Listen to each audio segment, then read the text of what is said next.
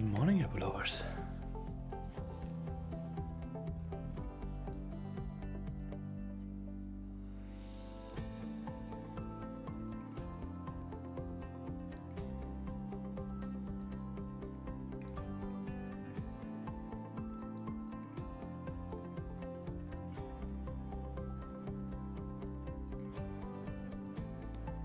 How are we all doing on this lovely day?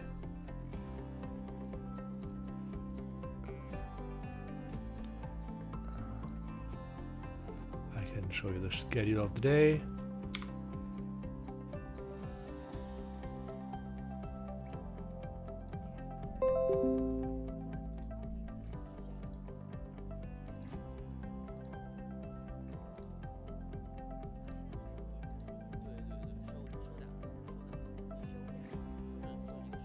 Schedule.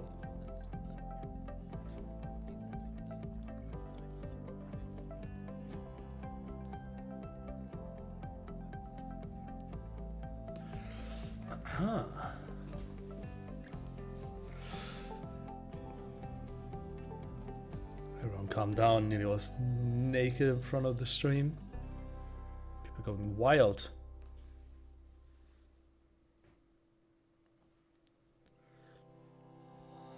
Day 2 today. Hera vs Liry. Potential to be really pog. Can we watch the first day on YouTube? Yeah, you can, obviously. Let's see. Shouldn't this just work? If you go to Liry AOE 2 and go to channel and click live streams, and then you can, oh, day 2.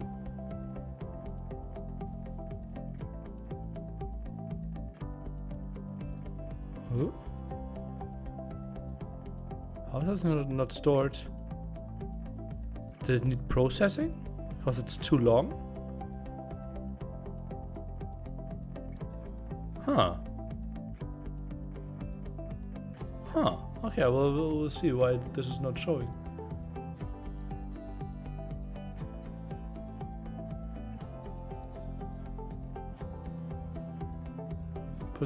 Processing will begin shortly. Yeah, it's simply too long, the stream, because it's 24 hours long. I won't do reruns on YouTube then.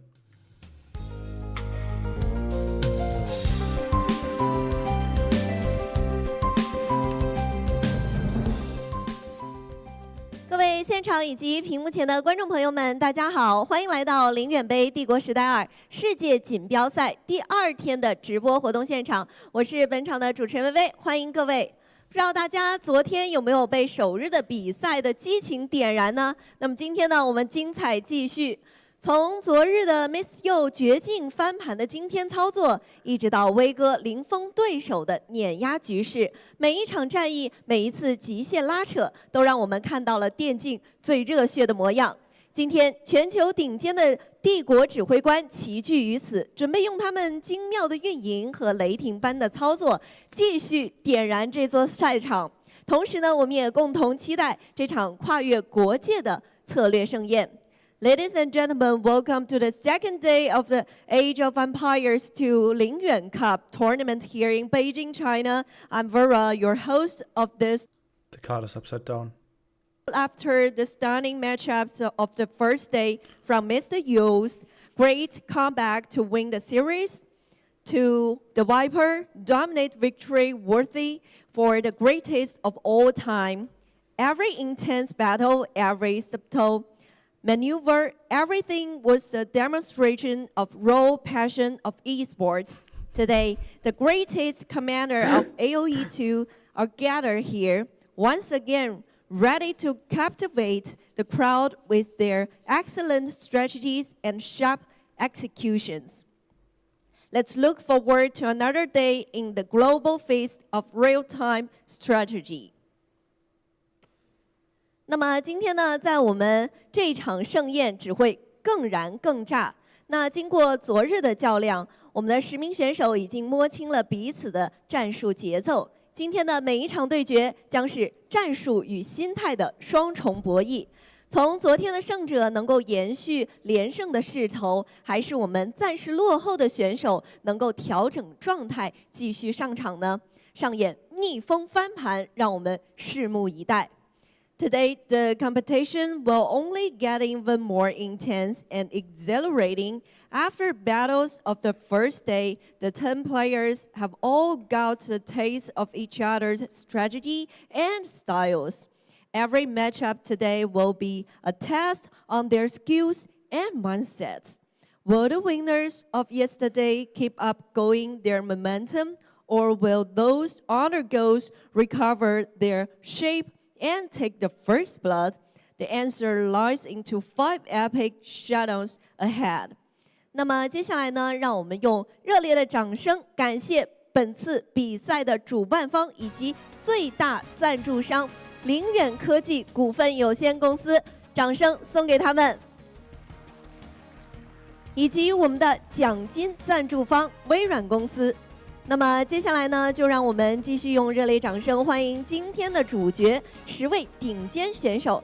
在他们之中，有我们耳熟能详、斩获冠军的传奇冠军，同时也有操作犀利、以极限运营著称的天才新星，更有神机妙算、擅长出奇制胜的战术大师。每一位都代表着当前帝国时代2的顶尖水平。那么接下来的对决，我相信也会精彩绝伦。First, let's give a warm round of applause to tournament organizer, the largest sponsor, Lingyuan Technologies, plus the sponsor of the prize pool, Microsoft. Now let's continue with another enthusiastic welcome for today's main characters, the 10 elite players. Among them, we have legendary champions whose achievements resonate far and wide, prodigies, rising stars, renowned for the razor-sharp mechanics and impeccable macro, and strategic masterminds who excel in turning the tide with the unexpected tactics. Each of them represents the pinnacle of today's AoE2 competitive scene. The battles that lie ahead are sure to be nothing but spectacular. 那么接下来呢，在比赛正式开始之前，还是为大家介绍一下本次赛事的核心赛制。10名选手将通过种子排序决定第1轮对位。小组赛为 BO5 对决，每场比赛会通过地图 BP 选出5张地图，涵盖开放、封闭、海陆等多样地图，然后再通过 BP 来进行民族博弈。今日赛程为瑞士轮积分赛。比赛结束之后，会根据各位选手所得的积分来进行排位。此次排位将直接决定后续赛程的对阵形势，也是至关重要，大家可以关注起来。Before we jump into the game, please allow me to introduce the format of this tournament. During the group stage, the 10 players will be matched up with a Swiss system and will compete in the best of 5s. In the end, 4 players will advance to the final stage, and which is single elimination will be played in the best of 7s. Either of 5 maps or best of 5 or 7 maps for a best of 7 will be selected in the draft, compassing a variety of maps of all the styles: open, closed, water, land. A civilization draft will take place right after. The standings will determine the matchups of the next round, and every game matters. Stay tuned for what promises to be an exhilarating display of the skills. 那么接下来呢，让我们一起来看一下选手们的目前排位情况。那可以看到我们目前的排名比较靠前的几位选手 ，A 神、威哥和黑鸭。那么在昨天的比赛当中呢，他们也是贡献了非常多亮眼的操作，我们也再次恭喜他们，并且预祝我们所有的选手都可以发挥出色，打出自己的风采。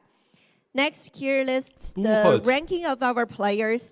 You can see that ACCM, the Viper, and Hera have taken a big lead in the group. They have greatly showcased their impressive macros, decision-making, and lift of the executions. Shout out to them again. Let's wish for our players best performance.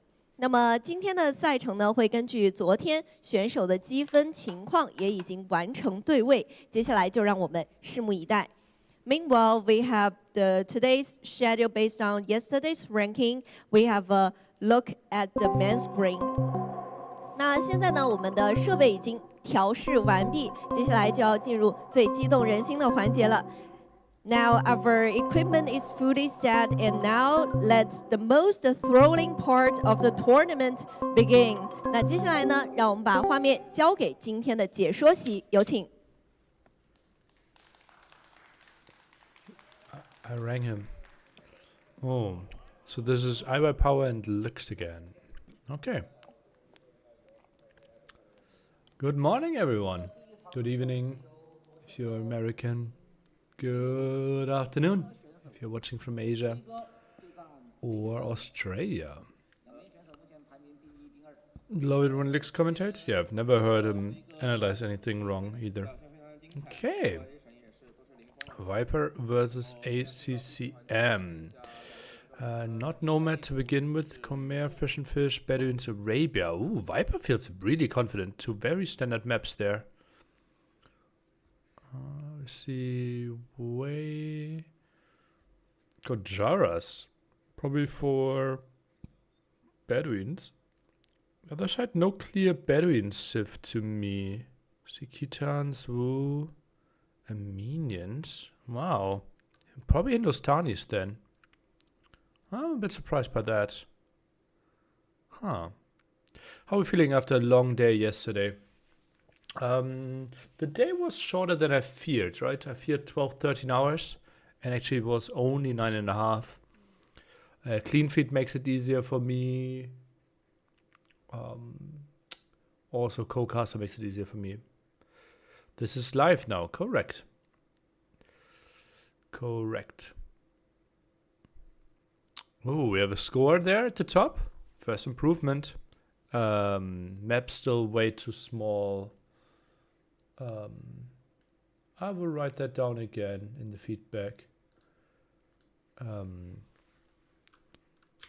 Map draft overlay still too small.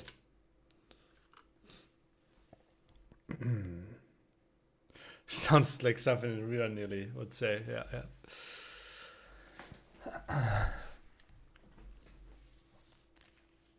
Interesting. So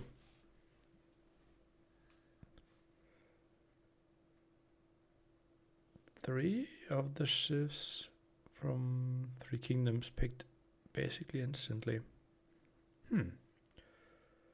Rapino Risk Guard. I think he has not been playing with it for quite some time, I believe. Yeah.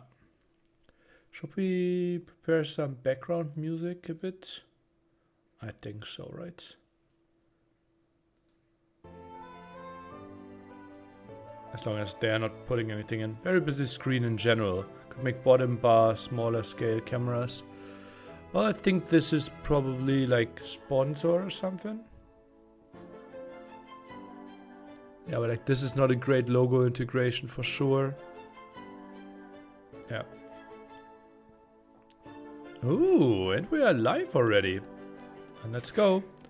I will put myself away. And yeah, still positioning. Hello, Nilly. Well, 1 second, guys. Give us a second. Hello. Do you have audio? I have audio. It's just humming, no? Oh yeah, it's humming. No, I have in-game sound as well. Yeah, Okay. yeah, I have in-game sound. Yeah. Yeah. Do you want to use Capture for the first game, or? For me, clean feed is better. Oh, Are you sure that you didn't mute it? give me a second.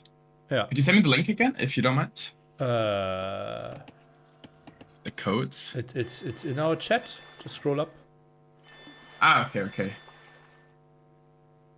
right? Yeah, I'm using VLC. Yes, there. same. Network, yeah.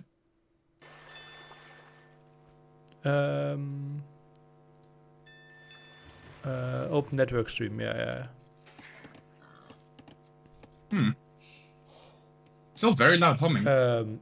Yeah, true. That's right. Clean feed has a static sound on it. Yeah. I think maybe it's good to use capture H whilst it's static, and then when it goes off, we can go back to the clean feed, no? Let's see what they can do. Or we just cast Okay. like dry without in-game sound Alright. and use this like yeah. I think I'll just write to Heavenly Chorus directly. You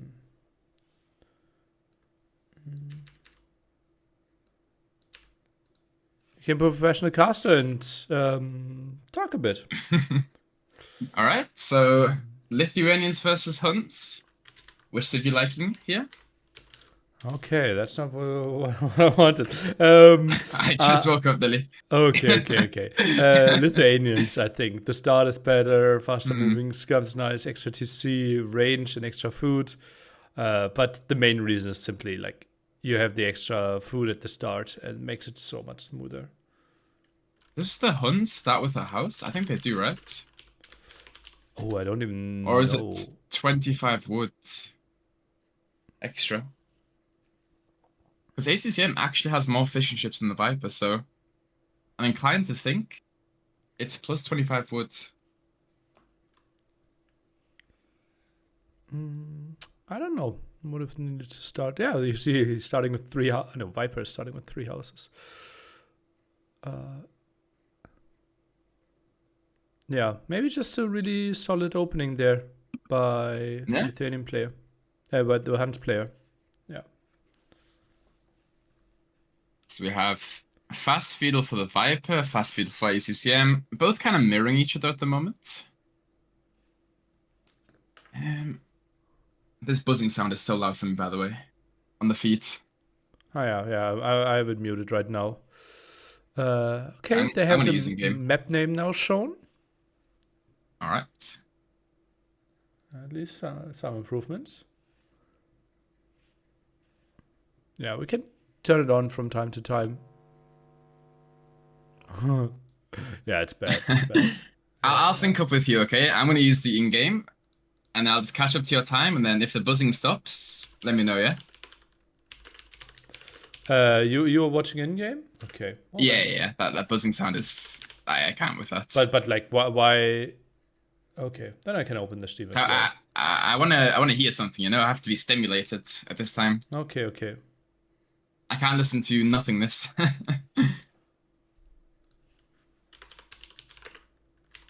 Okay, which time are you at? Sorry? 8:12. I think if you just go full speed to live. Get there. Okay. Okay. I'll just start the game as well then. Yeah.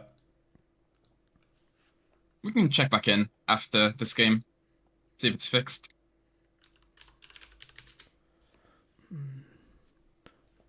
Do you want to keep the yellow teal colors or? I would keep the blue red, Viper blue, ACCM red. That in case we switch back and forth. Makes sense. Yeah. So apparently ACCM just deleted a villager. Ooh. You know why he does that quite a lot? Same with Viper. Because a lot of the pros these days are using F1 delete, right? And F1 is very, very easy to press. So a lot of people are deleting vills, I found recently. I'm pretty sure Viper did it in a Red Bull tournament also. If I remember properly.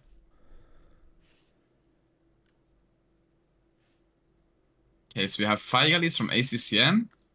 We have Galleys and Fire Galleys from the Viper. Small mix.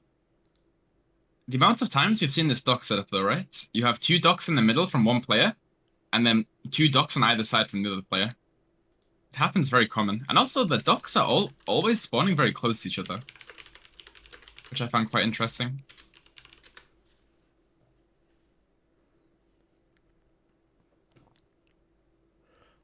Okay, then I'm opening the game as well. Yeah. You're still opening the game? Well, I'm in the game. I'm just opening Capture Age. Okay, okay. What is Not Nomad? So Not Nomad is basically you start with the TC and with the dock already placed. Nomad is no TC, no dock. So the whole point of Not Nomad is to speed up the start of the game.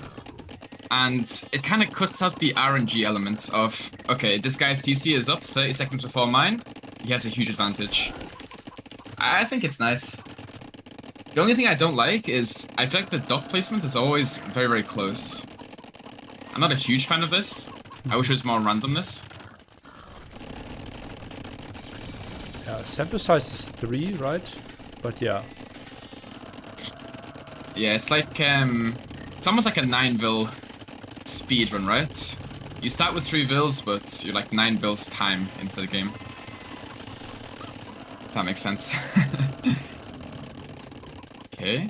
We have a range from Viper, range from ACCM. Both players going archers.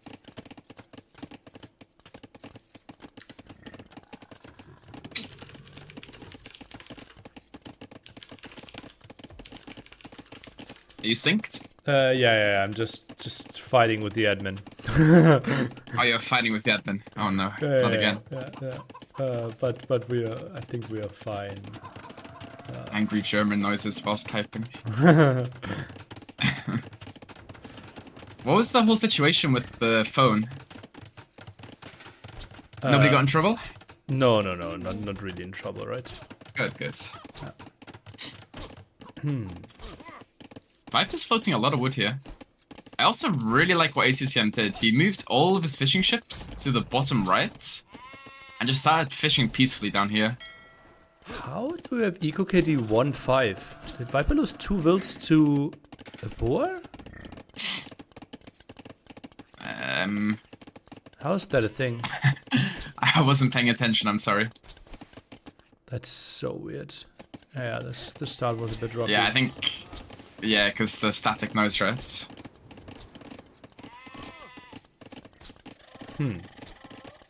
Good morning, everyone, by the way. On both streams. Hello, hello. Day number 2. LYC Cup. ACCM going for a 4th dock on the bottom here. Wow. I think on this map I wanted a bit further away. The dock spawns? Yeah, not the dock spawns. Like the 4th dock should be further away from the dock at the bottom. Oh, okay. Yeah. But Viper's coming with 3 fire galleys right now. This could be a bit of trouble for ACCM. Okay, is it? The fire count numbers are better for ACCM, but... Fires... Oh, Viper went back. Oh no. I think he patrolled right until he couldn't see ACCM's dock. Oh. And then they're going back. Very unfortunate for Viper here. Oh yeah, no idea there. Viper loses the Veil.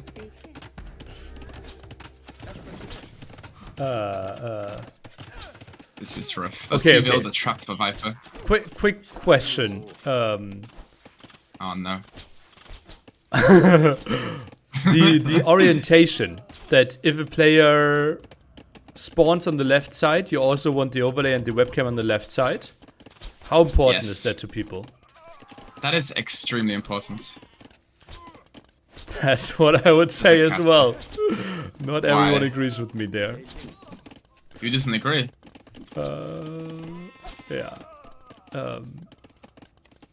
The tournament admin's not agreeing with you, or? Okay. Well. Okay, Nilly, who's getting fired? Well, no one is getting fired, but like, I'm a bit confused here. Yeah. Like, I think it matters a lot, right? Yeah. Let me remove these range boxes, actually.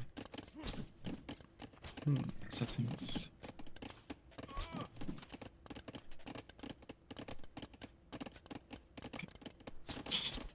Why would there... What?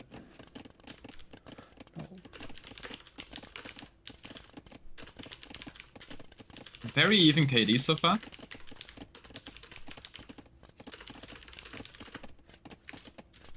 ACCM very far ahead on res collected, but Viper is ever so slightly closer to the next stage. Both Yeah. players setting their farms up as well, which is really nice. Pretty similar cast edge timing, right? Yeah. Which civ do you prefer in Castle Age? I think with this distance, Lithuanians still. I think if it was Yeah. like longer distance, NCA could make a difference. That's a thing, but here I feel like skirmishers are really solid. Yeah, the faster moving skirms here is insane. Yeah, both players clicking up roughly the same time.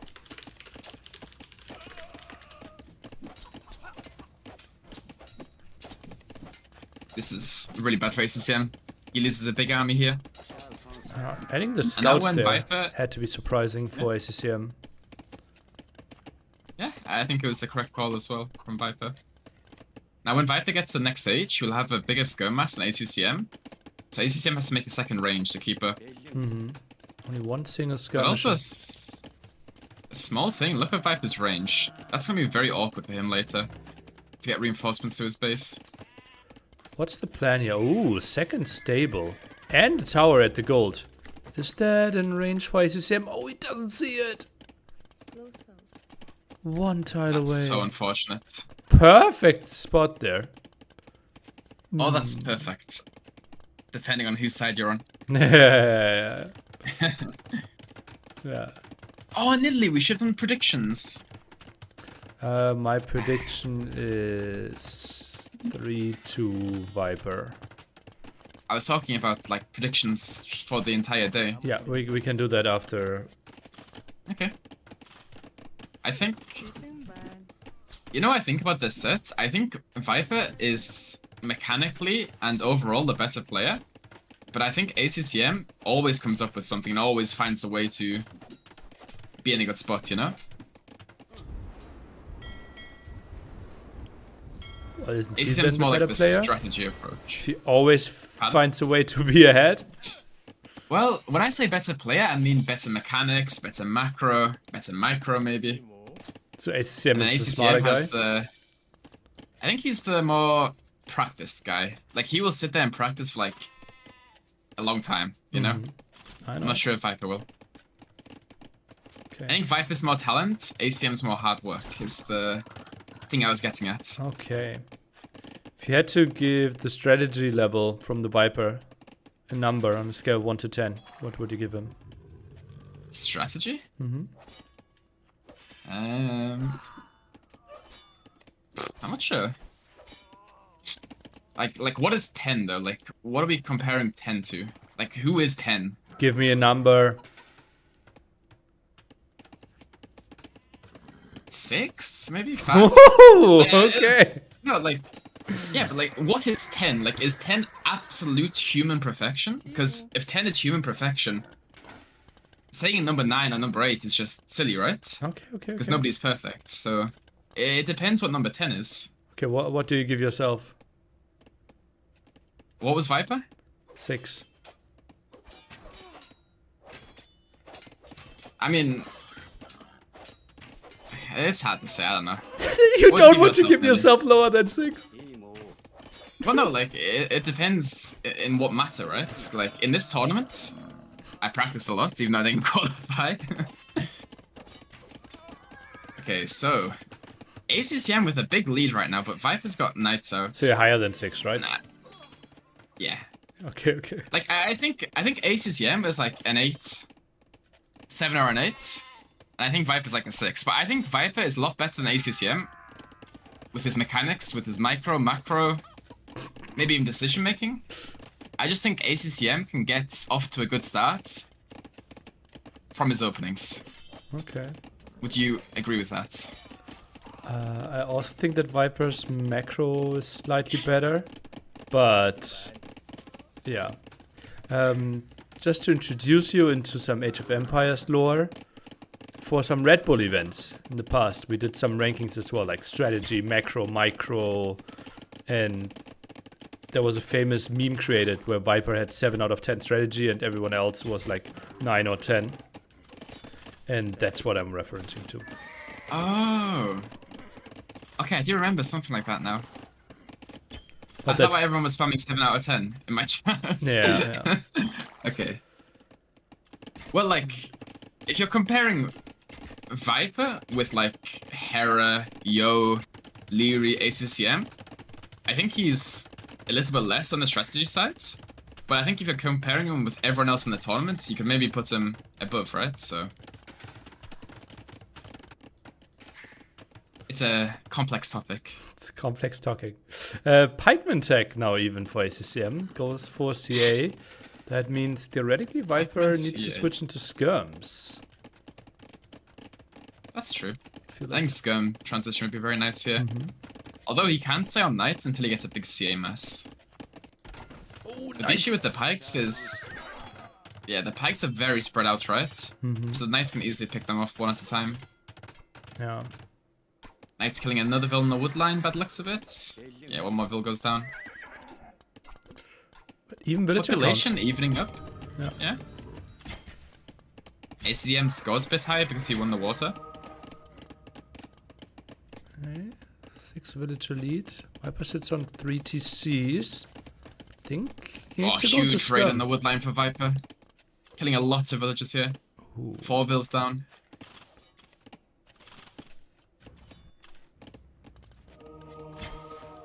Oh, wait.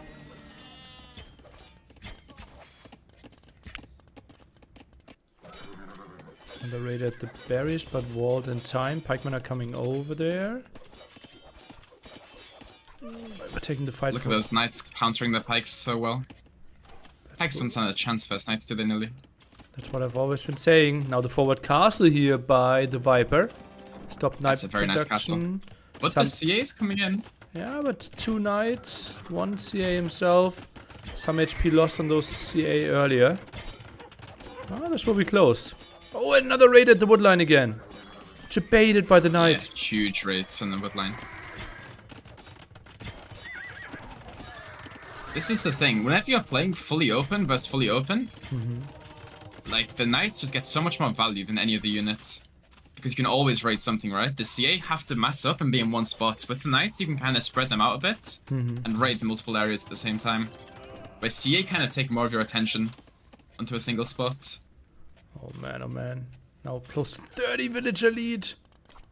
Viper going for the 4th town center even. And that will be a dead town center soon for ACCM. Yeah? Viper's on 4 TCs behind this. That's crazy. The one good thing Viper can do is boom. I would expect him to get more economy upgrades, considering how he usually plays the games. He's always greeting for Horse Collar, Bowsaw. Yeah. Now he's just on... Horse Collar is tougher on Nomad, right? But yeah, That is true. some more would Most be. people forget it, right? Yeah. Ooh, and gets hill forts. Let's go. And that makes CA raids basically non-existent. Such a beautiful tech. Yeah, extra range for the town centers. Actually, I'm gonna turn the range on just for this game. Just so people can see it. Okay.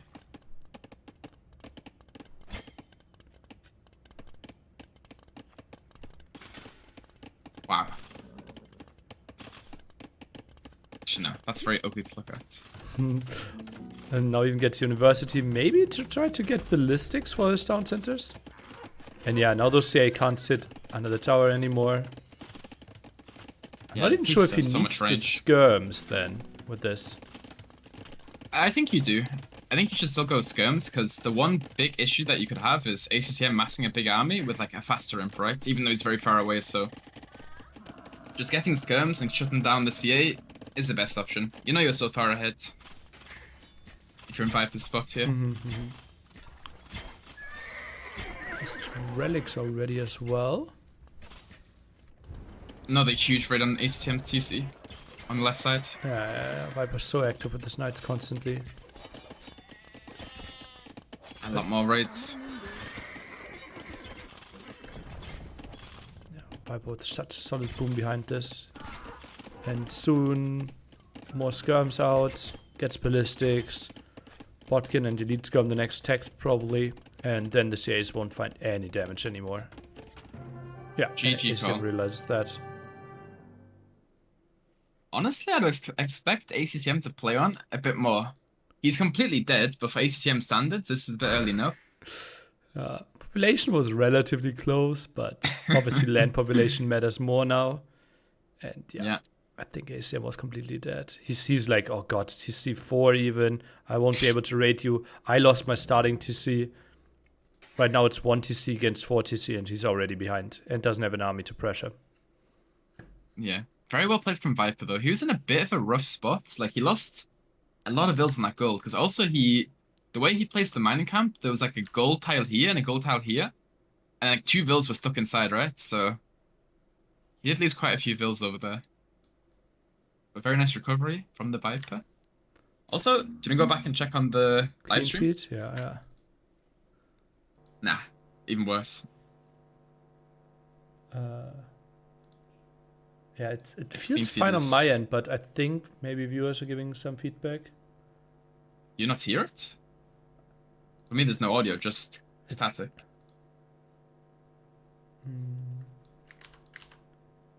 Unless you're looking at some special clean feed that I'm missing.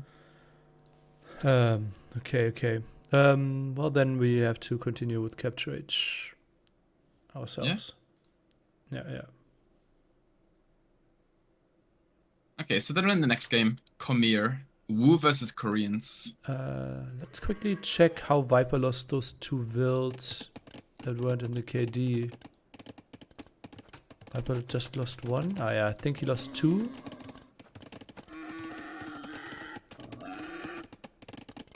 How did he lose those? Okay. Wait, was ACCM blue or was Viper blue? Viper blue. Okay. ACCM red. Okay, we have Wu versus Koreans here. Yeah, apparently he lost those 2 boars. You lost 2 vills to boars last game, Viper? Yeah. Just sent them under the town center. And Thing is that, like, couldn't macro. That is very common on Nomad, right? Yeah. If you're microing on water, microing on land, and you send the vill to get a boar to go for your castle time, it's very hard. People are asking for Viper yellow. Do we do it? Well, that's the age-old question, right? It gives some more identity, makes it nice, but for colorblind people, it's impossible. So I typically go blue-red and be more inclusive. Yeah, sorry guys. There's a few people out there who are colorblind, so... You know, I always had issues seeing, like, teal and yellow. I feel like teal and yellow, and also, like, light green, look quite similar. What do you think? I apparently don't have any problems. Like, I think the closest in, like, big battles, sometimes orange-red. But okay. I feel very comfortable with all colors. Like, it's not like a colorblind thing. It's more like sometimes you can get a little bit mixed up because they're quite similar, right? Well, that's exactly colorblindness. Wait, if you think different colors are the same, that is exactly colorblindness, Lewis. Not the same, but it's like I can tell the difference between them, right? But sometimes when it gets crazy, they can kind of like mesh together a little bit. Okay. Just like blue and purple, right? A little bit. Okay, apparently clean feed is fixed. Oh, clean feed? Oh yeah. I think it is. Oh, the audio sound is terrible though. Okay, what's the issue with the audio? I'll let you listen to it for yourself.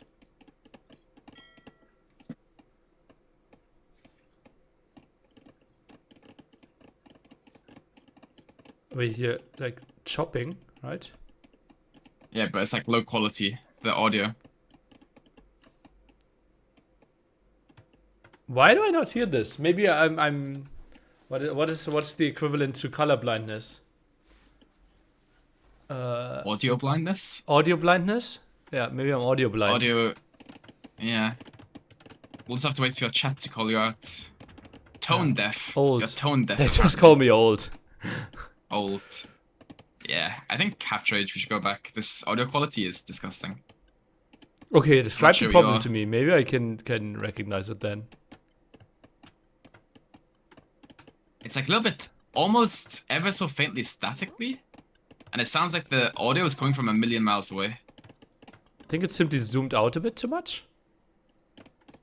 That's I why. don't know, it just sounds horrible to listen to. There's no like words I can describe. It's just, it sounds like when you have a bad mic. Exactly.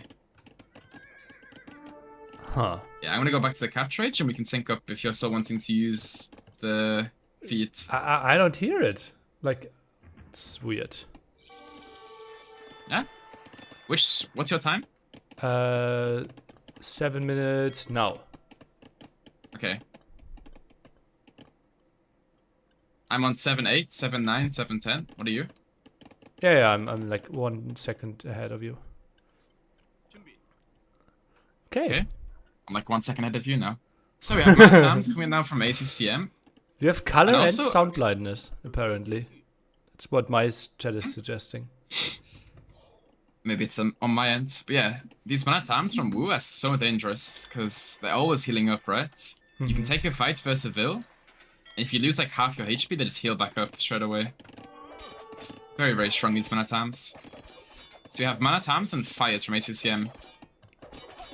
Actually, a fun fact about this map. I played versus ACCM in a tournament and I actually beat him on this map with his exact strategy and Civ. In a tournament called Midweek Madness. And ever since, he's been using the same strategy over and over. Okay, fun fact. Fun fact. What are you attacking Power here? now from the Ooh, Viper. arson even. Yeah, careening. Wow. Is he for real? Plus 1 PSAM on the ships. It's really good. Is that the The case? galleys are... Okay. Yeah, it's good versus the galleys, but...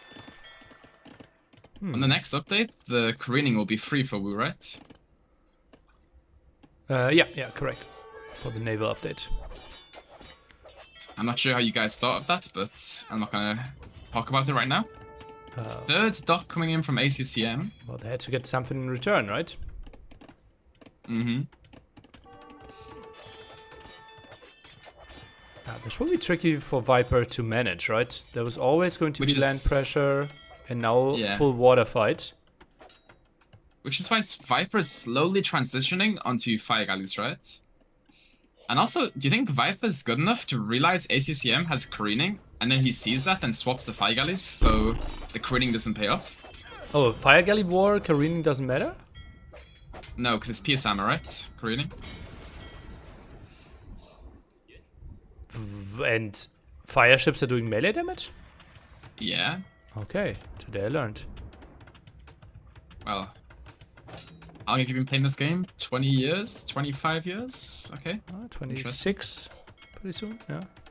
So 2 galleys on the back now from Viper. These should get all the fishing ships. Because ACCM will be so distracted on the front fighting. He's got Mana Tams in Viper's face. Yeah, ACCM's not paying attention to this. Oh, yeah. Very nice play from Viper here. Crazy. ACCM should lose all these fishing ships on the back. He survives one more shot with the Pierce armor for the fishing ship. Ah.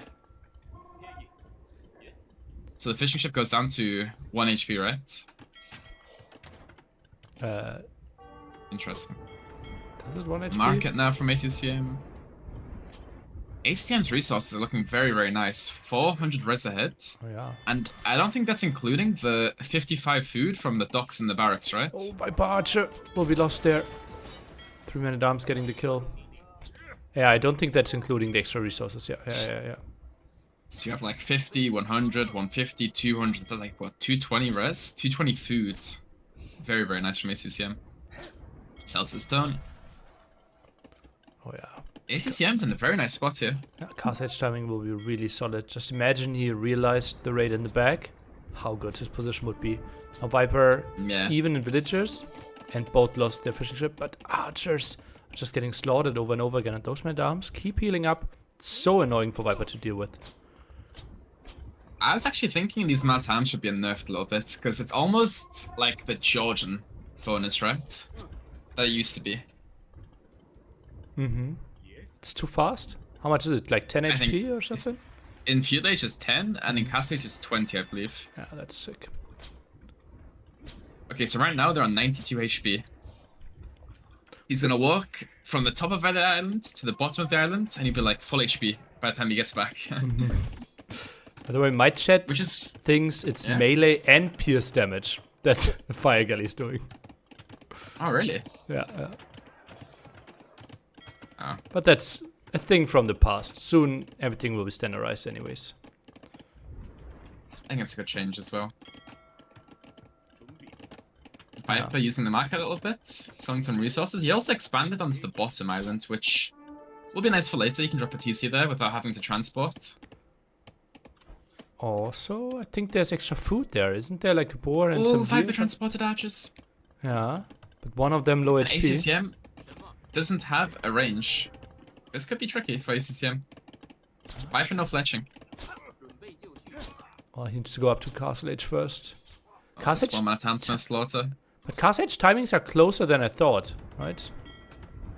I agree, yeah.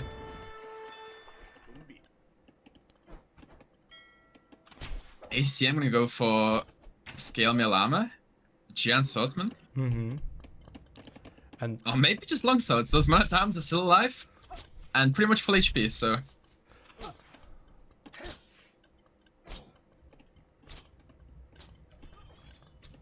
also, I like how ACCM is using the shellfish right on the dock on the right side. yeah. Very nice play by him. Because shellfish is the fastest gathering resource in the entire game, I believe.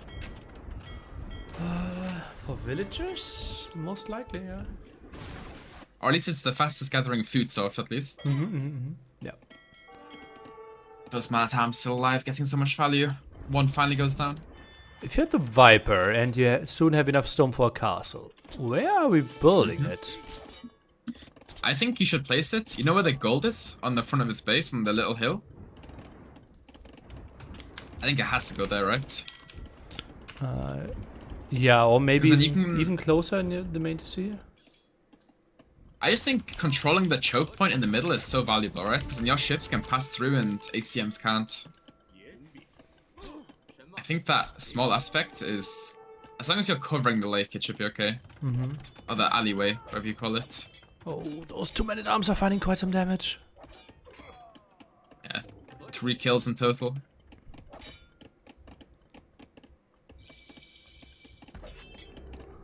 Viper, oh look at that, even... Oh, is he sending... If he builds a monastery at home... Look at that castle placement. Isn't that okay, he doubles down apparently. But Looks like he's listening to the stream. Are there even relics on this map? No relics, no. Oh. Not sure if Viper's aware of that. I think the monastery is just to convert some giant swordsmen, right? Yeah, but like, if you already have the castle, if you go for war wagons... Well, these guys have high pierce armor, right? So you need the monks to convert. Okay. Uh-oh, quick one all in Also- time. Oh, actually in time. With the monks, you can also convert some fire ships that are passing through, right? Yeah. Okay. 44 economy for ACCM, 38 for Viper. So I think Viper lost all of his fish and a few vills. ACCM remade his fish. Wow. Oh, interesting. Well, it feels like he has enough map control there. You know, a small thing about this map is you see the small back islands on the back of Viper and ACCM's base? Sometimes they can be very, very unfairly generated, where one player has so much fish on one side, and then there's like a small island blocking a bunch of fish on the other. Yeah. A bit of problem with maps like these. Yeah, so scouting with your fishing ship is super important. But then you already built the dock, right? So yeah, transport has to do because you the want job. to build it instantly. Yeah. Yeah. Which is maybe why 3 will start. Might be better on a map like this. Gives you a bit more time to get a good dog spot. Yeah, for reducing variance, I agree. Okay. Ooh. ACCM's economy is really collapsing a bit. He's got no farms. Only 9 on food in total. 5 fishing ships. Those giant swordsmen are so strong. Yeah, but war wagons aren't really dying either. I think we should be nerfing the regeneration of the swordsman. I think the unit's okay, but I think the healing is what makes them even stronger, right? That's a nice landing at the bottom here. And yeah, obviously healing makes them stronger. Question is how much. I think we would need to look at win rates there for Wu to have an idea. Yeah, that makes sense. Looking at the win rate of non-pros. Oh, there's a hole in the wood line. Oh no, Viper. He's gonna lose all of these villages on the bottom. Oh yeah, that's 4 villas ACCM down. also going for a monastery. Wow, he docked. He landed here with 5 villages. Yeah, feels a bit too much, right? Feels like... I agree, yeah. I think he expected more of the Viper to be here. The war wagons are on ACCM's island now. And it's 2 monks already. But he can just sit below the TC and idle everything here. Viper tries to dive. Wow, he dives deeper than I thought. And now the tower rush is coming. And then the monk defense is not a thing anymore. That tower is amazing from Viper. What? Does not get the kill against the monk. Really sitting on the town center. Oh, me. So, ACCM is in a far better spot, except from these war wagons. I think these war wagons have completely turned the game. But that's Now what, I feel like ACCM's kind of dead. that's what Viper played for, right? That's true. The towers, the war wagons, getting so much value. And also ACCM's 2 barracks are forward, so can't really mass-produce swordsmen to defend. Oh, those Also 2 range of the tower. archers at the top. That's really nice by the Viper. Oh wow, expanding to the right as well.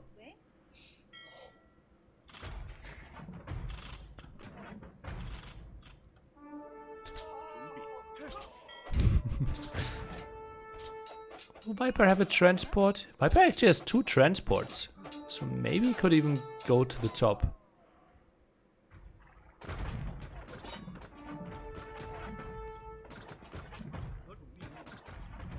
Oh man, the raid on the gold as well. How much damage are those giant swordsmen doing to the war wagons? Oh, you get 2 melee armor. And they do what? Do they do 9 plus 1? Something like It's that? 8 plus 1. 8 plus 1, okay. 7 damage. And you have what? 150 HP or something like that? So that's a lot of hits. Yeah, need to slide. Also, on the bottom side, Viper's gonna lose his market to those 3 giant swordsmen that destroyed his entire island. It's a small thing, but losing your markets when you're super low economy can be very, very irritating. Turtle ship now Okay, even on the Viper. way. Where is the transport? If we transport these war wagons to the top island, that would be very nice. I think it should be Viper's next step. Some blue dots are coming up.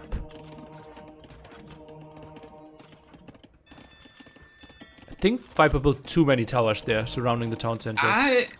I was about to say, do you think Viper's a little bit too over the top of the towers? Like, I feel like if you have 3 towers, right? One on the bottom, one on the right, and one on the top. You're kind of achieving the same thing. But maybe it's like, I don't know.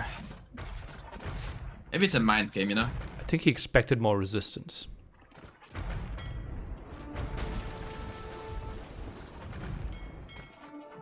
I'm gonna lose his blacksmith also on the bottom island. Yeah, he needs to Small win prices here. expand eventually, right?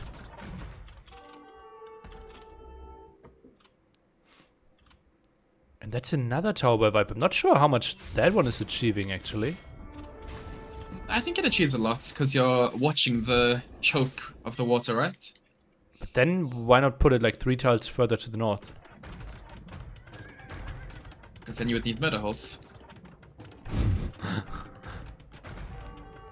And And Viper does not have university.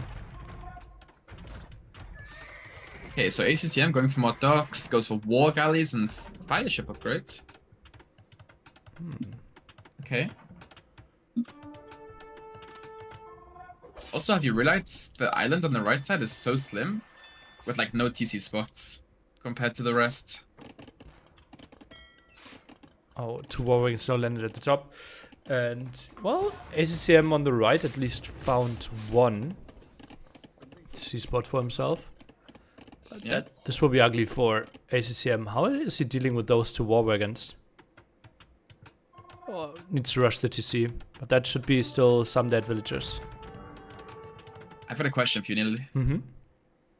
How many buffs or nerfs or fixes has the turtle ship had in the past 2 years? How many times have you changed this unit? Too many. How many updates? I think it's effectively only 2 changes, but yeah. Okay. I don't even fully know. Remember what I said yesterday? We should have a turtle ship in Feudal Age, but a weakened version?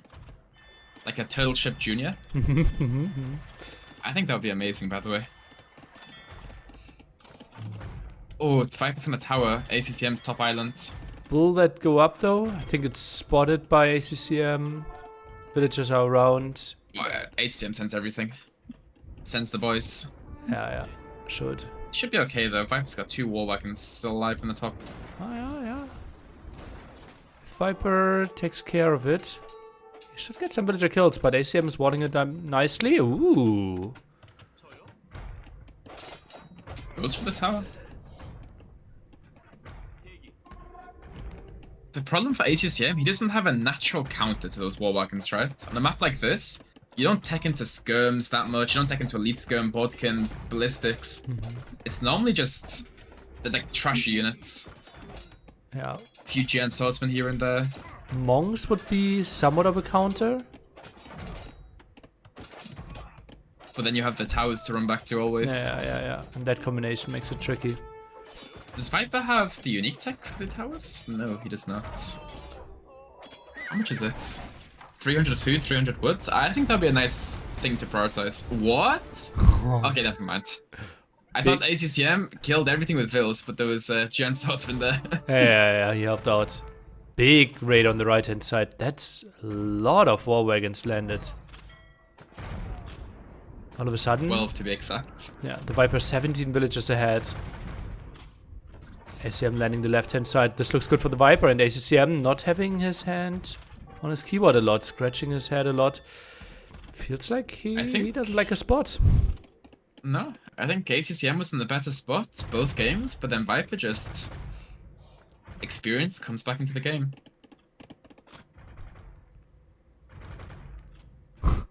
Now the war wagons even taking out the town center. Villagers abandoning the island. Look at ACCM's home island. Like, how depressing is that to look at? Yeah. Every single time you go back to it. Oh man. Do you think Viper should be making a ram here and just killing all these buildings? I think you'd get so much value from it. Well, the siege workshop there. Yeah, I wouldn't mind it. Or you can also, like, transport the ram. It doesn't have to be necessarily on this island. Oh, villagers on the right hand side. Can they board the transporter trying to get away? He runs away. 50 HP. Viper stops chase. And ACCM stops. Ooh, gets away there. By the way, on my end, clean feed is solid. At least no complaints here. Okay, well, I'll go back to the clean feed after this game. At least give it a try. Another turtle. Another tower from Viper. Yeah, this tower just will probably be the game decider. Yeah, you can't rush I think it down. ACCM's gonna call it after this, yeah. Does he have murder holes on these towers? I don't think He so. does not. Ooh, now the unique tech's coming up. More range for those towers. That's such a good upgrade. And a castle now for Viper on the left side. And ballistics. Oh yeah, that's nice for him. Interesting that he still feels like a castle is the way to go. But maybe he thinks, Well, okay, I'm controlling all the other parts. Like you have to Yeah. be here massively. GG call. 2-0 for the Viper. Oof. Like, I think the towers are good for more control, but the castle takes out the TC, so it seems like the correct play. Do you see this small, tiny island above ACCM's base, home base? Yeah, the small one where he got raided by fire galleys. Yeah. Yeah, lumber camp. So sad from ACCM. I think he started off really well, but I don't want to say he collapsed, but I think he collapsed under the pressure from Viper.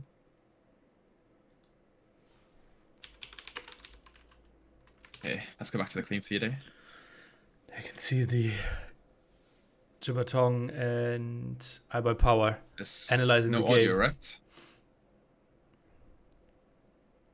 Do you have audio? I don't have audio on this, no. Okay. I was gonna say, hopefully it was on both sides.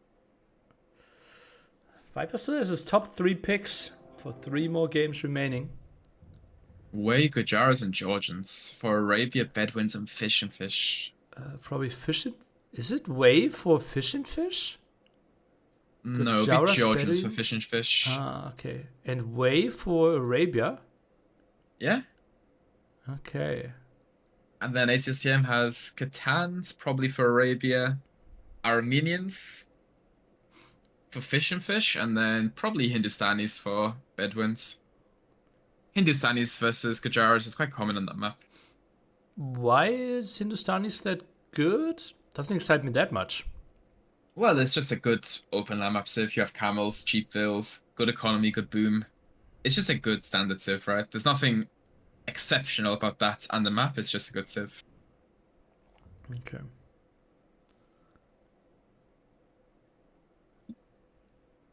Crazy how like we cast 2 full day games and it's still dark outside. It's, you know, I don't like it this time normally. Like in the summer, it's really nice. You wake up, it's light outside. It's like you're motivated. But this morning I woke up like 4:30. It was pitch black. I was like, nah. Do I have to? Why did you manage to go to bed? Last night, like 8:45. What? Okay, that's impressive. Okay. Huh? How so? That's great. Okay, so it's What time do actually you manage to go to way bed? here Oh, against Hindustani. Okay. surely you're not listening to the same audio quality as me. I don't know how you're listening to this. It feels like they're so far away. Well, they are far away. If you zoom out and capture it, right? Now this feels off, but once they zoom in, it should become better. Okay, give me a second. I'm gonna restart my BLS. I don't like this mill by the Viper. Like at the same pond, basically? Wait, Nelly. It's open network stream, right? Yeah. Okay, open network stream, then I post the code in the box. Not that code. Did you give me like a dodgy code to like sabotage the stream? No.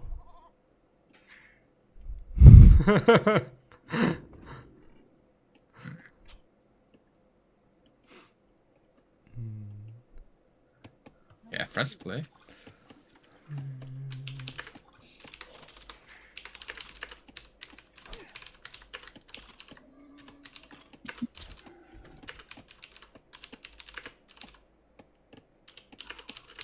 The map name is Bedouins. It shows in the bottom corner here. Oh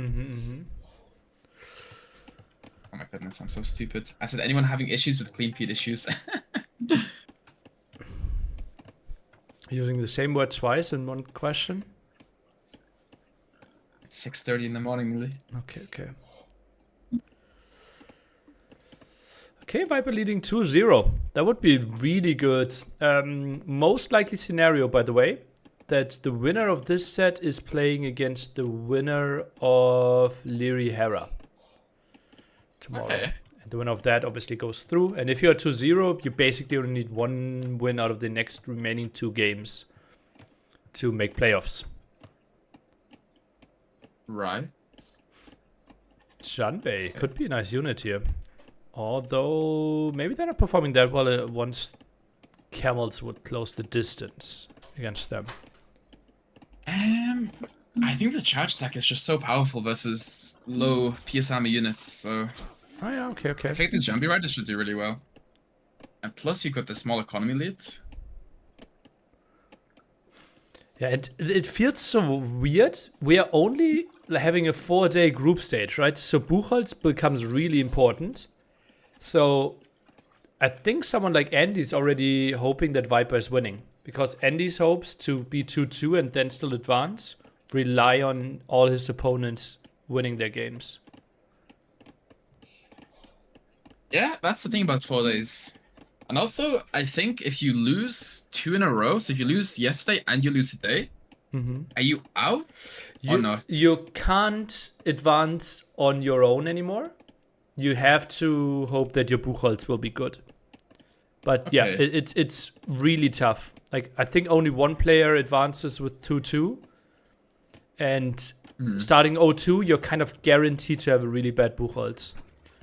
So yeah, it's not looking good. I think less than 10% if you are 0-2 after 2 days to go through. So there's no chance that the top 4 can all win 3 times? I think there's a weird scenario where that could happen. But typically, since like players that already won play each other, it's more likely that it will be like 4-0, 3-1, 3-1, 2-2. Okay. Why not GSL style? It's way cleaner. GSL doesn't work with 10 players. Thanks for your question. Thanks for your question. Is that a sneaky range by the Viper? Or did he just try to find a wall there at the bottom? I think he just tried to wall. Yeah, it looks like a wall. There'll be a house, then a stable next to it, most likely. Yeah, stable. I think he's building a bit higher than this. And will be stable on the other side as well. Stable from ACCM. Yeah, double stable setup. ACCM more space behind him. And yeah, you can see Viper will pull ahead in villagers once the eco upgrades are finishing. Both walling the bottom. I'm gonna go back to Capture Age because the audio is a bit bad for people. Really? I also agree. Yeah, it's a little bit... I checked on some other streams and the audio is like similar, so it wasn't our issue. Okay, that interesting. Makes sense. Then I guess our ears are just too good. Yeah, ears are too good. Oh, you're too sensitive. Too sensitive. So Viper in the blue, ACCM in the red, right? Viper in the blue, ACCM in the red, indeed. Give us your time. 9:40. 9:40. All right. 45. Keep counting, please, and fly catch up. 55. 10 minutes. 05. Okay, we're slowly getting there. 10 seconds. 15 seconds. Could you do one at a time, if you wouldn't mind? 10:20. 25. Okay, we're 30. nearly there. Almost there. Why are we not catching up and then I tell the time? 10:35. I'm 10:38, 39, 40, 41, 42. Okay, I'm 2 seconds ahead. Nah, that can't be the case. I'm 2 seconds ahead now. Okay, so a lot of spearmen from Viper. He also went for the horse color upgrade, but he's not making any farms at the moment, which... Well, he only did for the extra Extraville. Yeah. I think dropping a few farms early is the correct play, though, if you're Viper. Is you want it? to set up your farming economy? Yeah. You want to set your farming economy up, so when the fish runs out and the sheep runs out, you don't just tank completely. Yeah, but it's still like 15 sheep that he had, and like shorefish so much faster. Like, I don't mind transitioning. Oh, nice body block there against the archer. Killing a lot of scouts with those spears. Yeah, if your sheep run out and you have no farm set up, your food economy just crashes on the spot. So getting a few farms set up, and also you're floating 400 wood, right? So maybe you go for a range, maybe you add a few farms. It's... Ooh. ACM is expecting the Viper to play fast castle here, right? And the scouts are coming in. Oh, that's a lot of HP lost. Viper gets the wall.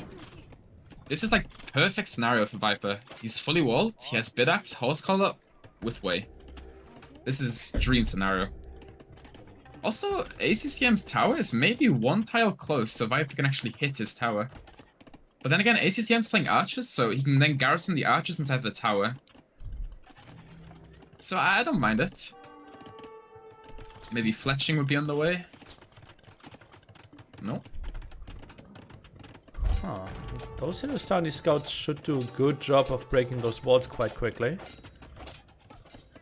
I think Viper needs more than just 2 villagers to wall this area. The spearman killed the archers. That was a low HP.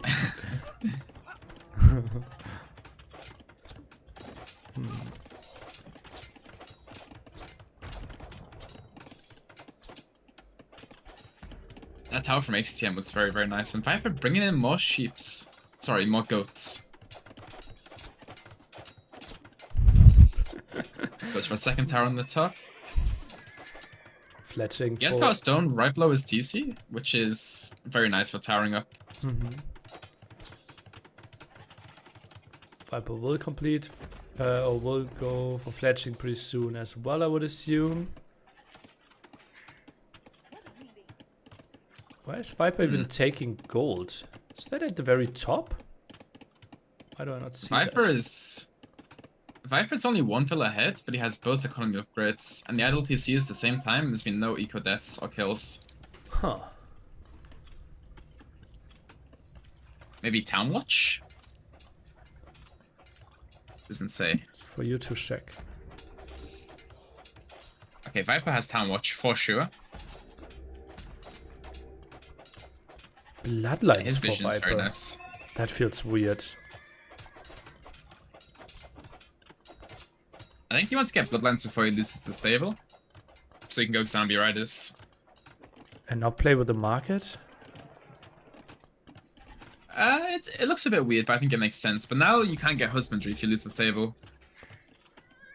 The only way to save the stable is to make a tower next to it. And maybe he doesn't want to commit to that. Or go for A lot of dead skirms. goats below the TC. Viper not on gold at all because of the tower still. I think maybe rushing that, trying to free up that area could be an option for him. I like this a lot from ACCM, scouting the map with his spear on the top. Yeah, that's clever. Might run into the Viper scout though. Does ACCM realize? Viper scouts hits the spear. Runs away. How is Viper paying attention to that? That's insane. Oh, he gets the attack notification, right? The spear didn't attack him. Okay. Well then, great vision. ACCM breaking in on the bottom. Viper tries to run away with 4 villagers. Might want to kill the spearman, Just get but spotted. yeah. Viper only now with fletching delayed it for so long. Huh. And I think ACCM is in a very nice spot. Viper went a bit greedy so you can get the faster castle age time, but he's only 1 minute faster and he took a lot of damage in the meanwhile. He's been thrown off his gold, he's been having to repair lots, re-wall. Very rough for him so far. Heavily on stone. But Viper can't build a great castle. Right? It has to be kind of next to his gold. But... Oh, those archers are chasing the vills on the top. oh yeah, that's so That's good. gonna be like 4 dead vills for Viper. Is there a world where you can split them? Probably not, right? Goes for a Say TC. 1 or 2. That TC will be denied. Oh yeah, okay. I think he's dead. Yeah, Viper, like... Yeah, well. he gets the castle up eventually, but... yeah, that just hurts so much. I mean, if you're Viper, you get Bowsaw, Heavy Plow, Gold Mining, Stone Mining, then you're back to normal, right? So, it's not the end of the world for him.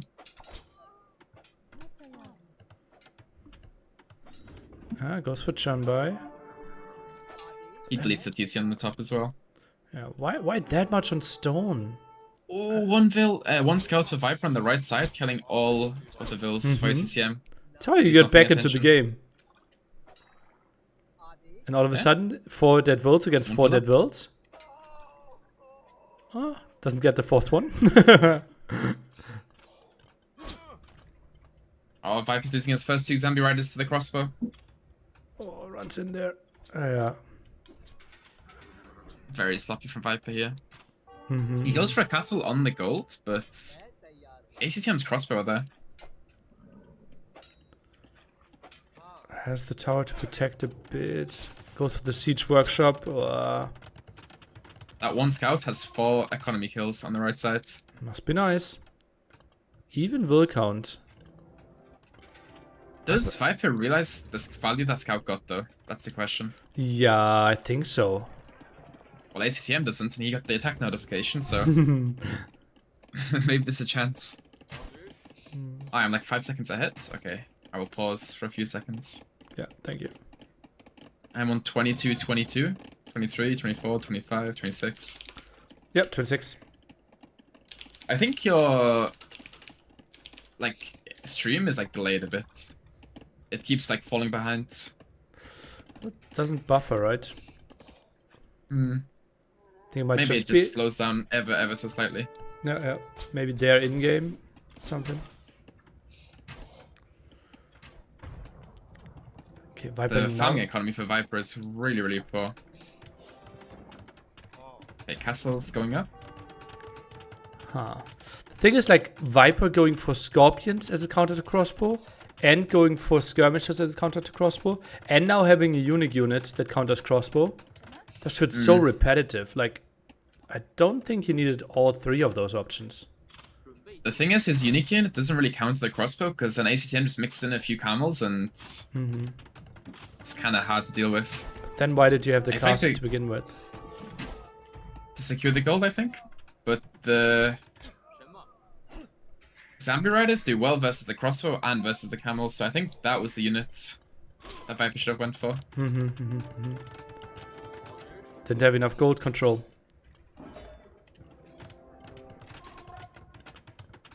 That one tower of ACCM just paying off so much. I think those 5 archers are the same archers from Feudal Age as well, when you built the tower.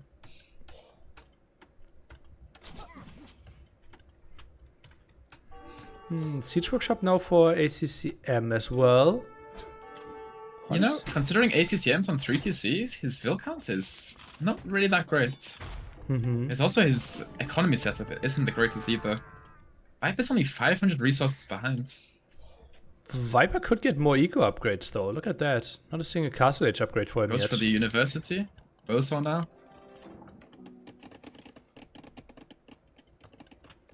So the winning condition for Viper in this spot is what? Do you think you go for a 1TC all in? Do you think you add economy? Well, What's the play for Viper here? the distance is so short, right? But I think the economy was too weak and there's no real timing. I think we are adding town centers here. I think it's just 2 more Vil kills on the right for Viper. Yeah, I might get 3. Nope. And I think this is more army still has value. So I think just skirms and a bit of siege is the play here. Yeah, yeah. Goes for ballistics now.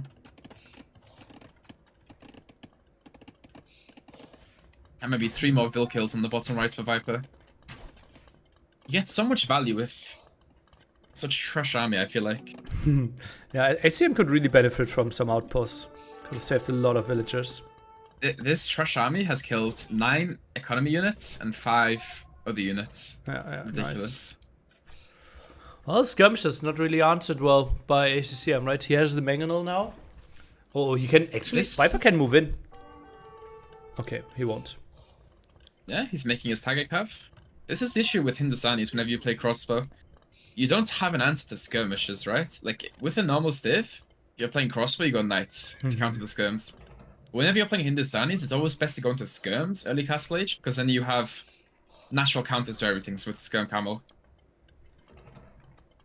But when you open crossbow, it can make the game very difficult and awkward to play. Yeah.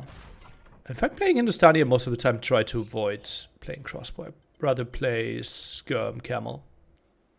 Also CA you can play as well, but skirm camels a really good comp to play for. ACCM goes for a castle here. No, that slows down the game. I think Viper needs Zombie Riders. I think they're so good versus anything ACCM can make in Castle Age. I think most likely, like with both having a castle up Castle Age fight won't really happen anymore. Well, there's still lots of spaces for Viper to raid on the right side. But still, there should be like Mangonel, Crossbow, Monk defense. Left hand side is walled, Castle in the middle. I think this is a boom game now. Yeah. Going into the late game, which Civ do you like the most? Well, if we get to hand cannons with extra range, I like that. But Viper should maybe be trying to find a timing before that. And then traction traps. I think slight advantage for Wei. I was thinking in Hindustani's and Imp with Imperial Camels and skirmishes could be very, very strong versus Wei. Oh, I don't think we will see Hindustani Camel. I think the distance is too short. I think we're mainly playing ranged units here. Maybe Gulam. Mostly playing range units here, maybe Gulam. Okay. Yeah. I think Imperial Camel is still very, very strong on this distance. I think we won't find the Especially timing. camping traps and stuff.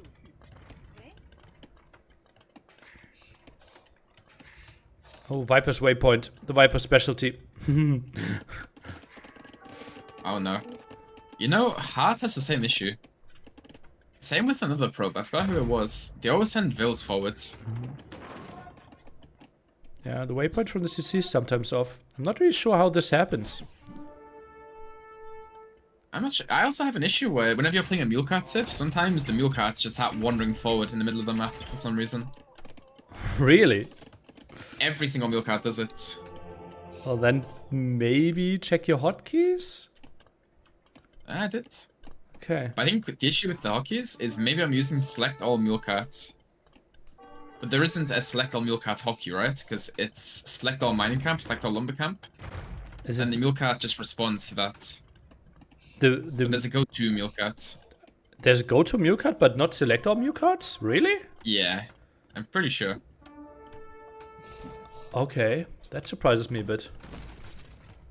It surprised me also when I looked for it and I couldn't find it. Yeah, Because Viper just one of cancelled the- 10 builds, now using the market, and will be up to Imp as well. But behind ACCM. A small detail here is Viper can mass up traps from the siege workshops. He does not need his castle to produce traps, so in theory he should always be ahead on the trap war.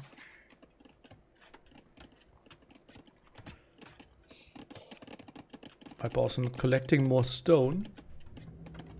ACCM got 2 relics behind this. Could get even more, maybe. Hand cannon for ACCM, it's very nice. What's ACCM going for? It feels really awkward here. Like, what do you make? I think hand cannoneers. Hand cannoneer Gulam? Is that a thing? You're so far away from Yeah. hand cannoneers. I don't like the Gulam option. I think with Hindustanis you want to be on maybe CA Hussar, hand cannoneer Hussar.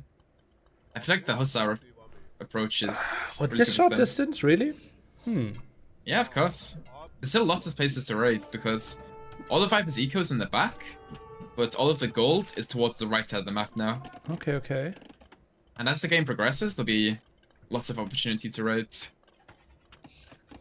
Okay, Gulam's coming in. Only +1 armor. That tag cap will get so much value in this small fight here. I think Viper won't be too unhappy with this. No? Fights on the right side. ACCM takes down 2 mangonels. Okay, instant chemistry now. I think that's the correct call. Yeah, I think hand cannoneers is what he's playing for. Ooh, 2 siege workshops right on the front. I'm not a huge fan of that.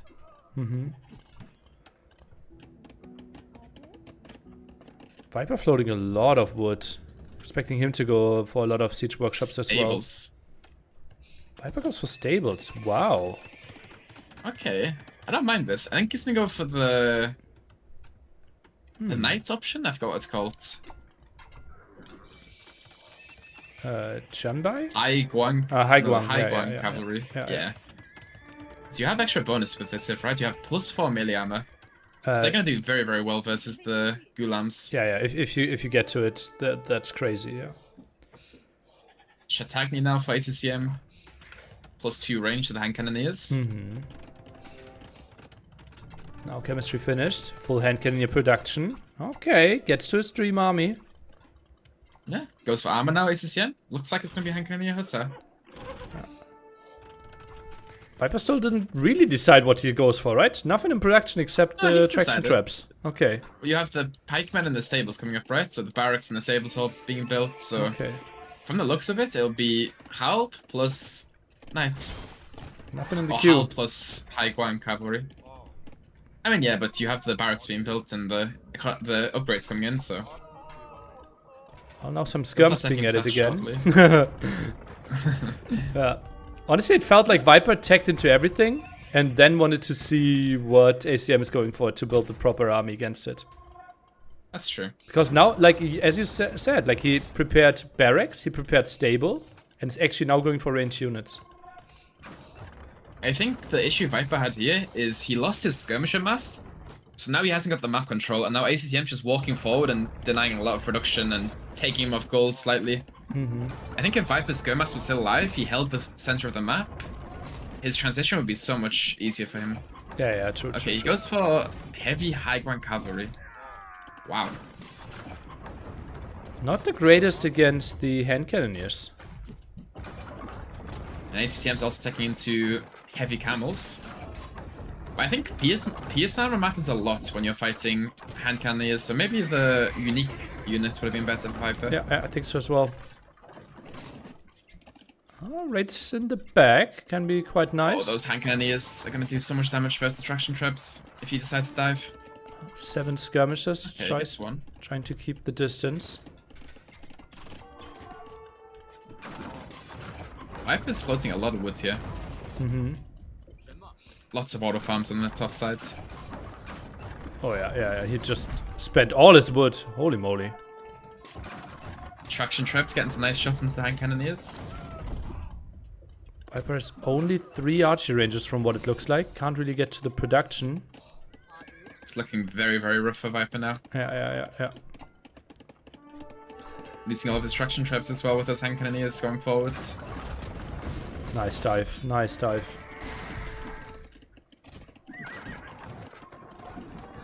There's also raids on the top side soon. Camels coming in, hand cannoneers coming in. Solid pop lead. Viper goes for a second TC in the same spot as Oli Castlech. Let's see if it goes up this time.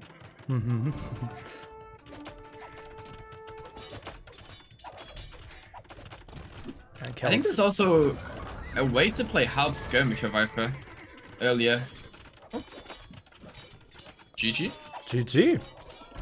GG. Good job, ACCM. 2-1. Yeah, I think if Viper was going elite skirm and holding the map a bit more, takes into pikes with a few of his unique units, then he can slowly start transitioning to the stables, but I think he did well also to come back, considering how dead he was early. Yeah, maybe the army that was sent around late Castle Age, early Imperial Age, the skirm, like 15 skirms, 3 archers that got cleared up by the Gulam. If he had this when he reached Imp, I think the hand cannoneers would do way less damage. Yeah, I think the same. And that's the first pick lost for the Viper.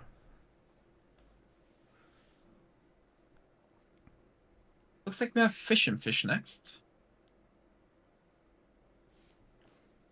Okay. So what was the tips for Fish and Fish? It was Armenians. What was the other one? Georgians. Georgians. Yeah. Yeah. Well, we saw Liry win with Georgians yesterday on this map, so maybe Viper goes for the same approach. But ACCM is very, very strong on Fish and Fish. I think he also went through the qualifiers unbeaten in a single game. Something like that, right? Yeah, he had a crazy run. Yeah, super, super crazy run. And it was was that the first qualifier as well? Yeah, it was the first qualifier. Sebastian 4-0, Mihai 3-0, Prisma and Timo 3-0. Yeah, very impressive. I think ACCM qualified in the first one, so did Nikov, and so did someone else. Art, maybe? Or was it? Art, correct. Yeah. Art. I remember Nikov qualifying. It was quite sad the way he qualified, but It was he got quite sad. lucky in one of his sets. It was sad how he qualified. Oh, against you. Oh, 2-0 Yeah, like lead for you, and you lost 3-2. I threw that game, that set so badly, but Ooh. it's okay. Also, you don't know a funny story about the first game? Tell me. The Fish and Fish game? Mm-hmm. So basically, I had Aztecs in my draft, but when me and Nikov were in the lobby, I completely forgot to pick my Civ, right? Mm-hmm. And I randomed into Aztecs. Oh. That was in my draft. But the thing is, so I didn't want Aztecs. I wanted to use, I think it was Georgians I drafted, maybe. Yeah, you played Georgians on Rocky Forest then. I think You had I had a Malians? Civ for that map, but Oh no, Turks is still an option. oh, it would have been Ring of Georgians, yeah. Reeds. You played Yeah, I think it was Spanish and Georgians. Turks. Okay. Yeah, I don't think my draft was the greatest, but it was actually, I couldn't believe it. I was like, no way. Nikov's gonna pick my Civ now. And I got Aztecs. I was like, oh, alright. I'll go with this. I think I like last picked Aztecs as well. It's just Yeah. it was a bait for Ring of Reeds, I feel like. Okay. That's a weird draft. Excuse me? Your draft was weird. Like, I think mean, you're missing civs. no. Like, and then playing Portuguese on Arena when you have Spanish and Turks. Why would you play Spanish on Arena? Conquistadors. Yeah, but that's not good in the high level, right? Yeah, I don't agree. Yeah, I think so as well.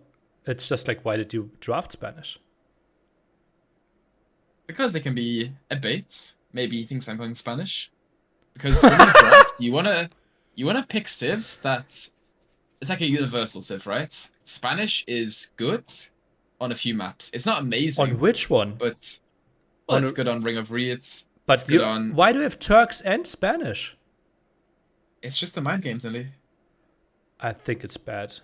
Like, or try to explain them to me then. The mind game. Well, if I already have my civ, if I already know the civ I'm playing for that map.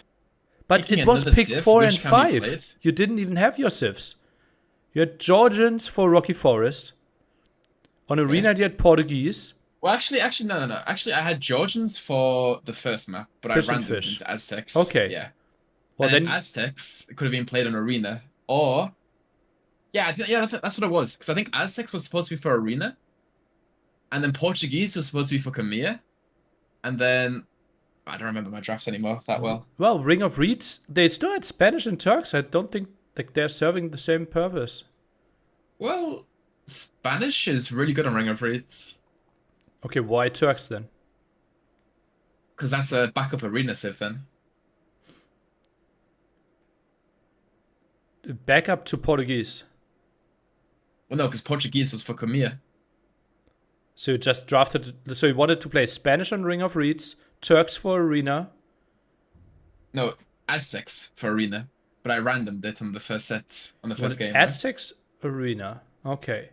So I then wanna you bring had. this up. Where is So it? for Ring of Reeds, you had Spanish and Turks then. Yeah, exactly. Okay. I can understand how pro games and pro analysis can be a little bit confusing, but it's not always about picking the best civ for the best map, right? If you pick like a bit of a weird civ, you can kind of throw your opponents off, right? And also like Aztecs, I was thinking, okay, I'm gonna go for a Monk Russian arena because Monk Russian was very popular at this time. I mean, it's still very popular.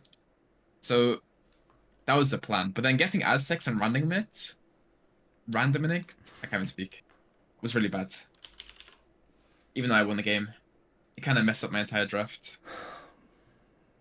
Okay. Oh, Viper and ACCM already?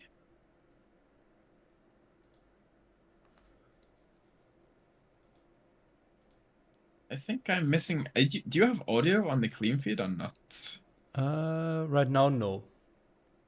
Okay. Just.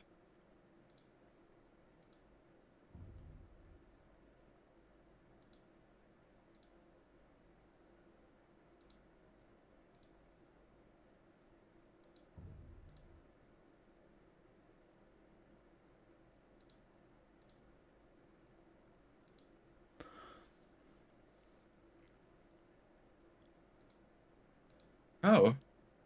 What's happening? Apparently, you see the Ethiopians logo for one of the civs that Viper banned? Yeah. Apparently that was Byzantines, but it's showing as Ethiopians. Like the icon is showing as Ethiopians. Ah, okay. So they put it in incorrectly themselves. Yeah, like Viper banning Ethiopians and nobody picking Byzantines seems a bit weird, right? Yeah, a bit.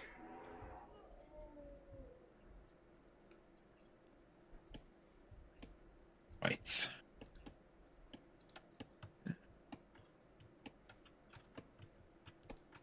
What?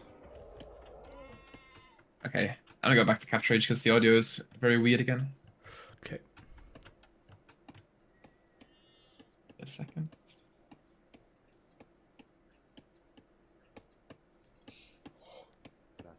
The audio's fine for us, right?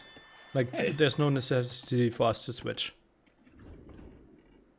Right? Because I'm a bit confused. Okay. What's your time on? I think the next set I will just solo cast and take over alone. I'm at 47, 50, Which 55. minute? 1 minute 55. Okay, 1 minute 56, 57, 58, yeah. Okay. Well, Okay, so Viper goes for the instant dock. Interesting. has only one good deep fish, though, in front of him. Yeah, that's quite unfortunate, where if ACCM had docked on his side, there's like 4 really close. Yeah. And such a small detail, but the discrepancy of fish can be very, very big, right? Yeah. I'm not sure exactly how much it will be, but it can matter. Especially in low eco scenarios. Yeah, there's a very realistic scenario that ACCM won't contest water for a long time, right? Especially if he wants to play long swords. I think he will. I think the best plan for ACCM is to open man-at-arms, open longswords, and since Viper docked, maybe he can go dock before range for a few fire galleys. That's also an option. Or he can go for the range, then the dock, or maybe he just ignores it and tries to pressure on land as much as possible. There's a few ways he can play it. And Viper's in the react position, so he just has to react to whatever he can. Yeah, pushes deer from the top. Interesting. Isn't this a spot where you want to double push deer if it's so far away? I would say no, because you can risk them both not getting to your TC. If you're pushing one, at least you're securing 1 deer. It's like a small risk. Is there? It's either 2 or 0. Okay. I think so. And also with the current way the deer moves, it can go back unexpectedly, which can be annoying for Viper. Okay, Viper still should open stable here, I assume, right? Just like Liry did? He can. Or he can open range and then make a few fires if he thinks ACCM is going to contest. ACCM spots the dock now. Start hitting away in the fishing ships.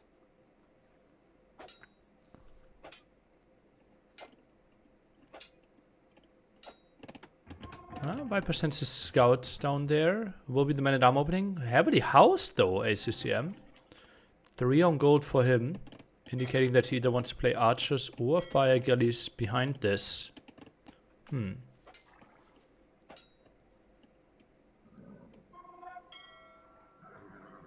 Okay, Field Age in for ACCM, Viper up 1 pop later. Might lose the scout fight here. Runs away. Man-at-arm upgrade coming in.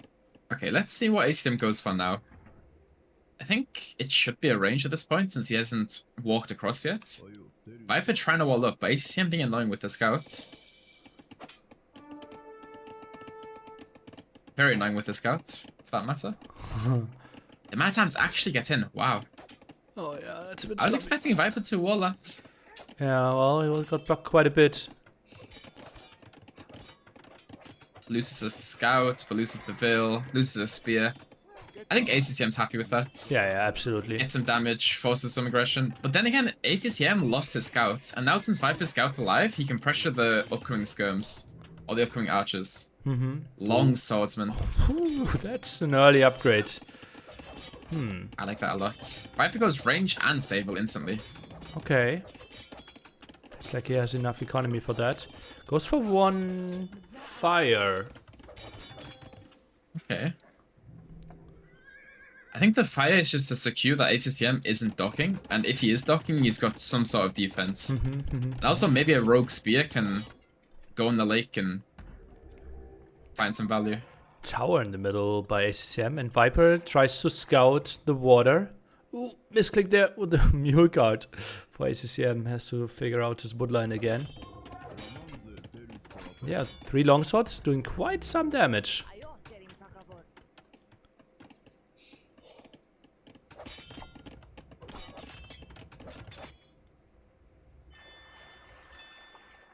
Is Viper sending? Nah, Viper's so sure that there will be a dock, but it's not happening. Maybe it's just to protect the fishing ships from spearmen, because spearmen have bonus damage versus the fish, right? But 2 scouts protecting against a spearman. True. Okay, we have longswords, archers. Viper going for archers for himself. Those longswords are doing so much damage now. Oh yeah, Another Vil goes down. Viper missed another wall there. Goes to the blacksmith. This is a sloppy game by Viper. I think Georgian start is just so rough against the minions here. It's super, super hard to play. You can also rely heavily on the map, because Viper's woodline is really far from his TC. Maybe if he took the top left woodline, it would make his game easier, because then his wood and his gold's on the same side. On all of Viper's straggler trees have run out. Oh, this is awkward for him.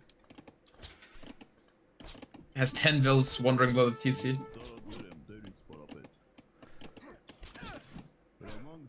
Oh, this is tough for the Viper. I think, like, doesn't it make the game so much easier to just open range here if you're Georgians?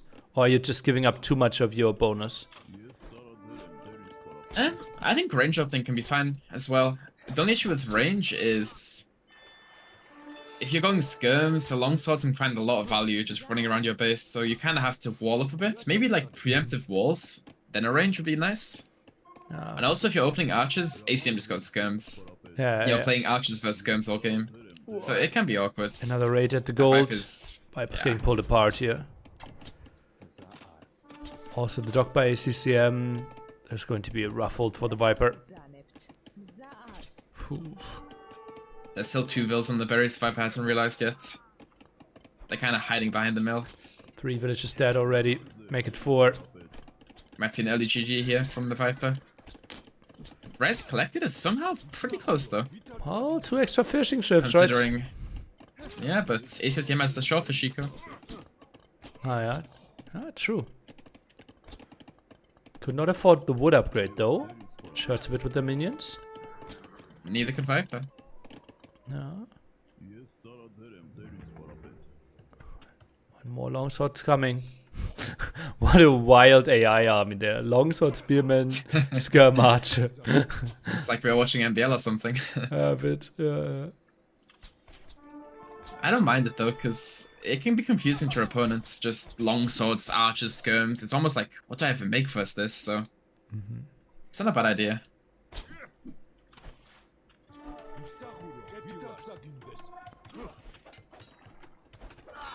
ACCM diving. Oh, Viper loses his low HP scouts there. Oh, that hurts. Yeah, that hurts a lot. There's no armor on the skirms for Viper either, so the skirms will die quite quickly to the archers. Viper's micro sloppy here. I think it's because the game started sloppy, so just continued being sloppy. No. Another build going down on the berries. 5 eco KD so far. Boy, ACCM is making fire ships. just a game to forget for the Viper here. Holy moly. Like every single move just feels like he's losing builds left and right. It feels like every single game is started out the same. ACCM doing really well early, and the Viper somehow coming back later in the game. Now goes on Yeah, I think if Viper's using that woodland on the left side of his CC, I think his game is so much easier to play. Because this woodland on the bottom side, it's just so far away from his gold, so far away from his other resources, and his TC.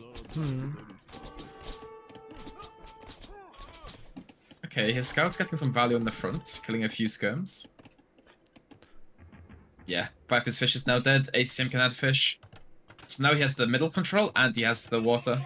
And Viper has So no he can add food his in own cup. fishing ships. He has 4 on food right now. So many villagers walking. Just a really rough game. GG call. Oh boy, oh boy, oh Well, boy. we didn't see the GG, but... Yeah, that's a game to forget for the Viper. Yeah, it's just one of those games, right? It's almost like, okay, it is what it is, forget about it, focus on the next one. Also, could you show me if I'm doing something wrong with this feed? Because I'm not sure if you're having the same issue, but the quality just seems like the audio quality is not the best. Like, I'm pretty sure if you do the same like yesterday, it's fine. Okay. I can try to watch your stream, but... It's just the audio, but there's no audio currently. Yeah, tough to check then. You could go back? No, you can't. You cannot go back yet? I don't think so, yeah.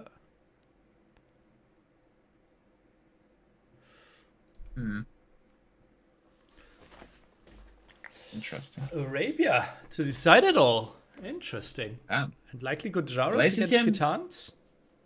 Yeah, ACCM did say in the interview he does not like to play Arabia compared to other maps. He much prefers the other maps.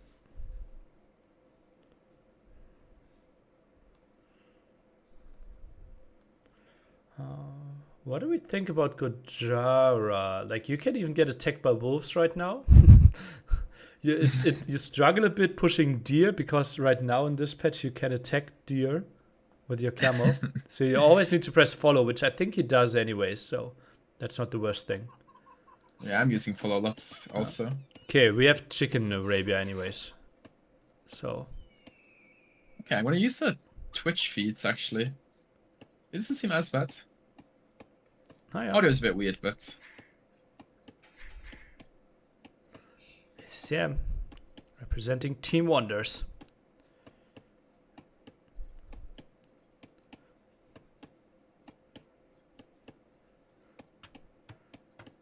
alright, so we have Gujars versus Kitans here. Viper with the obvious mill opening, trying to get the extra food from the sheep there in the mill. I think Gujara should do well versus Kitans with the camels. Unless ACCM decides to go for heavy CA in Castle Age. But then again, with Viper, he can mess up so many camels on the way to Castle Age. Yeah, if he gets there.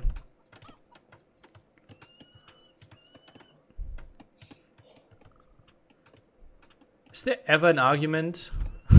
Nah. I wanted to say, like, to build the mill next to the chicken. But I think, yeah, it's just like, you see the berries so much faster. And just going for the chicken blindly doesn't make a lot of sense. I don't think it's terrible. Maybe if you have 8 chickens, you could try and justify it, but any less than no. Because I think the berries is like not as fast as the chickens, but it's more like, what's the word? It's more long time. You always have the berries, you know? They don't go away, they don't die. Yeah. Viper can actually wolves. like lure wolves with his camel to the opponent. Is he doing Does the that? wolves ever stop chasing? I think at some point he should. I mean, the wolf in the back has been chasing for a very long time. ACCM's just passing now, like looking at this, just laughing to himself. Yeah, you can wolf rush here. Yeah. Or just ACCM goes for Loom. Good. Not dying to this. No Get them way. close to the chicken. Like this is reasonable. He could wolf rush now. What, do you delete your camel so the wolves get aggro? No. Just get out of the line of sight. Okay. 2 wolves are parked right on the chicken bush. On the chicken patch. Yeah, tiny bit closer. And he could try to arrest those. So what are we expecting? Double stable opening? Yeah. I think Viper wants to play aggressive. So ACCM can look at that first farm upgrade, the pasteurization, is it called? I think you always get it, no? Yeah, which is why Viper wants to play aggressive, so ACCM cannot get it. But I think you will get it regardless. Yeah, but like if you're getting it, you can be like weak early feudal age and you can't make as many units, and I think that's Viper's opportunity Okay. to get a small advantage. I think Viper won't think of it that way. It's more likely that he will just get the farm upgrade himself. Okay. That's the... Viper goes range here. Oh, he goes housed here as well. Cancels the will to go line of sight. Oh.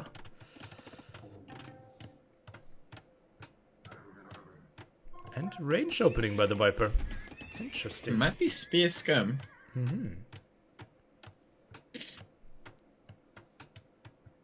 Bit of a surprise to me. It must feel rough for Viper though. You were leading 2-0, and now ACCM's won 2 games in a row. And the second you hit feudal age, you get housed and have to loom. I mean, town watch. Yeah.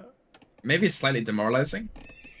Like right now, ACCM should be having the momentum. Yeah, agreed. And what a lot of people say is this game is 90% mental. If you're in a good mood, if you're enjoying it, you play better. If you're a Viper, being 2-0 up, then going 2-2, and then getting housed, it can be really not nice. Okay, that's the farm upgrade coming in. Yeah, you have a lot of knowledge of being up to 0 and then being down to 2. Well, at least I get the opportunity to be up 2-0, right? Oh. Unlike... Sadly, I'm not allowed to play anymore. I mean, even when you could play, there wasn't much going on there, but we'll talk about the game now. Okay. ACCM 2 vils up, or like 1.5 vils up. Dropping the farms down, oh sorry, the pastures down. Is the sound a little bit in advance for you or not? Was fine, I believe. Okay. Yeah. I think it's fine. Maybe because the Twitch stream is a bit... Might have to go back to the VLS player. Okay, 2 pastures at the side where he's getting attacked anyways. Yeah. But you can't Those idle pastures will villagers on slowly- pastures compared to farms. Oh, you can't idle the vils on the pastures? Yeah, we can't. Okay. I didn't know that. But they do die a lot faster than farms, right? So... Yeah.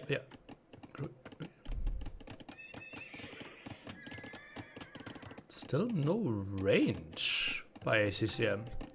Is he trying to make this happen I without think a he range? needs it. Really? He I think doesn't he's have any open on the gold very- control? He has to go for a range. Yeah.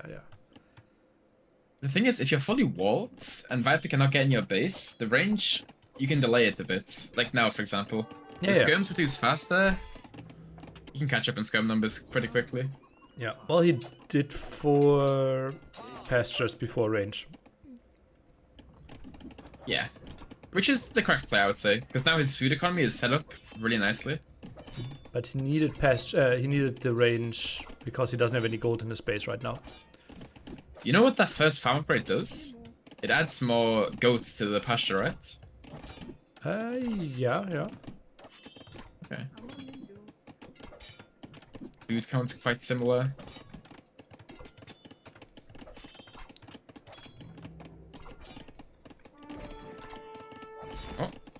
Observer, go forward. There's fighting. Okay.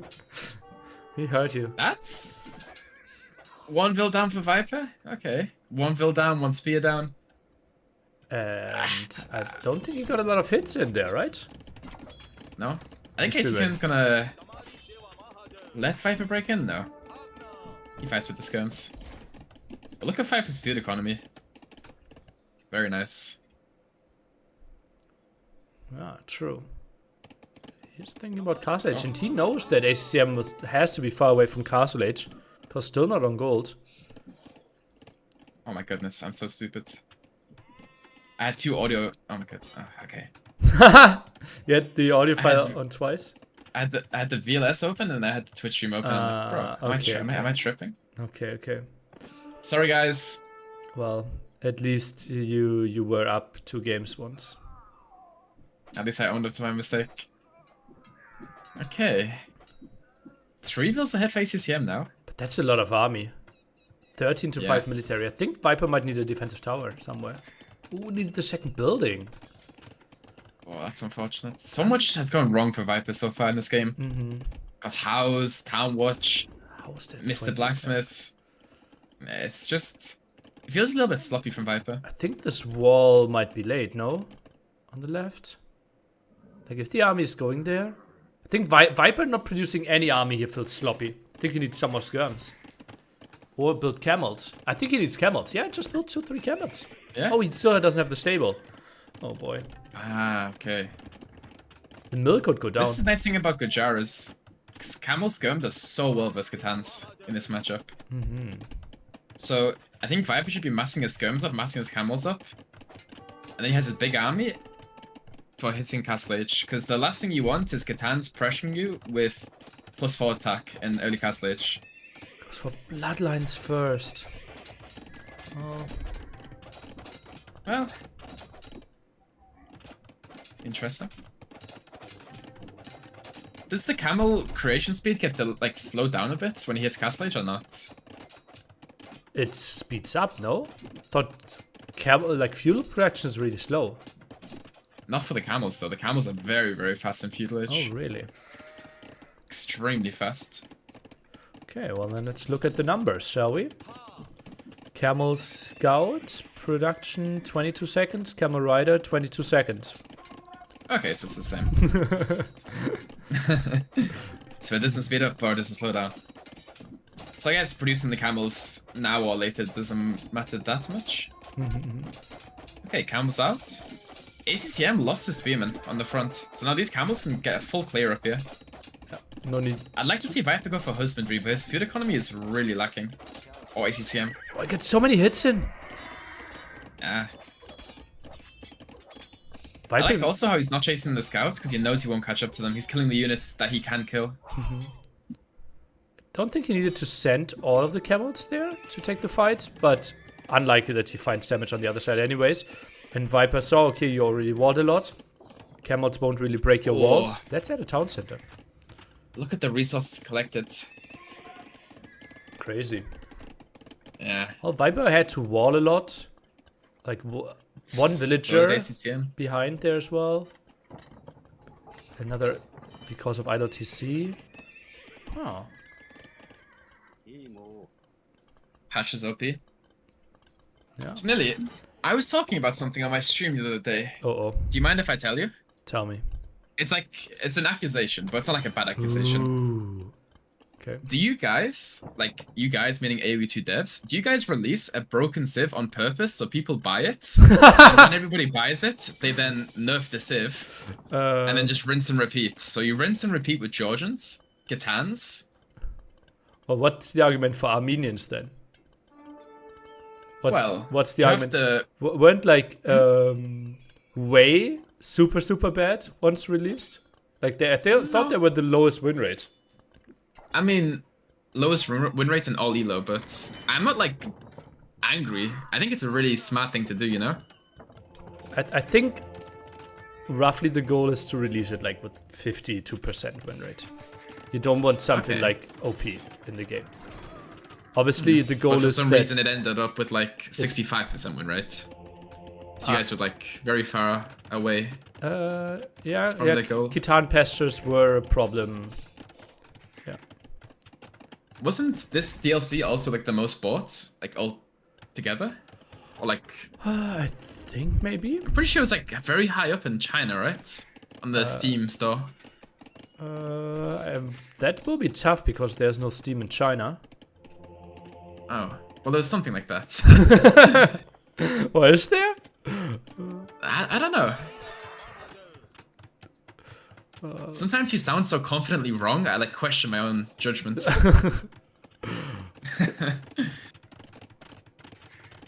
This could be a long game Yeah. here.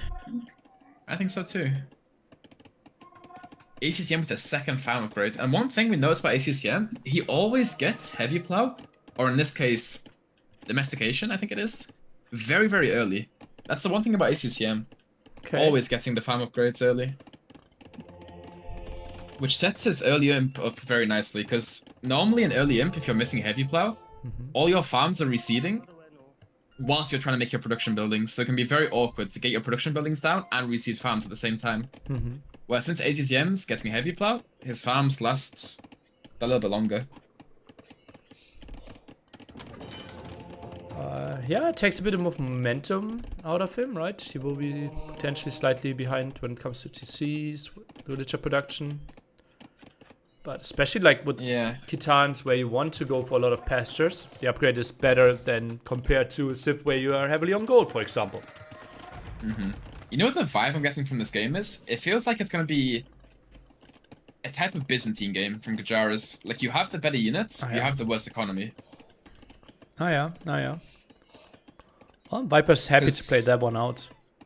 Yeah, I think Viper's overall game plan is way simpler, but you're just slightly behind in economy the entire time. But for ACCM, it can be a bit more awkward. I feel like you have to play into CA versus Gajara's. 4th TC even by ACCM. This is super passive. Yeah. He's picking up the relics, he's confident in his late game. Interesting. Yeah, I think Gajara's might need to add skirmishes then to deal with the CA, but lacking the last armor upgrade, right? So maybe Shivamsha might even be an option. No, that unit is so fake. That is like the fakest unit of all time. 4th TC now from the Viper. Okay. Crazy. You wanna do the thing you always say to me? The over-under? Oh, how long the game's going to last? I will say, well, this is guaranteed to go imp. I will say 56 minutes. Okay, so let me add into the fact that ACCM is also in this game. And it's the deciding game, right? Yeah, true. I think 1 hour 10. 1 hour 10. Okay, we're in for a treat here. I think so. Because Khitan late game is very interesting. They have the Liao Daos. The Halb Scum are very strong. They're missing bloodlines. But they kind of make up for it in other areas. Because their soldiers are healing, right? Let's familiarize ourselves with the unique text from Wait, Khitan's let again. me ask you a question first, before you look. Okay, go What ahead. is the silver crown of Khitan's? I don't know. Oh, really? It is soldiers passively generating food. You know the gold crown? The first one is wrong already, but okay. Tell me the gold crown. Well, I told you the gold crown already. Okay. So gold crown, cavalry regenerates HP in combat. And silver crown, infantry and skirmishers reflect 25% melee damage back to the attacker. Okay. So Thank you for your insight, expert player, Lewis. I got Wei and Khitan's mixed up. Yeah. I apologize. Yeah. Especially because we saw the unique tech twice yesterday with Wei. Okay. Okay, 18 camels against 16 camels. 3 monks. Viper wants to take this fight. Plus these Gajara camels have bonus, right? Oh, nice raid at the same time. Oh, this is good for the ACCM Viper. will not realize this. Yeah. How would So you? much going on at the same time. That's at least 6 dead vills. Conversions coming in. Lycav swooping around, trying to pick off the monks. Viper will love this. Takes 1, takes 2. 1 monk lives. Camels should clear that up. How's Viper not taking this fight? Waiting for the second, or for the first armor, maybe. We have a lot of damage output, though. +4 attack on those Khitan camels. Looks like a pretty even fight. ACCM going for a Siege Workshop forward. So the thing with the Siege Workshop, he's not going to make any siege from the Siege Workshop, most likely. It's just to get the map control. And then Viper cannot move out to make a castle here because it's a Siege Workshop, so... ACCM wanting to hold the map, which is correct, I would say. Viper can easily build a castle against that, though. There. Oh. Is that the fight Viper wants to take? Feels like he says yes. Has the hill advantage. Good fight for the Viper here. Yeah. Will clear up everything. Now can build the castle that he wanted as well. Yeah, has to be happy with this. Jar extra damage just comes in nicely. I think ACCM will be happy with this. He has the castle on the middle hill. He's controlling the gold, and when it becomes a trap war, he will have the high ground. Oh yeah, true. I think I prefer ACCM spotter here a lot, if the castle goes up, of course, which it should. Yeah, enough villagers. Camels not great killing builds. The fight's still going on. Now the question: look at the economy. Are players canceling their villagers to go? I think so. I think you have to. There's 2 castles on the field. You're both over 100 fills. There's not much else to do in Castle Age. And normally when there's 2 castles close, you want to go in fast. So yeah, Viper's cancelling his vills. How's Viper? We should see ACCM doing the same. How's Viper staying under the castle for so long? I think he lost like 3-4 more camels than needed. And like greedy Viper is now building a second castle and not building a single camel till his Castle Age unique tech finishes. Viper's building a second castle? He should. He had enough stone. Okay, he sold the stone to get imp. Ooh. What time you on? 32 now. Okay, we're the same. Yeah. No, he I thought had you were like ahead of something 1,000 saying he's stone. building a second castle. I was like, what?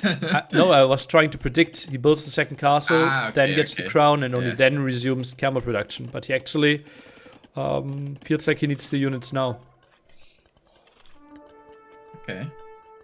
ACCM going for Liao Daos now. I think those Liao Daos do really well versus the camels. Because they have a bleed attack. But not that super strong. Not that great against the Chakram then. You need the castle for trap production though. Oh, dives in a bit too deep. Monk's not helping with conversions, and this was a good fight for the Viper. What's the unit choice here for ACCM? Versus Kajaris, maybe Halbskirm, I could see. Because you have so many bonuses for Halbskirm with Katanas, right? Goes for stables. Okay. Goes full camel? Vodkin, ballistics. That can't be great though, right? No bloodlines. Especially like heavy camel versus heavy camel is so much better for Kajaras. Because your bonus damage adds more. You have the extra melee armor as well, right? Oh yeah. Yeah, like camel versus camel is not a thing, I believe, in this matchup. You need more units. Oh, Viper's castle at the left-hand side could be denied. Oh yeah, it's going to be. I think that will be denied. You know the comp that ACCM could go for? Just Camel Liao Dao or Camel Halb, because ACCM has a camel counter. Viper does not have a camel counter with his Civ. The only camel counter for Viper is camel. Yeah, maybe against the infantry could go Chakram. Yeah. Camels are so bad at killing villagers. I think they should be. I don't mind. Yeah. Okay, so no traps from ACCM yet. 3 relics to 2. 4,000 Rezo heads. Also, what is Viper doing on this left side? He's like tower creeping towards his castle so he can build it. I continue to prefer the spot of ACCM here. I'm questioning Viper's decision. Surely you just spam camels and get the castle up, no? I think he is going for hand cannoneers. Yeah, but tower rushing his own castle feels so weird. Yeah. I'm surprised he didn't just keep with the camels and then slowly transition to hand cannoneer hussar. Ooh, flaming camels coming in. No, not flaming camels. Will it though? Oh no! Help. Denied. Siege workshop goes down. He's queuing it up somewhere else on the back. What is that unit, Nilly? Mounted camel? Mounted camel. Okay, that sounds really weird actually. What's the name of it? Lily's just checking Wikipedia right now. He doesn't know either. Trap. Mounted trap. Mounted trap. Viper still So these couldn't mounted afford traps are very strong.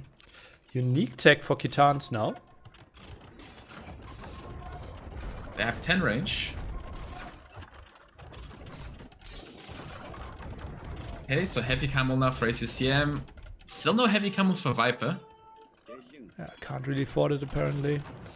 Hand cannoneers, but Viper's only out of is very nice. 2 ranges only for the Viper.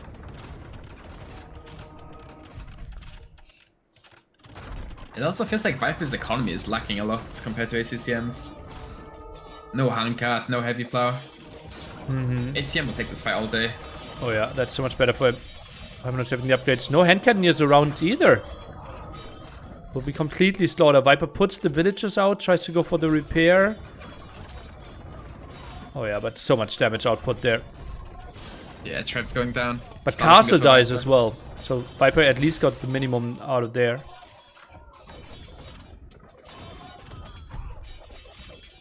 Viper 141 builds, only 10 military out on the field right now. Not getting This to is the looking numbers. very good for ACCM. I'm really surprised about Viper's decision to not continue camels. Maybe he saw something. Maybe he thought ACCM was transitioning to full unique unit, which is why he wanted to stop producing camels. This game fell off in so many ways from the Viper. Oh, trap actually in range of the castle. Okay, heavy camel production now finally kind of starts, but only 3 on the field. Getting raided at the top. Viper He struggling. still has a very healthy vill pop, but look at his gold count. 1 villager on gold, 0 vills on gold, with only 2 relics. Yeah, well, one of the I'm not goals sure where at he's the taking front. gold from. ACCM towering Viper's last gold here. Yeah, that's the one of the neutral golds, right? Yeah, Viper has no gold income. Yeah. Monastery might be taken out as well. Then Viper needs to heavily use the market. I think ACCM's gonna complete the reverse sweep. Who would have expected that? Not many, right? Viper looked sharp the first 2 games. Especially like the Korean game. I was really impressed by him. But here, game 4 and 5 felt so off in so many ways.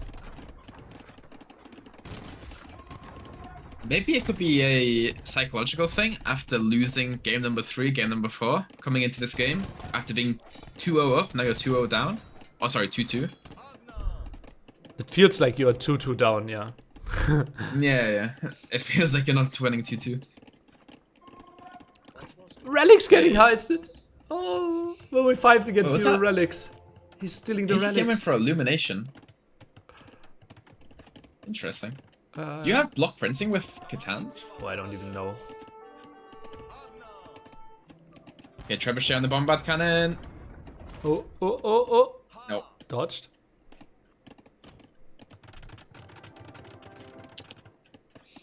+2 armor now for Viper. I don't think he so picked up late. the unique tech either for the cheaper food units. I think he did. Oh, he did? Okay. I think so. Viper takes this fight. Should have the The better issue is now units ACCM has so much gold. 31 villagers on gold here. Holy moly. It's only unique units. Yao Daos. Okay. Not that great against the hand cannoneers, right? I mean, unless you're putting those guys inside siege towers. Then again, like skirms against the hand cannoneers, they should be fine. Yeah. I'm surprised about Liao Dao. Considering he has the entire map, you'd expect full camel. A skirmisher. But against hand cannoneer camel from Gojara, think Gujarat doesn't have Camel. any gold, right? So if you know your opponent has no gold control, it's how much can they make? You can just wear them down slowly. Where is ACCM of that though? I'm guessing on the middle. There's some gold on the left side. He's taking gold. Hand Cannonier's numbers not great either. 7 Hand Cannoneers and dwindling. 200 pop to 150 now. Siege Engineers coming in. ACCM's resource is looking so nice here.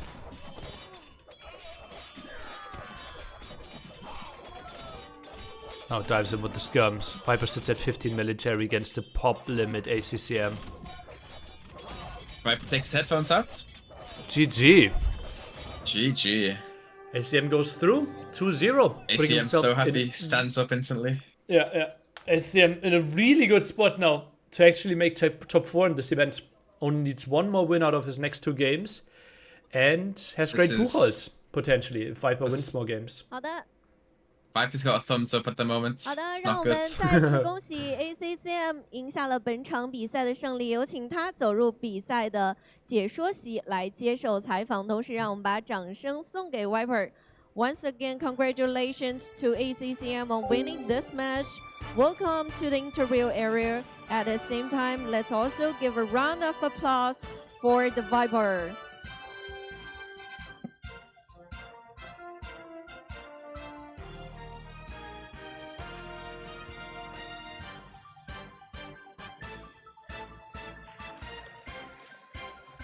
刚刚那个的，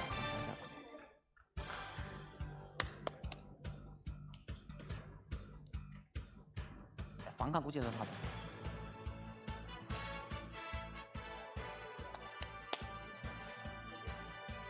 东西，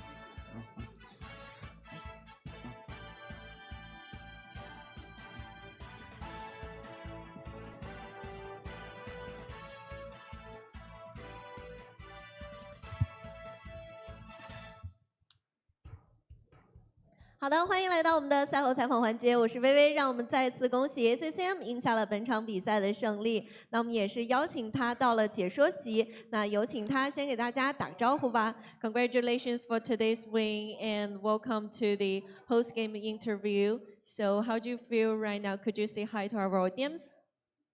I feel amazing after a really insane game, 5 games. Amazing. 他说他经历一场非常棒的比赛，在连打了5局之后，那么确实也是看得出来，他今天也是让2追3嘛，经历了这种面对到高种子顺位的一个对局，所以也想问一下他现在内心此刻还有什么样的想法呢 ？So you just faced against with the higher seeds. So how do you feel right now? And after you just win the 2 games in a row and finally just win the 3rd game. So how do you feel right now? I feel like I'm gonna I'm gonna be myself because in the first 2 games, I feel like I'm shaking a bit. So everything is not going at the plan, and then I think I need to rest a bit and thinking what is the next step and fully focused. So it's great. 他也是提到了，可能在前2局的时候，他自己的这个状态稍微有一些起伏，所以想的没有那么的多，也不太稳定。那么在他第2局结束之后呢，包括第3局、第4局的时候，他就让自己尝试着去安静下来，并且呢能够去做一些很好的决策，最终呢也是赢下了比赛的胜利。好的，那接下来呢，我们也问一下冲动老师有没有什么问题来问到我们 ACCM 的呢？首先恭喜 A 神啊，恭喜 A 神这场比赛打得非常的好，后面3局确实是没有给威哥什么机会。然后我就想先问一下，第1局的时候地掉的那一个农民当时是什么心情Lick said, first, congratulations to you, ACCM. It's a very impressive showdown. And he wanted to ask that in the first game, you accidentally deleted a villager at the very beginning, right? What was your feeling after that? I was shaking, so I didn't delete it on purpose.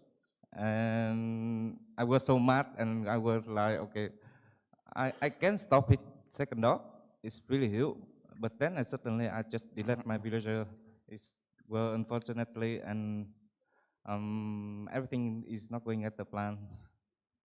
A 神说他当时在发抖，他并不是想要有删掉那些村民的，且在删掉之后，他非常的生气，以至于后续的游戏进展都没有让他的预想去走。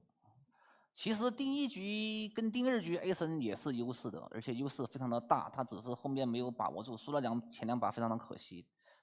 其实包括第二局的话 ，A 神也是打剑士那一把，就是也是很有优势。我就想问一下 A 神第二局就是在哪个环节出错导致自己的优势没了？Lix asked the first game and the second game, you actually did pretty well at the beginning, but afterwards the game just turned down.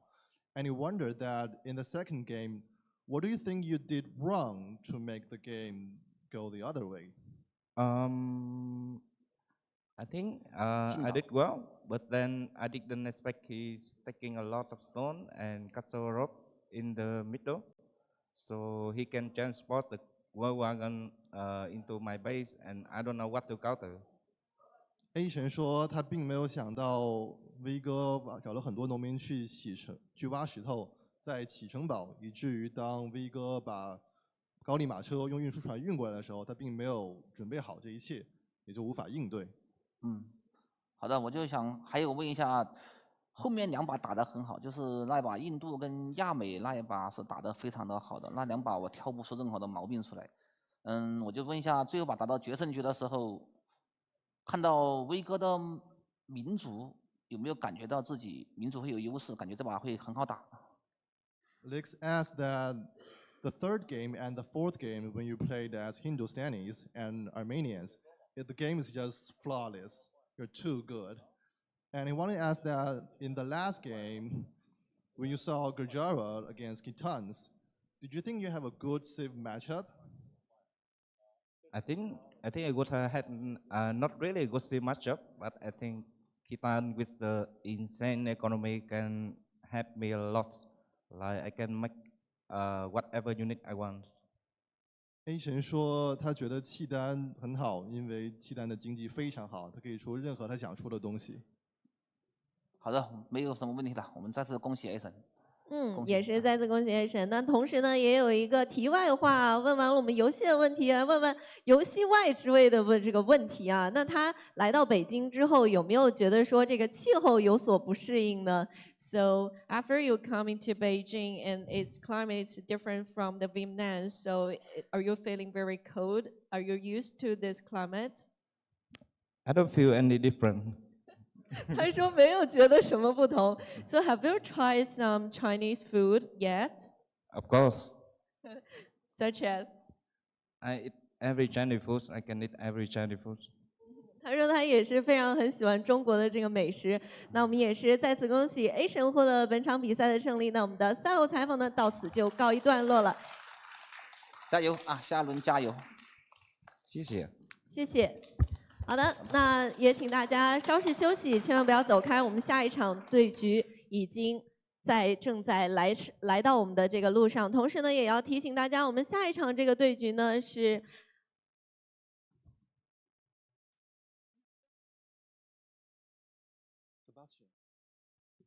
好的，我们下一场对局是 Sebastian 对阵到 Nico， 让我们稍事休息，精彩比赛马上回来。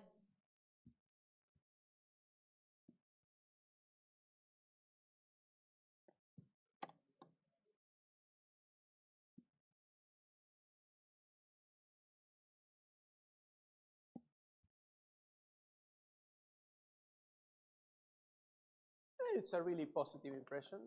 People are really nice. Obviously, despite the language barrier, which is obviously big if they don't speak English and I don't speak Chinese. Okay. But overall, really happy. So yeah, there is a lot of technology. The food is really good.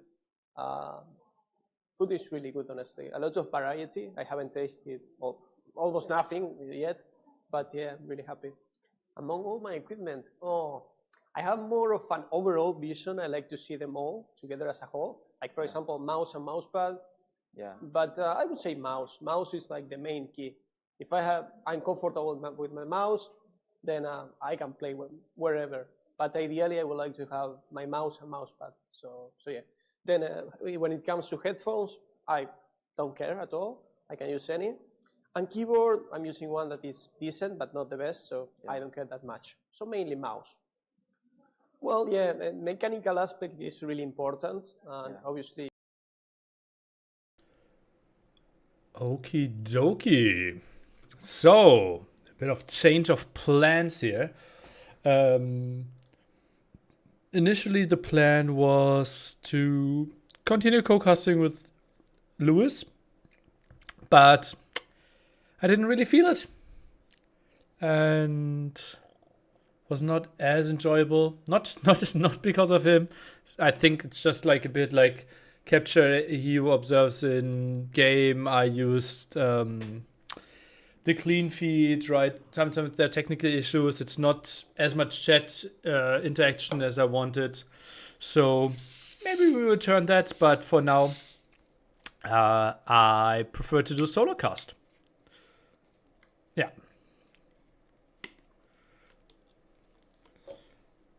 And that's what we will continue with for at least the foreseeable future. No. Final score between Lewis and the Sounds. I would say 2-1 Sound. Have you noticed that sometimes when matchmaking, when teammates deserts, I get penalty, and also sometimes the time I get stuck and I have to restart the game and I get penalty? I did not know that because I am not queuing up for team games, especially not without any friends. The best way to address this is if you go to this one here and report it there. Include screenshots, include match links, as much information as you can, and then they can look into it. Yeah. Or you just see that Ashley said it's a tracked and known issue, and therefore, they're on it. But for the next thing, you can go that way. To be fair, I would be able to have S1 talk in my ear in early mornings, just for casting. Need the developer. Ooh, Shu. I think it's the first time we see Shu, right? Sebastian. Bedouins, Arabia, not Nomad, Lookout, Peccary. The maps. Yeah. I think I want more chat interaction. Yeah.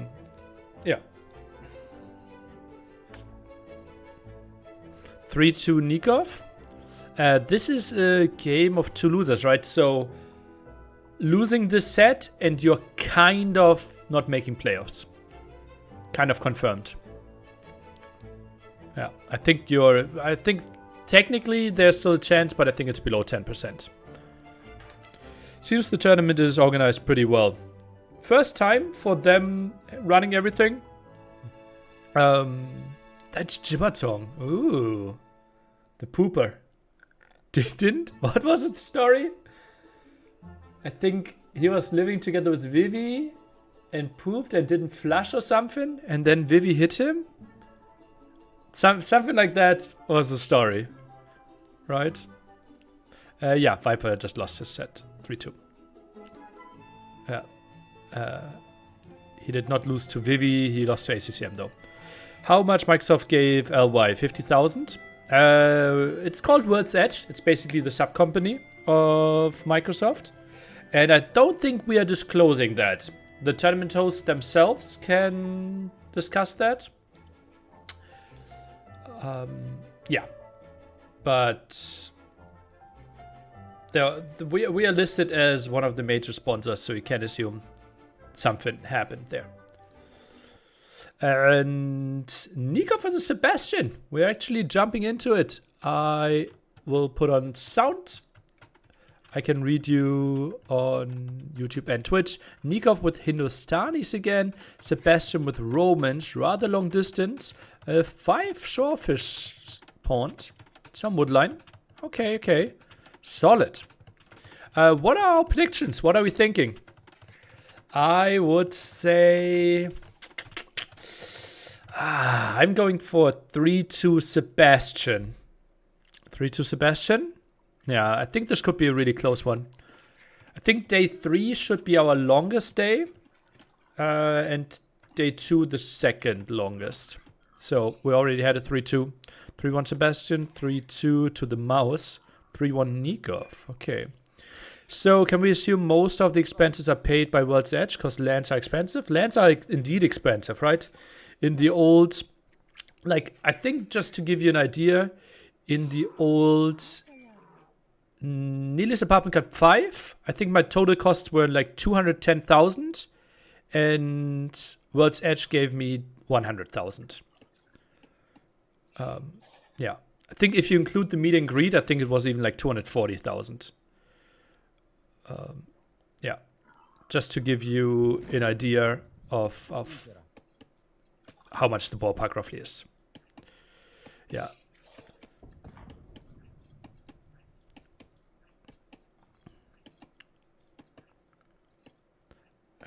Sebastian is from Uruguay.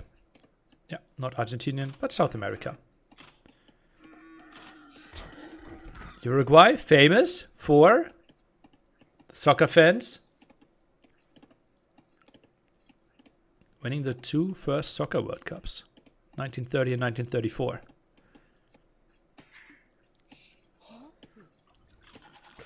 Is AU2 the RTS with the biggest prize pools right now? Well, in 2024, Age of StarCraft 2 still had a $1 million series with a $700,000 main event. So this year, StarCraft 2 was certainly bigger. Let's see what the future holds. I always enjoyed your cost breakdown videos for NAC. Well, it just felt like I owed it a bit. Yeah. Didn't they win in 1930 and 1950? Maybe 1950? I thought it was 1934. List of Soccer World Cup champions.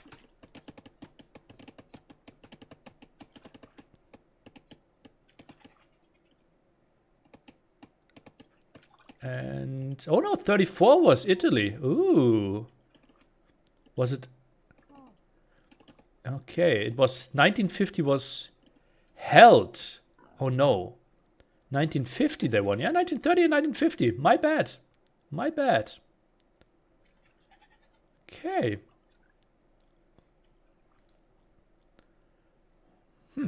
Held in Italy. Do we have game sound? Yeah, a bit. Obviously, there's not that much happening right now. How much data crunching goes into balance? Do you use community-made data sites? We try to have our own data for that. And, well, it develops more and more, right? The crunching. It's obviously... I just made a post on Reddit about that. Like, what our process is. Like, look at numbers, look at timings, look at pick rates of the civilizations, how many unique units per game, per civilization, when are people winning. And with that, we are trying to come up with solutions to that. Also, obviously, there's feedback from community, and we have an expert insider Discord, where we ask pro players and some community insiders, like T90, MEMP and such, and they are giving their feedback as well. Then we are most of the time proposing some of the changes, they give feedback, and then they go into the game. Yeah. Do you know if Villas is still active playing? He's not in top 10 anymore. He just played a tournament 2 weeks ago called Hyper Random. He's fully focusing on his studying. I wouldn't even consider him top 25 at the moment. No storm in Hamburg, but weather is not looking great. Why Polish winged hussars are light cav when they were heavy cav in reality? Kappa. Kappa. Please find a solution for fire archers, then XD. They suck too hard in fights, XD. Okay.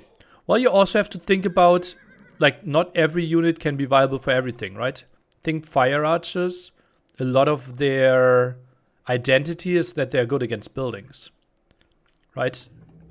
If you think about Rams are really bad against units as well, but that's their design. Bigger question is why the mech stopped. Same thing.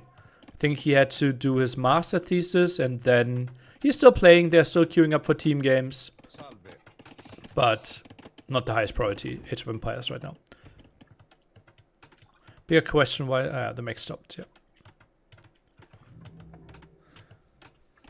Yeah, he was on and off a bit. Focused a bit on team games. Relatively passive game. 0-0 KD for now. Do all the complainers on Reddit and the forums ever get to you or the devs? Well, we read close to every comment. Do you mean if they get to me emotionally or if we are reading it? Because like reading it, yes. And emotionally getting to me sometimes.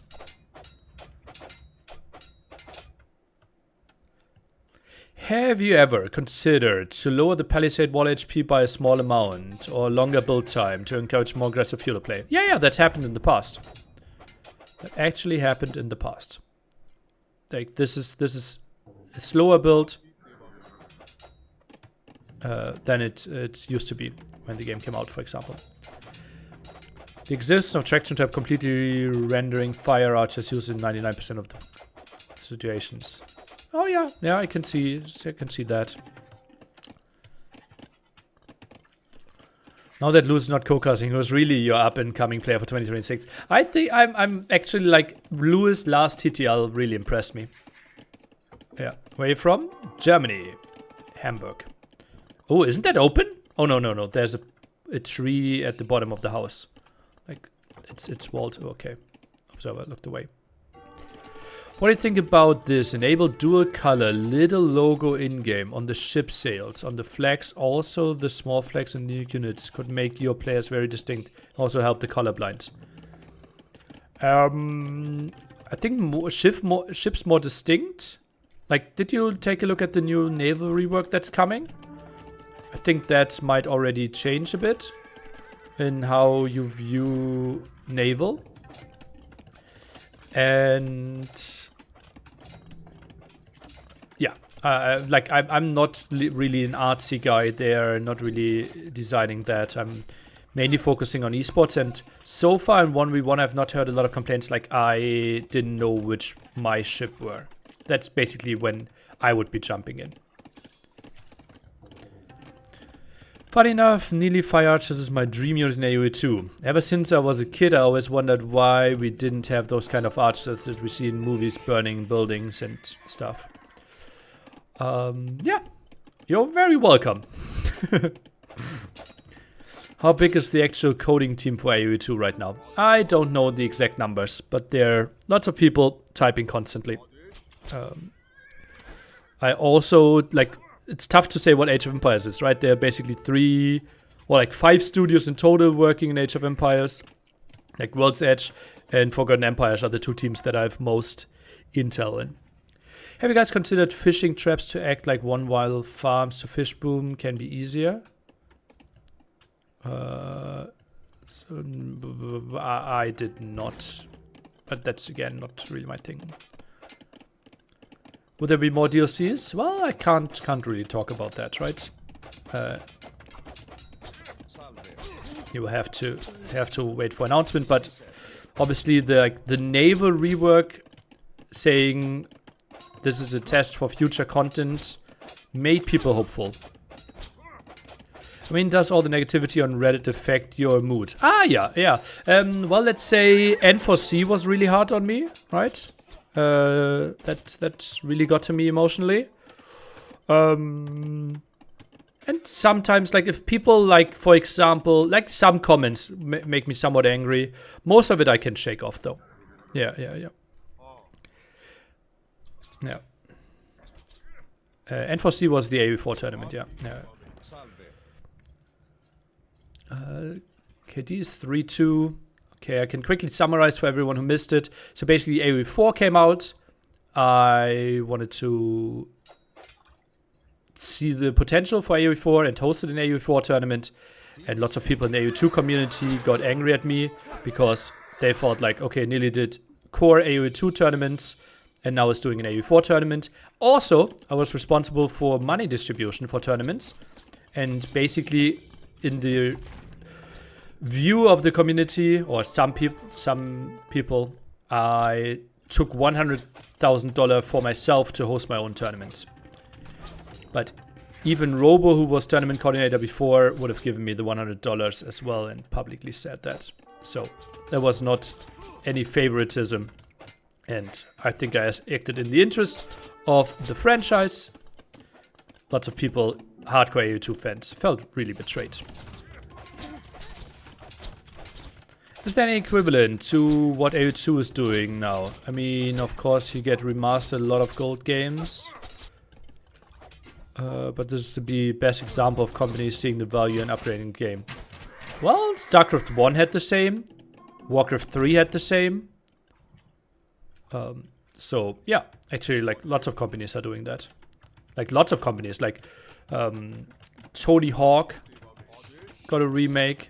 I'm not into it. Like, I'm pretty sure we can find more than 10 examples of it for a really big game. Ooh, that will be a nice find for Nikov. That should be 3 dead villagers here. That's the first big, really thing that's happening. Trying to dance now, but that should be easy villager kills. I'm a bit surprised that he went back for it. Got out micro there, and that's a nice start for Nikov. Quite an ambitious move out there by Sebastian. And now even with better numbers as well. Nikov with the second TC coming up. Has a siege workshop at home. Should be dealing with this one quite nicely. 7 villager lead. Romans collecting 5% more resources, but will that be enough? I don't think so.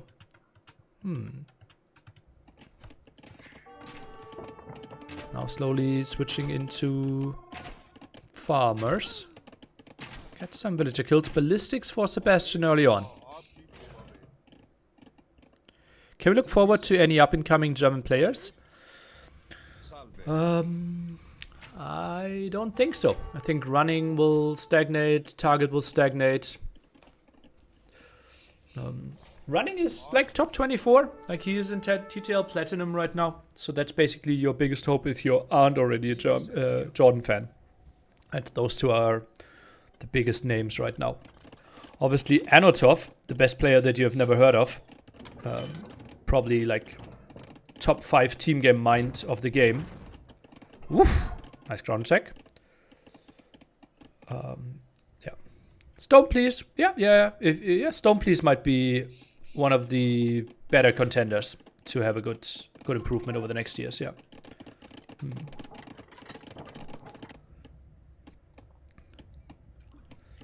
Okay, 20 crossbows against 11. 10 villager lead for Nikov.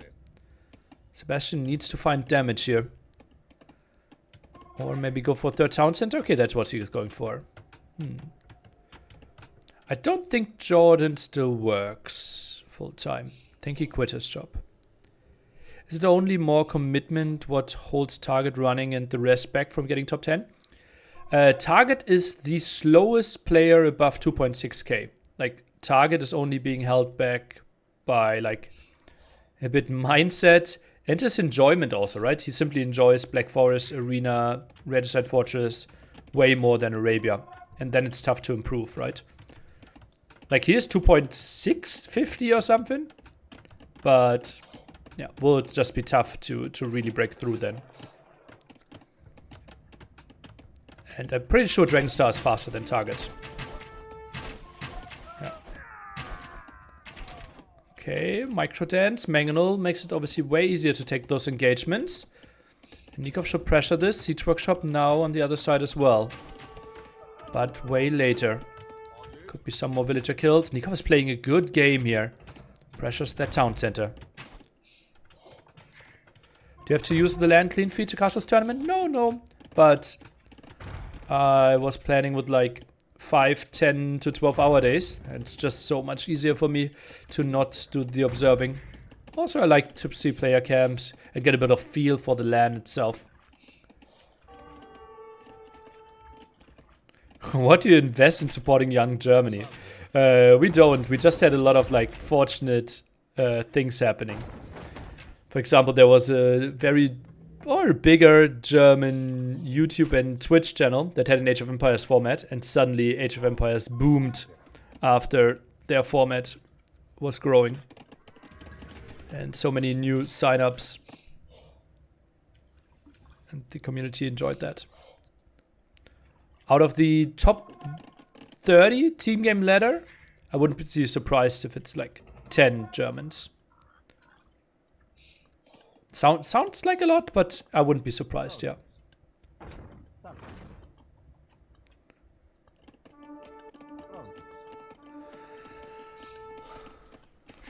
Okay. We see Sebastian a bit clueless where the army is moving right now.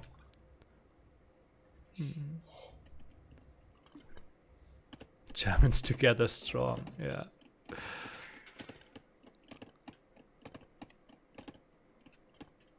That could be 1-2 dead villagers. Line of sight upgrade for Nikov now as well. Doesn't know about the positioning of the opponent's army. So that would be kind of a dead army here for Nikov. And we see he's not producing any more crossbows. He wants to switch away from this. This is just to buy time for himself. Think about Imp maybe. Goes for skirms, goes for some monks. Yeah, look at that. Triple mangonel and crossbows surrounding this area. Sebastian continues to dance here. Not really sure if that's that needed if you have triple mangonel. Just traded them off and you should be fine. Shouldn't lose a single crossbow yourself. But he stopped production as well and might transition into other units himself. Nice ground attack. Gets the kill there on the crossbow. And that should reset everything. Skirmish is now through the middle and Nikov, yeah, fully switching into those skirms.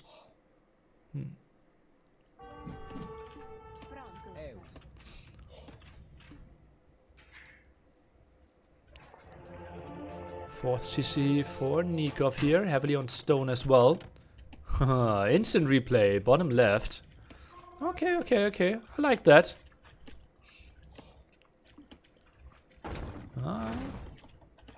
Ground attack was nice. Is there a chance that Hyper becomes a map in the ranked map pool? No. No. We discussed it internally. It won't be an option. You will have to stay with Mega Random if you enjoy these kind of maps.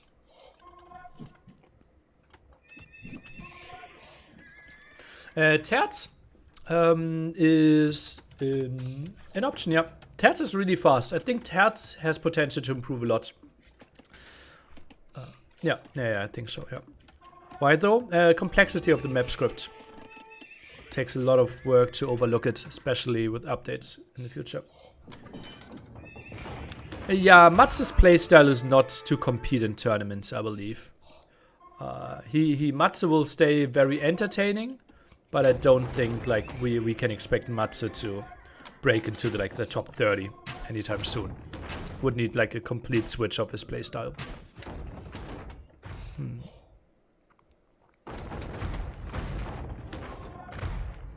Castle.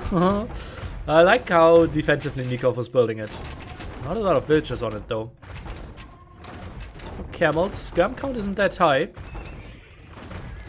Questions if he will try to dive on those mangonels and clear them up. Some knights for the raid. And Sebastian invests into heavy castle age. Might get surprised by Nikov's imp here. Could also find some damage before that. Nikov not expecting that 3 knights are coming in the backline there. Woodline might be exposed. And Nikov, no reaction. Oh, and if you're getting pressured at the front so much, sometimes you never realize this. Only after you lose like 15-20 villagers. Oh yeah, this is so good for Sebastian. Buys himself enough time. Skirmish at the left-hand side. Want to wait for Bracer before engaging there. Maybe knights even diving. Not enough gold for Sebastian. And finally Nikov sees it. Not only after losing a handful of villagers. Now the dive through the main TC, an option here. Goes for the mangonel, then maybe wants to back out of there. Camels defending the mangonel. Most of the knights going down. Pikemen switch now. Interesting. No armor upgrade on them though. 1600 wood for Sebastian. Just sold 1,000 and guilds up to Imperial Age. Hallelujah. The power of Roman economy.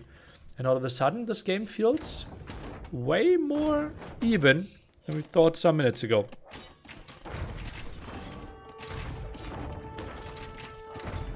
And the knight back at it again.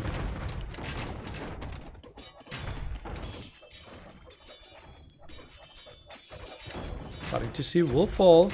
Not the worst thing ever though. Nikov is at 107 villagers.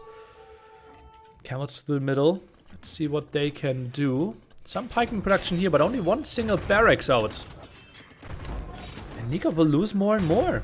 Economy upgrade 3 on the side for Nikov, 6 on the side of Sebastian. So his economy has to be so much better. And if we compare now, he collected 1.3k, let's say 1.4k more resources. Let's take a look in 3-4 minutes again, and I think the gap will be way, way bigger. Worker efficiency has to be better for him. Worker amount slightly better, but the eco upgrades, together with 5% Roman bonus, have to be really nice.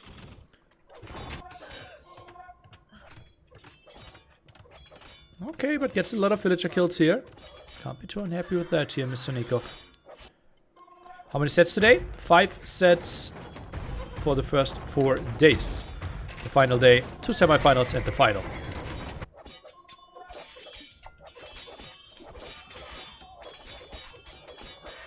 I think 2-3 more barracks a bit earlier. He could have prevented all that from happening.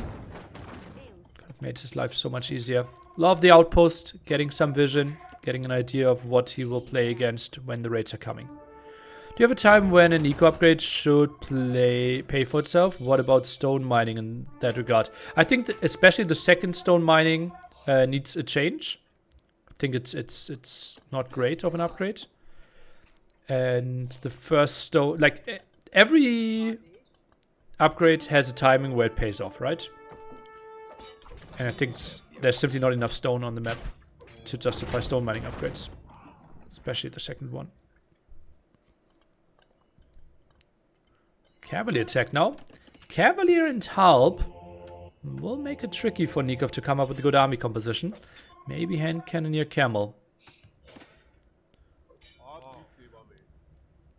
What do you think about combining the stone and gold mining upgrade into a single line? I wouldn't mind that. Makes it a bit like I don't think that's a necessary simplification. Yeah, I think just making the stone upgrades half cost or something would make so much more sense.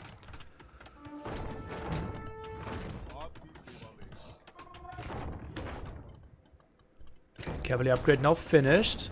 So no last armor though. Not sure about this engagement if we get to it. Nice move here against the mangonels. They are going down. No brace for the crossbows or skirmishes for Romans. If anything, he wants to go for scorpions in this spot. But I think Cavalier halberdiers are the way to go for now. Oh, and there will be 2 castles that are kind of screaming. Let's get into the trap war. Nice vision here for Nikov. No quick wall from Sebastian. Need to pull those villagers away. Nikov with his unique tech from Castle Age. So more gold income and I think better rates in the market. Quite nice. Will Capture Age include unique tech overview in the future? I think it has, no? Like at least like at ACs we had it. I'm not sure about the status right now. I think also Red Bull had it. Pretty sure. Yeah. Yeah, now Sebastian is more than 5k resources ahead. Like 5.5 minutes later, right? We looked at it at 35-minute mark, where he was 1.5k resources ahead. Oh, this castle is getting close. I think it will go up, but barely. 2 villagers.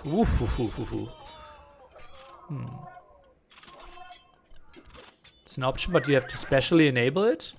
Oh. Is that an option for everyone? Well, then I can ask the guy.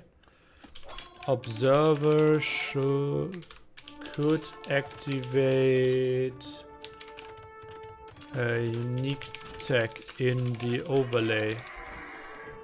Are we sure about that? I don't want to, like, write the organizers. If it's just pro, well, they have pro.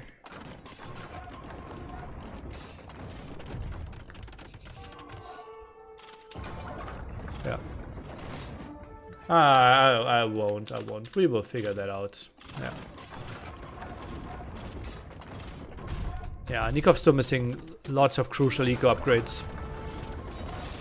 Cavaliers now diving for the traps. Hand Cannoneers behind this. Halberdiers dealing with the camels. And Sebastian just getting onto good units here against what the Hindustani player is putting out on the field. Lots of pressure on that cast already. More Hand Cannoneers and Skirms coming over, but production looks solid from Sebastian.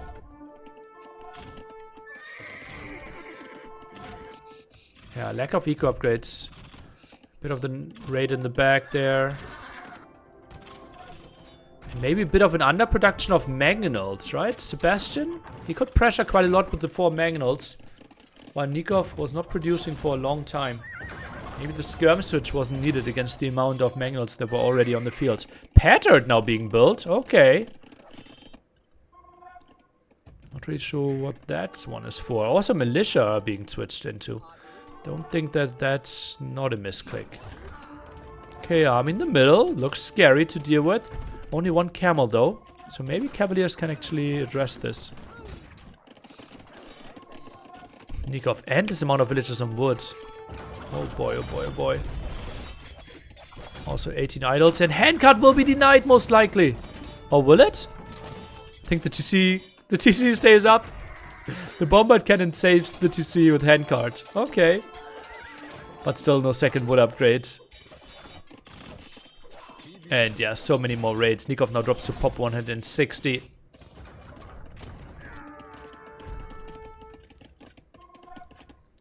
Last set. This is the second set out of 5 sets for today. Welcome, welcome.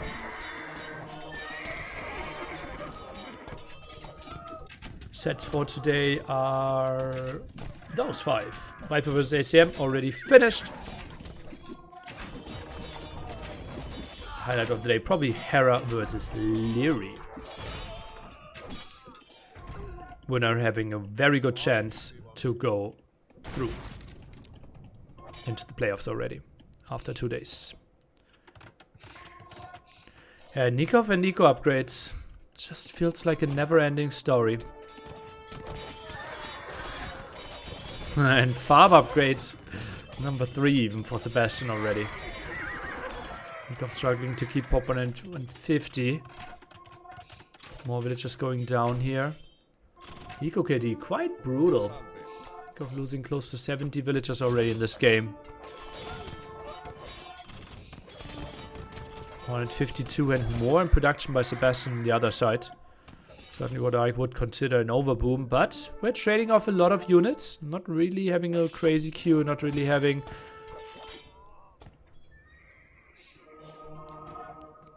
too many floating resources either, so maybe at this amount pitches are okay-ish still. Which unique stacks are the strongest in your opinion? How far up is Shatagni? Shatagni is really strong. +2 range for those hand cannoneers. My favorite one is probably Arquebus. Not sure if it's the actual strongest though. Which one might be the strongest? Warwolf, I think, might be the strongest. Yeah. I think Warwolf is crazy.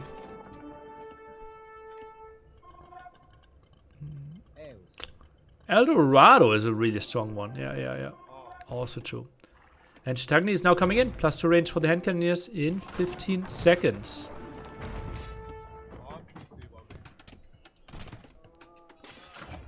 '22 Cavaliers goes for the engagement there. No, not really. Oh yeah, is he trying to go in there? Don't think he can really take a fight. I think Sebastian needs to raid here. That army looks really strong by Nikov right now. Really strong. Oh, that's going to be a lot of dead wilds. Oi. Maybe too many on 1 TC. Gathers out, gathers in. but that's going to be a lot of dead wilds again. Hufnitze, well, that's not a unique tech, but yeah, that might be one of the strongest techs in the game as well. Oh, we see the dive. Maybe only tries to go for the 2 bombard cannons and then get away. Or does he want to take the engagement? I think the engagement would be questionable here. That's a good fighting spot for Nikov, I believe. Although the camels can't really help out. Hand Cannoneers would need to go 2 tiles back. Maybe delete the lumber camp could be an option. Not the greatest fight ever for Nikov. But still, Hand Cannoneers really clumped up and is shredding everything there. And camels didn't even need to help out that much. Hand Cannoneers in that small space. Getting the damage done.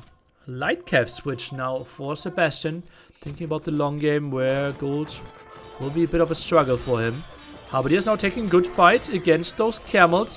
Not the greatest fight for Nikov here, I believe. Still struggles to keep up population. And now this should be a chance for a clear up here for Sebastian. Camels, oh, maybe a misclick there. Now taking the fight partly against the Halberdiers. Hand Cannoneers are getting overwhelmed as well. 50 population deficit. More raids at the top, and Hand Cannoneer numbers now shrinking down to 6 Hand Cannoneers only. 9 military against 43, 130 population, and Sebastian might have finally broken him here. GG is being called. 1-0 lead for Sebastian, and that was an entertaining mid to end game. Right? Early game was very passive, both players walled, not a lot of stuff happening. But after that, quite a nice game.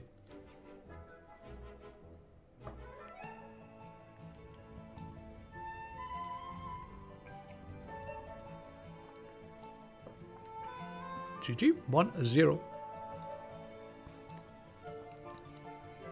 What is that shirt? Whose shirt was it? I guess would have been the Romans is weaker. I think in late game composition, yes, they were. But Nikov didn't have enough castles, couldn't really wall off the sides. And I think didn't really get to his dream army composition in the end, like how he wanted. But yeah, first pick gone. That's tough for Nikov. On the other side, we still have Shu, Portuguese, Dravidians. Hennily, are you interested in judging the odds for today's sets like you did yesterday? Let's go for it. Yeah. Write them down. Notepad. So what are the matchups? The Viper, ACCM, Sebastian Nikov, Johart, Hera, Liry, Andy, Vivi. Viper 1.18 V4 is clearly betting on ACCM. I think like ACCM wins more than 25%. I think that's kind of obvious. 2.15 versus 158. Wow, that's clearly Sebastian as well. I don't think he's under 50% to win this. Like, I think those two odds were completely off already.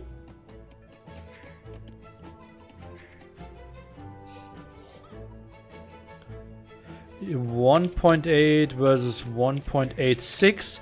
I think this is just shows you how big the edge of the house is. 1.15 versus 4.25. I think I wouldn't bet there. Johart, I probably wouldn't bet. I think it's pretty close to 50-50. And Andy, 2.25 versus 1.52. That's clearly a bet for Andy in my books as well. Yeah. Oh, I can make this obviously bigger. Yeah. So, like, I'd bet this guy. I'd bet this guy. And here I'd bet Andy. And those two I don't think I would have an edge. I think those are reasonable odds. Yeah. 3 hours, 4 minutes into the beauty.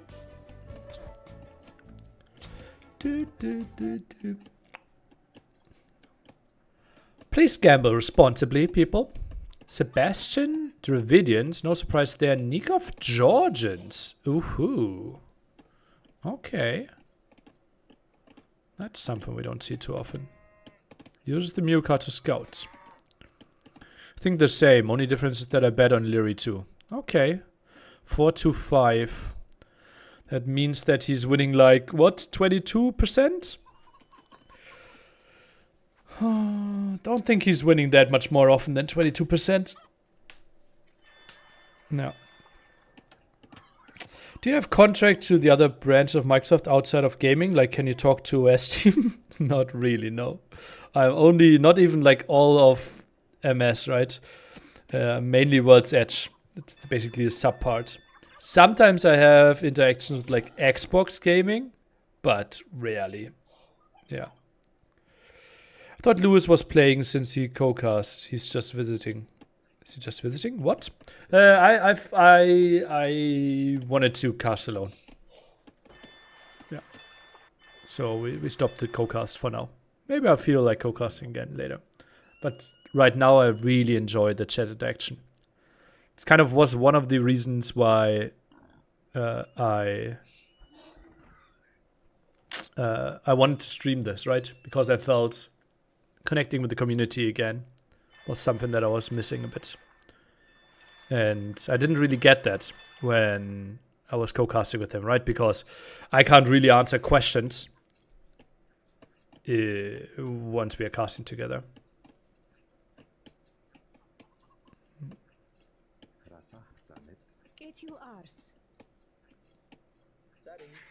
You've been kind to me. Loom, and then Nikov probably goes up. Pop 20 with 4 fishing ships. Does he need a second building? No. Here's the Mew card. How often do you have lunch with Bill Gates? Not that often. You won't believe it. Oh, that's a nice spot there. Can go on to wood and gold. And yeah, none of the castles in China, only the players. Second dock down here. Sebastian, is he building a second dock? Feels like both are contesting water for now. Or Sebastian's going for archers, but I think water contest makes more sense. Have you ever considered starting your own AU2 esport team? I made an offer to Gamer Legion to do an academy team for them, but never got a response. So I would be... Where's T90 at? He lives in the US. Thanks for your question. Yeah, so I wouldn't mind doing an esport team. Obviously, Age of Empires is a bit too small to be like profitable only from esports. Yeah. How often do you golf with Trump? I actually would think I would enjoy that. Yeah. I think that might be one of the most enjoyable interactions with him. Aren't you in China? Correct, I'm not in China.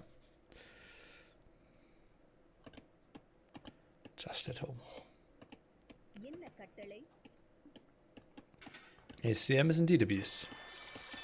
No esport is profitable? Oh, I disagree. Yeah. Okay, we might want to... Do I want to go through more of my... commands here?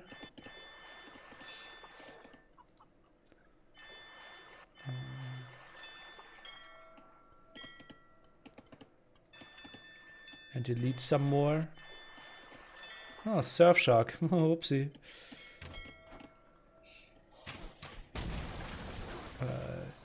TTL command.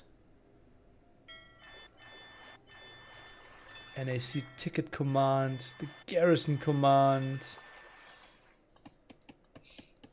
Terra Nova. Yeah, so many like old commands from old NAC still in there. Empire was ranked, we can still keep in there.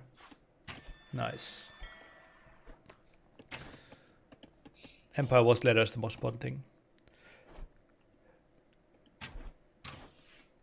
What even is profitable? Is Microsoft able to sell enough DLCs and AU2 copies to justify spending on our scene? Probably is. Well, to make sure that it stays profitable or gets profitable, buy all the DLCs and buy them again and give them to some of your friends. And then make sure to tune in all esports and personal streams. Can it happen in oil money that sponsored Tyrant in the past? Oh, someone apparently knows who the Tyrant sponsor is. What is your data on the Mew card extra res over a game? Is it a big difference compared to normal lumber camp?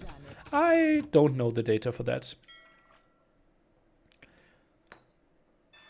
But one of the big advantages here is that you can simply drop off on gold and wood, right? So that's nice.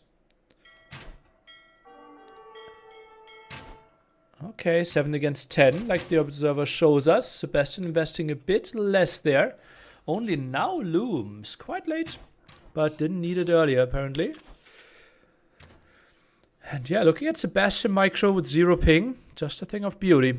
Did not get a lot of hits yet. KD is 1-0 overall. 11 against 10. Galleys out on the field. Advantage there for Nikov. Still no transition onto food though. Oh no, he has 11 on food. Okay, so he is out there somewhere. I just don't see it. Fishing strip count 4 against 4. Very reasonable. Galley to check what's up at the top. Well, considering that AV4 only gets leftovers and AV3 got strangled in the backyard. What? AV4 only gets leftovers? Ay. Those are the Reddit comments, for example, that make me angry that we talked about before, right? Why no Rage Forest Nation Cup? I did not get a pitch for it. It's one Argentinian / Italian player, Nikov, and Sebastian is from Uruguay. Would you consider yourself good enough to get into the money in the Red Bull ladder? I would say there's a like 20%, maybe 10% chance. Like right now, for sure, because I've played 150 games on those new maps. Like I would be like very knowledgeable and would easily make top 25. But obviously after 17 days, probably not anymore. No. I think it's more like 3 to 5%.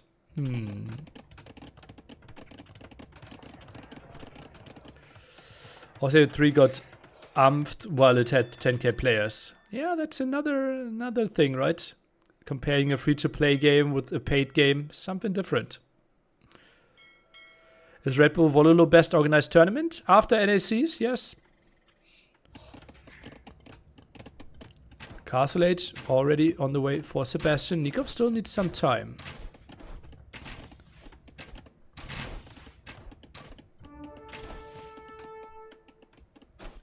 How big is AU2 in China? I'm not allowed to share player numbers, but viewer numbers. There have been rumors of big numbers, and Billy numbers are absolutely crazy, especially for AoE4. Like there's one Billy streamer or creator that has multiple videos with 1 million views this year already in AoE4.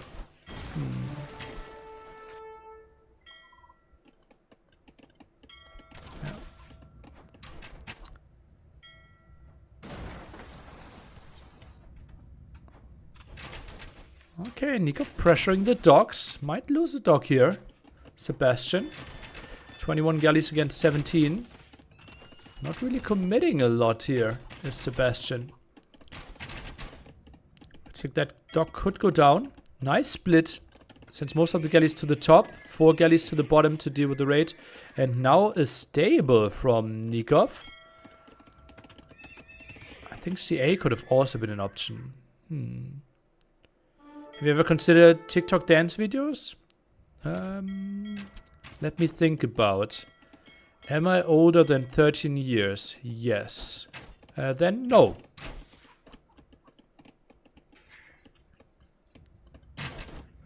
Tutorials to me have that homegrown cringe charm. What is your take LY Cup vibe so far? I like it. I like it. I think for the first time, for the first tournament, they're putting on a very reasonable show. Obviously, I could nitpick a lot of stuff that's not great, right? For example, the webcams now, like you don't need to show like this area here around the sides. That's not needed. A border around would be a bit better as well. This is some dead space that I don't enjoy. But hey.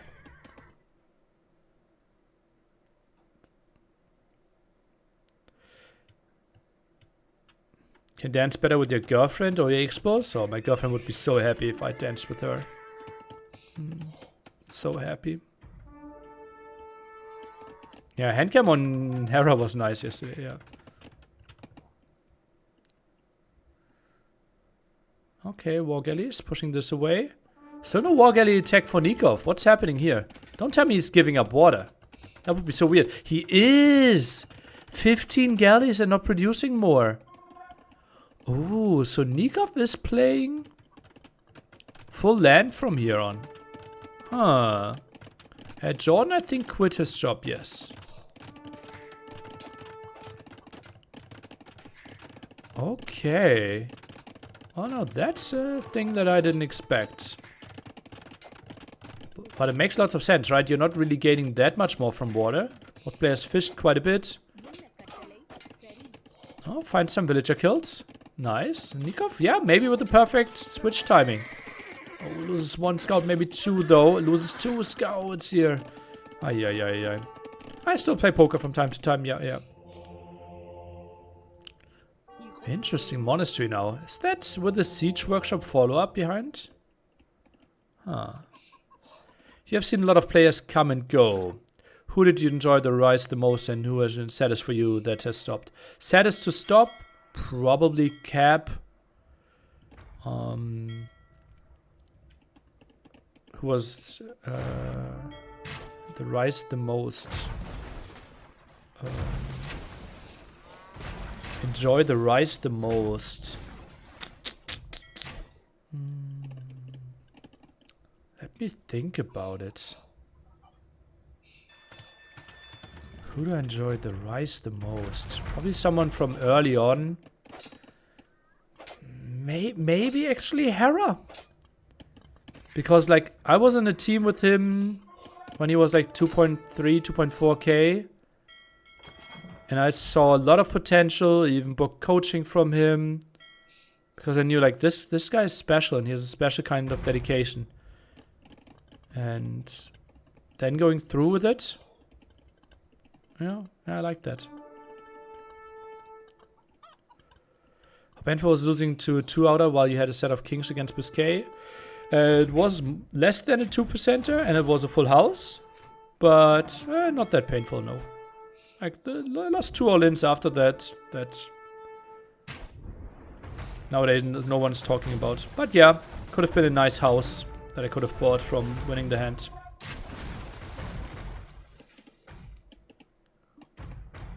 Play online or live? Both.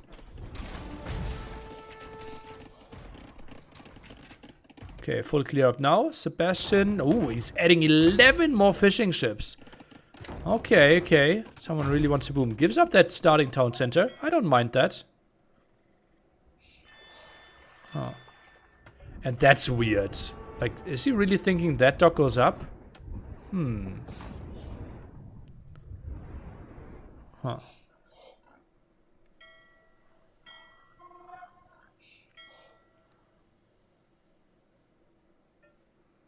Yeah, that one should be cleared up. Now, infantry armor. So is that a pike defense for Sebastian? Monk pike, maybe. Why is the clean field no music? Most streams don't have music while in-game, right? Like, sometimes I cast with music, but most of the time people prefer if I'm not having any music.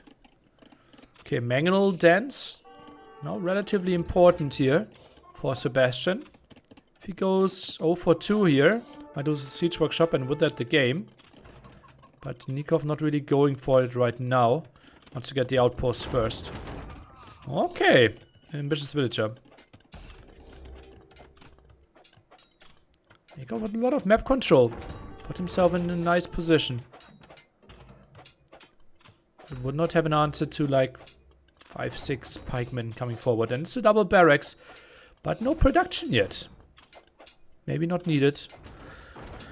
Nikov goes for the houses first. It's like taking down 5 houses is quite some reasonable value. Ah, the good poker streams with drum and bass. Yeah, yeah.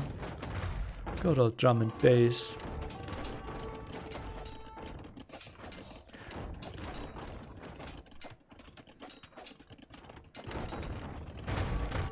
Okay, outpost helping out here. Getting a lot of vision, and obviously Mangles could shoot at them. Sebastian needs to get more houses. Only is building one single house. Oh, he was building one here, but the villager got converted. And now is housed quite a bit and will continue to be housed. Nikov gets wheelbarrow. Has the second wood upgrade already. Okay, so better eco upgrades than last game for him.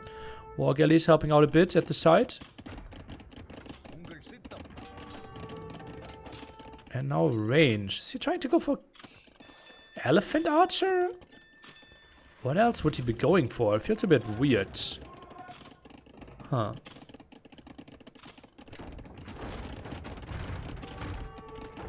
Could take your girlfriend on your expo to dance to drum and bass. She absolutely hates drum and bass. Like, yeah. It really saddens me. Because like I really enjoy it, but for her it's just trash music.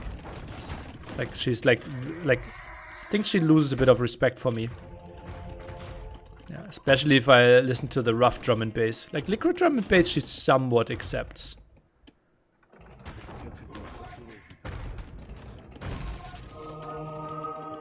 Oh, we have redemption. Yeah, that won't be a thing.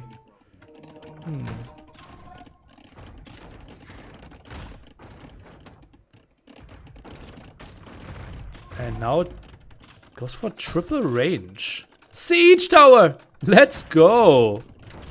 Okay. Nikov doing a good job here. Not losing any mangonels. Stays very active. 5 on the field. And is thinking about imping this.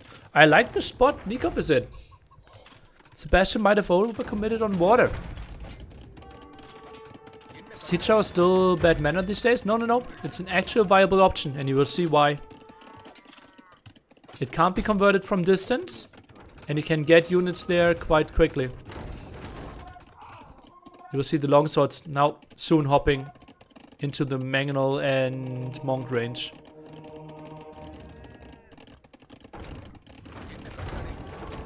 There's a siege tower, boink, and now we go, and the speed is so fast. You need to ground attack this. Oh, he ejected too early. Gets one mangonel. More mangonel kills in the back here. That could be some conversions. But now he's so clumped up, the mangonels will actually get proper shots off. And I think the conversions weren't really there. And yeah, that bought some time, but also was a lot of food investment. And Nikov, if he used the market a bit more, could have been up to Castle Age a bit earlier. Great position here for Nikov. Score is absolutely lying. That's mainly winning water. Nikov has more map control. The better units he's tacking into. He is up to him. Solid eco upgrades. Yeah.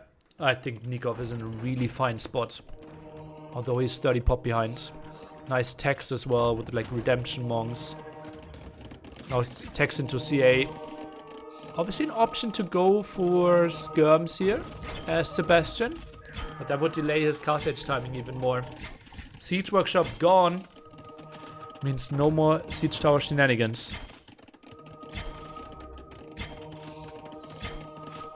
And the tower can be converted as well. Mangonel around. I think this tower should be denied.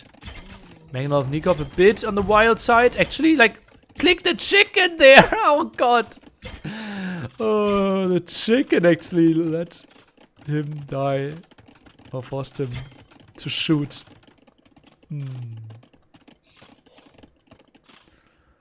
Yeah, and Sebastian will be surprised by the imp. Is imping himself now any second. Oh, what's the Mangonel doing at the right? Mangonel dance. Okay. Fought a bit with the villager there. And I think Sebastian couldn't click up because he was missing the second building. No university, no monastery. And that CA rate will be nice.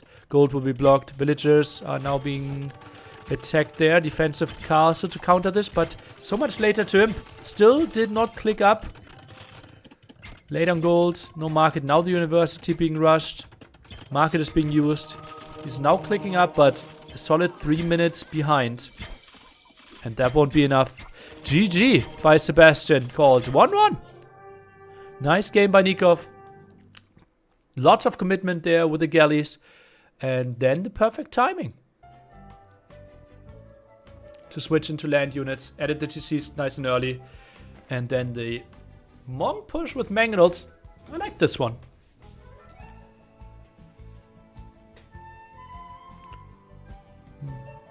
I hate that monks convert towers from far away. They don't. You can't convert towers from distance.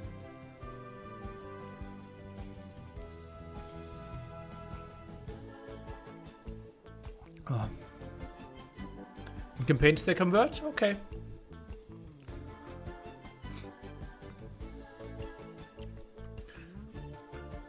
Left is I by power, right is Gibbertor. In case you didn't know.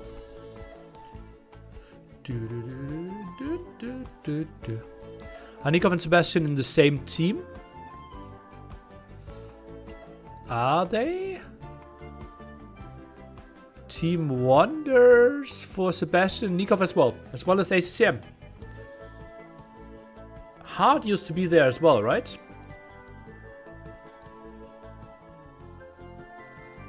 Yeah, Hart and Lewis. Strong lineup there. FedEx, Prisma, Nikov, Monos, Lucho, Kapoch, ACCM, Sebastian. It's quite a team by Wonders. Quite a team.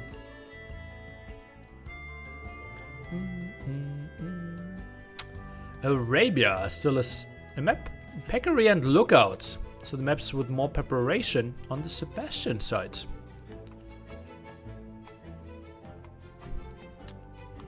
Shu still there.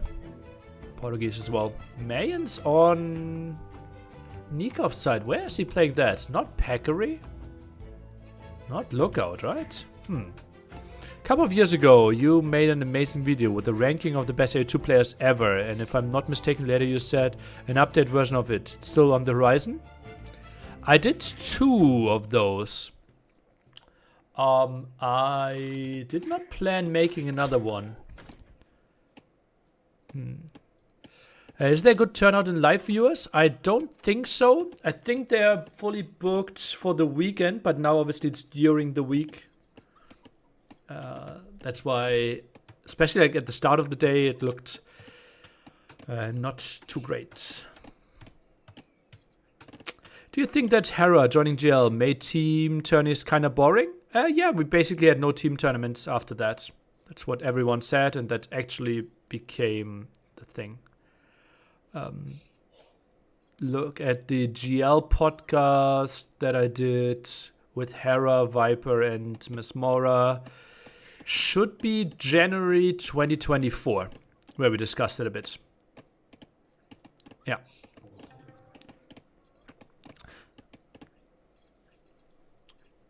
Let me take a look. Like top 15 players of the world, I think was my video called, right? Ranking would be interesting now. Nearly AOE, top 15 players. When did I do those videos? 4 years ago, 5 years ago. Yeah, maybe it's time for another ranking. Oh, I did the same for AOE 4. Oh, I did one for 2022 as well. So I did it yearly, actually. But only for the 3 years. Can you create a new civ with 3 ballistics? Don't think that would be too enjoyable. In theory, can 5 players have 3 wins? I don't think so. I think the maximum is 4 players with 3 wins. Liry, gonna be Red Bull London? I'm going to be there, at least behind the scenes and helping out. Let's see if I'm in front of the cam as well. I think Oni could be competitive. Yeah, Onimaru has a crazy good team as well now, right? Onimaru. We have Lewis there. We have Andy there, I believe. No? Jordan. Togao. Fire Goku. Kingston. Winchester. Yeah. 4v4 tournament. They would be pretty solid. Pretty solid.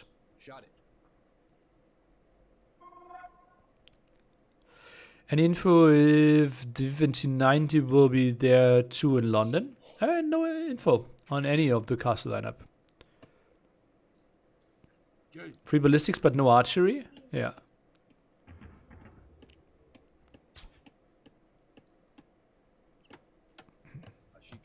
Okay, barracks now. Inca against Mayans on Arabia. Funny how I that's the beauty, right? I just like was scrolling off, doing some Wikipedia work, some YouTube stuff.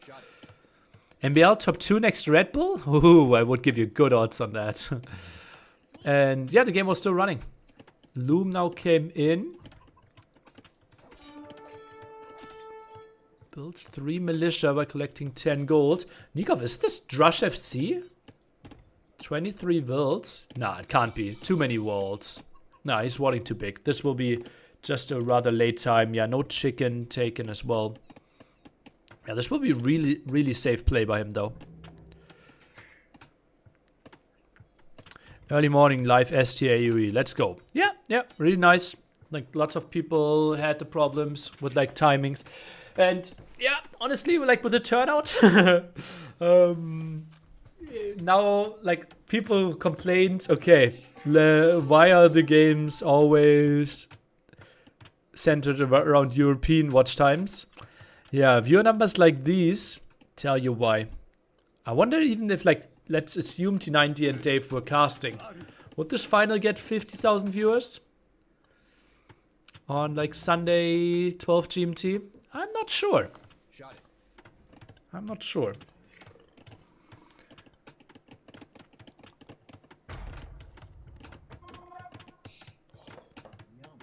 And yeah, I felt a bit like solo casting.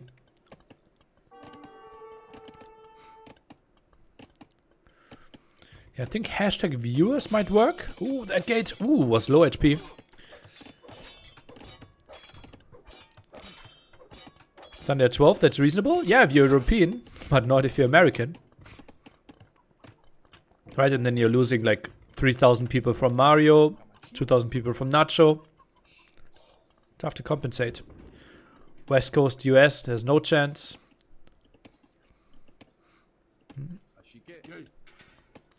Like a lot of people saying like 12 GMT is not bad. Did not consider a lot of Americans there. It doesn't feel like a tournament because we don't hear any live audience. Okay, but what about Hidden Cup or KOTD? Does that not feel like a tournament for you?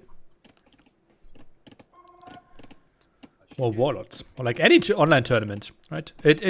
Yeah, there's not a lot of like live tournament feeling like that, for example, Garrison or Red Bull had, right? But I think that might be better on the weekend.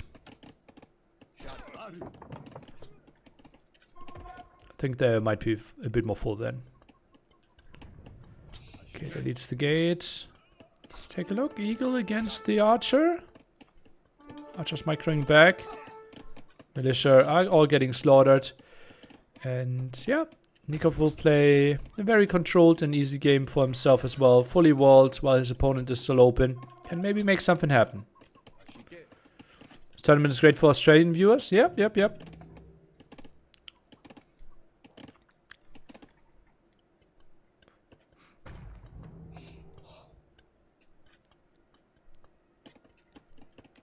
Okay, now moves out to the chickens late here and walls the side there. Okay. To the top. So both players going for relatively big walls here. Rank the players again, please.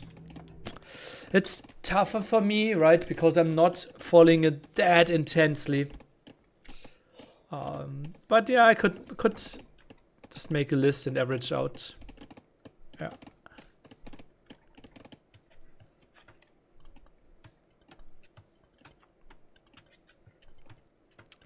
Sebastian with solid resources. Similar for Nico when it comes to food. Is this tourney supported by Microsoft World's Edge? Yes, World's Edge supported, as you find the information on Wikipedia.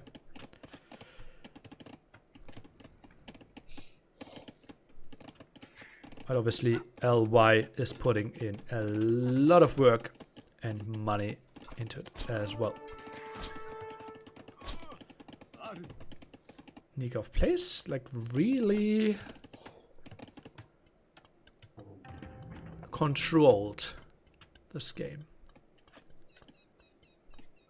This could be like, are we playing crossbow mangonel here?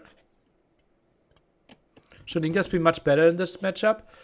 You can play skirms and slingers, but then you still die to mangonels, right? And now rushing a blacksmith there. Was missing the second building. Only at the range for a long time. Oh, regards from Cancun. I've been in Cancun actually. Greetings back. Does anyone know the name of Chinese platform where it's being broadcast? TikTok, Douyu, Bilibili. I think those three for sure. Even though the times aren't great for EU and A, watchers is still good. There's tournaments to post in many different regions of the world. Yeah.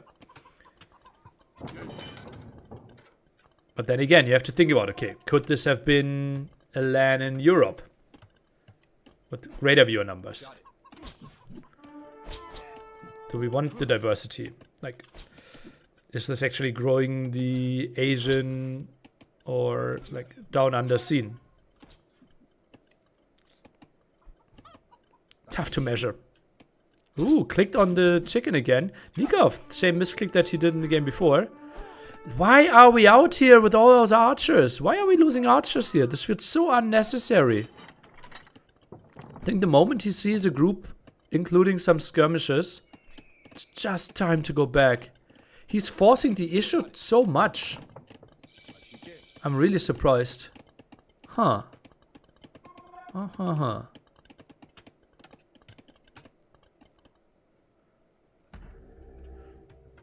the tower. Not sure if that's really needed. He has 7 skirms. Want to get to lead skirm, he should be fine. TC being added. Bot cannon crossbow timing will be in. 50 seconds for lead skirm. And Sebastian moves out through the center. That eagle should get some information though. Yeah, it's even 2 eagles. Stonewall at the site. Felt like house wall there was not worth it. And more stone walls. Sebastian's map. The way he approached it, tougher to control. Now goes for another range. And this means TCs will be late for Sebastian. I think there's a moment where you go back for Nikov. I actually think this is the play for 3 TC into Mango defense and then imp timing. I wonder, are the Chinese also covering? Yeah. Like Mr. Yo is covering every tournament. As well as Vivi and the past, a lot of others as well. Yeah. Which has been your favorite NAC? And was it NAC 3? Maybe. Like 3 will always be very special. I think 2 and 4 are the least relevant. 1 was obviously crazy because it started everything. And 5 was probably the most emotional. It's tough to say. Like 2 and 4 are on spot 4 and 5. That's for sure. Yeah. Do you not perhaps not have any information about the Red Bull casters that you're not entirely not supposed to tell us about? That's an option. Mangonel. Now out on the field. Nikov wants to pressure before his 3rd town centers. Maybe felt like if he goes 3 town center against the 1 TC. That wouldn't be that great. Skirm's getting a kill. And now I think Sebastian even needs to tag into Mangold himself. Ooh. Got another shot in there. I think he's tagging into ballistics. Sebastian, University at the top here. No, that's a market. Okay. Why NAC 2 and 4 aren't that relevant? Just like they were relevant. Just like compared to the other NACs, they're less special. But like still, like NAC 2, first tournament to ever break 10,000. Matt Salsa there, $19,000 donation. Like Twitch clips with multiple million views. Like NAC 2 was crazy as well, right? Don't get me wrong. Yeah. Yeah, Matt Salsa donated 19,500. Yeah. After breaking $10,000, he donated 10,000. After breaking 10,000 viewers, he donated $10,000 while being on my couch. That was certainly a moment. Yeah. Yeah, Memp and Jordan were casting that. Yeah.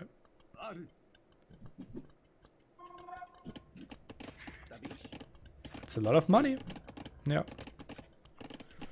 He's a very generous, special person. He did a lot for the scene. Do you know from memory what NAC MBL was in? NAC 1? I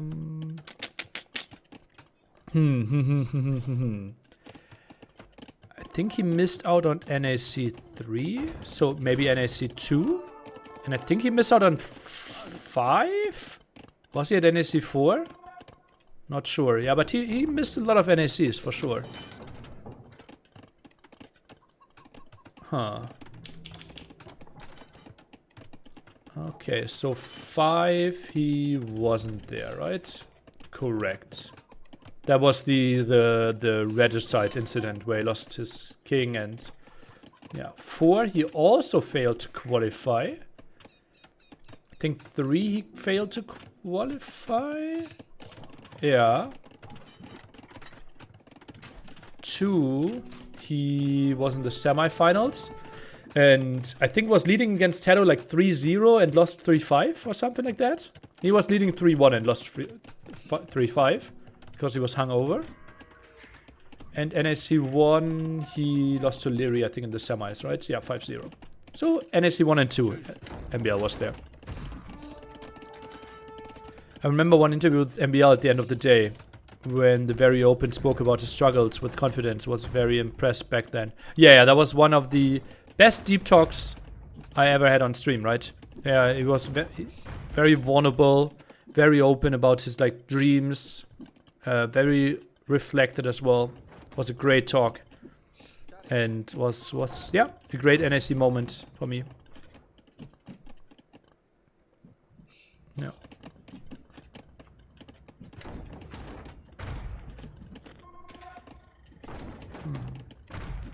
But you did still invite him to come. I invited him at least for NAC 5 to also cast. Yeah. Oh, redemption now for Sebastian. A lot of counters here. Like Eagles would completely counter everything that Sebastian is doing. Right? Mangonel, Monk, Skirm. But then again, Slingers would be good against that. On the way to PLH is Nikov here. 70 villagers, only 20 crossbows, not really keeping up the production.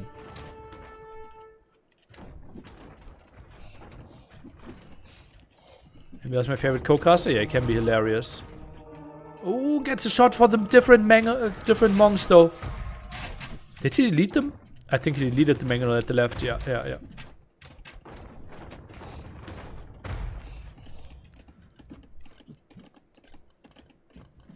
Another tower. And Nikov, yeah, well, he has the faster aim, but will he have the proper timing there? I'm not even sure about that. Lots of ults in the queue as well. What was that tourney that Doubt played at our apartment when you were streaming from Viper's PC? The turn that Doubt played at our apartment? outplayed a tournament from your apartment? Oh, wasn't that Deathmatch World Cup? Yeah, that was Deathmatch World Cup.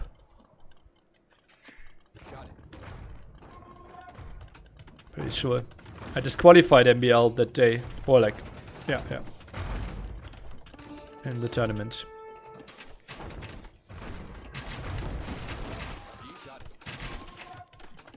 Taking way too many fights before crucial upgrades here is Nikov. Arbalest, chemistry, thumbring, and we are trying to dance here. And more crossbows going down. The fight would be so much better if he just was disengaging. And now the upgrades are kicking in. Now it's the time to take the engagements. Why did he disqualify MBL? He was streaming without delay. And said, oh, really? Well, I don't care. So he lost every... Like, I didn't disqualify him, but he lost every game that he did stream without delay. And then he didn't want to play the double elimination lower bracket. Yeah.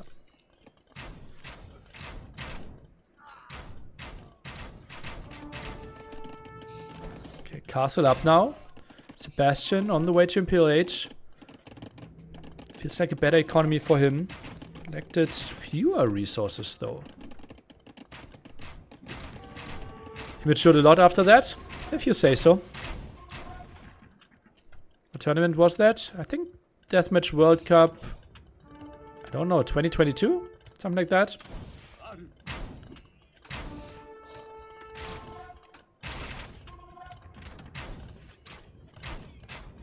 I think so.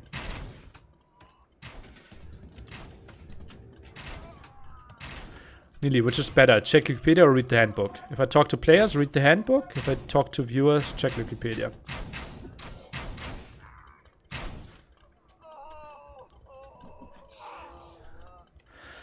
It just felt like Nikov played a game of patience without patience. Like he played Mayans, Archer defense behind walls with Mangonel defense. And he constantly kept fighting before upgrades. And now again, like he sent like, in 2-3 Eagles before the first armor upgrade. And like here, what are we trying to achieve with this? Okay, here I see what, because he's like outranging. So like, isn't this fight so much better if you have like 2 Mangonels with this?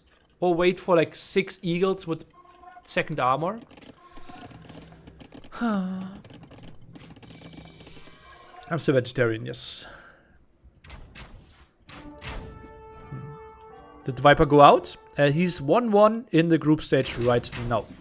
It's 4 rounds of group stage. So if he wins the next 2 games, he is in the playoffs. If he wins 1, loses 1, it will get tough for him. Tomorrow he will likely play someone that also has 1 win and 1 loss. So for example, the winner of this set. Castle now at a nice spot for Sebastian.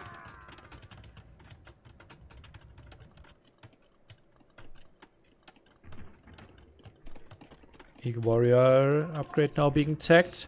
I think this is the moment where Sebastian wants to start adding slingers now. Do you remember what player Tulkas had as a nickname? Tulkas? Wasn't that Fëanor and Melkor? Or am I confused? What nationality did he have? Okay. So Irish, US American. The Arena Brothers. Feel a little bad for Hearth. Lost his match against the best player and then matched against another one who won his set. Yeah, someone had to. But Hearth has the best spot now to get 4th if he goes 2-2. So if he wins 2 out of his next 3 sets, I think he has a good chance of making playoffs still.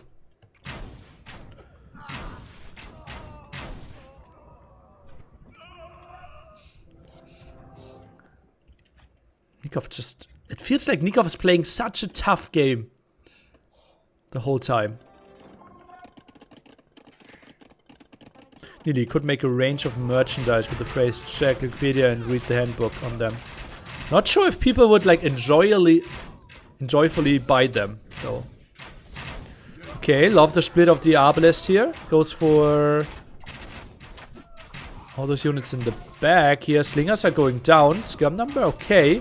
Has 4-4 on the skirms though. Now slingers. Dead. Plumed archers being added. Okay, moved away from the Arbalest.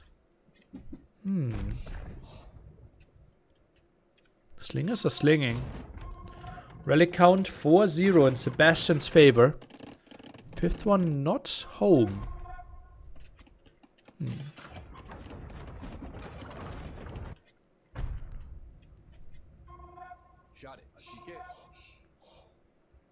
Dodgers finding some raids. We'll move around a bit. This just feels tougher to play for Nikov. I think the way might be include some form of onager. But then again, block printing monks now with the redemption for the Inca player. Just feels like this is a good matchup for Incas against Mayans. With the option for slingers. What at AOE2 esports tournament scene do you like the most, Nearly?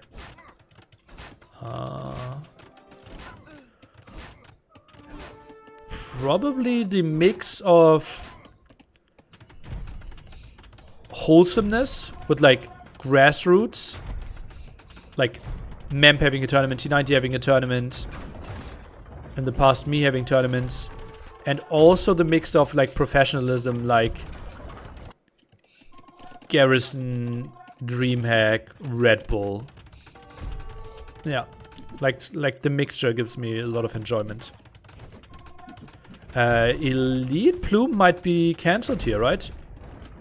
Oh no, it was researched in the one in the back, but only one single cast and he still tries to go full Elite Plume. Is it a backup if the game goes like 5 hours? 5 hours is tough because we're always running out of wood. In some tournaments where schedules are more important, for example Red Bull tournaments, we play with time limit. Or old WCGs were played with time limit. In most of our tournaments nowadays, we just let them play. And if a game lasts 5 hours or ends in a draw, so be it.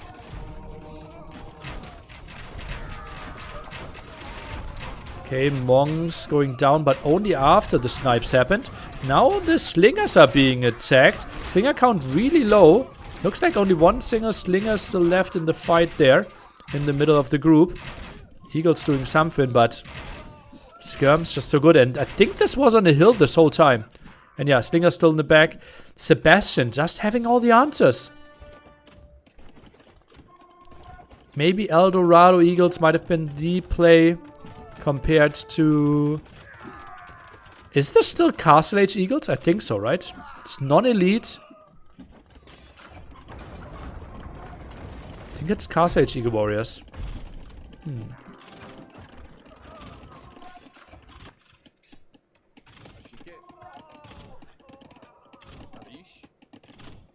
Castle Age unique tech for Sebastian. I think that's for the Slinger minimum range, right? And Skirmisher. Oh no, the Arbalest all dying. Oh boy. Nikov, no chance with this army. Oh boy, oh boy, oh boy. And now so much army. Look at that. 70 military against 15. Impossible to take proper fights now. And that castle is going to fall behind this as well. Does Nikov still suffer from early GG? We have not seen it in quite some time. Cast it down. Sebastian now even switching into Eagles himself. Does Nikov maybe not know that he doesn't have Elite Eagle? No Eldorado? Such a big difference. 55 HP to 100. If you get both upgrades. Oh, nice raid here. Or actually defense. Are slingers more effective than hand cannoneers? Slingers are affected by ballistics, which is nice. And you don't need to tech into chemistry, and you can already build them up on Castle Age. So they're a bit of a different unit. I think hand cannoneers might be better, especially against non-infantry units. Yeah, and look at that. Slingers far in the back, dodging all the shots, still getting the kills against the Eagles. Skirmishers dealing with the plumed archers. That is some fine micro by Sebastian, and Nikov has to tap this one out. Rough matchup for Nikov. GG, what a good game. That was a masterclass on like how to properly play Civ advantages down. Yeah. This was indeed Arabia.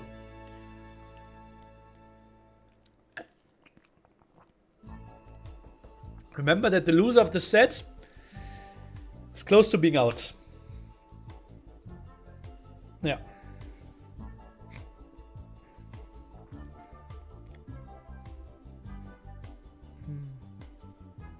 Also have to say the different formats are so entertaining as a viewer. Dave's just finished the hyper random stuff. A lot of these smaller tourneys are so fun to watch, and then you have the bigger ones with more standard rules. But they still create a lot of hype because of all the tournaments are the same. Yeah, that's the problem that AOE4 has right now, right? The main host is EGC TV, and they see, okay, this tournament works the best. And it's very streamlined right now. Just a bit of like different maps, and most of the hype comes from like new DLCs for the tournaments. A4 is just a bad game. That's objectively wrong, but you might not find it enjoyable. Are you planning to cover all the matches nearly? Yes, except the finals. Yeah, Sims 4 soundtrack. What's your favorite map in the map pool? Enclosed. Nikov needed onages? Yeah, I mentioned that. The thing was, Sebastian was prepared, right? He had Redemption Monks with block printing prepared. Why not the finals? Family responsibilities.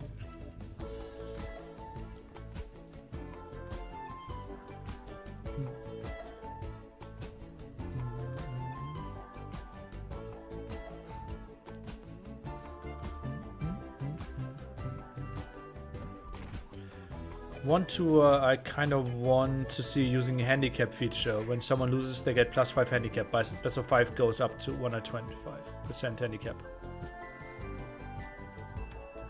Yeah, that's not my view on esports and competition. Like every close set will go to a 4-3, then a best of 7. Yeah. Always thought AU2 was Nilly's family. In my dreams. Will you go to the meet and greet in the UK Red Bull? I didn't know there is one. I won't cast the finals at a later time. No. By the way, really missed your casting. You should do it more. Idea for viewership.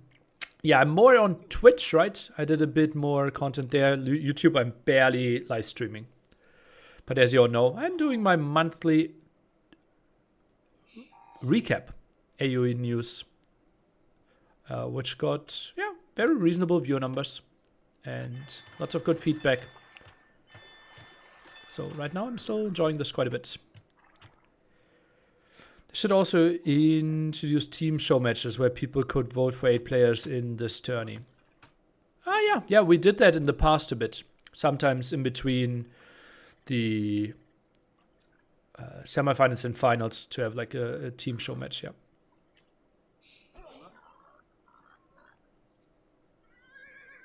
A4 released 2 years after AO2 DE, and even at the hour has less than half of its players, so I would say objectively it's a bad game.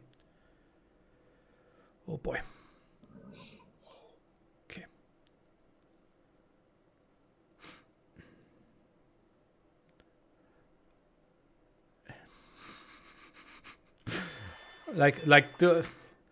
Okay, why can't both be good games?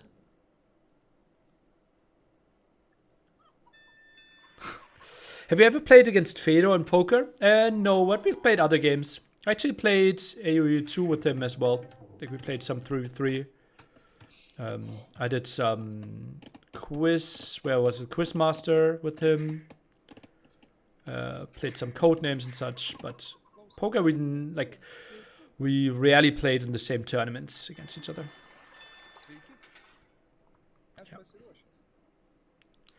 Yeah, like I don't think we should go too deep in the AoE4 discussion. Obviously, this is an AoE2 stream. Not everyone here really likes AoE2.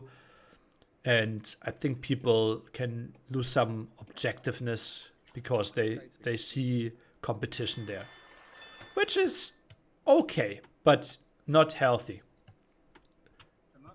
What does 5% handicap do? You get 5% more resources and I think 5% more HP on all your units. Something like that. Oh, the dog denied here. Sebastian with a nice instant reaction. Nikov wanted to contest this, but it was in vision. Oh, this is tough now. Oh, this is the worst opening for Nikov possible. Didn't even loom, that's why he couldn't fight back. Or even try to quick wall something. Now 3 villagers. Loom didn't finish yet. Still doesn't have the output. 3 wilds. Only now Loom finishes after he lost a lot of HP. Oh, this is rough for Nikov. And that's what his whole plan was about. Okay, now at least gets the quick wall in. And the dog will go up. He has 2 on gold.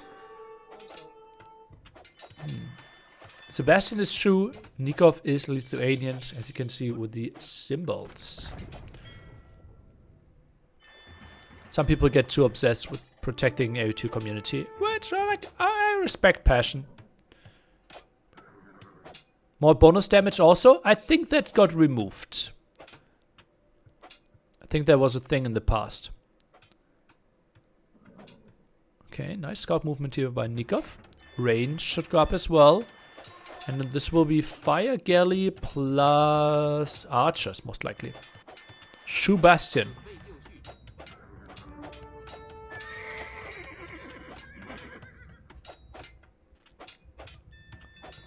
Okay, both coming out with the Fire Galley. Spearman really good, getting extra damage, so that will be the win when it comes to the Fire Galley versus Fire Galley fight. Still 100 HP for Sebastian here.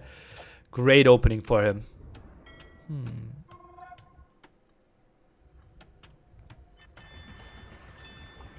Oh, that's only the barracks! I thought the barracks was at home and he was building the archer range already.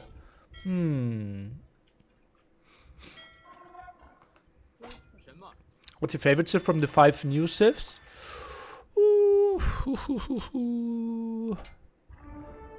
Probably Kitans? Yeah. Huh.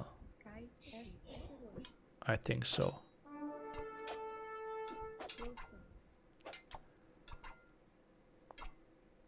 Both going for Fire Galley now. Nice quick ball. Ooh, saves her. Okay, okay. Good job till the first archer arrives.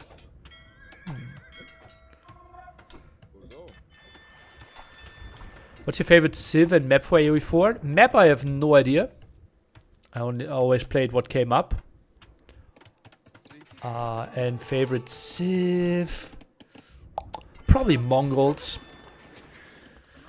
Yeah. Judges have to be the answer. They're so unique and multidimensional. Yeah. Is it player of 5? No. Best of 5. Play all formats are very rare. I think TTL might be the only thing that we have in our calendar where we have play all. Who's the fittest AoE2 pro player? Jordan? Jordan is on the fit side for sure. Honestly, like Tato is in good shape. Obviously he has some volume, but like I worked out with both of them and Tato can do stuff. Hard has to be in great shape. Have not worked out with him, but by the looks of it, he benched.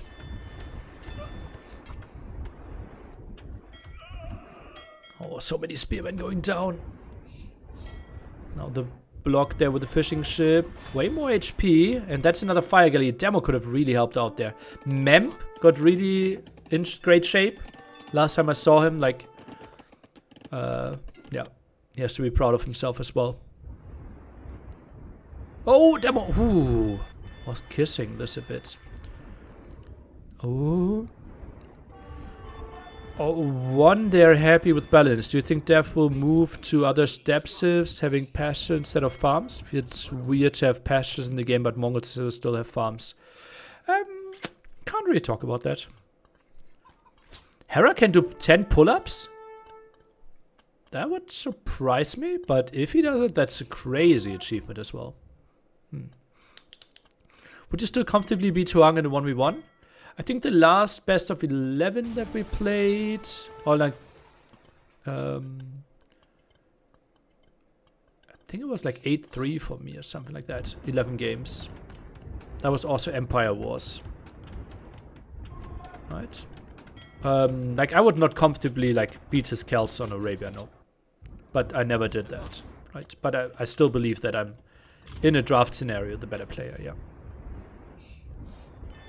I remember Memp at NAC2 complaining there was no elevator to Nili's apartment. Yeah. Memp got really good in shape. Yeah.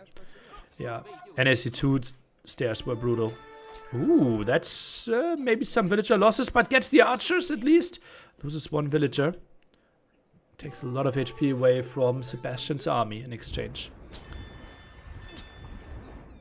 What would happen if villagers could repair cavalry units? Well, that wouldn't be allowed by design. By the design team. The good old apartment. Memories.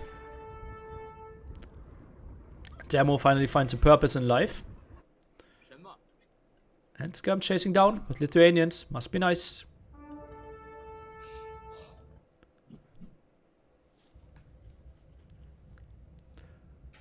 On the way to Castle Age is Sebastian here.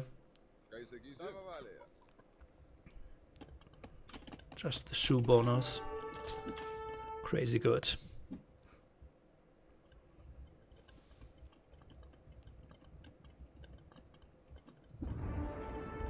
It's not Felix Aldi. It's Felix Overlay Guy. Was his name on stream. When something went wrong. Both AU2 and AU4 can't be good, unfortunately, because for some people the identity is linked to them liking one game over another. Yeah, that's one of the better explanations that I've heard, yeah. Did you miss the opportunity to name Wu Civ Uwu? Well, I did not name the civilization, right? I thought the name was created, what was it? 1700 years ago? 1800 years ago? Yeah, but there was a building in AoE4 called Ovu. And yeah, I did not know the meme before. My chat constantly kept spamming Uvu.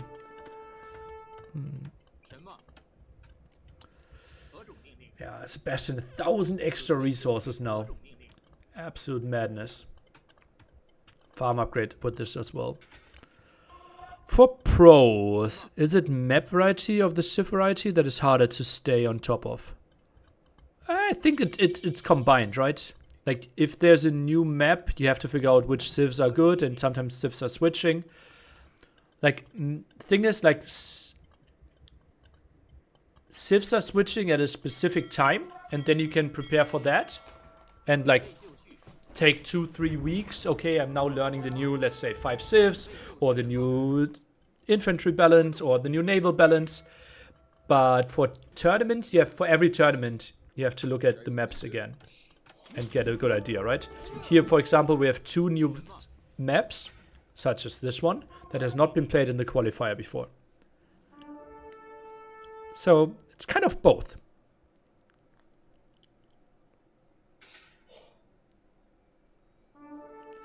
Hard is my favorite AU player since he's from Peru. Okay. Kinda noob when it comes to internet. What does Uvu mean? I don't know. It's a meme where a girl somehow says Uvu. Something like that. Nili, can you tell if MS is happy with the Alexander the Great sales number? I would not disclose that, even if I knew.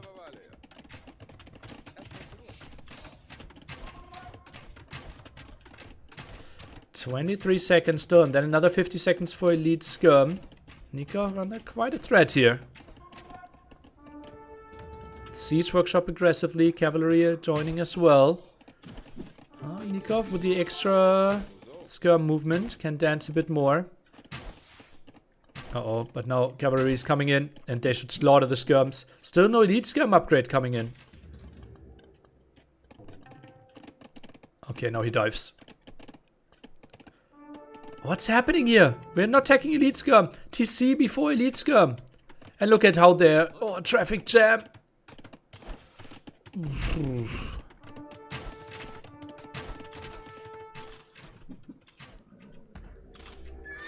Would upgrade before as well. Does he not know that he doesn't have the upgrade? No bloodlines obviously doesn't make the HP that crazy. Need to go demo? Will be tough. Okay, gets that ship. Could wall off that wall again. Okay, Nikov's surviving, but the Mangle push can get tricky. Oh, he was running into it! That could have been bad. That could have been bad. How many Mangles is he waiting for? 2, 3? Maybe 3 and then pressure the gold. TC will be spotted by the Fire Galley potentially. Siege Workshop as the answer. But if you're pushed away from the gold, that will be tricky. Oh, this could be bad for Nikov. Oh, if he's not watching. He is, though.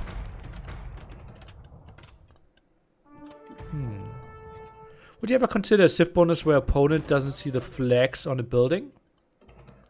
That's not really a thing, no. That's too much against the design of Age of Empires.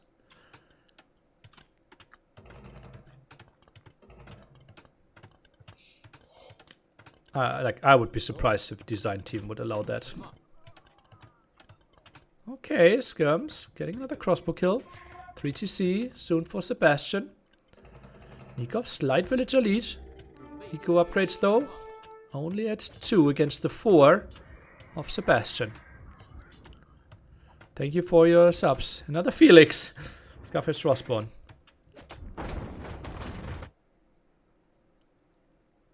Scarface Frostborn, I think, also donated, I think, $500 for NAC1.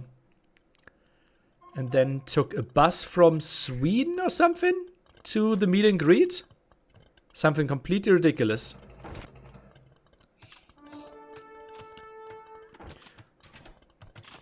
Mangonel dance. No villagers around for the repair. Nikov with a really solid hold. How are you now doing at MS after settling in for a time? How do you feel about working in a corporate? Well, corporate is still horrible, but I like what I'm doing. Yeah. Like, this is a really, really good job for me. And I feel like I'm actually making a change, which is important, I believe. Okay, Skirm's diving. No reaction. No proper reaction, and they should get some villager kills. Oh, that's still open at the front. Whoa, Nikov maybe 1 or 2 shots too much. Now the Mangonel dance.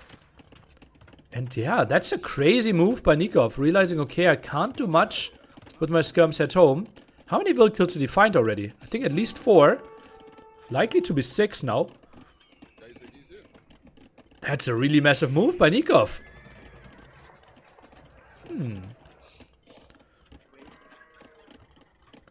Zach flew in for £7.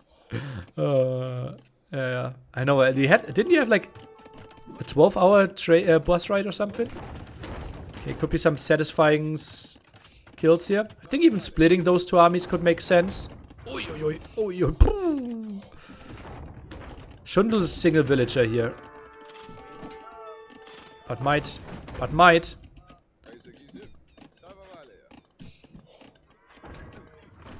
Okay, finally the kill. I was holding my breath. What do you actually do at World's Edge? I'm responsible for all tournaments. So basically, I'm advising them, telling when are the tournaments happening, how much sponsoring they're getting from World's Edge. Then I'm also leading the pathfinding team, helping a bit the balancing team, and for example, like led the Red Bull projects, right? With like the maps that those got properly tested. Did the naval rework, like not the naval rework, that wasn't me, but like that it got integrated in the tournament, that it got properly promoted, that it got into the game, the testing before, stuff like that. Are we hearing the casters again?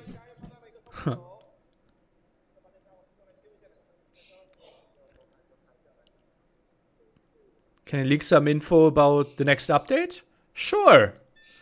Let me quickly share one of my work files here.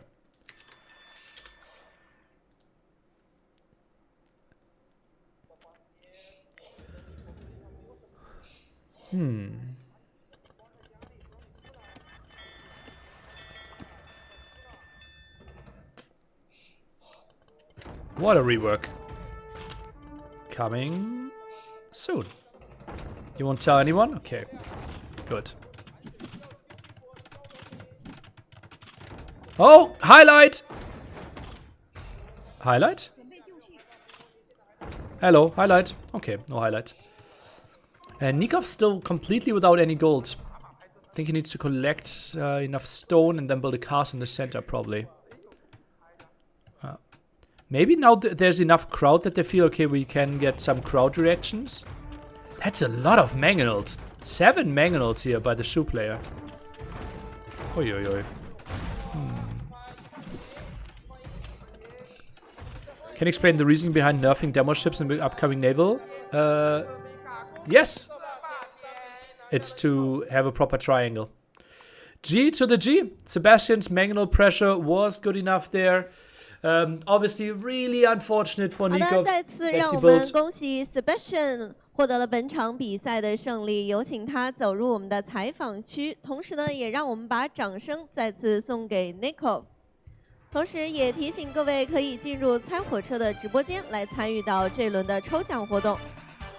Congratulations for Sebastian. Please come to the interview area. And also, let's give a round of applause for Nikov.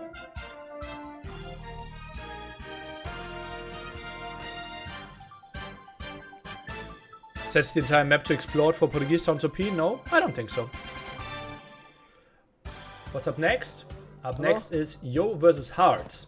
That's a set that excites me. Matchup we don't see too often. How big is AU2 actually in China? Any ideas? Yeah, I have a good idea. Well, hopefully bigger after this tournament. 好的，欢迎来到我们的赛后采访环节，我是薇薇，让我们再次恭喜 Sebastian 拿到了本场比赛的胜利，我们邀请到他来到采访区来接受采访。Congratulations for today's win, and could you say hi to our audience? Thank you very much. Ni hao to all the audience. Hi to all the people watching in your house. And thank you for supporting. 好的，他也是跟大家打了个招呼。那第一个问题也是想问到，他今天拿到首胜以后感觉怎么样呢？ You just win the first game of today's matchup, so how do you feel right now?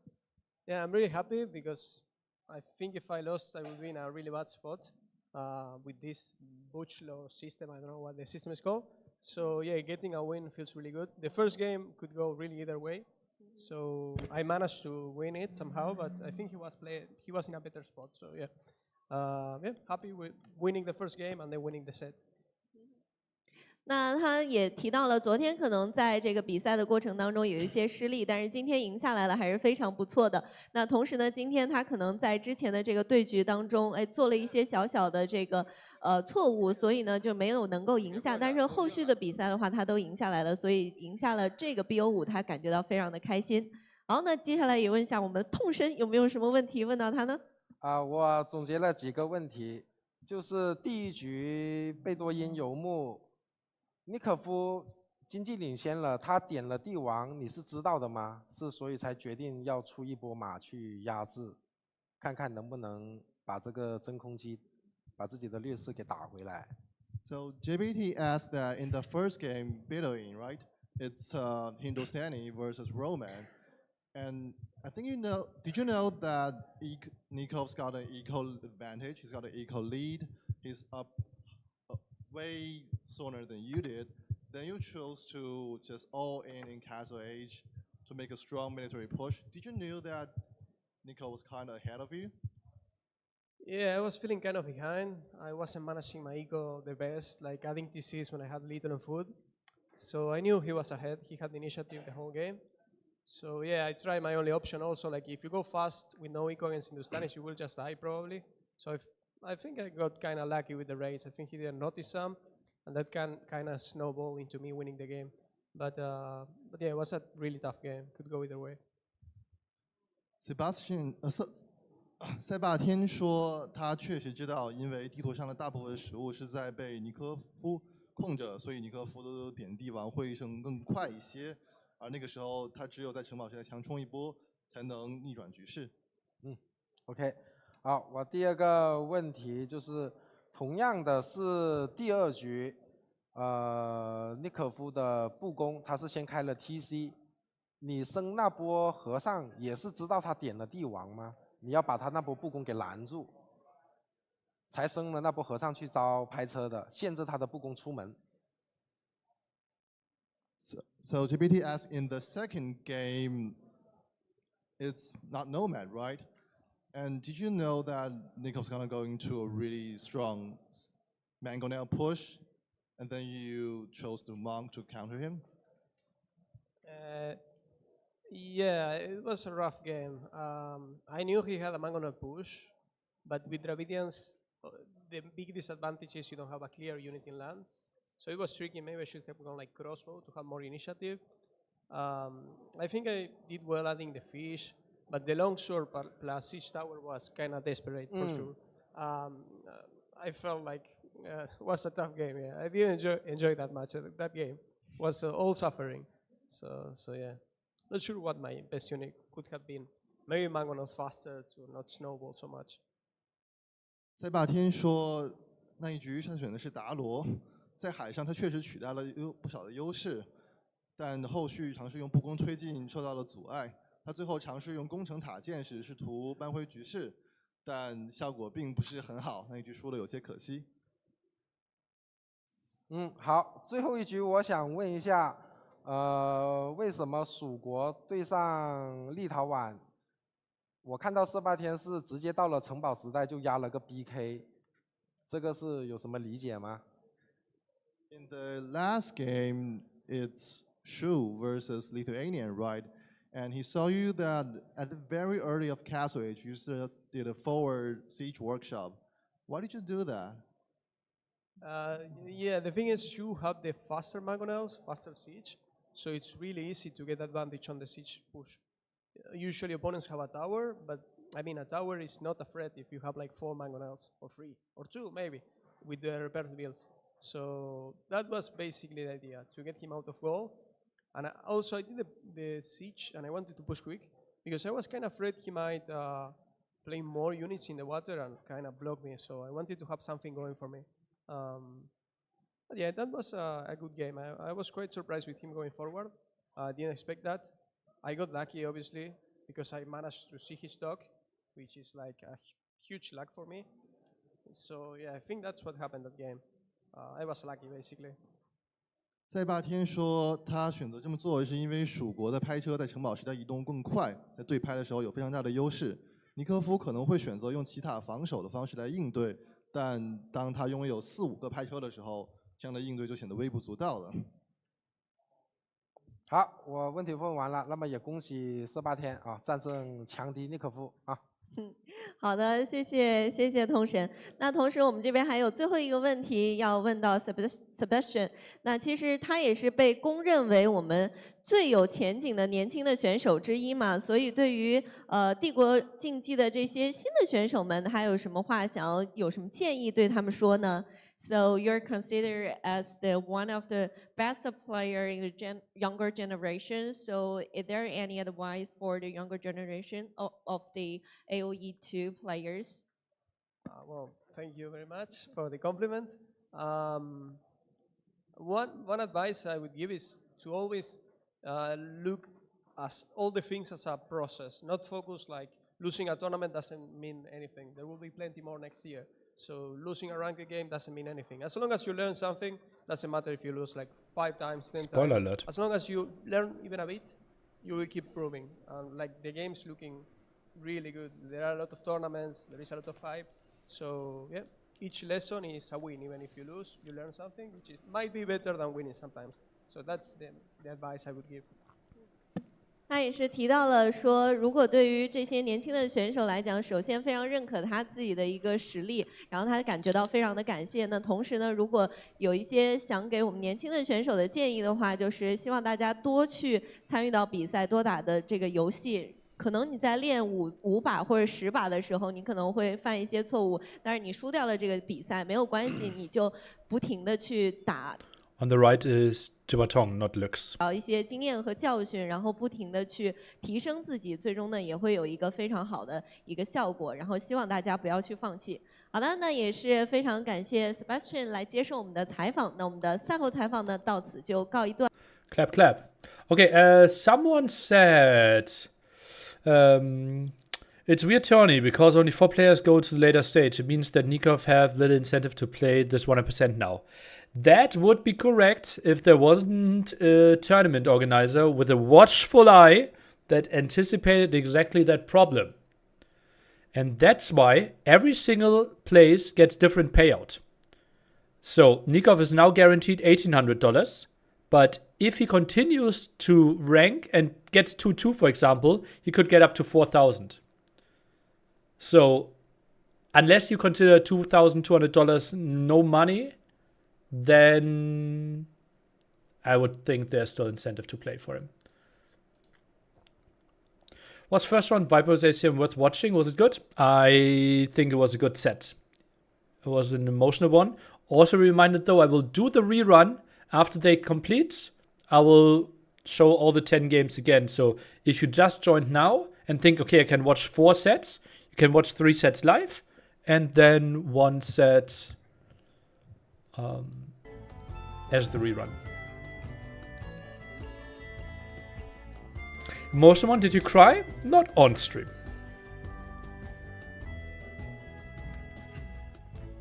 I like the idea of keeping the games competitive. Well, Unified Tournament Handbook says that every tournament should have a format that forces player to continue playing for a win. So I would be breaking my own. Okay.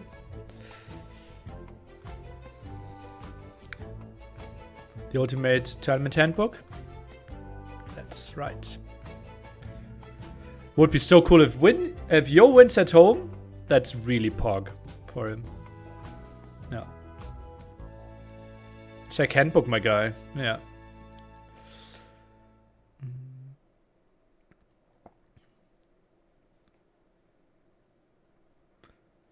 Plus also, like, those are all competitors, right? You don't get to be top 10 in Age of Empires in the world if you don't have any competitive urge. Yeah. I'm cheering for Yo to win this one. Just imagine, like, Yo beating Hera in the finals. Oy, oy, oy. 300,000 viewers. Like, I think they might build a statue for him in Beijing. How's the place called? Like the open field in front of the city?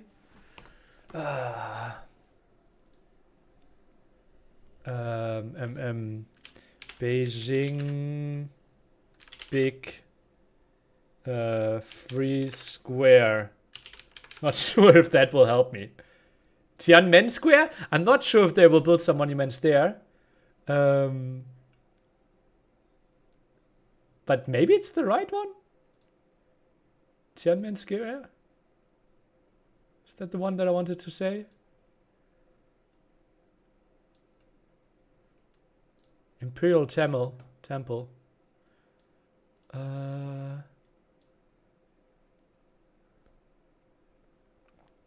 Is that the one that I meant? Great Hall of People. I meant this one here. What's the name of this? Beijing City Administration Institute.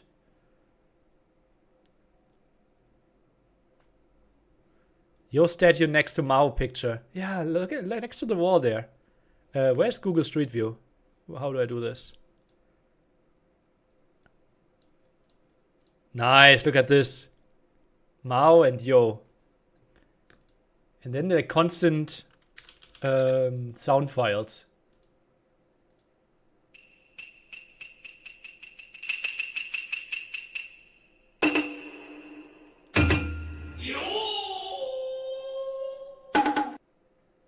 That would be fun, you know?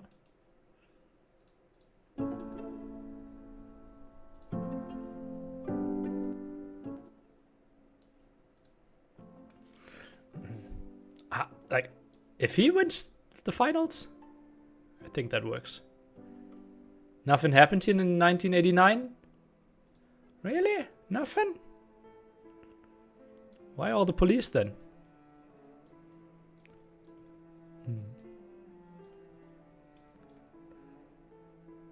Like, is he sweating a Mickey Mouse?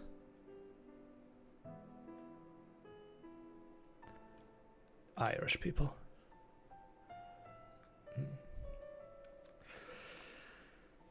Is there big viewership in China? That's what they're hoping. That's Jibatong and Lux now. I like how prepared Lux is. Writes down stuff.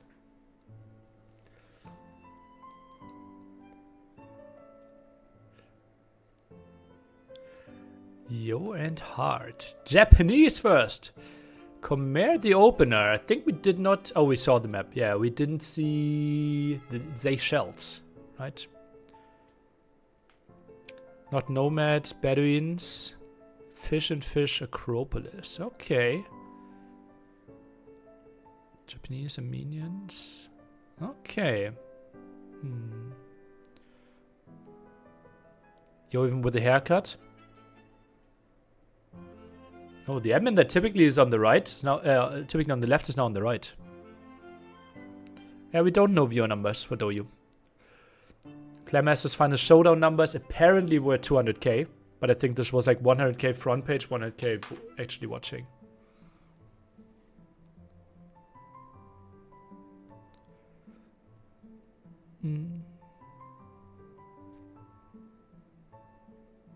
Do you know if Lux were close to qualifying in the China-only qualifier? Watch my monthly recap 2 months ago, and you know all the problems. Lux was streaming without a stream delay, and therefore lost all the games that he played. So it was 3-0 for Stray Dog. And Stray Dog couldn't play the second round. So Chuan LV advanced and lost 4-0, but still got $500. Yeah. Unfortunate series of events.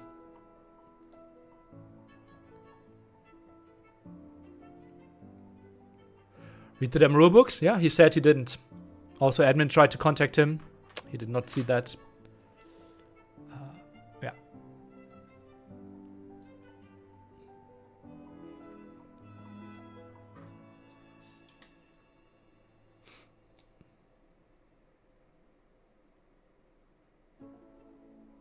Is there a Chinese version for the rulebook?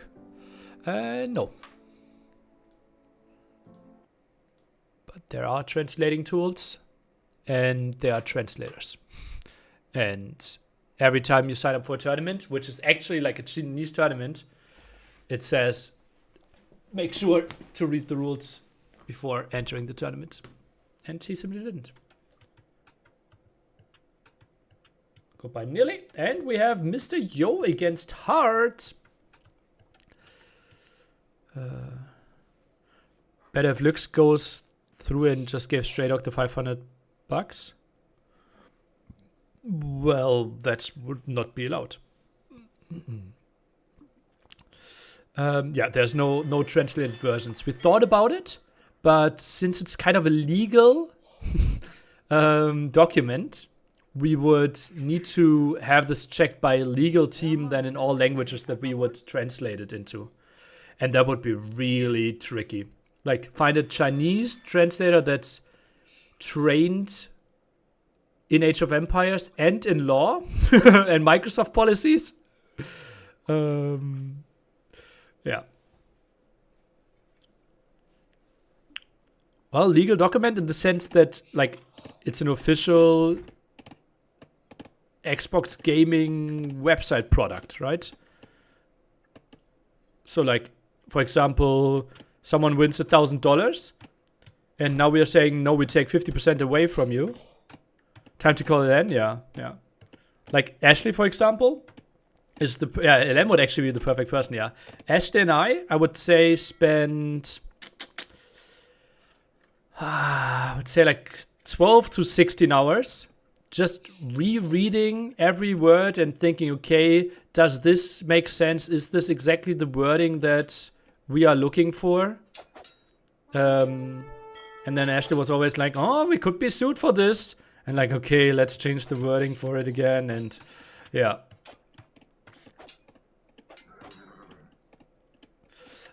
So yeah, doing the same thing in Mandarin, we would not have the skills. Where did Lewis go? I think he's still in the UK.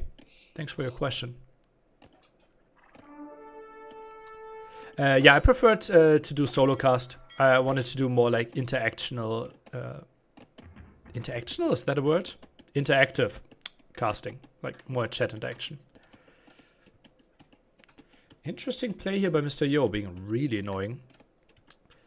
Yeah, like the moment we were casting together, I felt like I was just not necessarily professional, but it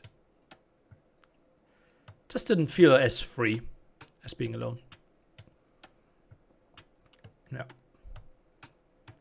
I wanted to like stay goofy.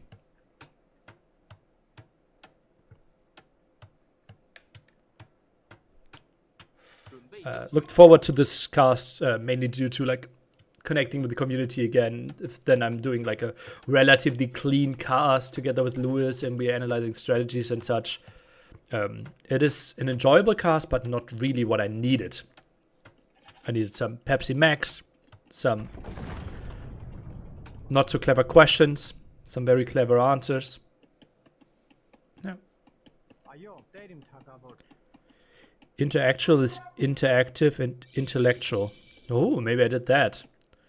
Welcome to my infotainment stream. What is this villager up to? Oh boy.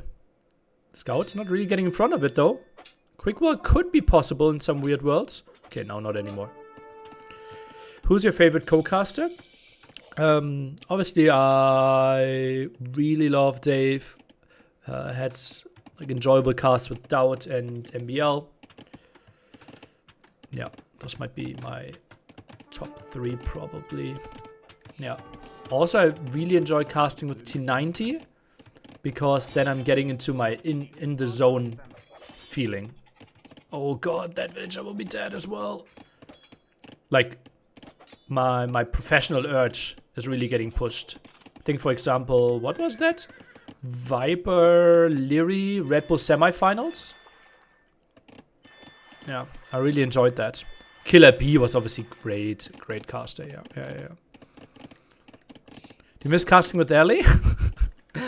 I miss her as a person in the community. Yeah.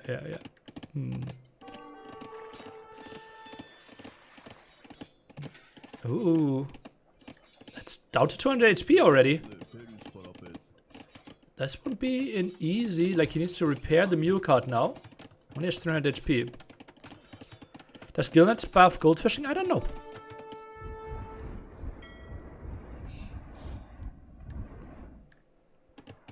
What happened with her casting? I think she just focused on real life stuff.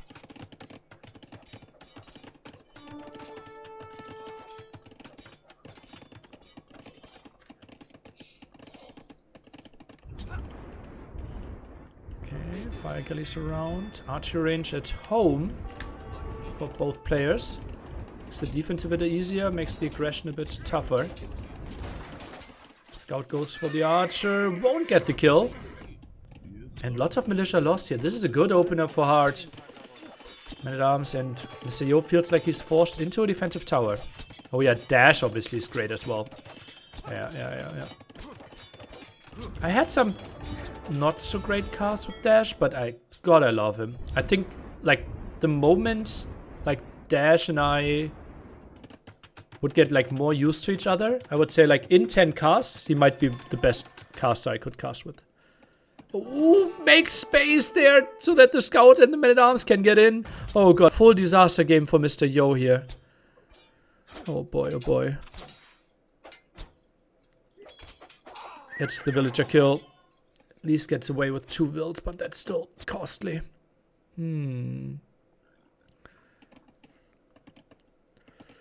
Tournament games with Ellie were some of the most enjoyable games I've seen. Yeah, those were great for viewers, I believe.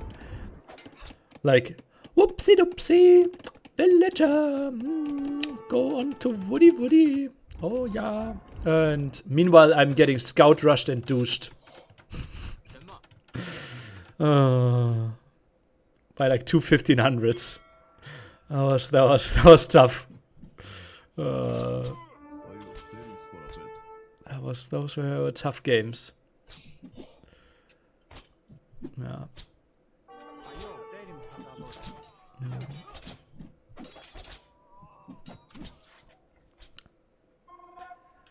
I feel like John is a great analyst and caster. Yeah. Lots of people enjoy this. He also fit well with a lot of other casters. Problem is he can only work till like 8 PM, right? So you can never give him his set. Like, he can only do the first 2 sets of a day, basically.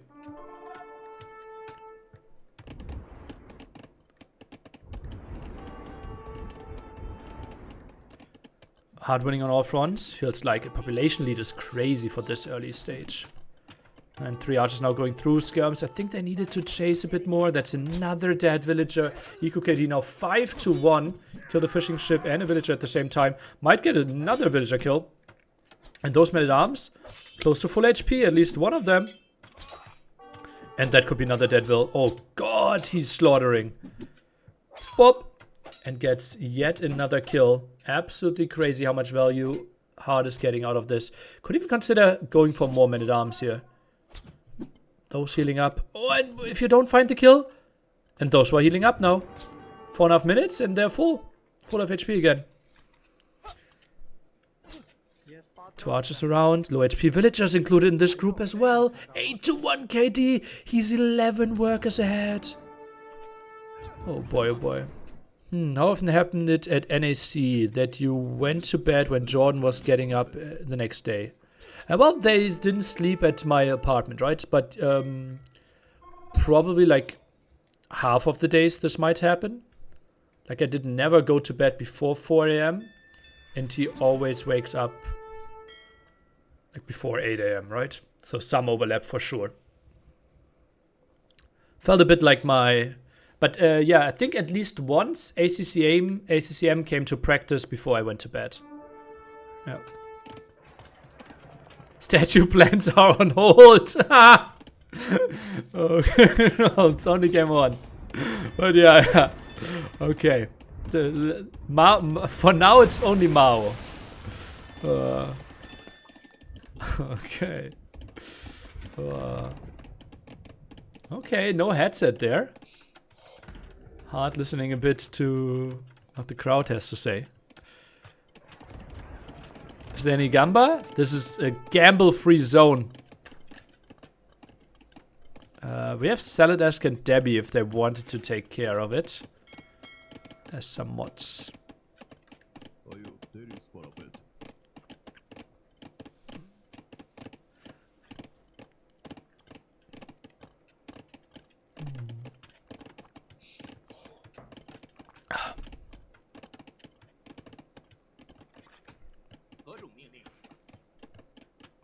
This one is over. Well, yeah, we're not betting for the outcome of this game.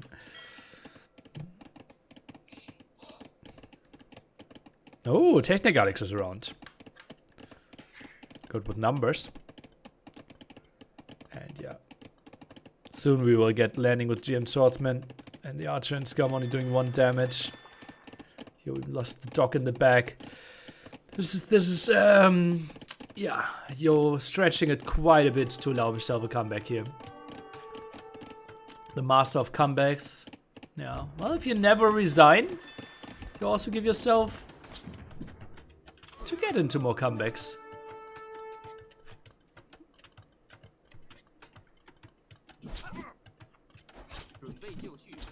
Ah, your boy just discovered that broccoli is... Okay. Weirdo.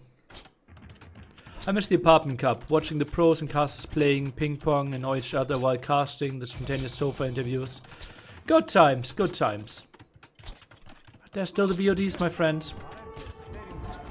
Even goes for Botkin here.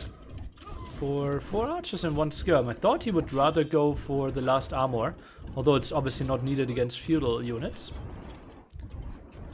OGN Swordsman being produced, but out of 2 barracks. Oh, he built 2 barracks over on the other side. Okay, solid.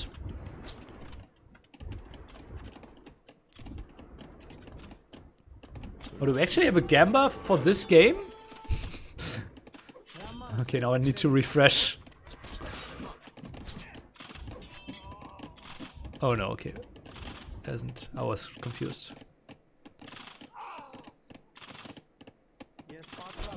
Oh, would you like your kid to be vegetarian, Debbie? Monastery, Siege Workshop. Oh, you're under so much pressure. Okay, okay. Fortified church at the front. What miracle can Yo save here? I don't think there's a miracle big enough that he can win this game. Yeah, you would like that? Okay, okay. It's more like Yo also getting a bit of into the rhythm, right? First game of the day on stage. Get a bit of a feeling, but yeah, now he tapped out. US lost control over the relics. And 1-0 lead for Hard. Solid stuff.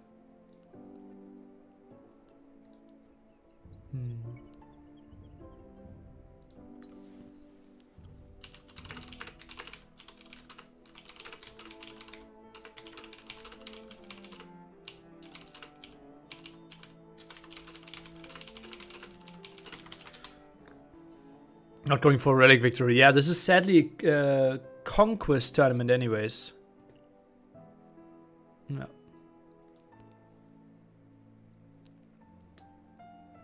Broccoli is the best veggie. I really like... I'm the red pepper fan. But broccoli is my top 5 probably. Stop talking about food. There are hungry people in the chat. Okay. Okay, now we can do Gamba for the second game. Seo next to... Okay, okay. There he is. Wouldn't that be something? Also Age of Empires 2 there. Okay.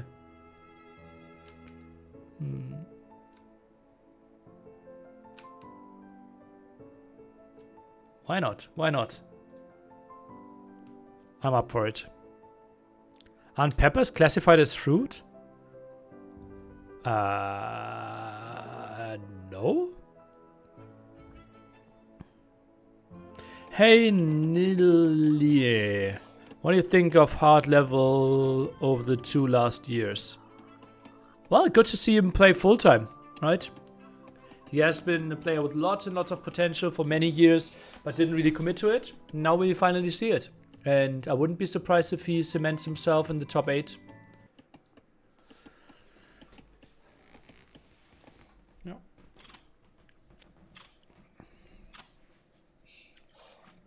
Ooh, again, dogs so close over and over again. Like, this map script should be checked. Like, this is happening every game, that they're so close to each other. I mean, in general, all those plants have fruits. All those plants have fruits, but us humans categorize them fruits and veggies. But plants themselves biologically mean that have fruits in order to spread seeds. Hmm? Really? Could we please stop talking about tomatoes, peppers, fruits, and veggies? Otherwise, I feel forced to write an angry wall of text in caps. Shit. Okay. Then let's everyone calm down. Is woman a fruit? Well, they can have seeds. So maybe. Yeah. I know my mother was a potato.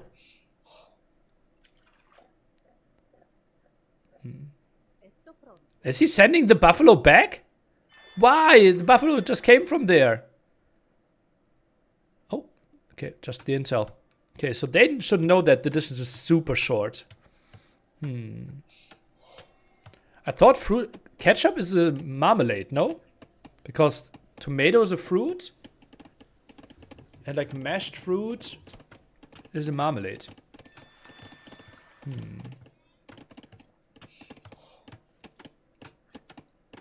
Nice. Did you just say salad? But what is it like? Knowledge, is it to know that tomato is a fruit?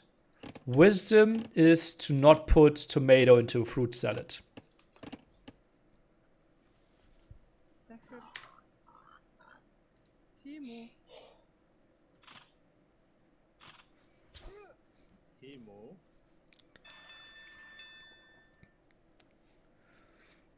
Okay, Yo goes far away. Okay, that's for the mining camp. Okay.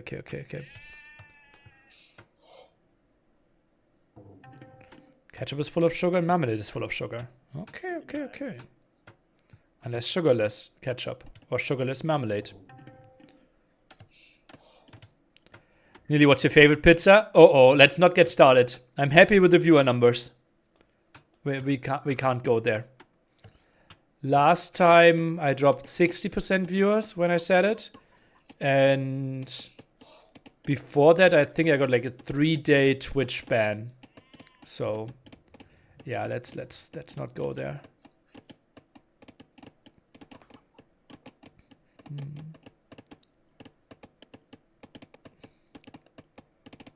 Yeah, if you go deep into my Twitter posts, then you might find it again.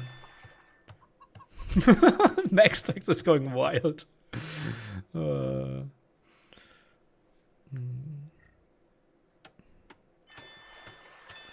Hawaii is an island, not a pizza. Hamburg is a city,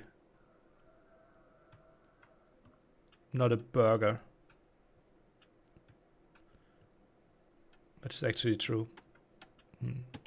Why do all Germans get instantly hungry when they hear Schnitzel? Schnitzel. Did you say Schnitzel? Oh, and I'm getting hungry. What was the question?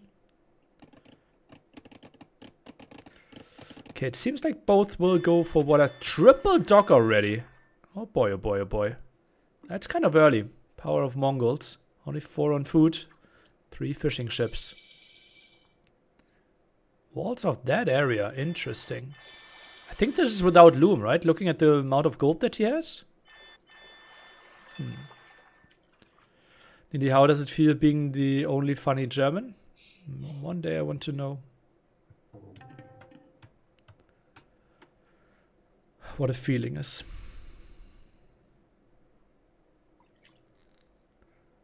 Hamburger is a person? I'm not sure about that. 5 galleys in the queue. Only 2 on gold. This looks like a properly prepared build order. Still, I think without loom here, Mr. Yo. And only 2 galleys. Yeah, Mr. Yo should be winning this quite nicely at the top.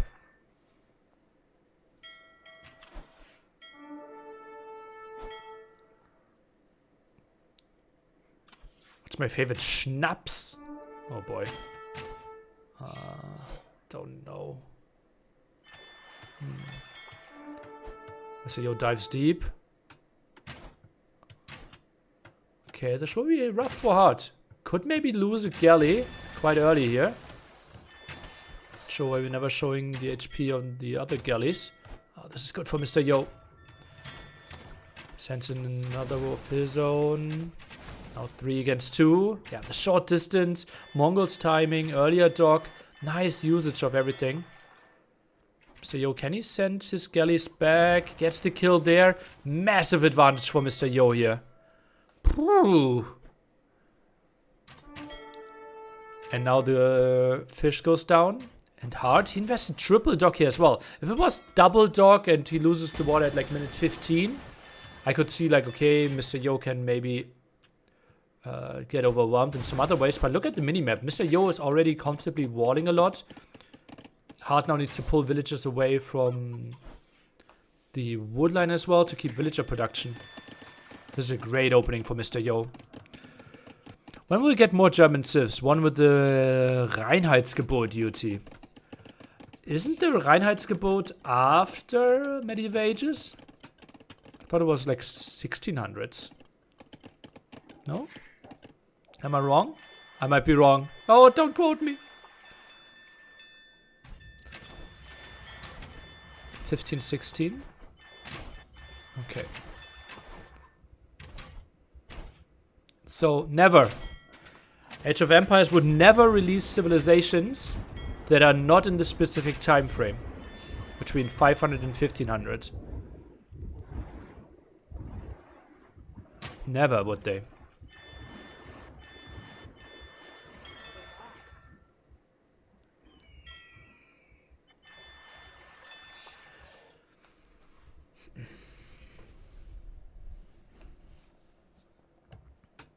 Or is it then the day to do? Alexander laughing? Well, that's battle. Like that's different, right? That's like intentionally chronicled. Like Romans, Old Greece. Yeah. Really playing with this German citizenship? I'm playing with my job. Yeah.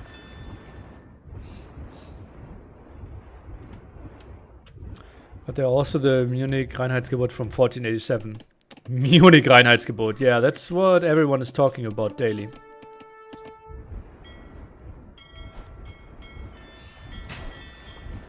Next do you see Mesopotamian? Maybe, maybe. Only map you can play is 2 rivers. We need Egyptians. Don't we have them in AoE 1? You should get a statue next to Bismarck in Hamburg. Not too far away from where I live.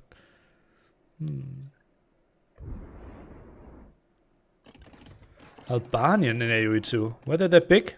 Oh, that shows you how little Hard knows what's going on actually on the map. Look at the resources for Mr. Yo. That's such a good game for him.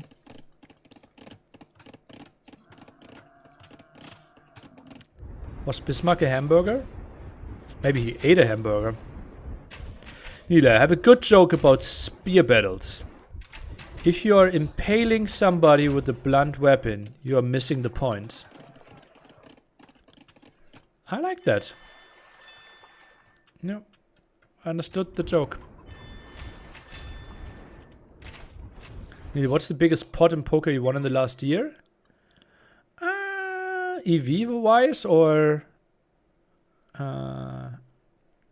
like tournament EV or cash game?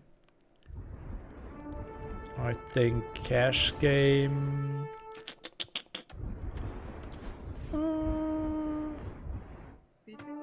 12k maybe? No, 14 I would think, yeah. Something like that. I could look it up.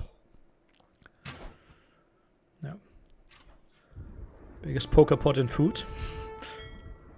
Yeah, a good German. Do you own a Brotschneidemaschine? No, actually do it with, like, most of the time I let the bakery cut it themselves.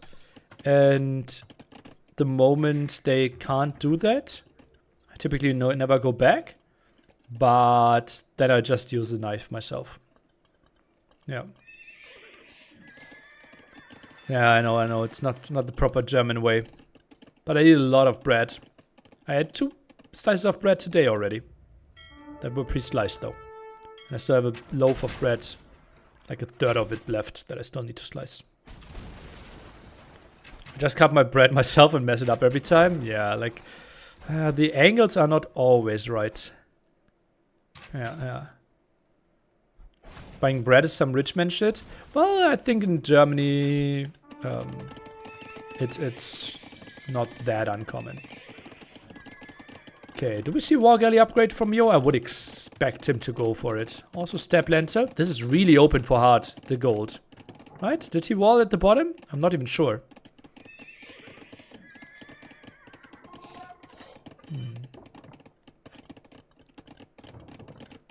And bread is like 1 or 2 euros? Well,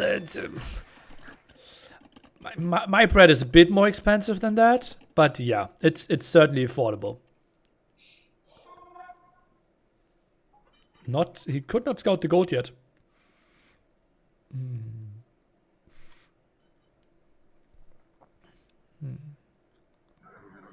Razman, no I'm not. I barely eat eggs.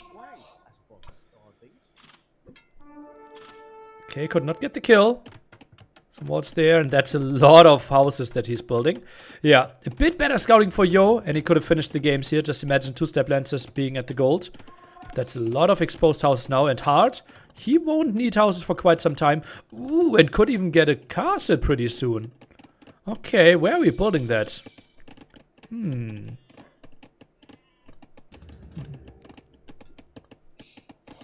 only doing upper class bread. Monastery, lots of walls. Yeah, nice reaction by Hart. Gives himself a chance here. And not a lot of water contest still, although both players have a reasonable amount. Funny how this siege workshop isn't scouted, although it's so close.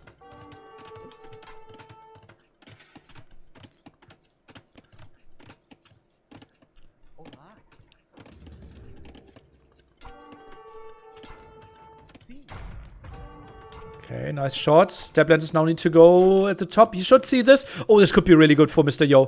3 Step Lancers, not the perfect positioning outside of the TC. Oh god, they're slaughtering. 2 wills down, 3 wills down. I think we'll stay at 3 wills down. Water now won by Hart.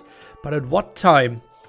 9 villagers behind. Monastery is out. TC is getting pressured here. And, oh, that's not the greatest spot for the castle. Okay, I think that's a bit better.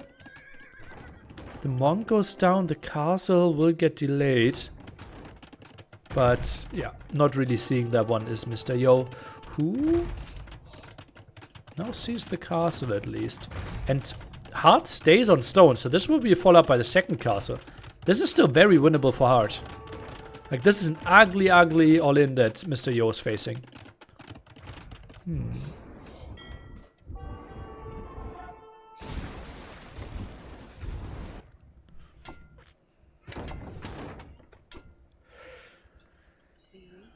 Oh, that will be ugly for Hart. 13 villagers behind, and oh god, this could be 20 villagers behind here. And no reaction. No reaction at all. Step Lancer is so good at clearing up villagers. And Hart is very, very distracted, apparently. Oh boy. I think we need to take a look at his face. Like, when is he realizing that everything is gone here? Down to 26 villagers at the 25-minute mark. No villager production. No stone for the second castle either. Siege workshop still around. No, there's no way. Redemption at least finishes. Gets the shot. Forces them. Kills. Gets 2 villagers in return. Nice move. Nice move. The dodge there. Gets the delete. Okay. So does the best job he can. Conversion still rolling. Gets the houses. So Yo, yeah, just going onto stone. This is the moment. Guard tower defense and you easily win the game. 58 to 26 villagers. Madness. 3 TCs behind this. Yeah, or the moment you obviously get a cash out and get to Mango Die. That's GG as well. He will need some time. Do we have Sanctity? Yeah, okay, it's coming in now. I thought about that, yeah. What happened to Hera? What's your question? I'm not spectating on my own. Oh, that will be conversion. Oh, deletes last second. Oy, oy, oy, oy.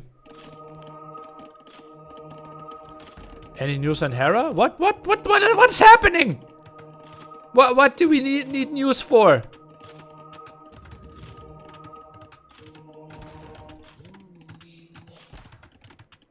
Delete mechanic is stupid. Did you delete something? Is stupid.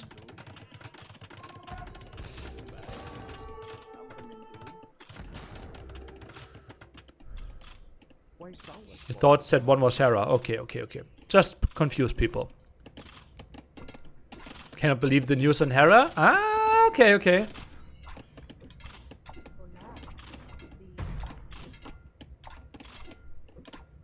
Hera pregnant. Check HLTV.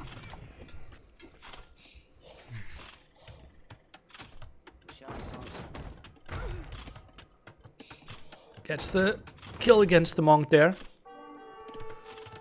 31 villagers, so Hard could keep up the production, not really sure. Oh yeah, obviously the fishing ships are bringing something in. Mangonel needs to run. Should be fine.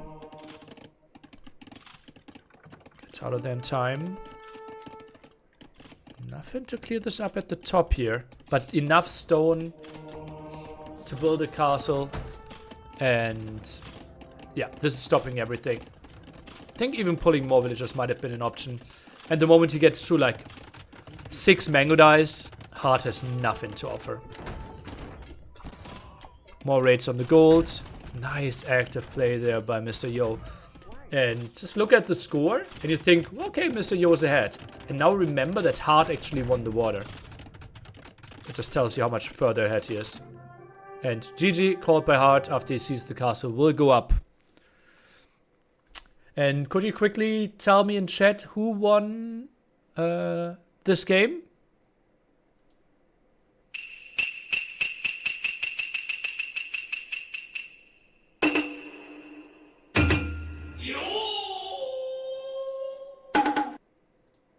Okay, thank you.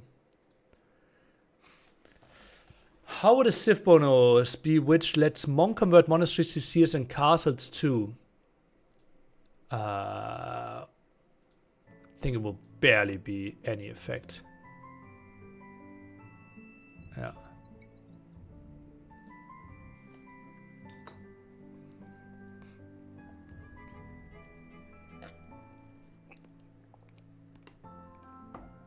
A link?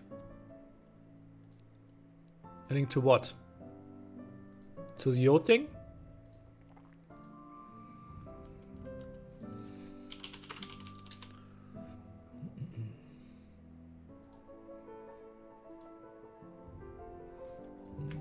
Yo link is here.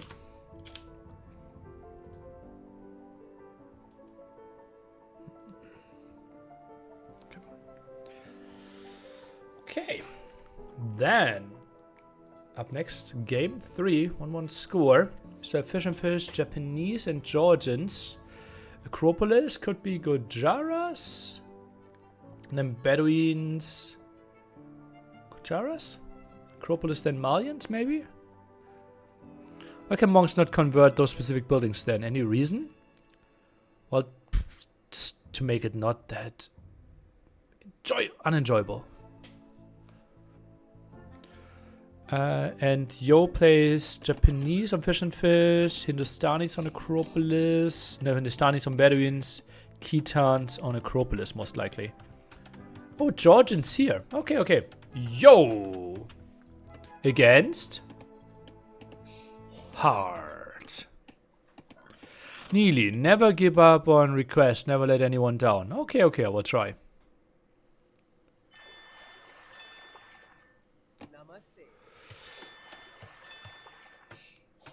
Will you also cast League of Legends Worlds later?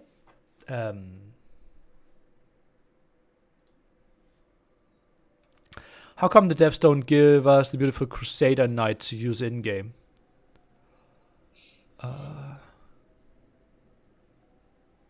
Okay, I don't know. Lee, what's your credit card number? It starts with 1337. Don't know the rest.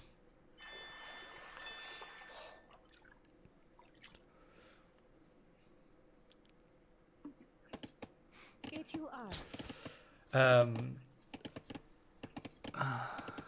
And it's 42269. Actually, my phone number ends on 69.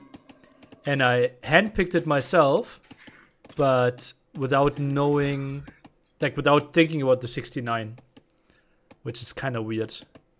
Like, I think I was so innocent when I picked my phone number when I was like 20. Yeah.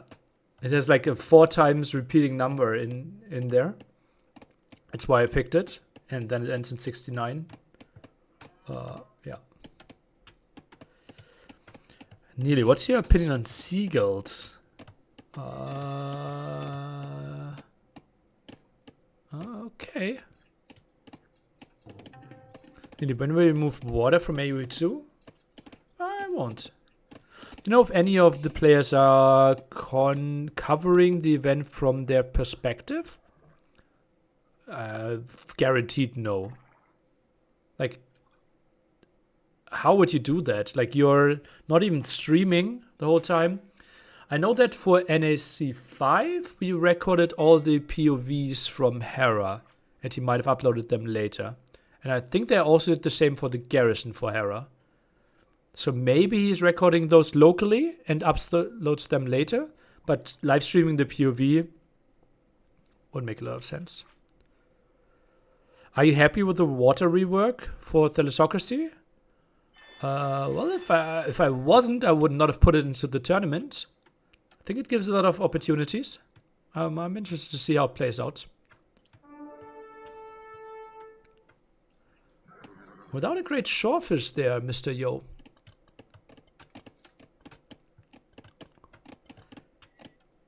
I'm a big Georgians fan. Are you casting with Lewis at all today? We did the first set, but I felt more like I wanted chat interaction. Which AU2 Pro would you beat in fist fight the easiest?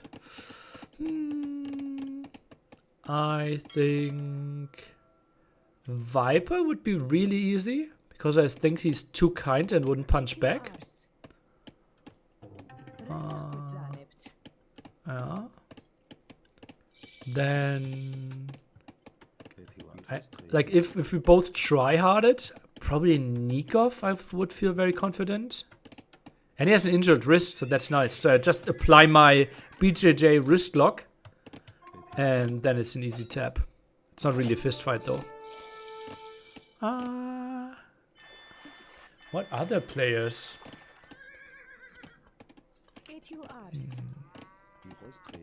Let's take a look at TTL. I think running is too kind as well and wouldn't punch back.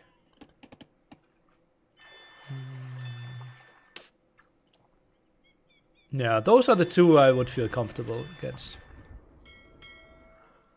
Yeah. Will there be any tweaks to the ships shown in the preview before Thalassocracy Cup? The help seems a bit OP from what I've seen. We will start the tournament with what it is. And then probably after the tournament, see play rates, pick rates, fight rates. And then see what changes we want to make. Who are the kindest players? I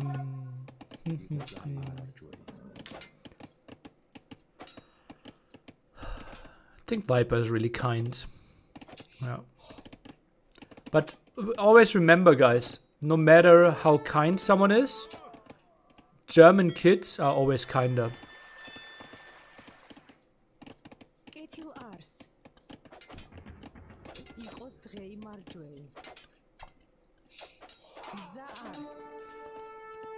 Okay, finding quite some damage here. Is this a pun? No. Germans in the chat got it. Okay, explanation for everyone. The German word for kid is, or the plural, is Kinder. And therefore they are always kinder.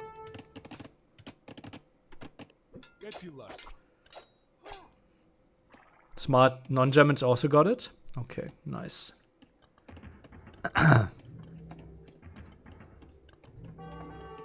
They're all full of chocolate, yeah. Kinda chocolate. 4 villager kills already for Mr. Yo. But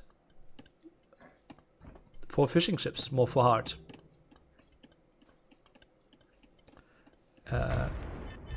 Heart is -2 wills.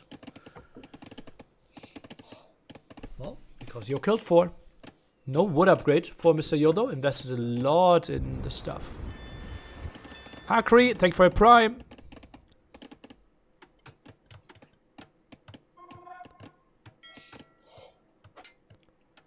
Maybe another demo into the fishing ships could have been an option there. Huh. Carthage timing for both will be relatively similar, both now starting archer production as well.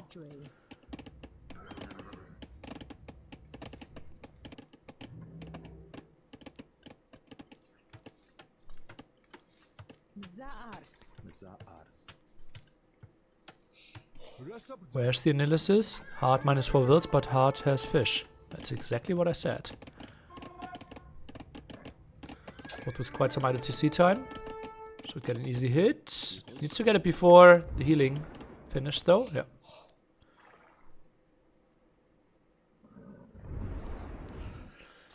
I've HP scout. Scouting a bit. Makes a lot of sense. Yeah, what's your opinion on Corinth Arabia? I've not played enough and I don't care enough. Like, I know that a lot of people are complaining. I don't see it that much of a problem. But, yeah. I know, if they have the problem, I will accept that.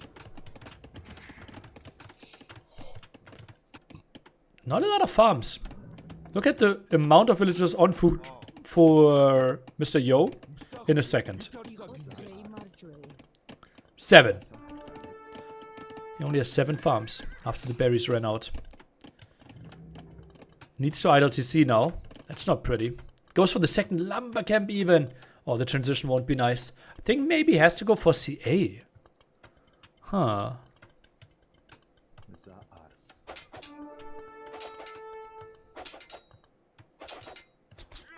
Gets another villager kill. And that's quite some idle TC time for both players here. Close to 2 builds each. Liry, what's your opinion on current Michigan generation? Well, better than it's ever been.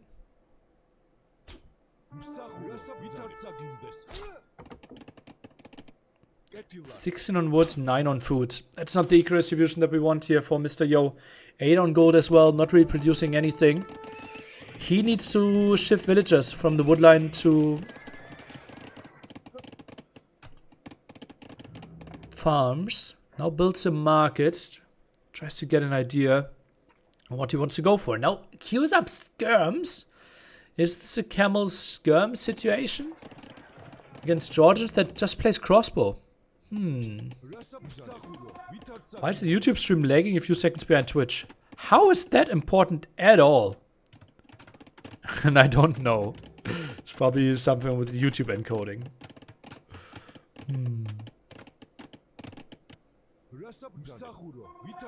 I thought you quit streaming nearly. What happened? I never quit streaming. I quit hosting tournaments and full-time streaming. What's your favorite joke? I'm not allowed to say that on stream anymore.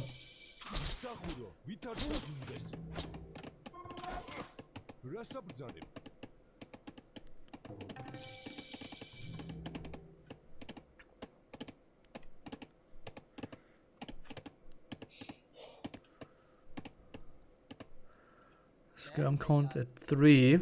Mr. Yo simply was so clueless what he wanted to go for. This feels very wrong. I think he might have a lot of problems here against all those archers. Crossbow timing coming in. Queues up more archers. 14 on gold for hearts. Those economies from both players are not optimal.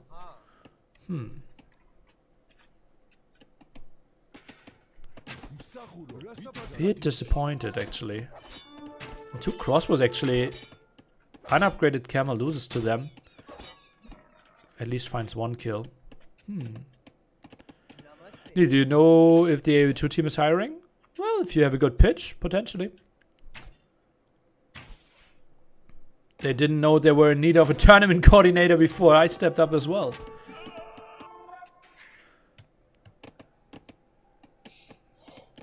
Greatest mystery of AoE2 is how a lot of players will play random sifs but only pick Arabia. Well, they prefer the map Arabia, but are open to many sifs. What's like? Oh, what's the mystery here? What did I? Like that's their preference.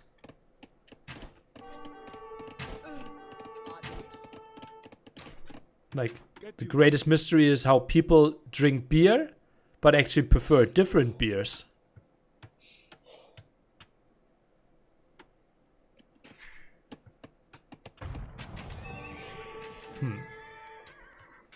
Would you say Arabia is the equivalent of Dust 2? No, not at all, not at all. Yeah, what do you think about the sun as a general concept? I don't really believe in the sun. I know that a lot of people do, but I've seen it in so many. You know that I was like doing a lot of stuff with like elementary school kids, right? And like I've seen very different drawings of suns, sometimes in corners, sometimes with a smile. I'm not sure if it exists. Yeah. Moon, I would say 50-50. Sun. Also, like, the sun is not really, even if it exists, it's not really that helpful, right? Because, let's think about it. The moon is actually giving you light when it's dark. But the sun only shines when it's bright outside anyways. So, like, the moon is way more powerful anyways. Yeah.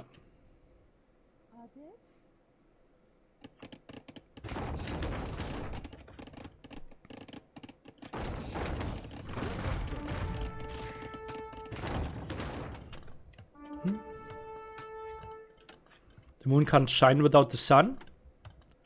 Okay. Like, I've seen the moon shine a lot, and I didn't see the sun at the same time. So, it clearly can. Yeah. So, I'm not sure where you're getting that from. But okay.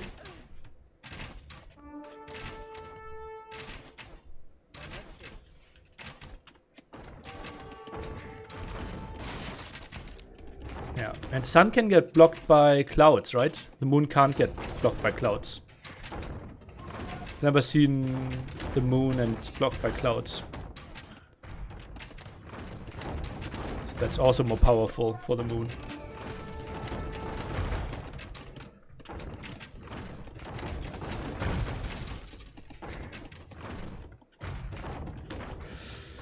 Ooh, lots of repair here. You're in quite some problems. Triple mangonel, no another mangonel in production. Doesn't have the wood. And now the cross was around. Just playing with like no Sif bonuses at all for his Sif. Maybe obviously due to Hindustanis. Can't really commit to too much cavalry, but he's doing fine for himself.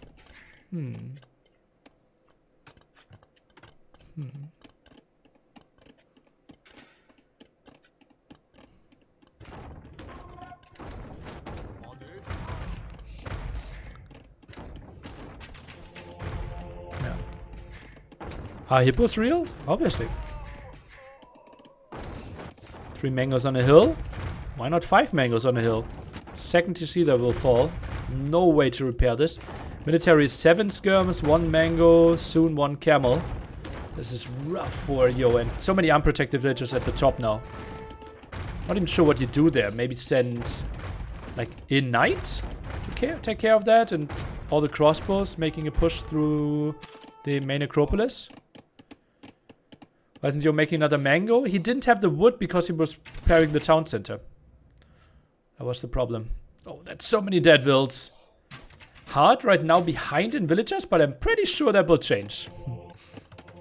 How strong would 3 ballistics as a Sif bonus be? I think really, really strong. When will be released the AoE2 vegan edition? There was a vegan tournament actually, where you were not allowed to... You were only allowed to do farms and berries. Especially the island games were tough and not that enjoyable to watch because the start was really slow. Yeah, it was LYC Event, yeah. Surprised that Yo was actually going for another TC there. Yeah, like no fishing on islands, no boars, no... yeah.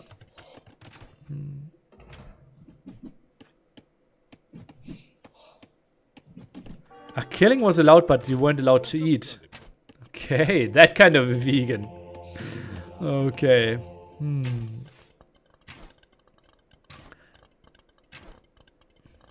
That's a lot of stone that will be collected. Interesting. Trying to defend there with the... Oh boy. Oh boy.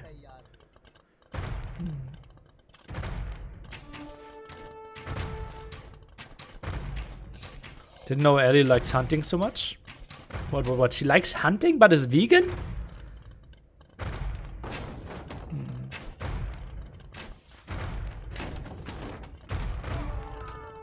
Did Ellie stop streaming? I did not see her for quite some time.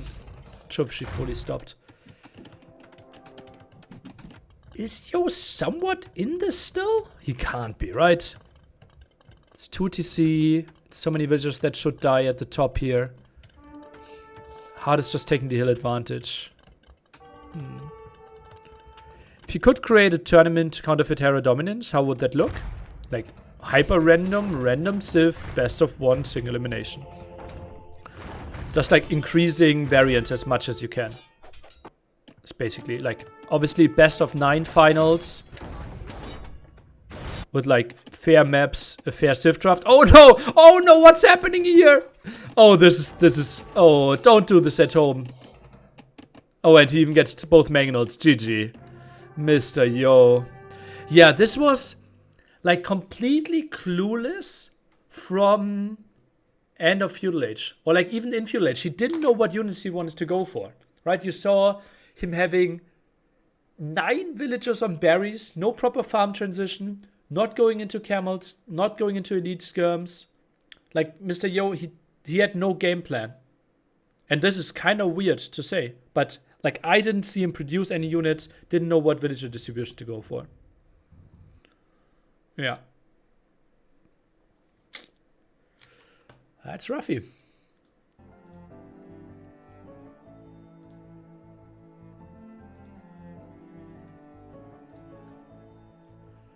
And this is obviously the closest matchup, right? With Hard losing and Yo winning.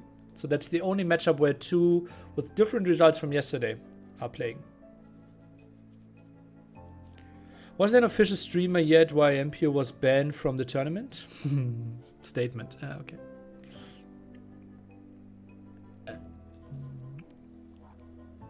Hard, such a good player. Never thought he would lead against Yo.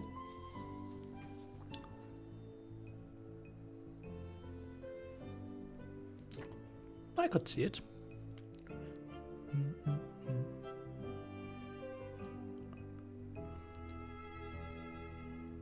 Check the rank of the original game and or ask with back in the game. What? You mean Doubt Castle?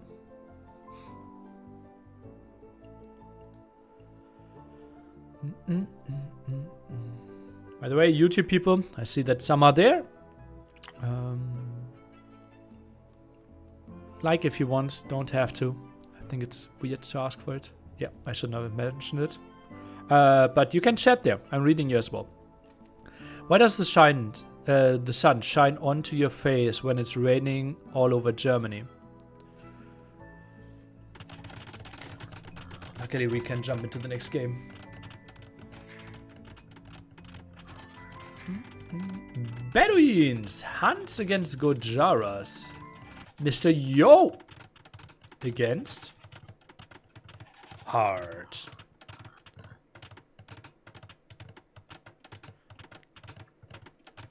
Mr. Yo came back from worse positions on Crowd Towers Drake. Can anyone remember that the will counts? I don't. Same position as Viper with ACCM. A bit different, yeah, but at short distance for sure. Yeah.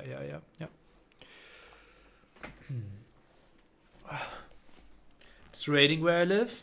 No way. Oh, Hunt Horsey. I like that. I like that. 7 sheep in the mill. Still scouting with some more.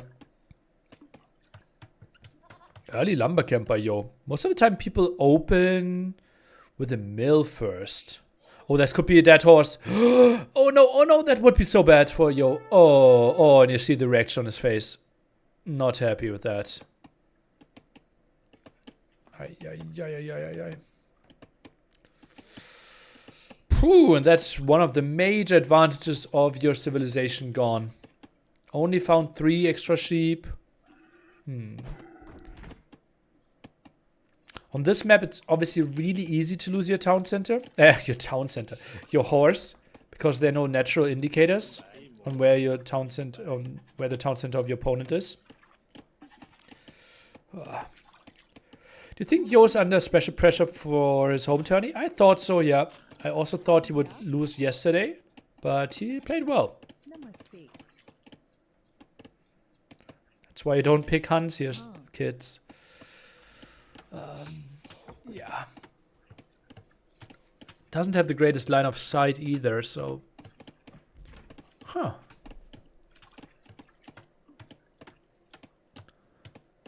Lumbercamp close by for Hard. And yeah, Yo not happy with how this started.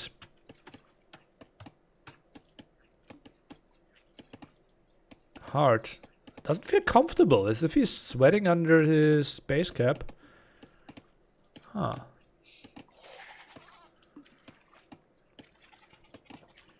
Hard goes up, pop 17. Solid opening.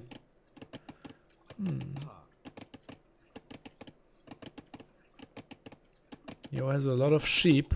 Well, Hard has like 11 as well, I would think. I think he has 4 scouting sheep, 7 in the mill. Yo tries to get another boar from somewhere.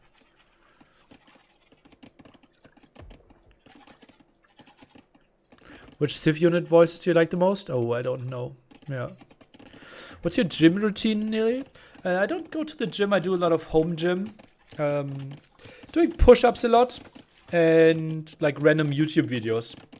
Yesterday I did MadFit 10-minute arm workout. The day before I did MadFit intense 6-pack workout. And did a bit of biceps in addition to that. Yeah. Definitely like YouTube videos. Trying to stay active through that. Can you show us your 6-pack? Apparently the video was not accurate.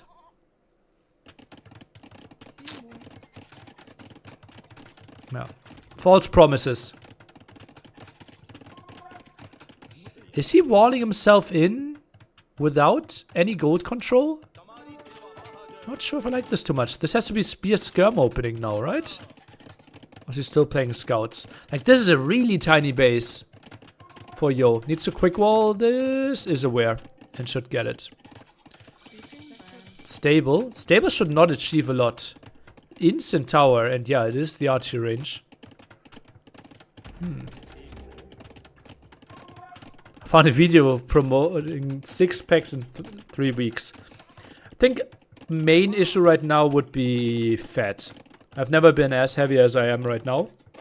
Or at least like 2-3 weeks ago. I think if I lose like 4 or 5 kilos, I'm not far away from a 6-pack. I'm relatively fit, I would think. Looks really uncomfortable for Yo here. Yeah, pressure's out already. Spearman tries to help out. Goes for the defensive tower. Okay. Spearman, I think, could actually help out. Maybe could have even pulled 1 or 2 villagers already going for the tower. What will be the defense? Villagers being pulled. Only sends 3 vills though.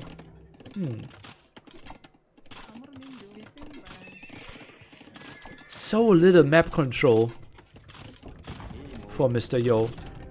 Now sends the villager. Needs to wall this one in. Does not want to lose it. Yeah, and that's the problem.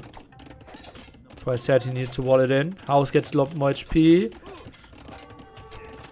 Nice move by Hart. Great micro there. Now move it in. Another volley. Gets one kill in return at least. No, he doesn't. Has to be like a super low HP villager in the tower. What? Dies after being ejected by a stray arrow. Oh, that was unfortunate by Hart. Needed to eject in between the volleys. And now 2 spearmen, 4 skirms are coming in. This is annoying to deal with. But we now have the archer range for Hart as well.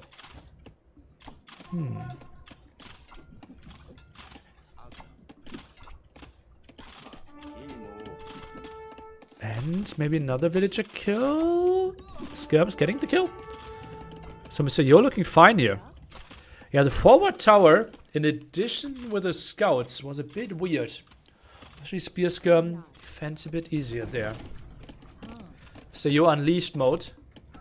Ooh, how did those get in? What? Did they just run through? Seems like it. Hard, that's a lot of HP lost. A lot of HP lost. Another volley even. I think it's walled. I think they just ran in. Yeah, Observer as confused as I am. Oh, and the Spearman gets the final 2 kills. This is good for Mr. Yo. 2 villagers scouted there as well. Even goes for the farm upgrade. That's so weird on this map. I don't like the small walls that he went for. But obviously it's very easy to defend here then.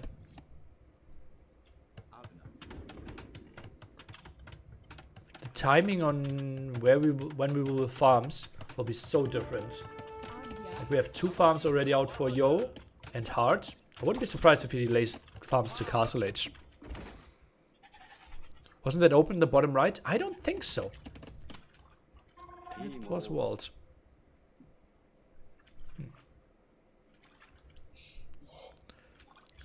I'm surprised that Hera vs Liry is in the final game, both for local and international viewership. Well, local viewership could be like 11 PM, right? So I think typically you want to do the best set should be the 4th set, if you have 5 sets a day. Right, because that should be where the viewer peak is designed around. So I would have done it the same.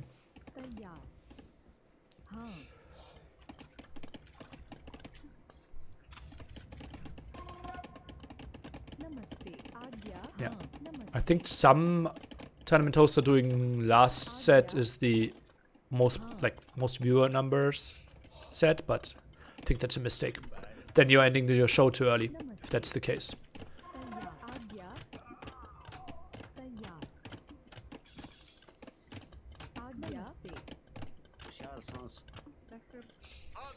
Oh, Mr. Yo, I think that's a tower. 5 villagers pulled. Ooh, that's going in deep. Skirm villagers are being pulled here. 2 spearmen around. Scout count at 1 only. 156 stone. Starts with an outpost. Okay. And now the stable himself. Castle Age for Hart will be flying in pretty soon. Mr. Yo only now goes on to gold behind this. Skirm dance. Low HP, low ping Yo. Something we don't see too often. And now the tower onto the gold. A bit more defensively. Vills are being pulled against it though. Scouts can now be added. Spearmen next to the town center. Yo pulls back. 160 stone still left. That was cancelled.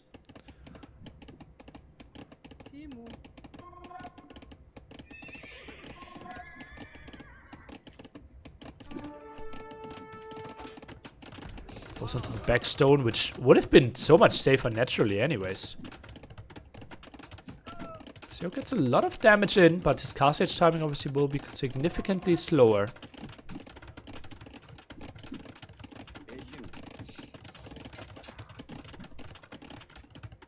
Spearman nicely baiting. Some pressure here. That's the only wood line that Hart has right now. Some harassment could be annoying for him. Not going for another tower. So you're using the market. Will be up to Castle Age, but close to 2 minutes behind. And now a lot of villagers being put onto gold. 12 on gold. Walling the tower. I don't mind that. Could fully wall it even, actually. Only walled some of it? Okay. Camel could be really nice. Really nice early castle timing then. Like snipe the 2 spearmen and then Camel's ejected. Can clear up everything. Hi Neely, I'm sure this has been asked many times, but why is CA in Chinese? I know this is LYC, but still confused. Well, it's a Chinese clean feed. And I don't know why it should be in English. We would need basically a second streamer covering it then. I actually think it gives a bit of flair. Oh, you're not having enough. I think Yo needs to buy 100 stone here. Oh no, there should have been 100 stone and the defensive tower, I believe. Oh, him abandoning the gold. That's what I said with the early walls. I didn't like them.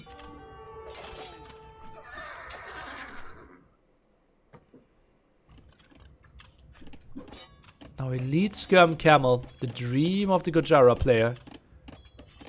What's the story behind the hippo? Go to Wikipedia. It was my first nickname was Berlin backwards, which is near rap, which is close to the German word for near fat. Which is close to near fat, which is the German word for hippo. Do players need to cover their travel costs themselves? No. Like typically hotel is covered. There's some tournaments where travel costs have to be covered. But most of the time then the teams are taking care of that. Oh, let's take a look at the wood count. Okay, Mr. Yo cancelled the market. That have to be some walls though.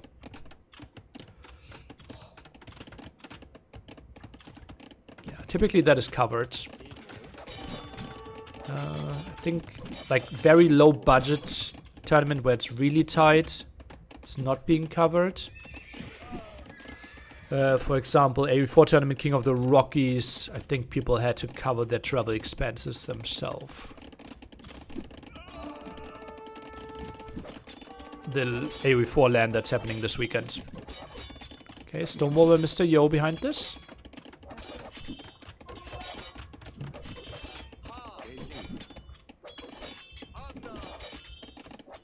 Armor for the skirms. It's like Yo is defending this. Why is the score so much better for him? I don't fully understand. Like this feels like an open game, maybe slight advantage for hard even.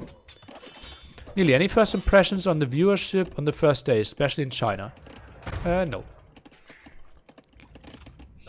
Also the score is water? Ah, okay, I understand.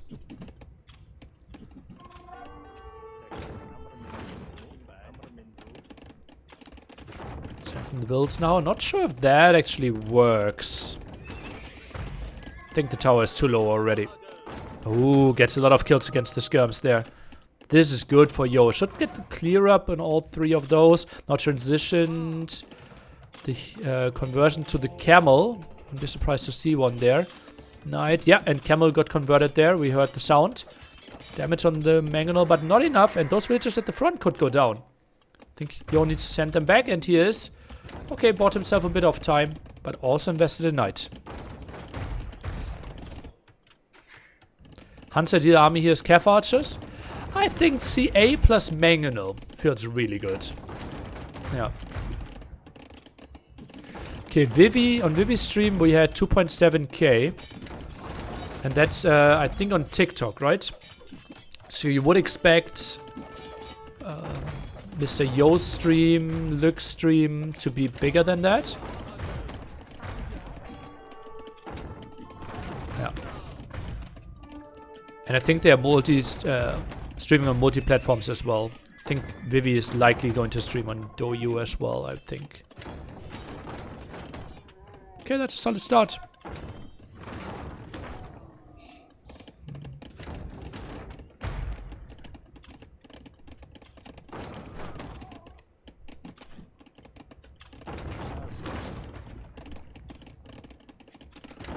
Both players mainly going for skirms now. So you're now adding mangonels. Oh, gets a nice rate in at the top here. University for him. Resource is quite high. What happened to the mangonel? Did he cancel the mangonel? Or did it instantly die? I'm a bit so... I think it might have instantly died. Oh, yo. Can't wait for Hera vs Liry. Well, bad news for you. You will have to wait at least to the end of this game.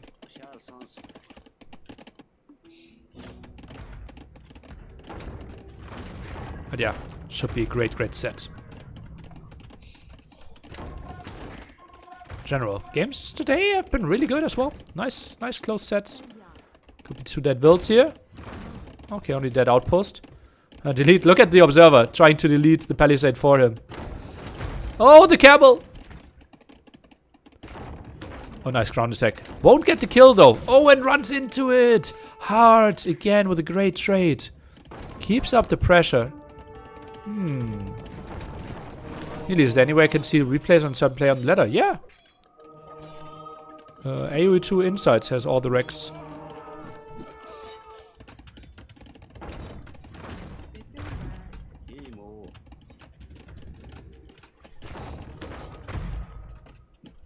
Ignoring this area. Ballistics now coming in. Eco upgrades limited for both players. And yeah, that CC is going to go down. Mangonel micro simply so much better for hearts. For a very long time. Sanctity by the Han player. Something we don't see too often. Scum should shoot more. Run less. And now need to make sure to not run into the 3 Mangonels. Gets another villager kill. TC lives. Now Mangonel against Mangonel. Oh god, yo! It's not going too well for him. Should find another 2 villager kills here, most likely. Stopped a bit, and yeah, Shortfish is not too great for him.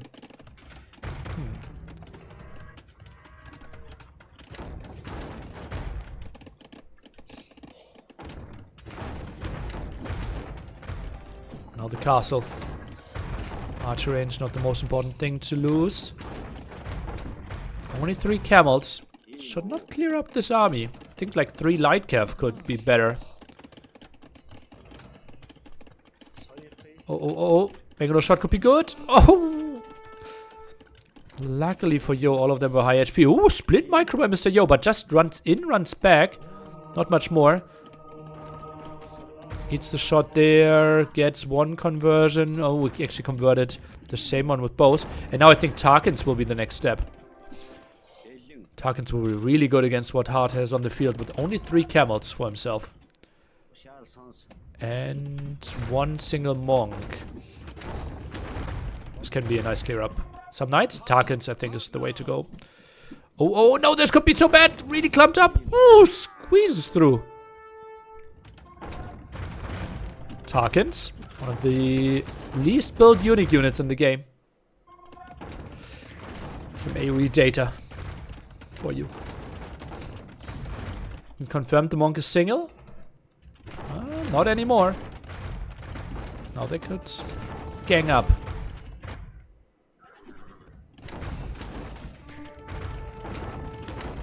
Okay, should be 1 kill.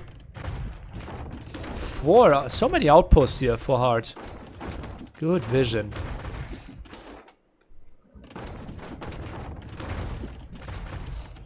Armor upgrade now for the camels. Be better against the skirmishers. It's not a big difference against the Tarkins themselves. It's quite some nice pressure. I don't think that 4 camels will be enough against this army though, if Mr. Yo micros this one properly.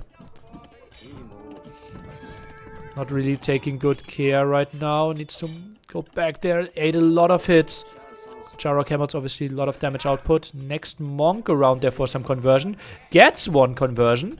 Still 1 Tarkin around. Meanwhile, the fight really good for Mr. Yo here. Casters are happy with this. This is the moment where we want to see the crowd clapping. Monk still healing. That one, like, I really want to capture its stat. Like, HP healed this game. Tarkans would be really bad against monks. And yeah, 2 conversions there against the Mangonel. That wasn't worth it. Surprised how Mr. Yo just stopped producing Mangonels. I think the Siege Workshop placement kind of hurts him. It's just such a tight area there. And the crowd goes mild. Oh, I like that.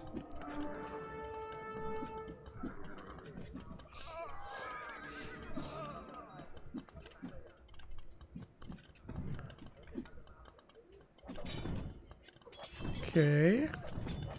Getting some kills against the camels now. Interesting game. Mr. Yo 20 pop ahead, but could lose a lot here. The skirmishes. It's not the greatest. Push continues through the middle here. Mr. Yo, enough stone for another castle. Oh. Will he be going to China for this tournament? No. Still no CA. Well, it was a lot of mangles, a lot of skirms, a lot of camels, right? So you're not really building into countering it too much. He's now going for it just because he feels like he doesn't have a lot of options. Oh, more Tarkans coming. Find some kills here. Some nice constant harassment. Crazy.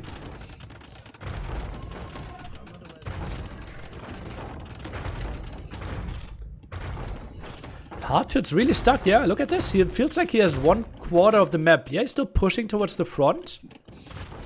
Not easy to play this. So Yo now trying to get another relic for himself. Starting to see finally given up.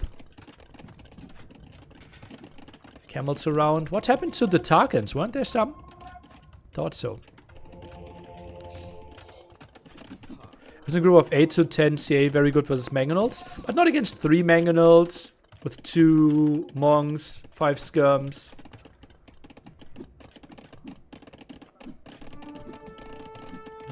Also the Tarkans. Should be getting a kill. Mr. Yo, this will be massive Cast Age play. I like this. Oh, and the 3 Mangonels all went back. I think there's the moment where you actually attack into Pikemen. If you are Hans. Armor only now. This won't be a great fight though. Against the camels. Oh, Mr. Yo. He can't like this. And Tarkin's not that great. CA, yeah, they will get some kills there. Is he trying to run? Oh, I think everything will die. I think taking the fight might have been better. At least goes for some of the monks. We'll get rid of the monks at least. Meanwhile, if he attacked at the top, he did not. Might have been worth it. Yeah, that was a bit of a optimistic dive. 40 pop lead though. Played this Cast Age really well with so many different armies. The raids at the top made it tough. Hard. Oh, and look at this. Ah, that can't be. Like, you did not clear up this army. What were you thinking where it went? Huh. Tarkans should now deal with the mango. Completely misses. Should just be shift click to the top. Oh, but camels can maybe deal with it. Camel mass is simply so big and 3 Tarkans won't find the kill. Need an additional hit compared to the knights. The Skirm's now trying to hide. Finally, Bloodlines end. We're attacking into Imp here. Mr. Yo. CA Halberdier might be an option. Oh, army's hiding. Monk has more vision than those camels. So he has a better idea of what he's up against. And yeah, now the CA, you can see the power. They're diving. Even a misclick there from both players. Clicked on the palisade wall while he wanted to retreat. Now some more healing an option. And yeah, those camels did not find the army. And now it's half the size. And the engagement at the top could be okay. Oh, but it was not patrolled in. Just a right click. And now no conversion makes it way tougher. And yeah, that will be a clear up. Finally, some good news for Hart, who's also finding damage here. Handcart is coming in. So you're still missing some other eco upgrades though.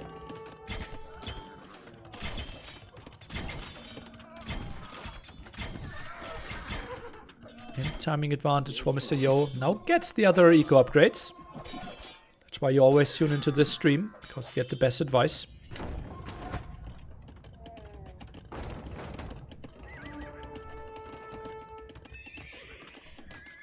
Why are Bengali camels good? I think Bengals don't even get camels. Do you mean Gojara? They do extra bonus damage. So the camel does 10 extra damage to knight, for example. It does 14 extra damage instead. Camel converted. Oh, that's a risky dive. Oof. Traps being produced. Yeah, I think healing this one up makes a lot more sense to me. Still stays on mass CA. No tech into helps. Why no Scorps? Huns don't get heavy Scorpion. And Gojaras have different answers to this. Like Shivamsha, Camel, Elite Skirm are all better options. Ooh, that's a nice raid. Really nice raid for Hard. Could have been a good spot for Yo to go for a town center. Now sees the raid. 25 population lead. Trapor should be in favor of the Han player. Nice ground attack. Nice ground attack. But against Bracer CA, you're not doing too much when it comes to straight up fighting. And another raid. How actively Yo has been raiding this area is crazy, considering it is so far away. And Hard has to call it. We're going to game 5. What a great day of sets today. And that's the power of Swiss stage, giving you so many close sets as long as along the way of the tournament. Chat, could you quickly remind me who won this game?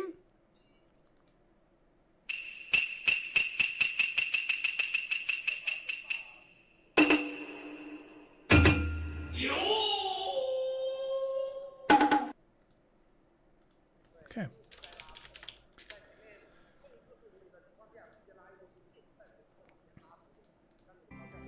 Good that we all agreed. Okay, game 5 coming up next. And it will be Fish and Fish. Japanese still left for Yo. This should be good for him.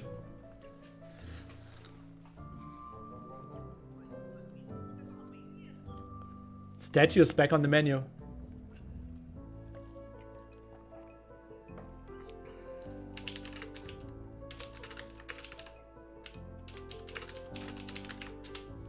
Why is GG not in Chinese? Not the price pool in Chinese currency. And the price pool in Chinese currency? Because they internationally talk about that, right? And still also dollar.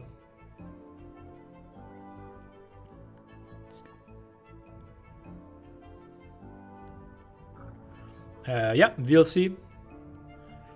Probably top 2 free products that I used in my life. OBS and VLC. It's crazy that those 2 are free. Maybe WinRAR as well. Yeah. Kind of annoying they don't use the crown for another symbol to indicate 1 with the Civ. Oh yeah. You can give feedback in the Discord there. Could add some into the broadcast for sure. What are you using VLC for? To watch the stream. Is Mr. Yo big home favorite? Like, he is the biggest name in China, yeah.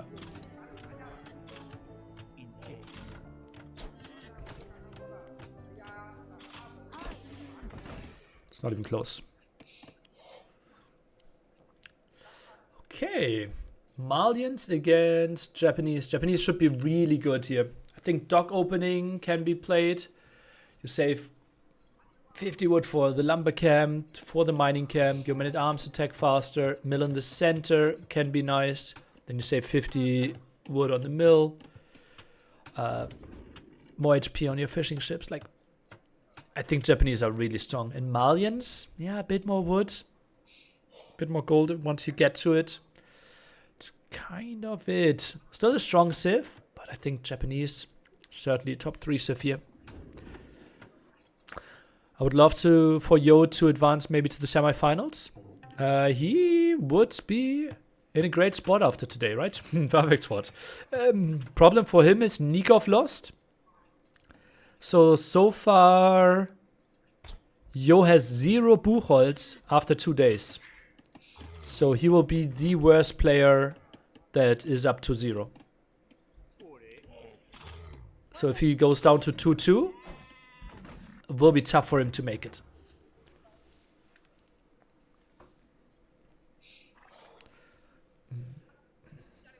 Winner deserves his license. It's waited patiently for so many years. True. Wasn't there an internet incentive where they suddenly started to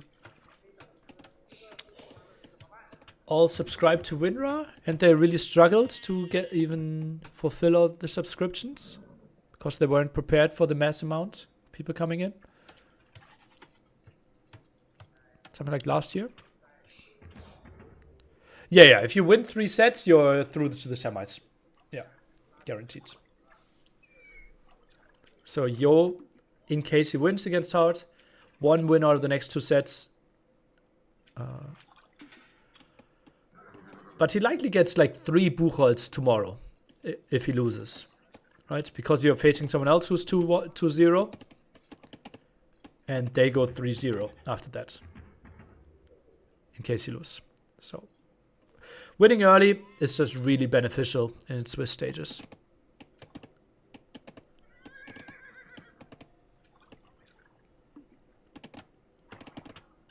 Please explain Bocholt as if I was 9-year-old. If the opponents you played against are very successful, that's good for you. Is there a second tiebreaker after Buchholz? There are like 6. I think map score is the 3rd one. Yeah. You played against?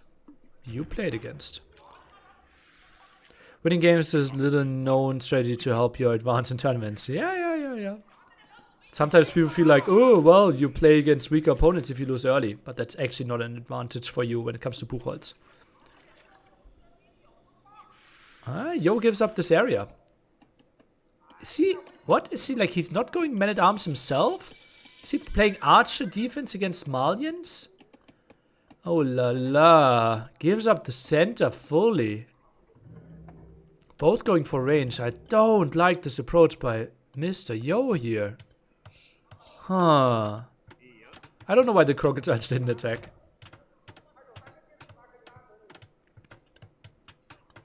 This is so weird. Double lumber camp. No, the dock could have been up earlier. Like, if you don't play Man-at-Arms, you don't need the barracks that early. Why are you not docking then? Double lumber camp on this map. I'm not sure if I like this. Did we see the crowd already? Yeah, from time to time. It's still not full. We're expecting... I think Saturday and Sunday is sold out though.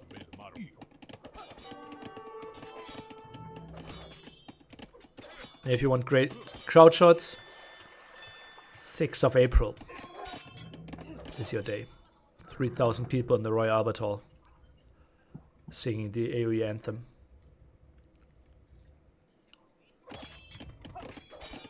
Oh, and Doc might be denied. Observer! The castles. Oh, okay, Doc goes out at least. Ay, that's not pretty.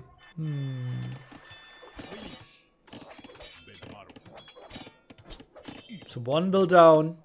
No Man-at-Arm opening. Bit of IWC time from Hart. Wouldn't be surprised if... Yeah, that's always a hit, right? Yeah. Oh god, even 2 hits. Boah, Mr. Yo, that looks shaky.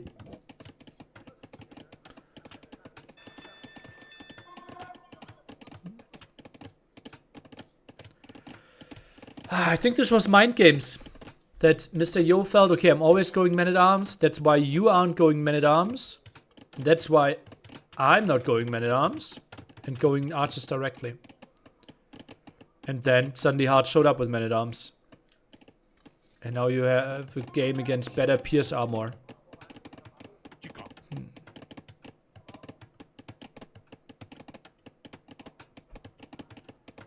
Yeah, right now it's very even, like Civ-wise. Malians might be better here.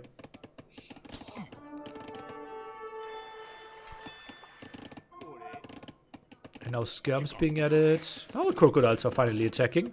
Yo tries to sneak out villagers into the middle again. Sees that most of the army's at the top here. I'll get some damage done against the scout. That's nice for him. Fire galley spawns in some seconds.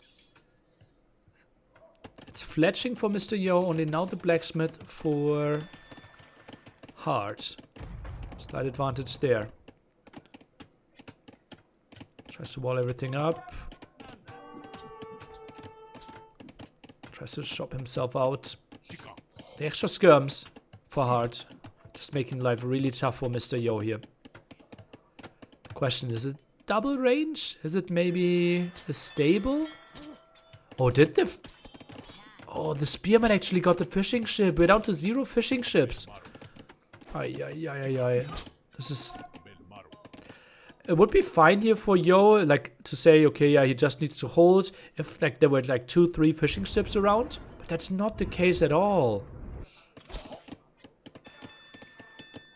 Economy is simply not better. I think Yo towered the berries in, or the fish in the middle, though. 3rd lumber camp. He is really using that bonus.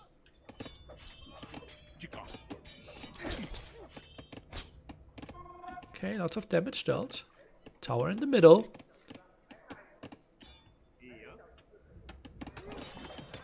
Market now to protect this area a bit more.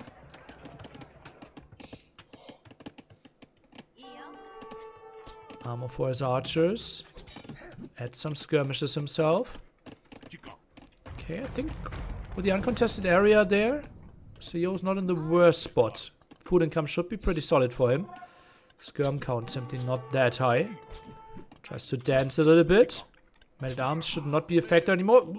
Yo moves into the shot there.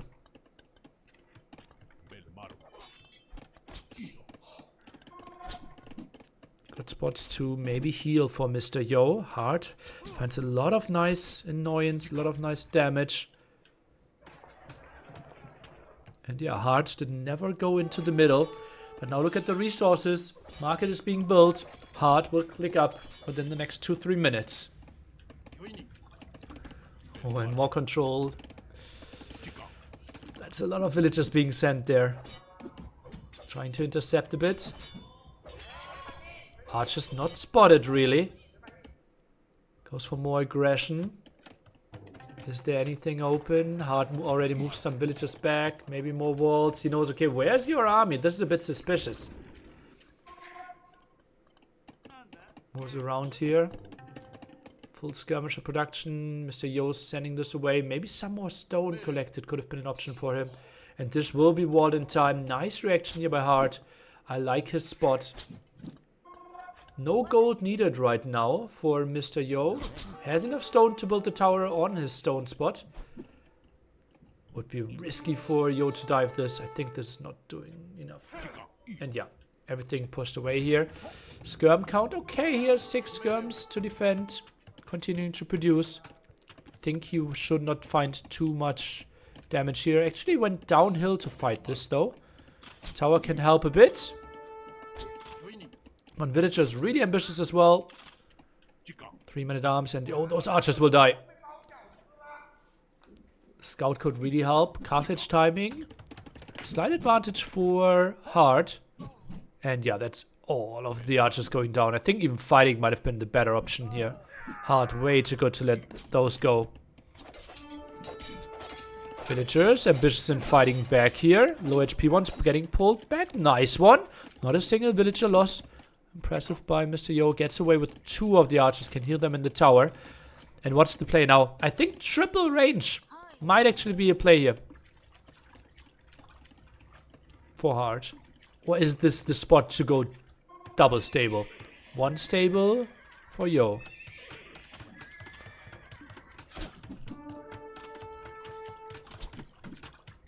Low HP builds from the fights earlier. Stable. I think Yo needs to commit to a 3rd building. I don't think he will play stable plus range. Only. Observer. Scratching his balls. Okay, back at it. Only 3 farmers. And there, I think 2nd stable is the play. Only 7 on gold though.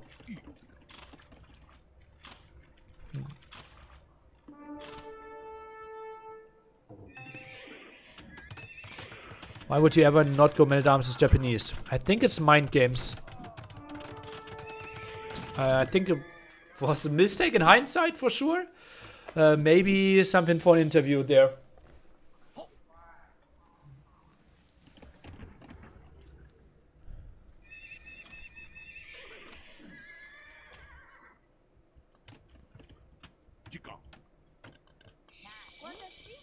Let's go back. 2 knights should clear this up quite easily. We see double stable for Hard as well, though. This has to be also a monastery for Yo, and he has so many exposed villagers in the center. I think even adding some spearmen might be a thing. Knights around. Oh god, this game could be decided right here, right now. So many idle vills. 2 knights. It has to be full knight production, but where do you get the food? That's the main food income for Mr. Yo right now.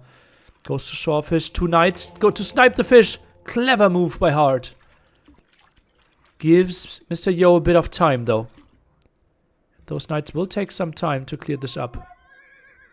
No bloodlines. Only armor. On the other side, we have bloodlines and armor. Hard as Malians. Mr. Yo's Japanese.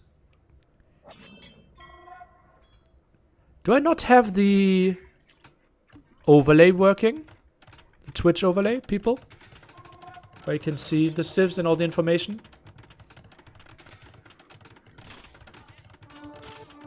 Monk is getting sniped.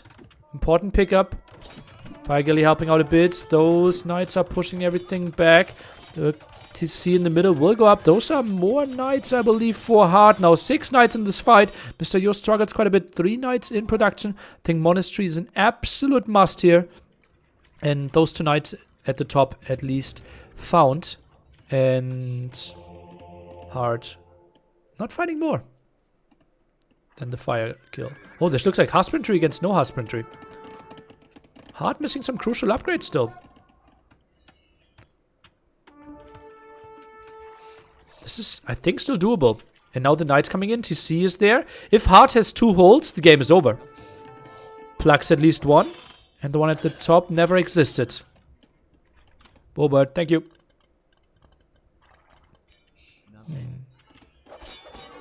Oh, and that's the hole that I was talking about. Monk goes down. Is he committing to the gold? Could be a lot of kills. Could be a conversion as well. Hard needs to be sure that he gets everything there. Goes for the wood line. Maybe fights himself out there at the right-hand side. Could be an option. And the switch into CA. Interesting choice. That is an army of a chase army there. 2 knights. Okay, that's such a nice move by Hard. Waltz in the knights there, and yeah, everything will be dead for Mr. Yo. Great, great play. Meanwhile, this is mainly to buy time. To conversion. It feels like he accepts those. 1 conversion done. Another conversion. Actually, there was no conversion, right? Now he gets 1 here. Those are quite some kills. Still no bloodline hurts. Gets another villager kill. No, the knights are trapped. Nice defense by Hard.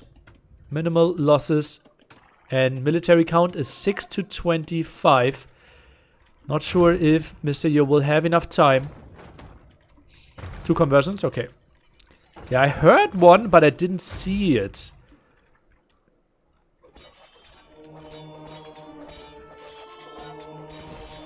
Just dives there.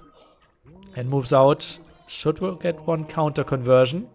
Oh, gets it and instantly jumps into the TC. Was that shift clicked? Like conversion into... Looks a bit like it. Some light cav added. Snipe the monks. NCA count at 5. 2 more in the queue. I think the moment he gets like 12 CA, he can actually do something here.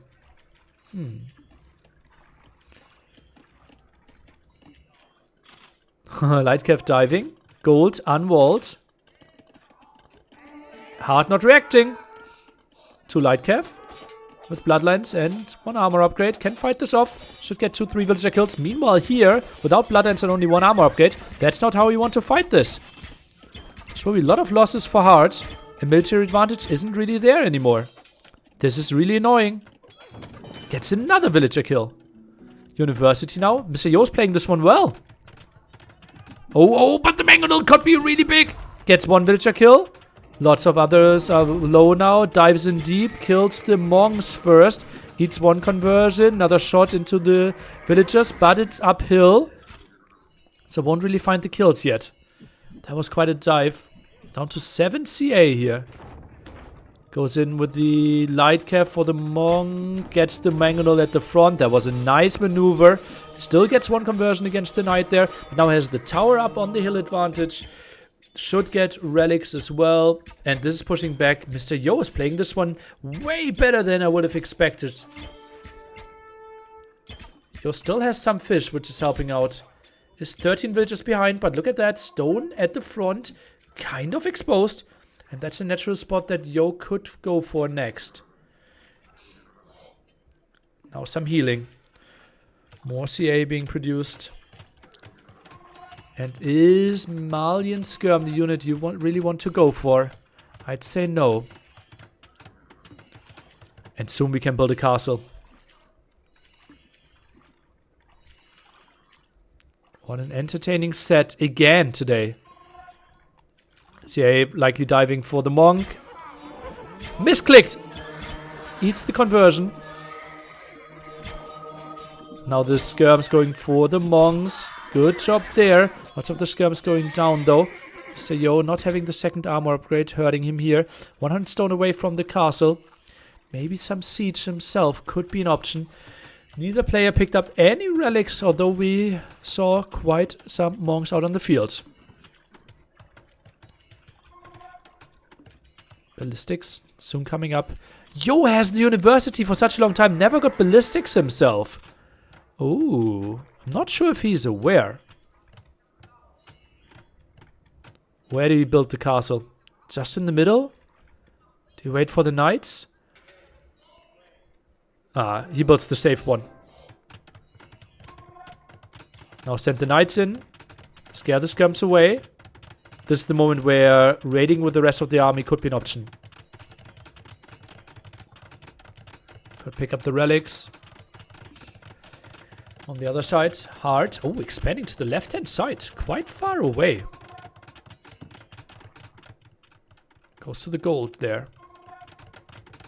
The other one could have been safer. Castle versus castle. This could be a fish and fish game that goes to him. Monk on the wrong side of the story.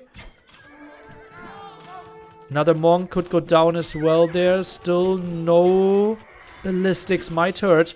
Lightcap being produced. Yo sends in more villagers, but that's mainly for the fish. Knights in the back, still doing reasonable damage. Lightcap are coming in as well. And it feels like Mr. Yo has the better military numbers here. Conversions are not really coming in. Skirmisher count is not really that relevant. Only 6 knights here for hard. And that feels like lots of villagers are dying. Yo, with army advantage from the hell. That's absolutely impressive. Knights really low HP as well. That might be a castle going up. But so many villagers dying with that. And military count completely reset. Even more villagers dying. 85%. This could be the end of the game. 88%. More knights. More CA. Everything is streaming in. And hard. He might lose the game with this castle and has to type this one out. And GG, can't believe it. A Japanese player not going CA, not going Man at Arms, and still wins it. Who is our winner? It is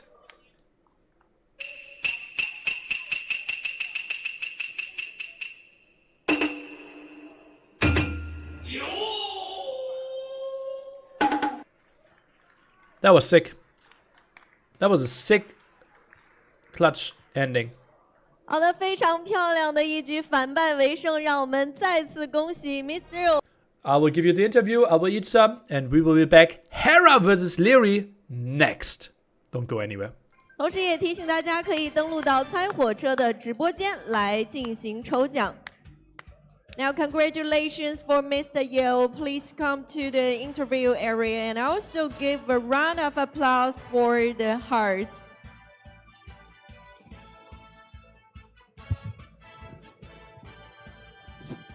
过来。你从那边过嘛，要不然。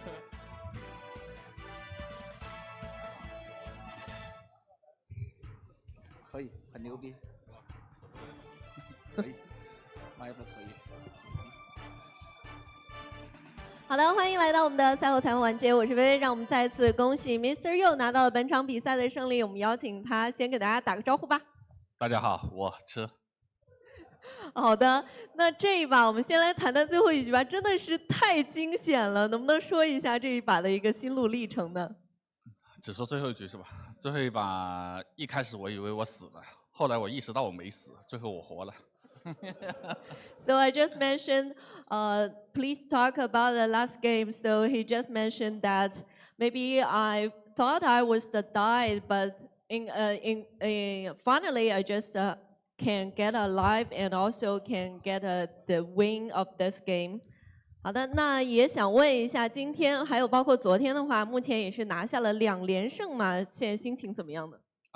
心情非常的好，因为我感觉我还没有完全进入这个现场赛的节奏，但是能连赢2场已经是意料之外的惊喜。So I just asked about the Mr. Yu, how he'll feel will be the victory of the 2-win victory. So he just mentioned that I'm very happy about that. Maybe it's not very difficult for me, and also I want to have consecutive wins for today's matchup. So it's really safe for me. 那接下来也想问一下我们冲动，也有没有什么话想要问到我们火车的？好的，首先恭喜我们的车哥哥今天又拿下了胜利，可喜可贺啊，可喜可贺。但是还是有很多瑕疵，我得要说一下。当然，瑕疵我们就不用说了啊，我们先说一下局势里面的事情吧。然后第一把没睡醒，其实是没睡够啊，但差不多一个意思。然后第2把蒙古那一把的话，哦，抱歉。So the commentator asked if Mr. Yo is still asleep in the first game, and yeah, Mr. Yo said yeah. OK， 第1把就是没睡醒嘛，我看的话怎么看就是没睡醒的样子。然后第2把的话，蒙古对葡萄牙那一把，看到对面码头贴码头，果断选择了3码头打海，确实是非常非常关键，少个码头那个局估计就死了。当时是为什么会选择3码头跟葡萄牙打海的？怎么想的？So the commentator Lix asked, why did Mr. Yo chose to build 3 docks immediately to push hard in feudal age? 首先我是个蒙古，我如果蒙古正常跟葡萄牙打海的话，其实海局上我没有任何的优势，但是我唯一的优势就是升级快嘛，所以说我就觉得码头贴码头了以后，我就决定果断一点，直接3码头争取把海拿下。So Mr. Yu said that he thinks that as Mongols, he should go up first and faster. So he just decided to add more docks and to control the sea, so he can gain more advantage.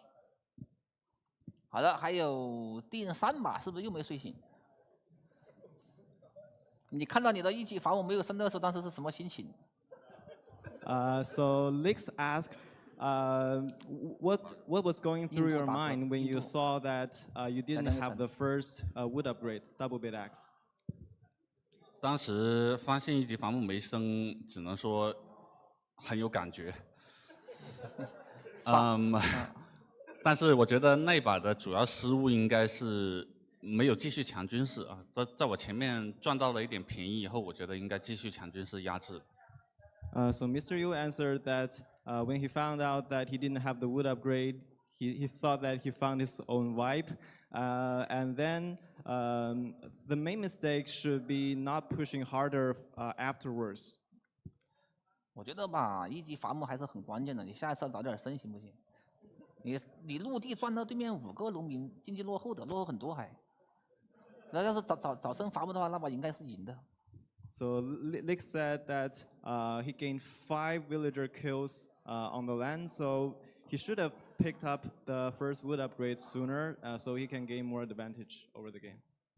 好了，我们再说一下第4局啊。第4局的话，匈奴那把贝都因，说实话那把睡醒了。那把为什么会选择匈奴？然后的话，不停的在哈森的后面给压力。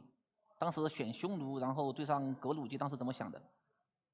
So Lix asked, what did Mr. Yu think when he picked Huns for this, and what was going through his mind when he had all the skirms pushing behind the opponent's base?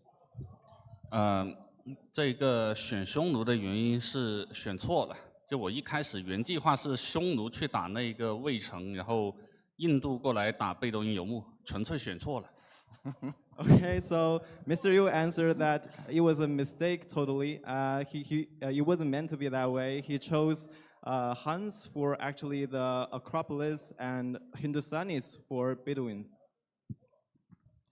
决胜局惊险刺激这把决胜局相当的惊险刺激。为什么兵营起那么早，棒棒没有出？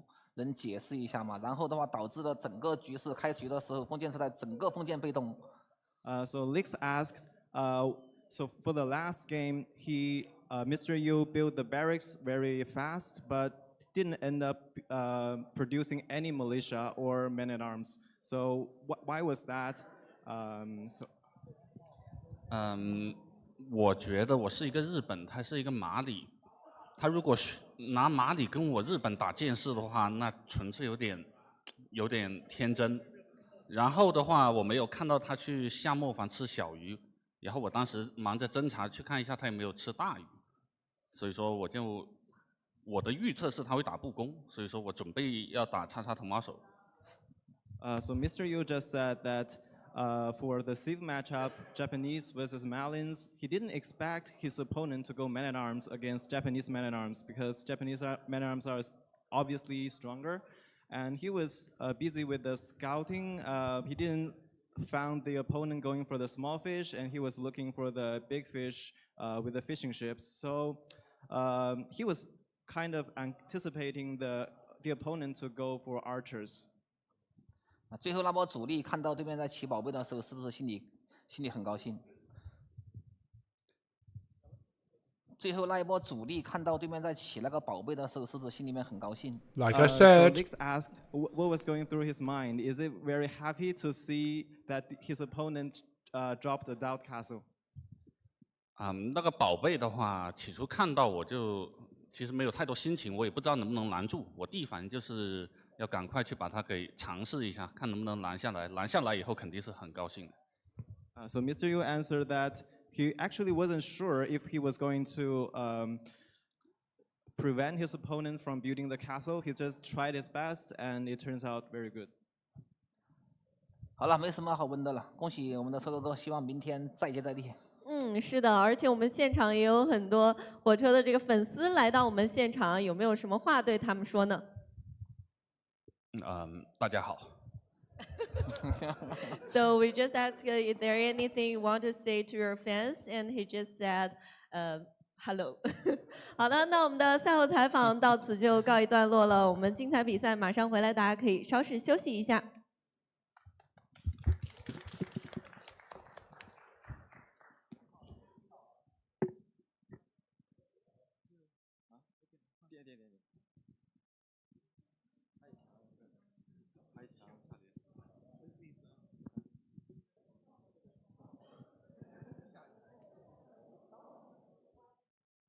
I mean, I've been playing AV for several years now, almost 13, but the I've ever played and the most memorable was actually a recent one. It was me versus Mr. Yo in the Garrison when we faced in the winner bracket final, and it was game number 2. And I think everybody remembers the game because I sniped this king in the losing position, and that made it very memorable for me. But I think in general, that game is like really good start to finish, and it's my favorite game that I've ever played, and definitely the most memorable. So my favorite civilization for a 1v1 would be probably the Mongols. I think it's the civilization that's the most fun from start to finish. I really like to play with Mangadai plus Siege Onager. I think that's my favorite comp in the game. So it's always a lot of fun with the Mongols. And if I had to team a Chinese player in a team game, I would choose Lix. Lix would be my flank, and I would be the pocket. I think it would be amazing. So for me, Vivi is the #1 rivalry on the rank ladder. And I always try 100% against him, and I always try to lame him as well, steal his early resources, and he does the same for me, so it's always really exciting. I think what goes through my mind is just trying to make the match as hard as possible for him, because when he wins, he posts his video on Bilibili, and he gets a lot of his fans to talk, so I want to make sure he doesn't win a lot of games. I have never considered keeping a black duck as a pet, but I think if I can get a pet that's exotic like a duck, I think I'd make it a black duck for sure.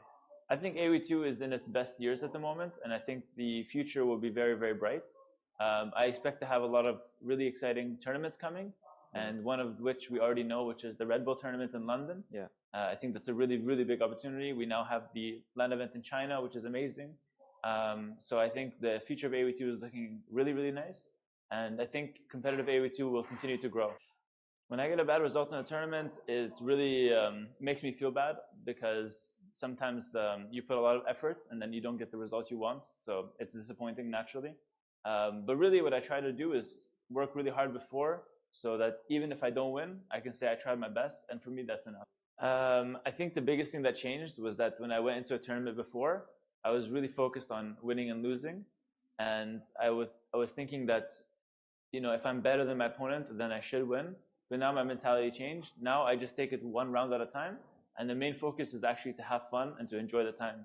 Because when you have fun, you enjoy the time and you take it one round at a time, you take a lot of stress off your shoulders. So I don't go into a tournament thinking I don't want to lose, thinking I want to win.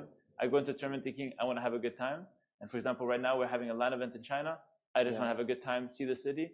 And then when it comes time to play, I just focus one round at a time. And if I win, I win. If I lose, it happens.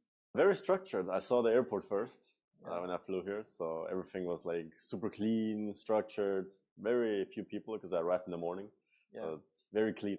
I think his first name was something else. So he copied me, obviously. Oh, he but copied you. I think I just came up with it when I was like 13 or 14 when I created the name. And just double Y looked better than one, so that's why I stick with it back then. Not fixed. I mean, usually I train with Hart and Hera and occasionally other people. But for this one, it was a bit harder to train because obviously we had other events going on plus other stuff going on, a real life job and so on. So there wasn't anything set, but in general, I have my few that I prefer. At the start, it was just brainless attack. Over the years, it has gotten more of that. I'm kidding. A bit more brain, I would say. A bit more experienced, a bit more wise. I'm not as much just going at it right now. A bit less, but I still prefer attack and fast-paced games. There's always mind games going on. Not to that level where you show some weakness on purpose, but usually you know your opponent more or less because you have played against them a bunch of times. Yeah. So you will know based on who you play against what's coming more often than not. And then you kind of adjust before you see it coming.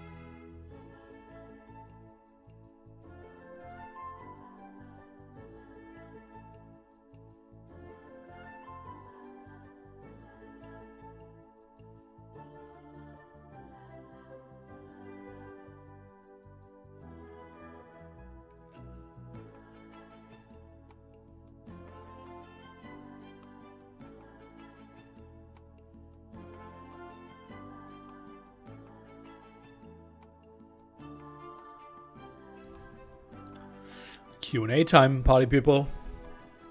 Here is Liry. About to start in some minutes. See Arabia as the opener. Nomad and Bedouins for Liry. Peccary and Seychelles for Hera. Interesting. Did Liry pick Dravidians? Well, the overlay says yes.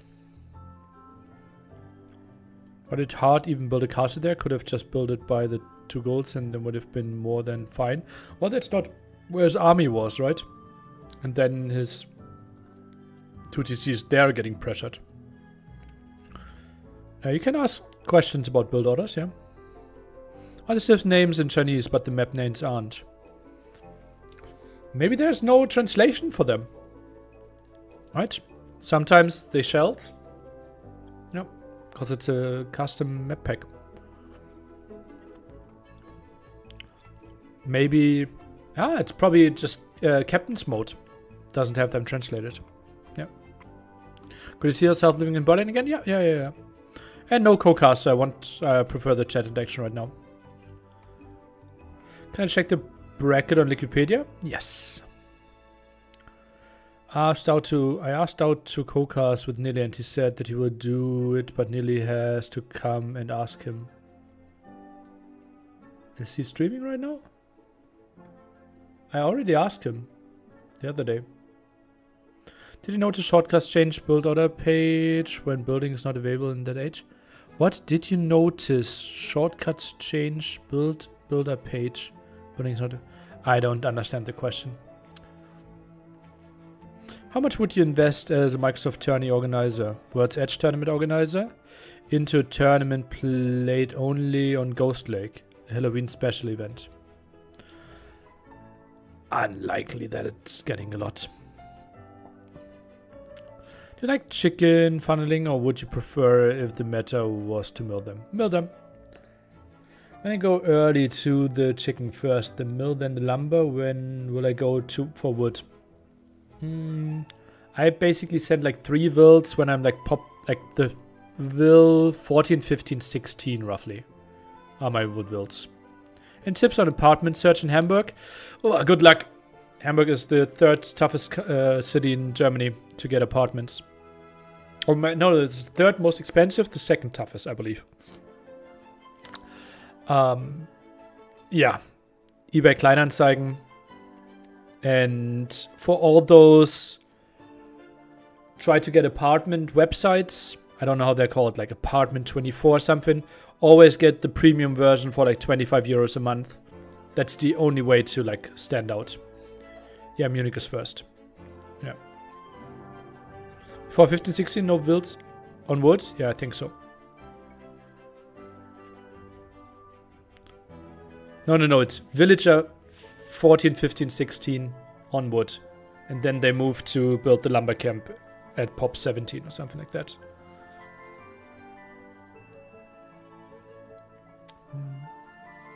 Like 3 on wood should be fine. Is Luke still retired from tournaments? No, he played this qualifier. He's not retired at all.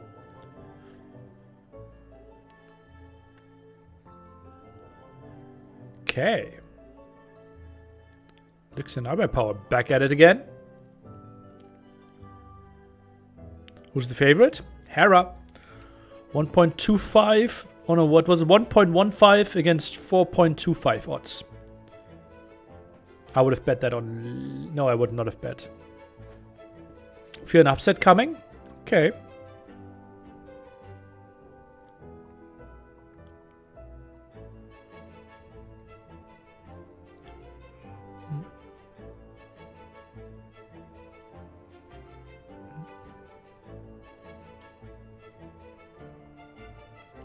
Does Power have restless leg syndrome?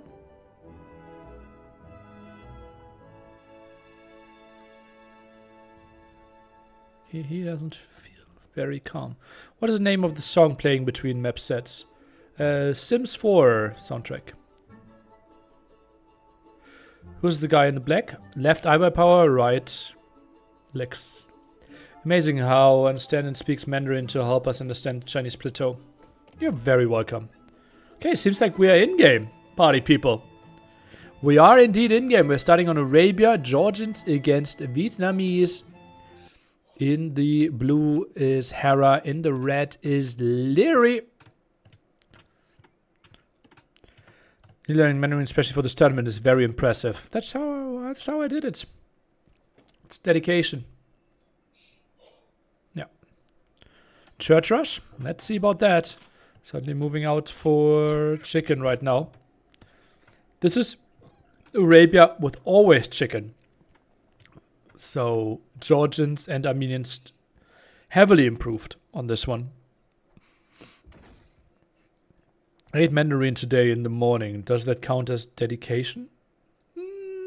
I'll allow it. Okay, let me open YouTube again. I hid it for now. Hera and Liry, arguably the top 2 in the world right now. Both winning yesterday. Can't face each other again till the semifinals or finals in the Swiss format. Both likely getting a lot of Buchholz, because even if they win, their opponent likely going for more wins after this one.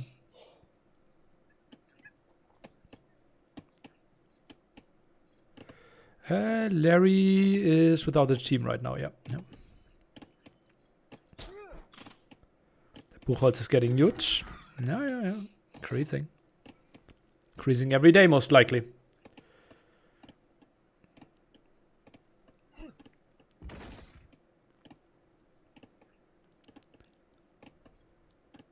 I really like Georgians here.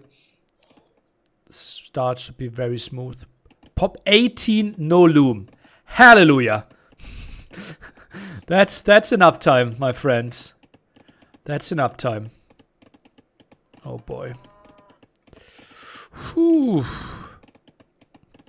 We need your apartment cup. Glad that you like it, but not going to happen with me working 40 hours a week. Nidhi, is Buchholz your favorite tiebreaker system? Well, in Swiss stage, it's the only tiebreaker system that makes sense. And in other formats, it shouldn't apply.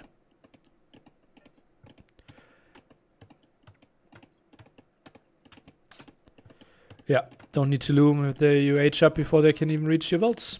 And Liry, long distance deer pushing. Ooh, look at the score. Hera solid 100 ahead. So Hera should know, okay, you're up to something. This is not your normal build order. Gets the deer from very far away. Liry has a nice golden wood position, yeah. Buries out a bit.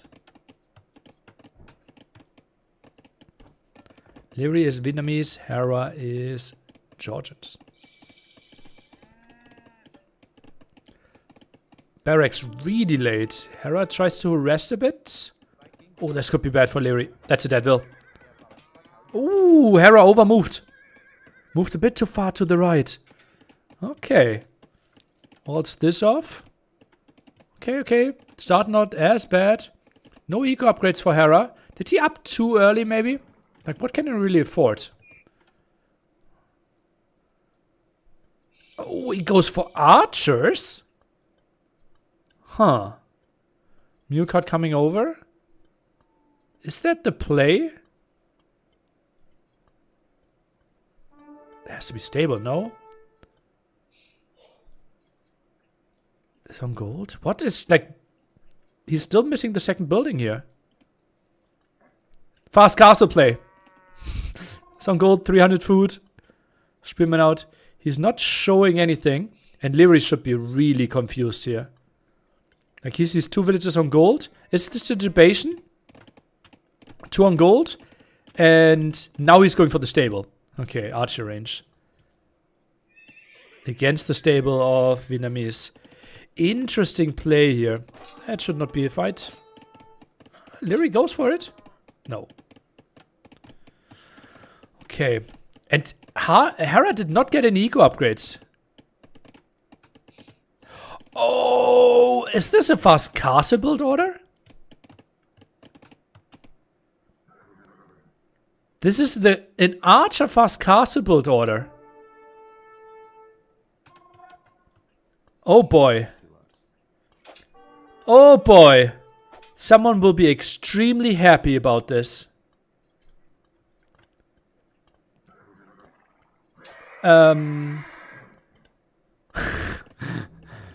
Okay, I'm now curious. There is a person that is developing build orders. And I've seen this before as well. Like, they have a lot of different approaches to a lot of different things, and they have crazy timings, faster than you normally see. Because they're skipping eco upgrades or delaying them quite a bit. And I know that they shared their builds with Hera as well. And this is what we might be seeing here. Wow. This is I would not have expected Hera would actually go for this. Liry is going for the aggression, trying to punish this. 6 villagers in the queue. Observer really wants to scroll over there. This has nothing to do with 4 throws, no. It's fast castle. No, now he goes for the wood upgrade? Is Hera switching it up? He has just floating food for such a long time. He might be switching up the play. I talked to the person quite a bit. And he said he intentionally discussed those build orders with Hera.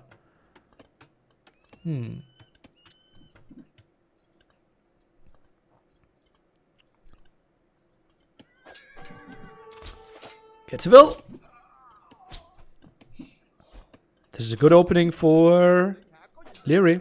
Oh, Spearman getting hits in. Gets another Spearman kill. It's quite some harassment there on the gold. And Hera just floating resources constantly. And now goes for the stable, yeah. Switches it up. Sees, okay, this is not playable for me. Some harassment here. 1 villager lead, 5-1 KD. The quick wall in the back was genius by Hera. Loses 1 archer in return. And now the 3 skirms. Still somewhat annoying, though. And deletes the gate. The skirms can actually can back on it then again. Oh, I'm surprised there. I thought he would keep it like this. And clear up the skirms with the stable of himself.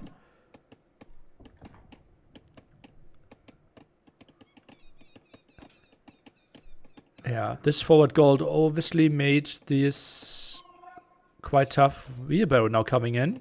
Vietnamese bonus being used. Archer being lost. Both archers probably being lost even.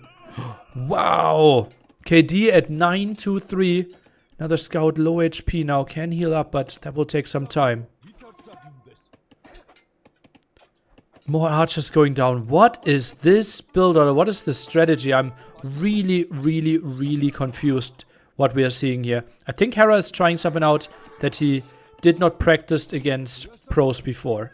This was mainly build order try. But this is a lot of speculation, right? I might just be completely misled in one way here. And did Hera just pause to drink something? Me no likey.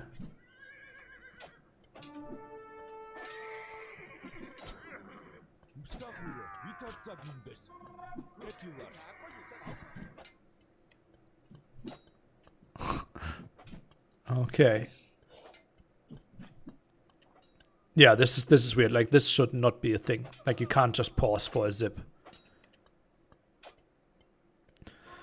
Liry up to Castle Age. 0 military by him. And now goes for the full wall. Only 2 villagers. Now goes for the second range. Likely this full CA play then. Liry really clean economy behind this. And this will be walled up. 15-11 KD. But a lot of the NKD was not really important to Liry. Hera will scout the second range. Don't really have too much intel here. Can be a bit annoying. House around. Villager helps a bit. Maybe 1 spearman.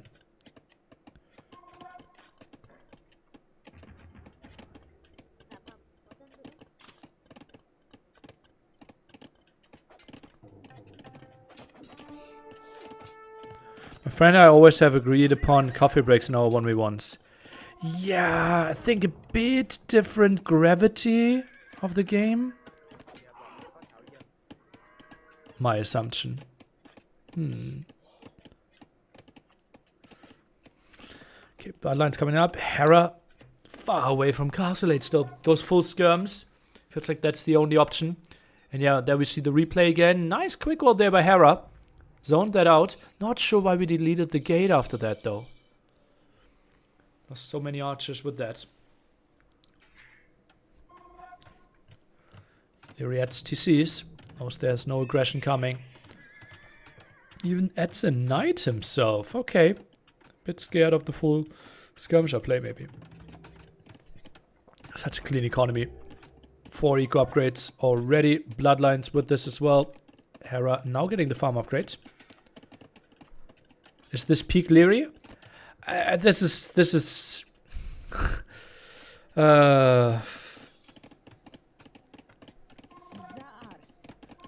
yeah, I think this is a build order experiment by Hera a bit. And yeah, Hera is now limited to 1 TC. He built a tower at the gold there. Even though he has 11 skirms, he still felt, okay, I also need the tower. Only now getting fletching.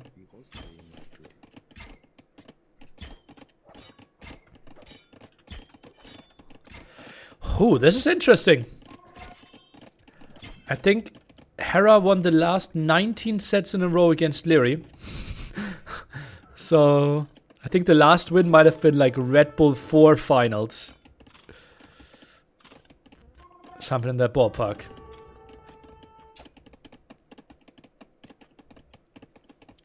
Score so far, 0-0. Nothing to get too excited about. Overchop in 5 wood. Observer sees it. CA can now go in.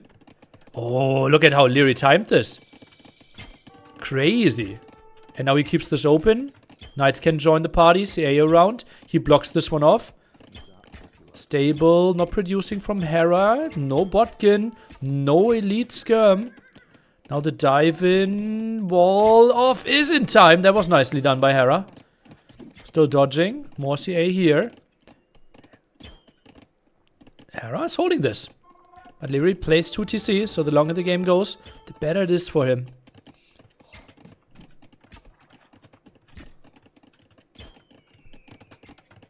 Elite Skirm and Botkin now coming in. Church for the defense. Maybe some healing would be good. For those CA, lots of HP lost. How many mangonels are you waiting for? Probably 2. And then try to attack with the hill against the tower and pressure the gold. Skirms should have some problems there. Hera, so far, no idea that this is waiting for him. Could directly run into it. No idea. Nice job by the observer. Showing that the mangonel is still unknown. And that he can run into the shot now. Double mangonel even. And the shots here, it goes for the double in the center. One ground attack might have been nice. Now it tries to squeeze through. Good job by Hera. Good reaction. And gets away there. But now the pressure against 3 mangonels will be tough for him. Lots of damage taken on those skirmishes. Goes for the archer range first here. Liry does not want to go for the kill. I think you can take the tower with 3 mangonels, yeah? Especially with the villager around for the repair. Mangonel now for the defense as well. Or at least the siege workshop. And range is gone. Maybe didn't want to have any problems there when it comes to the micro. Villagers now in the tower, but 4 mangonels with slight hill advantage as well. Should go down quite quickly. Even diced against these skirmishes a bit in the back. Some damage done. Armor upgrade for Liry CA coming in. Has 4 in production, but only on 1 single range because he's housed right now. Needs more houses quickly there. Tower done. And Hera, no gold income right now. Goes for armor. Still pop 80. Like, he's housed for so long. Really surprised. Let's take a look at the mangonel micro. 5 mangonels against 1. Will be a tough one. Liry fully dodged that one. Conversion against the CA started. Hera's playing with fire here. University down, and Hera might be housed here pretty soon with all this pressure. Could be 2 dead houses.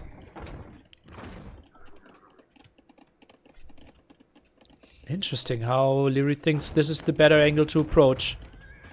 Maybe killing the house might be a thing as well. Does also damage it. Needs to make sure to not lose too many mangonels here against the 1 mangonel from Hera. Has eyes on it. Handcard is now coming up. Hera adds TC 2 and 3. Keeps himself competitive in this game. while Liry is now adding to C3, has a 14 villager lead. Eco upgrades looking solid for both of the players. Ballistics for Hera, not for Liry. Mangonel shot, even from the hill, dodged. Skirms, that's so risky. Hera really wants to contest this. Oh boy, he wants to nerd this out. How is Liry doing this? Gets one okay shot into the skirmishes. The one monk helping out. 4 Mangonels still alive, but some of them low HP. Gets one Mangonel trade, and this is actually done really well by Hera. But still 3 Mangonels around. Monk goes down as well, and it's 2 Mangonels still left, pushing down into all those skirmishes. 3 against 2 skirms traded. Monk lost and some skirmishes lost.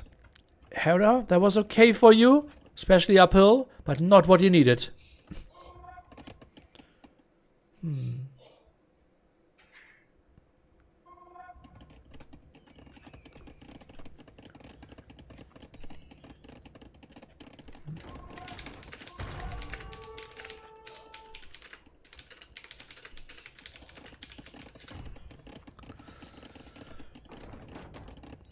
Splitting here. That's enough damage by Liry. Mangonel, trouble again. Hera trying to reposition himself.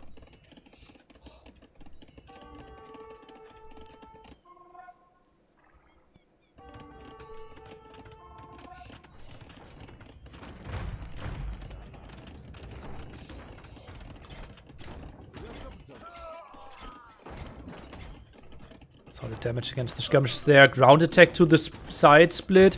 Liry now diving, goes for some villagers, goes for the Mangonel as well. Military count is now 23-9. The knights are coming in. Second armor won't finish in time, but still he is diving in deep. Sees the double monk though and thinks better of it. Eats one conversion though. And Mangonel under quite some threat, and the converted knight actually gets the kill there. And another converted knight gets damage on the Mangonel again. Liry maybe with some repair on the Mangonel there. Stays on one single mango. 40C for Liry though. And I think he might just swarm with knights now. Dives in deep into the wood line. 2 monks on the field. 17 more villagers in the queue for Hera. Those 2 monks can still fit into the town center. That means not all villagers will fit. Monks are going away there. Good job by Hera to stay active there, but population advantage now way too big, and it's just a crazy rate. So much going down. 30 villager lead soon for Liry. Military advantage for him as well. Now so many idols forced. Some conversions are nice, but it won't be enough. The monks are getting killed as well. Nice Mangonel play here by Hera. He's still doing everything right, but the disadvantage is simply too big. CA being annoying onto the woodline here, or onto the farms. Skirmers will be coming over to clear this one up. Converted knights are going down. Monk count back to 2. Mangonel will still go down. Likely another conversion. Nope, doesn't commit.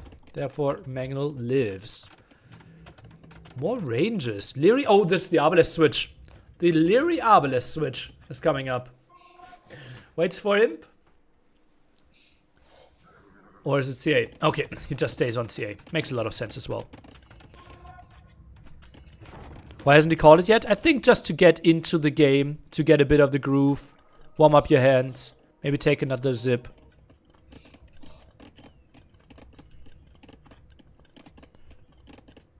Yeah, heavy CA is as good as Arbalest. Yeah, it's just like, it feels more Liry to have Arbalest, but yeah, heavy CA are totally fine here. If not the better option if you want to keep up the mobility.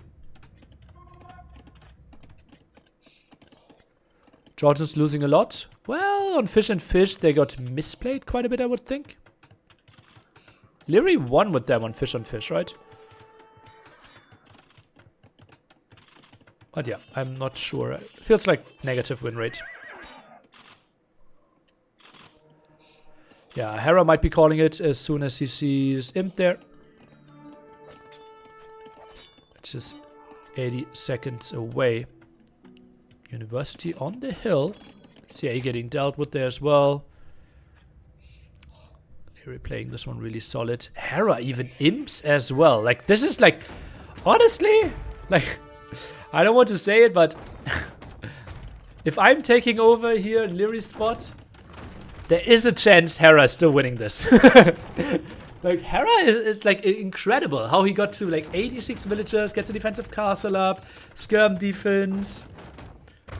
Like, this should not be a thing. That this feels somewhat competitive still.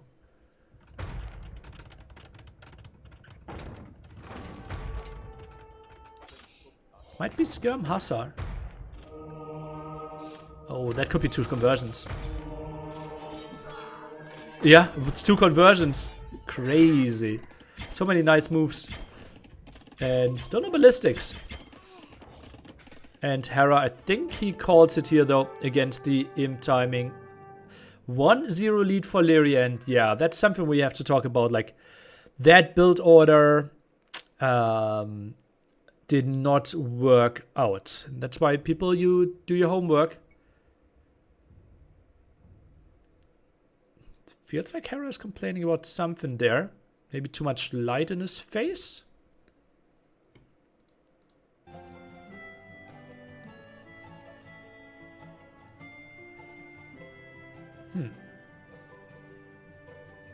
Maybe a towel to wipe sweat.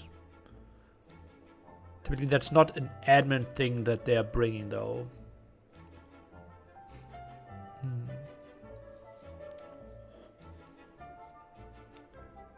For Liry, ballistics and imp tech only feels like? Yeah, he's more like get the mass out.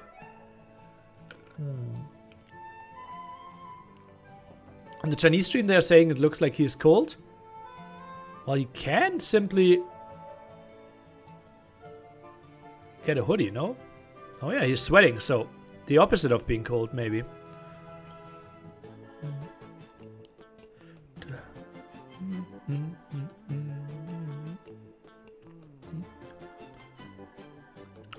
Pressure's getting to him. 1-0 down. Not sure if he's sick, I've never heard nothing of that kind.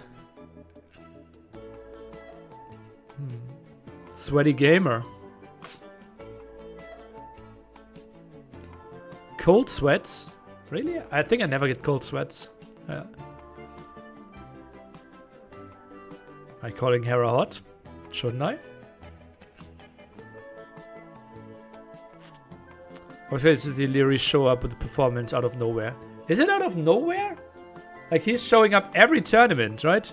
I think he had like, in the last 4 or 5 years, he had like 2-3 underperformances. And so many semi-final runs. Yeah. Like, he's the second best player in the world. Yeah.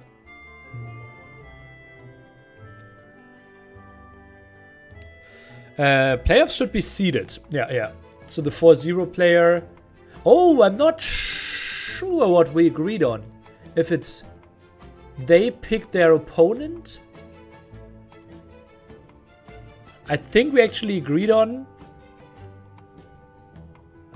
The 4-0 guy picks their opponent. I'm not sure. We'll have to ask admin. Yeah.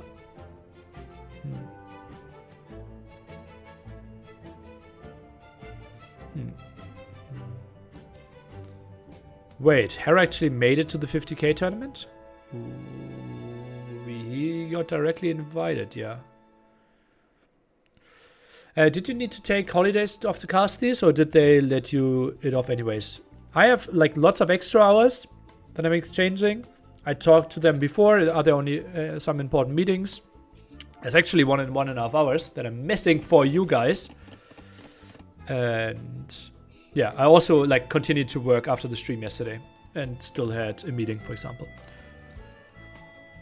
Yeah, always same mouse, like their own mouse pad, keyboard, and mouse.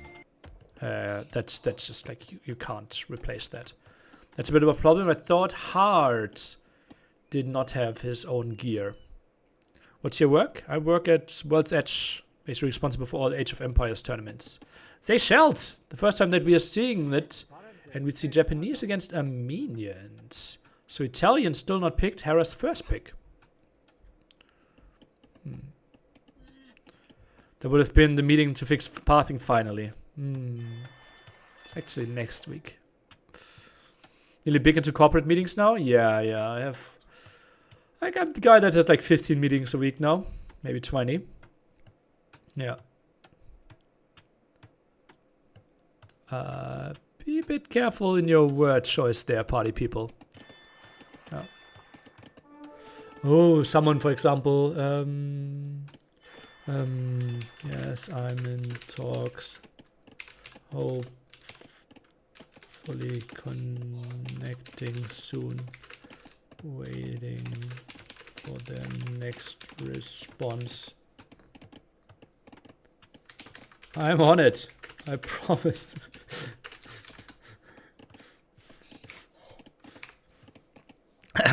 Yeah. Trying to connect some people, but they're slow answering.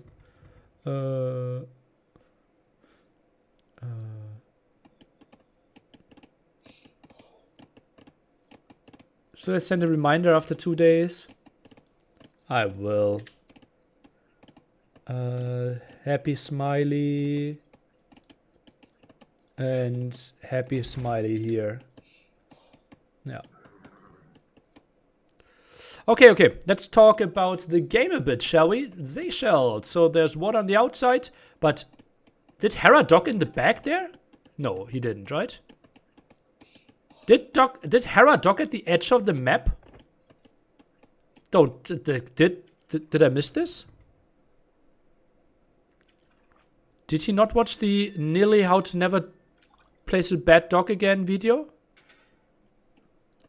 Oh boy. Nearly AoE 2 dock.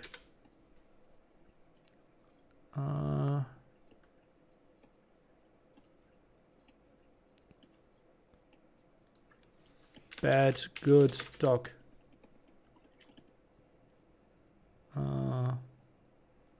Okay, apparently I never uploaded this or what? Okay, so another pause. What's wrong with the dock? It feels like it's kind of at the edge of the map. Right, and then there's no water.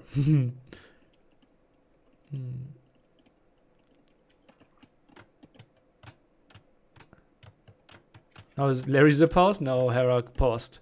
Okay. That's way better than it looked on the minimap. Okay, it just looked like this yellow border is so thick that I thought Hera docked basically at the edge of the map. Yeah. The yellow border is just a bit thicker. Okay. All good. I was a bit scared for Hera there. Japanese Armenians. Dock now. Barracks now.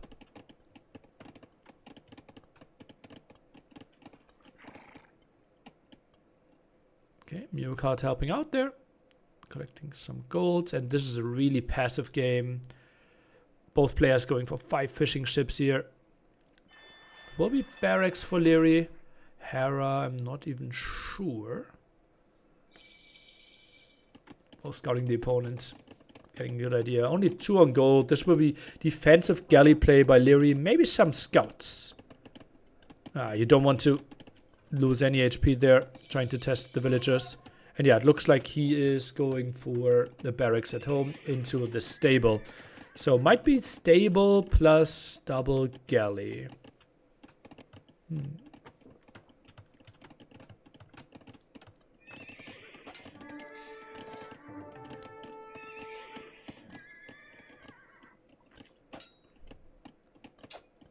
What is Hera trying to achieve here? Does the map resemble Seychelles somehow? Well, I don't know.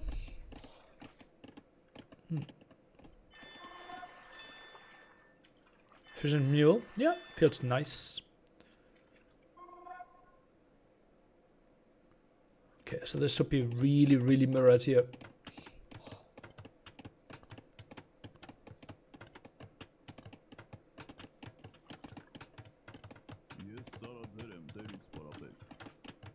Oh, small walls for Liry. Does not want to take too much damage. Spearmen out, but only one. While Hera goes multiple scouts, multiple spearmen. We just might have to fight here.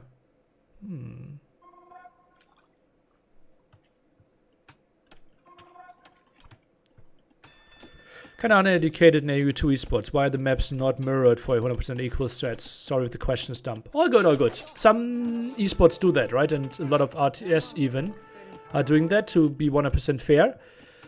A lot of people view this as one of the beauties of Age of Empires. For example, what we see at the minimap here, the whole view, that's not what they see. Right? They actually have to explore all the area, see the water, see where the gold spots are, where the wood lines are. And that's a core feature of the game. And we once had a tournament with Mirror, and the games were actually pretty solid, but it felt like the tournament lacked a bit of charm. That's why we keep the random factor of the maps. But yeah, it's not great for esports, I agree. It's more like for the game itself. Also, a bit of random factor is actually often increasing the enjoyment for players, right? Not for players, for viewers. 0-0 KD. 5 fishing ships against 5 fishing ships. 5 scouts out against soon 5 scouts out. It's more of a testing. Third dock now. And galleys at fire galleys at the top from Hera. Galleys at the top bottom from Liry. So different approaches there.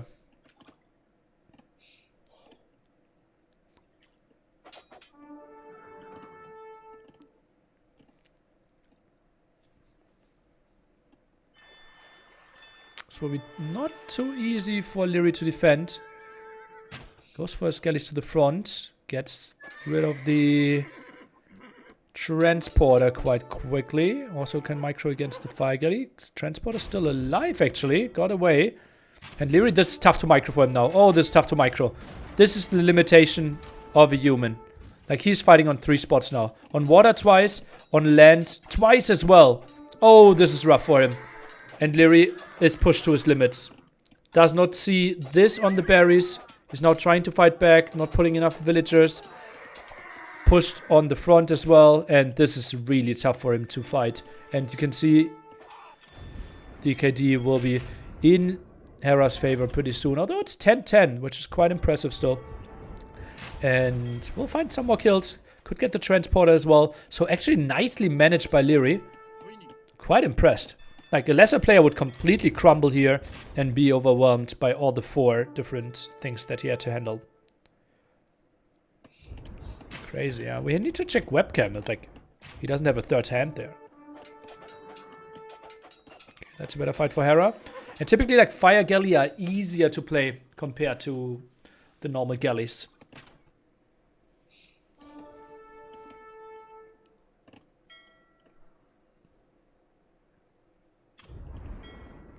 Oh, that will be tough. Liry, show me the galleys. The galleys are being trapped. Observer, no. Oh, well, Liry is losing all his galleys at the front, I believe. Oh, what? Okay, Observer knew more than I did, apparently. How did those actually make it out? Cast edge timings? Comparable for both of them. Second building needed for Hera. That's some sweet fish in the middle. And Liry, no response to that. Gets back there. Village actually trapped next to the relic. Oh no, he opened. 1 or 2 more spearmen earlier for Liry. Could have really helped him out here.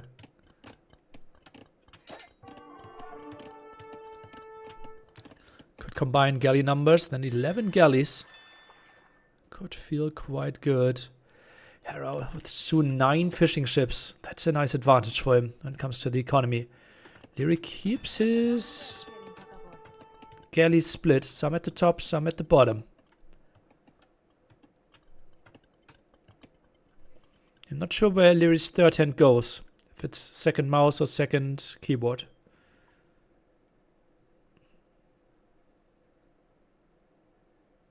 Yeah, caster, like the observer doesn't even know where to look at. It's a tough job sometimes, right? Especially if there's so much going on. Sign for an entertaining map. Fletching now. Really late. What is Liry going for in Castle Age? Is he just going for some knights? Might feel like the best option. Hera plays rather open. Liry's trying to egg wall himself. And now tries to contest the middle. Probably some fire galleys there. Ooh, nice sandwich there. Hera gets in there from the top. That won't be easy for Liry to micro, but obviously minimal ping really helping out the galleys compared to the fire galleys here. Still no spearmen again for Liry, and more scouts are coming in. This is an underproduction of spearmen. Feels like all game long.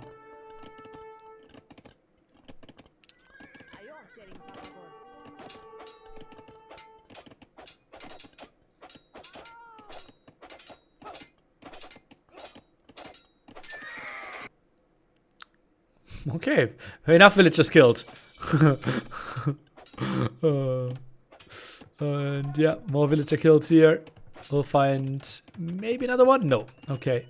Just imagine like 2 spearmen there could have helped out so much. Another villager exposed, or 2 villagers exposed here at the right side. Light cav might be coming in. That's actually not walled at the top, and that could be 2 dead villagers again. The one at the top is dead. The one at the bottom here is dead as well.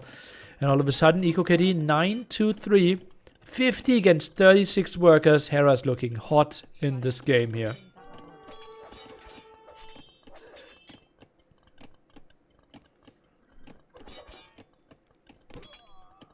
Gets another 2 villager kills. That's just impressive how Hera's doing it. And Liry not really having the answers on this map here. Or what it looks like. Maybe with a big clear up in the center, he can swing it a bit back into his favor. 12-3 EcoKD. 10 villagers behind. 5 fishing ships behind as well. Can maybe clear up a lot in the middle. And oh, that's a sneaky dog by Hera. Wants to go for fires anyways, so short distance is better for him.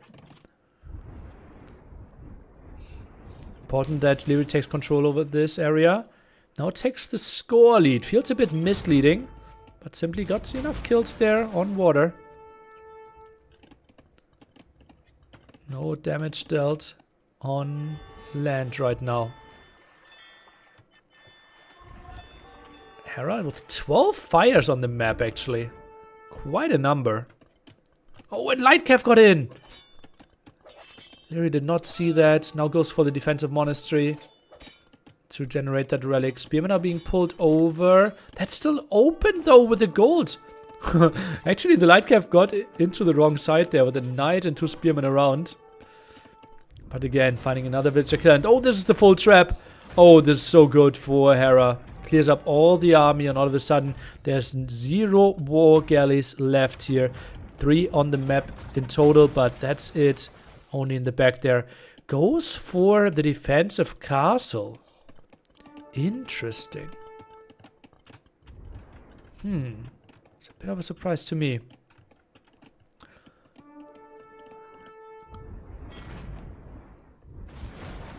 Two fishing ships against 5. They're still having something, but I think they're not working, right? Yeah, they're just sent away. And this will all get cleared up.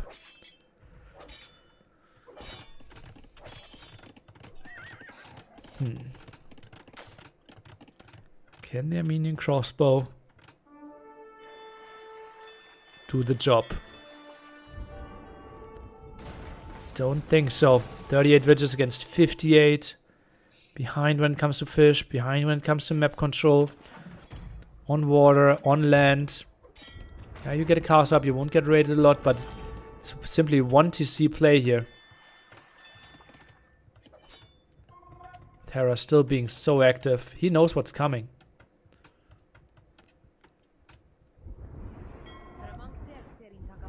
Yeah. Military count on land. Oh god, spearmen again out of position, and the light cav back at it again. Hera's so active.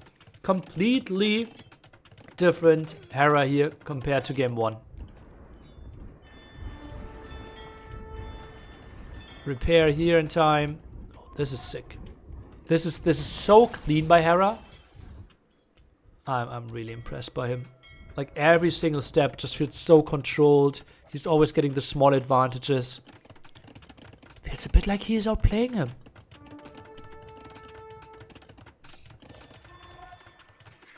Maybe Fires is the easier approach here compared to the Galleys, especially with the Galleys being split. That surprised me a bit as well.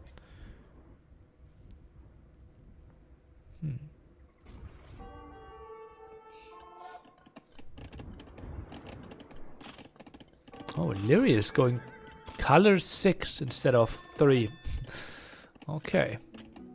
Hera's locked in. Yeah, looks like it.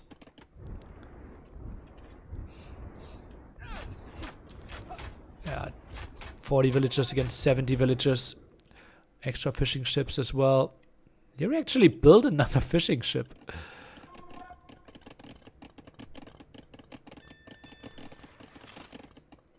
Hera can just decide what he wants to do in this game. Is there a raid in Hera's base? Feels like it. Tiny one gets 2 villagers. A way to come back, but needs solid 20-30 more of those. Won't be that easy.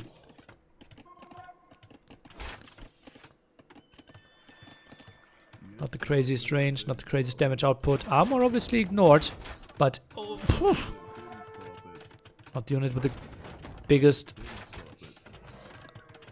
HP pool either. Got some damage done against the villagers, but he needs some miracles here. 14 crossbows in the field. Okay, got a bit more control. So Hera can't fish, but still Hera has 8 fish out here. There he finds another villager. Skirms now being produced by Hera, but 1 mangonel might be enough. Goes for the split. Last second, at least 2 of them didn't get any damage. But still, relatively low HP in general. 15 fires still for Hera. So much control everywhere.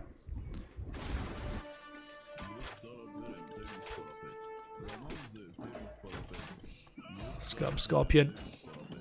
For the clear up. Mangonel clears this one up as well. Ooh!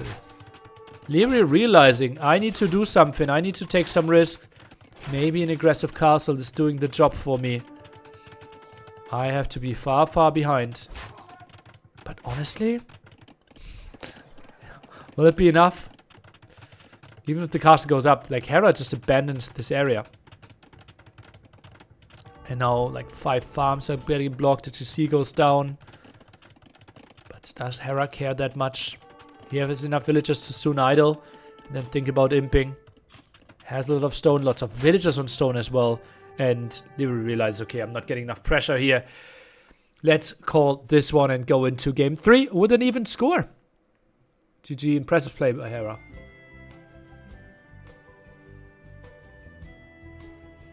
Impressive play by Hera.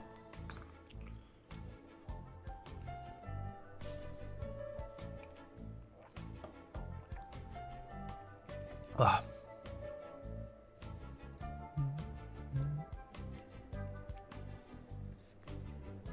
But the castle out of spite, maybe, yeah.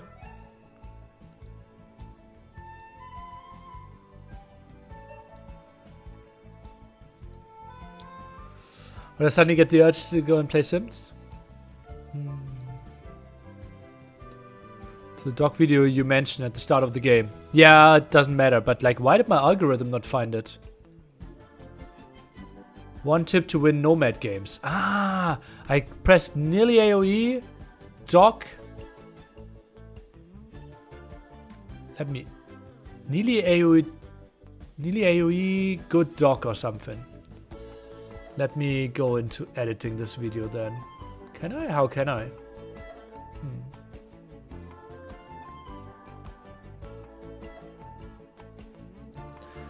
The venue was massive AC and produced warm air. And Hera also asked for paper towels. I went for him and he was sweating a lot, so the pause was not unreasonable.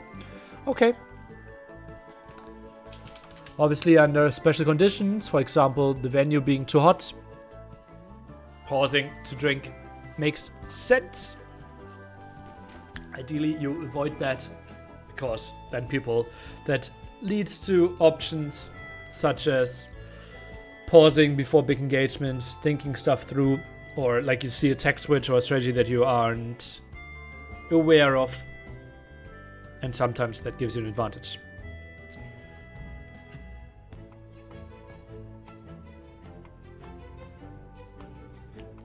Yeah, it's interesting. Like apparently it like really heated up. After the first 2 games, I'm hoping for a more even game now. They were both very one-sided. Agreed. Oh boy! Hera, really close to Liry. Romans against Mongols. This should be good for the Mongols player.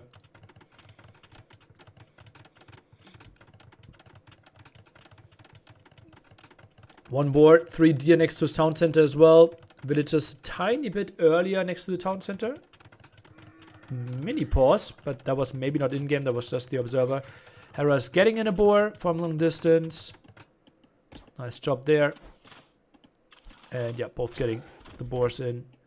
Hera sends all his villagers to his starting TC. That's interesting.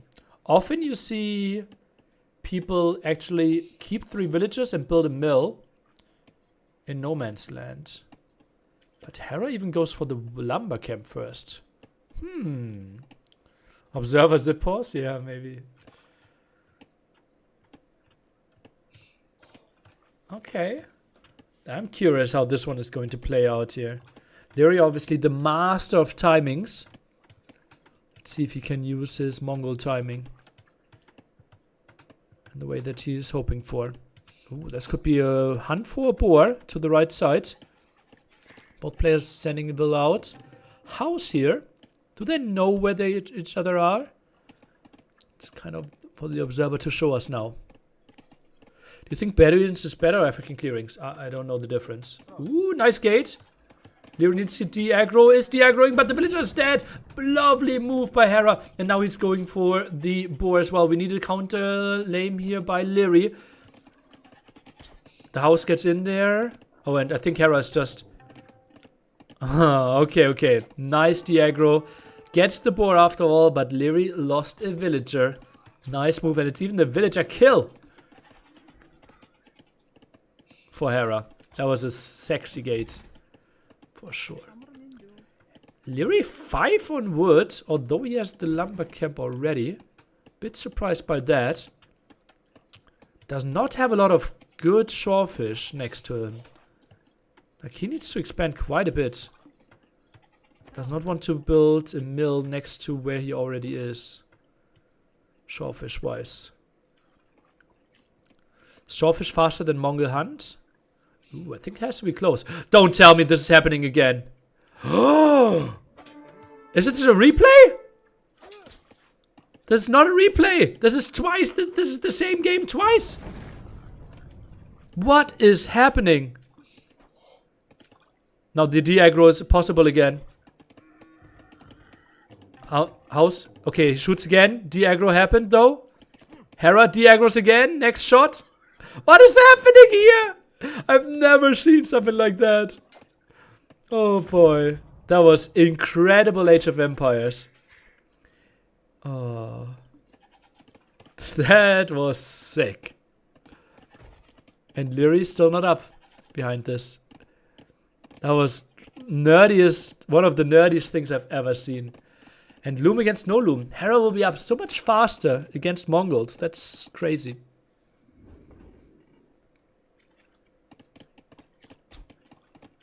Should be a lot of food for Liry though. Crazy how late he is up. 2 full villagers behind. Because he went for Loom and he lost 1 villager. This could be an easy wall off there, I think.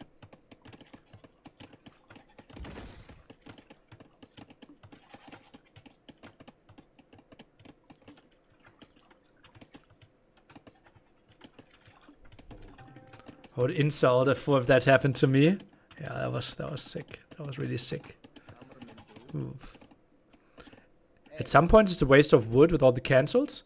You get the percent back right? So if you cancel at 1%, you get 24 wood back from the house. Barely costs anything. Stable. And loom. And Liry should see it instantly. That's a good scouting villager.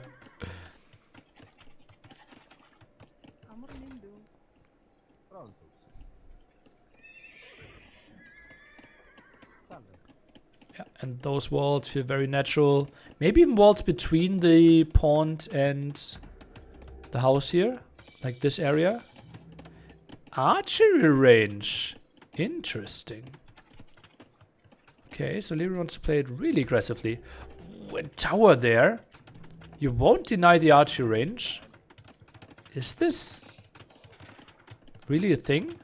Goes for a counter tower. And Liry will have more stone. And with the range can simply put an archer in there as well. I'm a bit surprised by Hera's tower there. Not sure what it's going to achieve. And oh, wow, Liry's already pulling villagers. What? That can so easily be trapped here. And now the skirmisher, not the greatest move. Loses one spearman. Scouts now around there, trading off HP. I think Liry preemptively walled his lake there. I think he has to. Yeah, he did. That's super important for him. But only can go for 2 shorefish.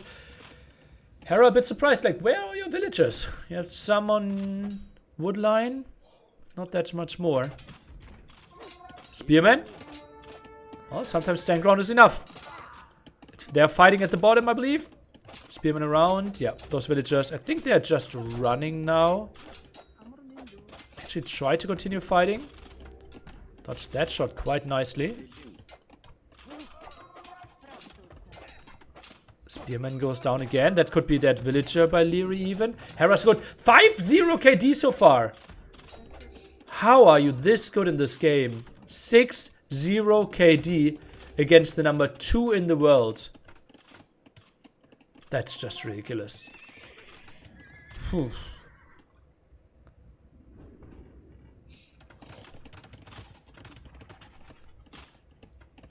And yeah, Skirm's not achieving anything because there's not enough spearman protection. Tower will go down eventually. And pulled some more villagers.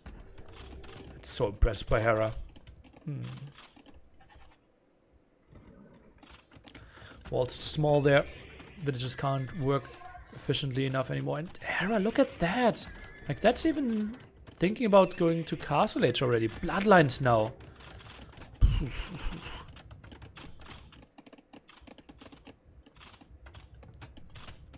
Maybe some pressure on the gold. Spearman count at 5. Even 7 Bloodline scouts will struggle against that. Maybe with forging it gets closer. And Hera goes for farms. Interesting.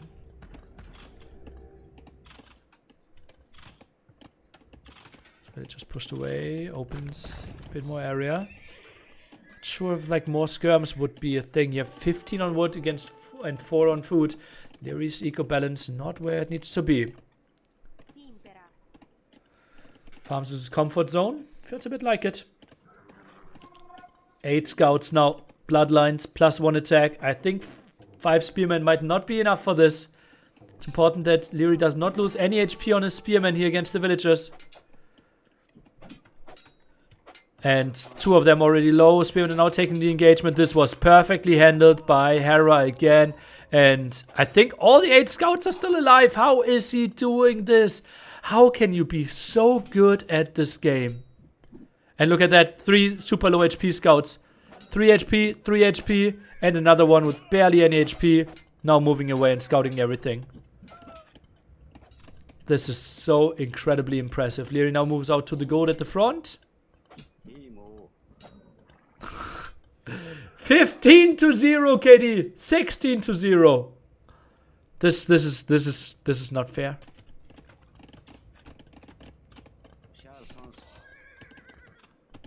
And Skirm's still dying, no? Are they all dead? Hera, can he make the perfect game happen? No! Scout dead! Sloppy mistake.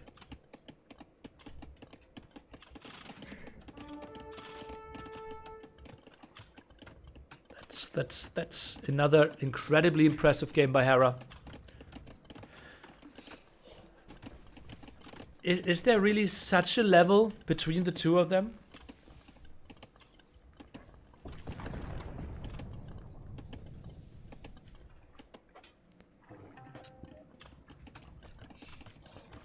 If you're a Liry fan, don't look at the score.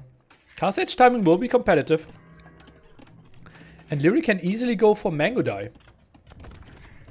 So if you're a Liry fan, you can still dream, honestly. That should be a castle in between the two town centers. Like, even... Am I crazy thinking that this is playable? He will get a castle up in between both of their bases. TC of Liry will, of Hera will go down eventually. With that, a lot of farms will open a lot of potential for the raids. Yeah, look at that. Observers showing us the castle spot. Huh. Skirms now. But that the Skirms won't deny the castle.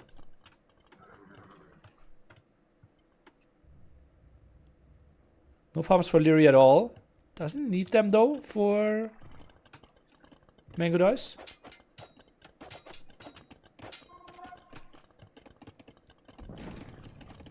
Don't think so. He needs Botkin, that's it. Oh, that's such a good house. Oh, that's such a good house. You have... Oh, God. I think now Liry needs to delete the barracks. This is so good. How do you anticipate this?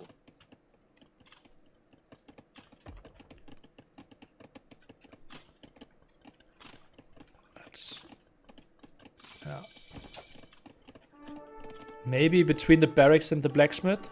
Spearmen are taking an okayish fight, or Liry. Why are you keeping opening this gold area up? Okay. Yeah, this is so much worse now. This is not reaching the castle. I think deleting the barracks might have been the better play. And he needs to send all the villagers. Those 4 skirms will actually do a quite good job of harassing. Tries to get a hit off. And I think they will kill every single villager on the shawfish as well.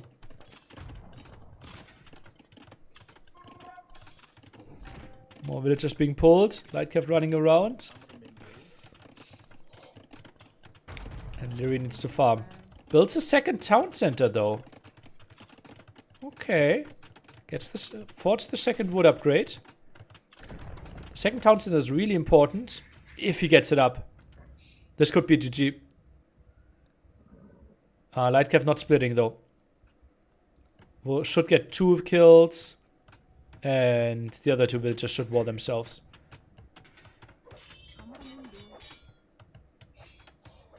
Great find by Hera again.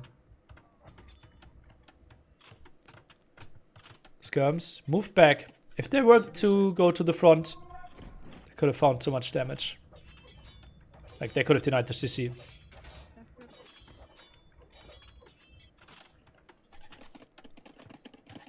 Oh, yeah.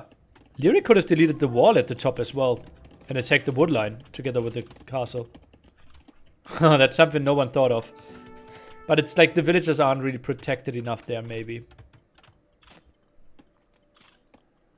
Okay, Mangodai with fletching now. They need to find major damage. Save gold with that castle, even against Hera. I think Hera just looked like he wanted to contest it. Regardless.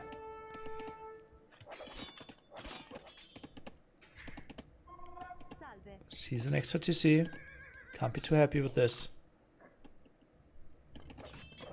Ballistics for Hera even.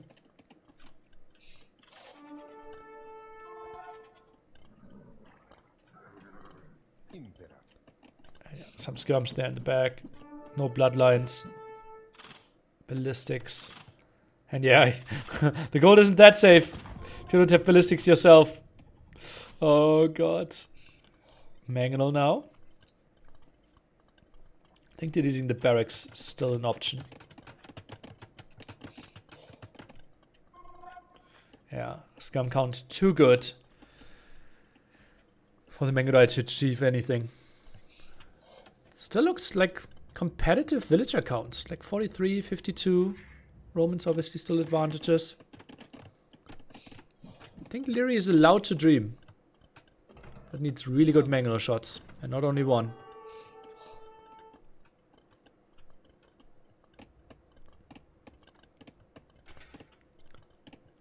Why not flank from left side? I think both players are walled there.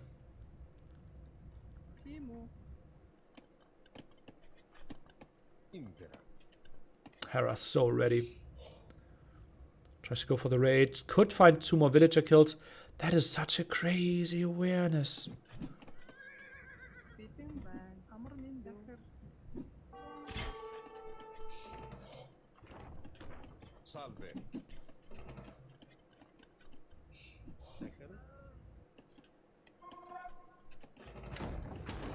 Okay, Mangonel. Oh, yo, yo, yo, yo. Gets out there, Hera, and that completely stops the push from Liry, and he needed that. The village is dead there. Hera goes for yet another TC. Eco's flourishing. You're fanboying Hera a bit too much. I'm just impressed. I'm just impressed that there are so many people that are trying so hard for so many years, and Hera is just one level above them. At least that's what it looked like in this game and the game before that. Like I'm just an enjoyer of beauty. That's simply what it is.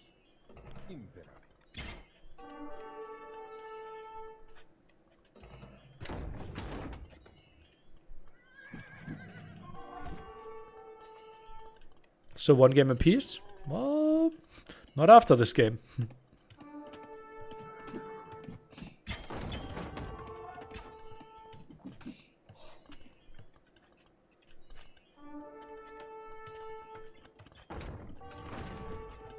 Okay, Mangold's getting some more shots in. Skirmisher raid in the back. There's no good units to deal with that. Mangodai's getting some shots off against the Mangonels.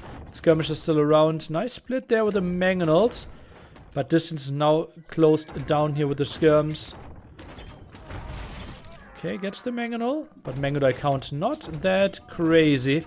And once the Mangodai dies, the villagers actually can take care of the Mangonels. Trapped light cap there that could have joined the party. 4 military units for Liry here.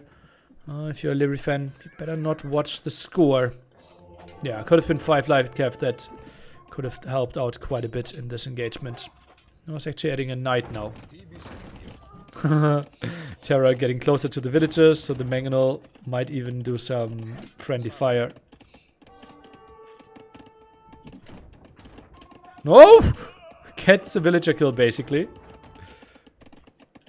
And GG called. Liry.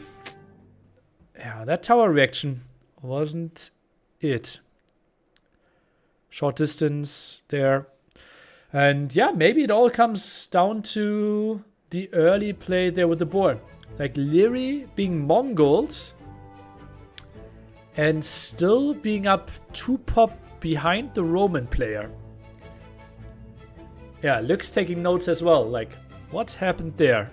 How did you manage to be up that quickly against Mongols? Then 50 seconds earlier, the tower could pressure. Hera still has his first pick as well. Not Nomad, he can play Spanish. Peccary. Apparently Italians is what he likes. Liry likely Peccary with Dravidians. Or, let's see, all Dravidians could be played on Nomad as well, and then Bengalis on Peccary. I think both are options. I think more likely, what do you want to play against Spanish? Probably Dravidians against Spanish. And then Bengalis against Italians on Peccary? Maybe. Or Hera plays Georgians on Peccary and Italians on Nomad? Not that clear to me.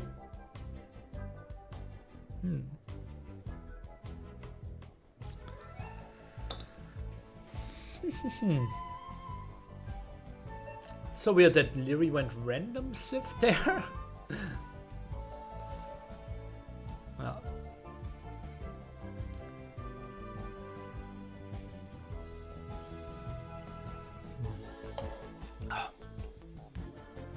So the archer range opening is a mistake. The Scums did nothing.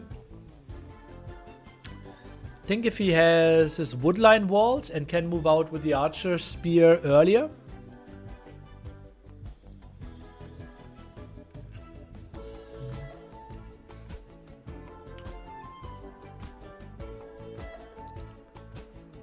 Wish they could mirror the player cams so they face each other. Yeah, it's not really how they sit on stage though, right? And then if you do stage shots, it's different. But I can see what you're doing. Yeah.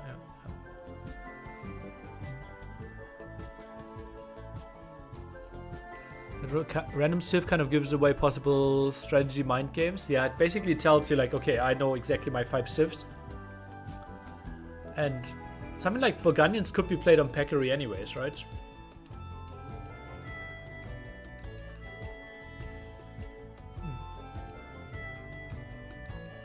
Yeah, the scum rate did so much.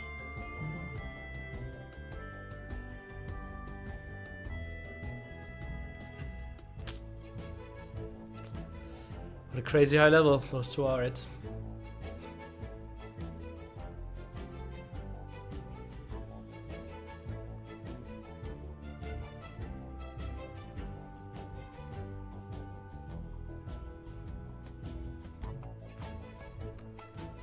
Really no access to gold to make archers early game. Yeah, you had the gold at the front there.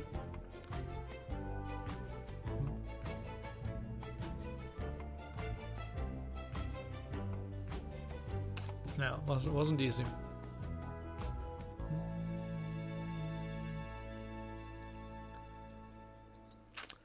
After this set, we still have Andy versus Vivi in a basically do or die situation. If you lose, you're kind of not making playoffs. Somewhat confirmed.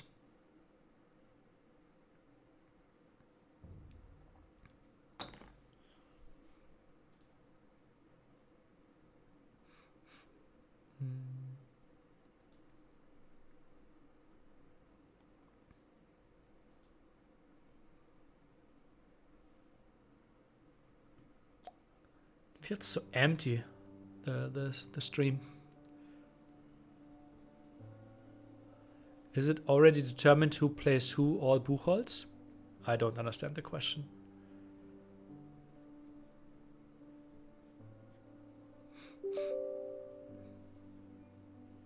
What happened here?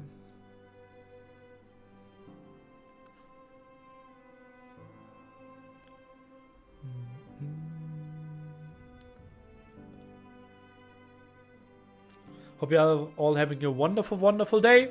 We have 2 more days of group stage coming up. 5 sets a day. And Sunday, the big day with the 2 semifinals and the finals.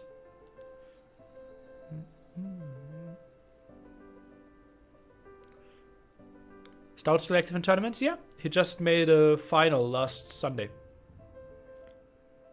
Became second in an Asia tournament.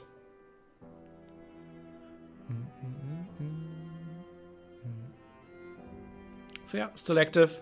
I think right now, maybe considered to be like number 10 in the world, something like that.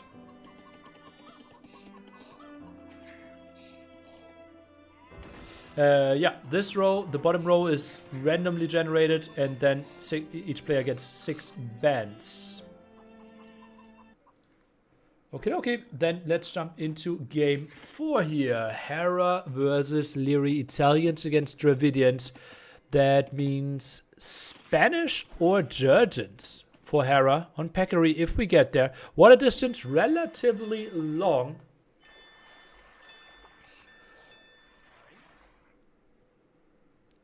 And Liry has... What did he still have on Peccary? Burgundians? And... Who remembers?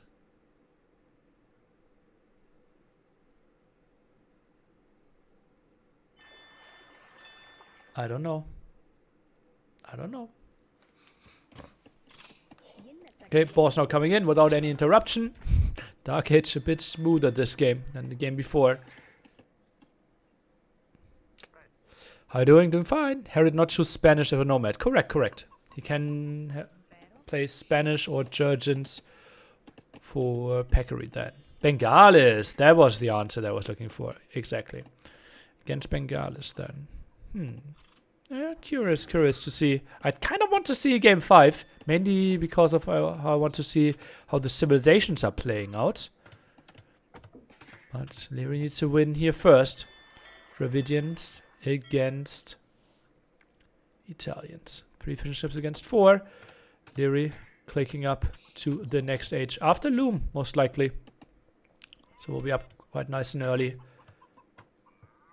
Just waiting for the lumber camp. Doubt is falling off a little on the 1v1 Arabia tryhard ladder with all the young hotshots, but on mixed maps tournaments or team games when there is more strategy involved, he's still like top 15 or top 10 even. Okay. Not Nomad because they can't choose their TC spot. It's a Nomad starts, but basically starts after the TC is already being built. Marliberium, thank you for your kind words. So it's not a joke. It's not a joke. It's all real to me. The Garrison really lost 0-3 against Hera in early stages, but then played 4-5 in the finals. Do you think he saves some strategies for later and just hopes he will get into the playoffs?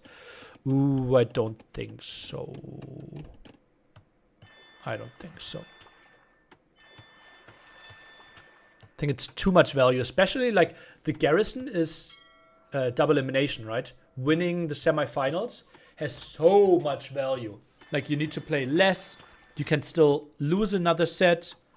It wasn't like early group stage. Okay, we are both going through. Like T90, nearly Liry Hera group stage. And it doesn't matter because top 2 goes through. It's like you're playing against top 8 of the world. And lose twice, you're out. So I don't think that the 0-3 saved anything.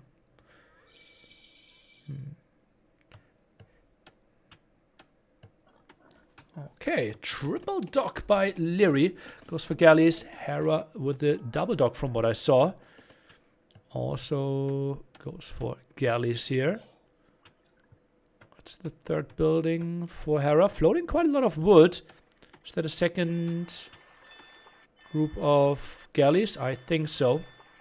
Wood upgrade now by Hera as well. Liry should have an advantage. Obviously 200 extra wood comes in quite handy. We see a different S tier winner than Hera this time. Well, you will know on Sunday. Or maybe earlier. Maybe earlier before Sunday. Obviously Hera still feels like the clear number 1 in the world. The scene would benefit from a bit of a switch up and a bit more excitement for the tournaments. But you can say what you want. Hera absolutely deserves every single S tier win there. With how much she has been grinding. How dedicated he is. How much she did to improve. Hera dominant could board fence. It already starts to, yeah. Absolutely factor. Or maybe earlier. Yeah, maybe earlier. Hera could be out. Starting tomorrow. If he loses today, loses tomorrow, he could be out. Need a battle of the goats. Hera vs Viper. Not impossible. Although, nah. Spoiler alert, Viper is 1-1 now. So it's more likely that he will face the loser of the set. And the winner of the set will play against ACCM.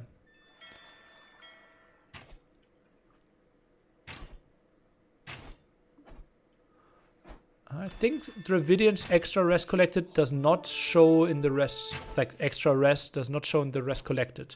Both players with the fletching timing right now. Hera with a small advantage. So Hera playing 2-dog against 3-dog and holding this. Feels a bit like it. Collected way more food already. Yo's 2-0. Ah, yeah, true. So one of the 3.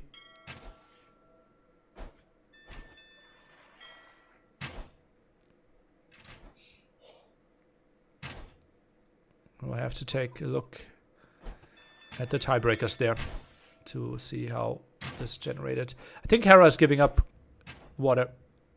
Like, not yet. He's still contesting it and forces more reaction. But this is how Nikov played it. Would you have extra pressure to be top 2 in this LAN? I think so, yeah. Yeah, I think it would be really good for him. Yeah. But you're one against Hart, who has less Buchholz. Yeah, I'm not sure if Buchholz matters in the matchup creation. Not sure how they're handling that.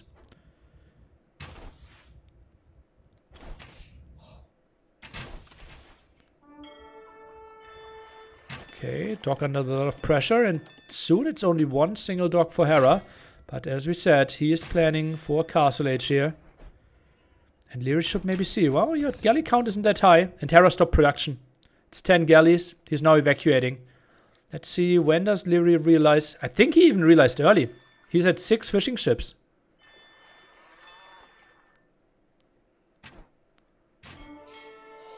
Liry goes in deep. Eats some shots though. But also deals quite some damage. And yeah, we'll clear up this completely. Hera with a small misclick there. Liry dives in. Hera doesn't care anymore. A full surround now. And Hera will start watching again. 2 fire galleys now. It's a follow-up by Liry. Bit surprised. I would have thought fishing ships is the more clear thing. Wino looks in the tournament. He didn't make it out of the qualifier. Vivi was the one. There was a Chinese mainland qualifier, and Vivi made it through.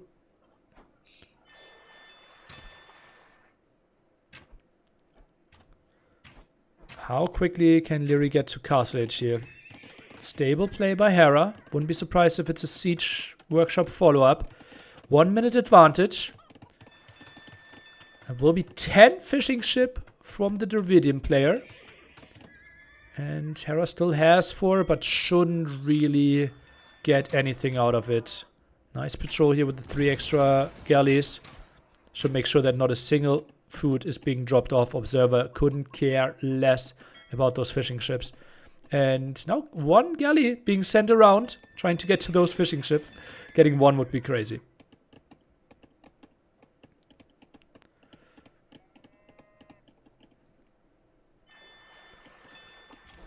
Yeah, we had an international qualifier for non-Chinese mainland players as well. The one that Sorakuma participated in. Lots of wood here for Hera. Maybe even like 3 TC plus Siege Workshop. Oh, Liry with the villager out sees the stable. Or like indirectly sees the stable. Sees the scout. Oh, nice quick wall. Saves the villager. Even with 40 HP. Okay. And Liry, is this a tower that he's building? How is he down to 65 stone? Not sure if he sold. Maybe he sold 100. No, where is all the stone then? I don't fully understand. That will be a dead villager most likely. Needs to go for spearmen. So the situation is Liry needs to survive. His resource income will be crazy. Yeah, and he built the defensive tower at the gold. Felt like, okay, this is one of the scary areas. Goes for 2 crucial eco upgrades. Wood upgrade and gillnets. His economy will be great. Needs to rush a siege workshop, I believe. And then Spearman Mangonel against the 2TC play from Hera. Liry in a good position here. Needs to make sure 2 villagers safe. Loses none. Just a warning shot. Archery range here. Okay, now the follow-up. Oh, villager converted even. And siege workshop. That villager's being built very slowly. Hera gets the confirmation that it's... Oh, that's open. Goes through the maze and goes out.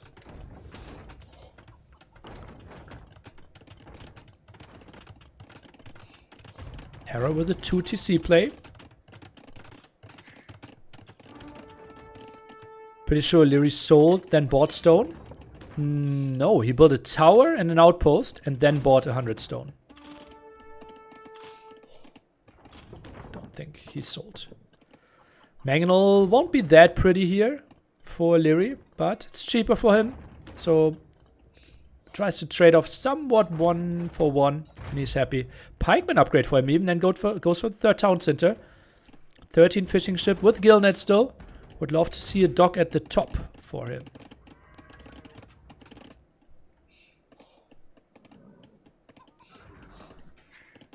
Not 100% sure about that archery range. Market likely going down. Let's take a look at Mangonels. Do some damage to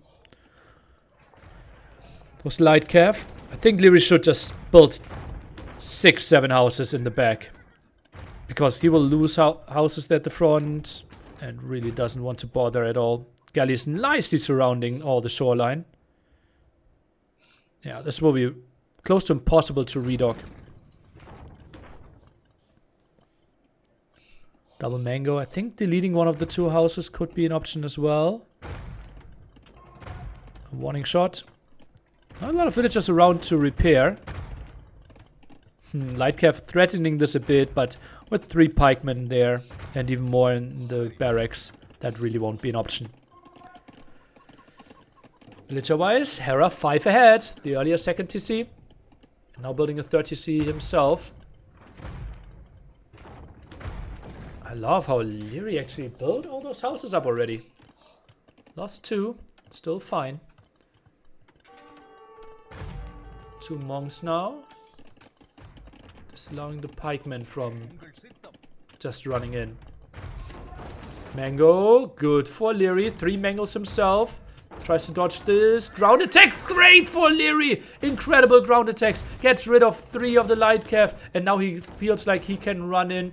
All this really distracted. Yeah, some conversions might be coming in as well here, but that won't matter. Big shot there against the Mangonel as well. Monk goes down and Liry is defending this one fully. The Mangonel will go down, but that was good enough for Liry here. More pikemen being queued up, and that's the defense that he needed. But he is not that far ahead in economy, so defense alone might not be enough.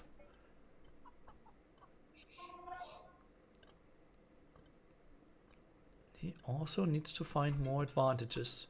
Resources in the bank looks pretty good for him though. 26 extra population. Hera is on 3 TCs. This could go to game 5.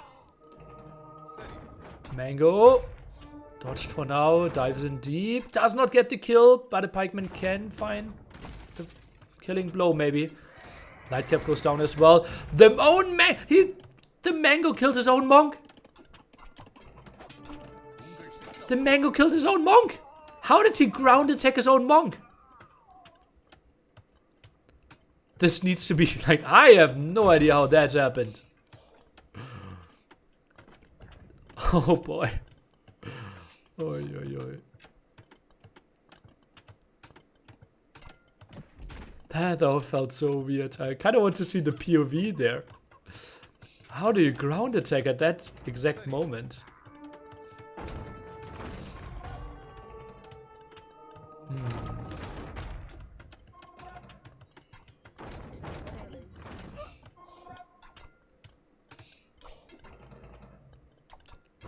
I get my wish of Peccary to see how the civilizations are playing out.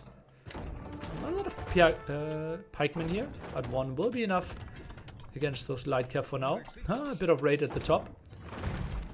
Terra is thinking about getting onto stone. Conversion complete. So wouldn't go up. Yeah, an option for Liry. Although not sure if he has a second building, right? He only has Siege Workshop. No monastery, no university. Villagers trying to repair here still. Oh, he killed a lot of his own villagers, I believe. Oh, this is now getting a bit too sloppy by Liry. Is he getting overconfident here? What's happening? Gets another nice ground attack, though. More conversions at the top. Do we see some more repair? Monk goes down at the top. More ground attacks there. And villager count is now evened out. With Liry on the way to Imperial Age. And now this is the spot for the Arbalest switch. I've said it before.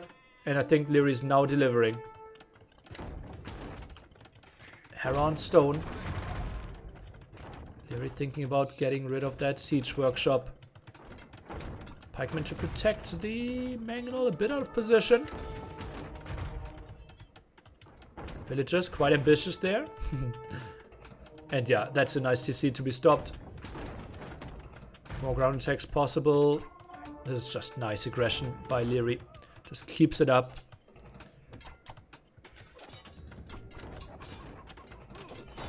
The poor cow. God, what a messy game. Like so many different single units. Mangonels here gets the 2-for-1, maybe? Gets those kills, and the other Mangonels should go down with the pikemen around. Indeed, that's what's happening. Crossbows only now being attacked really and messed up. Hera gets the castle up there. That's nice for him. Liry still not on stone. He needs to go to the top there. Or does he think he can still contest this? There's not a lot of Hera army. Maybe this can be stopped. Mangonel around. Hera is pulling everything. But Mangonel's really good against groups of villagers, especially if 2 Mangonels are popping. Hera can't hold this. We are going to game 5. After 19 sets losing streak for Liry, he gets down to a single best of 1 to maybe take down Hera. Crowd is liking it.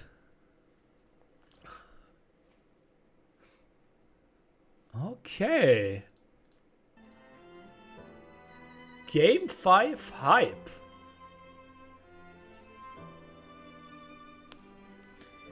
And those are going to be late picks.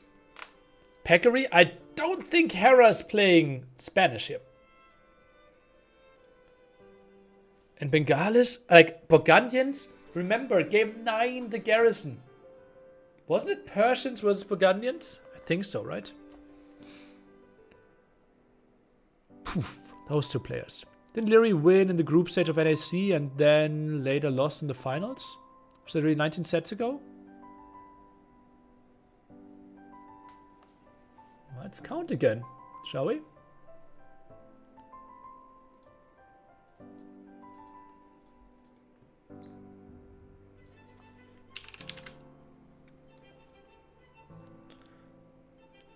One, 2, 3, 4, 5. 6, 7, 8, 9, 10, 11, 12, 13, 14, 15, 16, 17, 18, 19, 20. 20 in a row. Liry did not win in any NAC group stage. 20 sets in a row. And some really close, right? 3-4, 2-4, 4-5, 4-5, 2-3, 4-3, 2-3, 2-3, 3-5. 4-5. Like so many even deciders. Even if like coin flip, it's so unlikely that Hera wins all of them.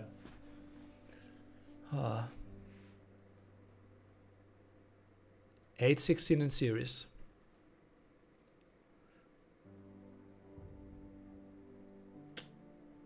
Overall games, look at that. Maps is only 42% for Hera.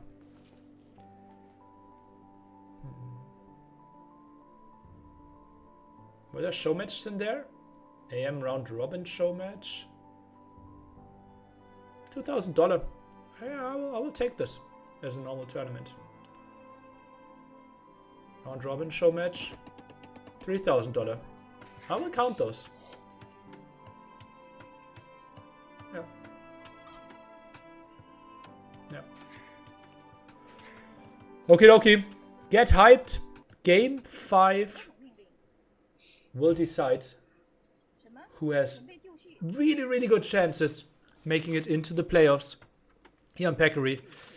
And we see Hera with Jurgens, Liry with Bengalis, trying to collect those boars as quickly as possible. Hera, Liry, live odds? Yeah, bet on Liry. Oh, don't bet at all, people. If Hera loses, he's out? No. We are on day 2 on a 4-day group stage. If you lose, you still have all the options. If you win, it's looking really good that you're going through. I'd say really good. Do you want to see Liry versus Yo in the playoffs? Yes, please. That would be sick. Best of 7 playoffs. All the way. What civ is Hera? Jurgens.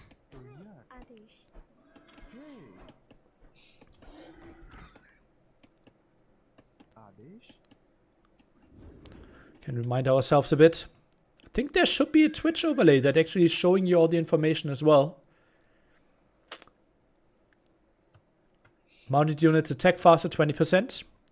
So CA, Step Lancers are the key units there. Siege Engineers earlier if you want to go for it. And less friendly fire. Cars Edge Stackers, Fortifications, regenerate. And Thunderclap Bombs as the unique tech. Detonating projectiles.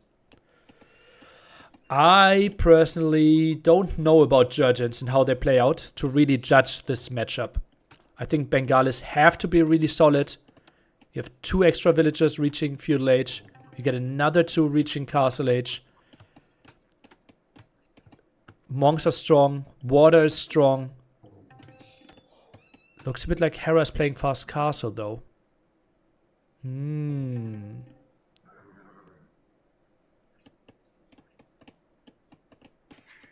Yeah, this is. I think Hera fast castle. They played pop 19 with Loom.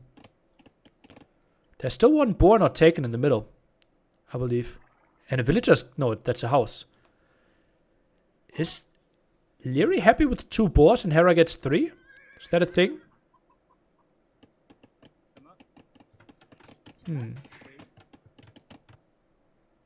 Think the overlay doesn't work? Oh, really? Okay. Phosphor is certainly an option. Not really a Liry strategy, though. Hera without gold. Still think this is going to be fast castle by him, right? Why else would he play? Pop 22. Another boar. Is this 4 boars against 2? Huh. Does Jurgens have a crazy water advantage? I think Bengalis water is good enough as well. I don't even know what the water... Like, what water advantage do they have? Jurgens. Luchuan they have. But that's it. No fast fire. They have heavy demo and galleon. No shipwright. Not really that it matters. Yeah, I don't think that's too big of a factor. Is Liry even going for military? Feels like he might be skipping it. If Hera loses this and ends up P2 for P3 for playoff, seeding is that it's a thing. Seed 1-4, people will want to lose to get P4. I will ask the admin now. How is seeding in semis? P1 versus P4 or P1 picks?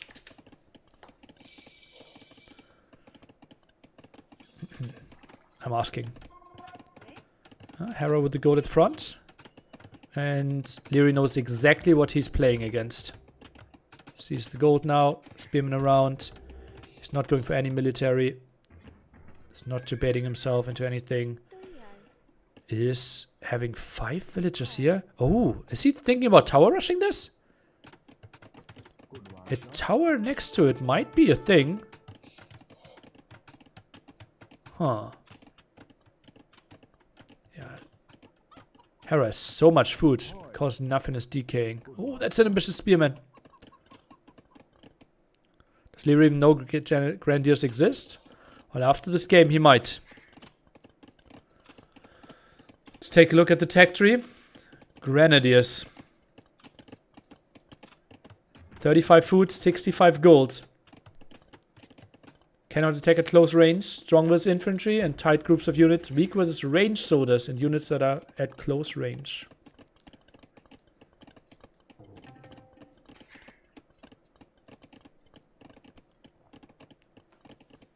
Liry.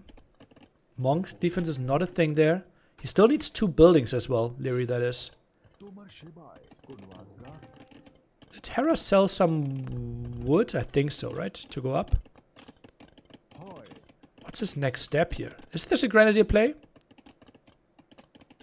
With Siege Engineers, they outrange Expos, I think. I'm not sure if we will see Siege Engineers that early.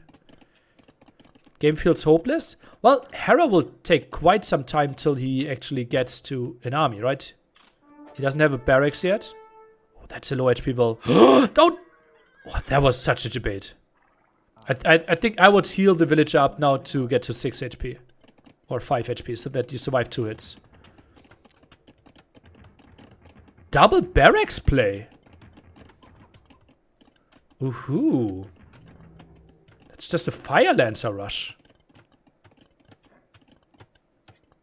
Against crossbows? That's a unit that Liry will know.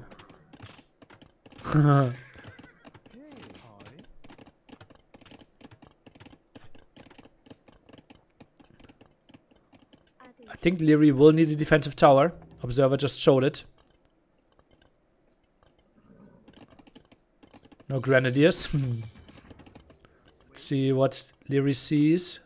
Nice movement there. Sees 1 barracks. Now moves in. Should see the 2nd barrack. Time for a tech tree pause. Towers, those walls against the ranged unit, not sure. Siege Workshop comes up as well, and the Spearman did not do his job. Scouting the villager going to the front. Oh, Scout needs to survive. The attack here in the back means Liry is losing his Scout and might lose the Will. Saves the Will, but still, this is really problematic for Liry. Goes for some archers here. That gold is so exposed. I think he needs a defensive tower. It's the only way to hold this. Gold upgrade now. Rocket card comes in as well. This will be an impossible hold. Now the villager that survived instantly got slaughtered. Spearman around trying to see what's up. Sees the Siege Workshop. Rocket card will be around the corner. And Jurgens. This looks like a prepared strategy. And Liry does not look prepared at all against this. Sees this coming. Villager, no reaction. The Scorpion out of that builds. Pulls away. 1 dies only. 4 archers. What's the next step against it? Those archers so out of position. Where to even eject them? To the right? Goes for Botkin, goes for crossbow. Monastery behind this as well. Liry needs to sell the stone. Is heavily on stone now. Has 1400 stone in the back. And yeah, now the ground attacks against the archery range. Could get to another one. But how do you deal with 2 rocket cards if you have 4 crossbows? Don't think this will be an easy task. Now attacked all this. And can't build more crossbows. He attacked Botkin, he attacked crossbow. And can't go for more. I think maybe a Siege Workshop might be an option. 2 economic units down. Making it a 2 lead for Liry. Who is now going for redemption. You need sanctity with it though. And even that against 3 rocket cards? I think Hera might just commit there. Liry might be heavily housed soon. What an execution of a build order here. And Liry did not read it, right? He saw the fast castle. I think the reaction is simply to go and tower the gold. Easier said than done, though. Monk!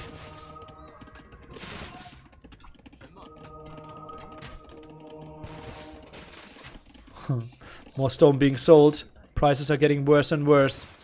I'm not sure if he has Sanctity. I don't think so, actually. How much are the 4 crossbows adding? Because there was a lot of resources that went in there. Oh, sneaky Liry. Sneaky Liry. Maybe they are helping out to protect those monks a bit more.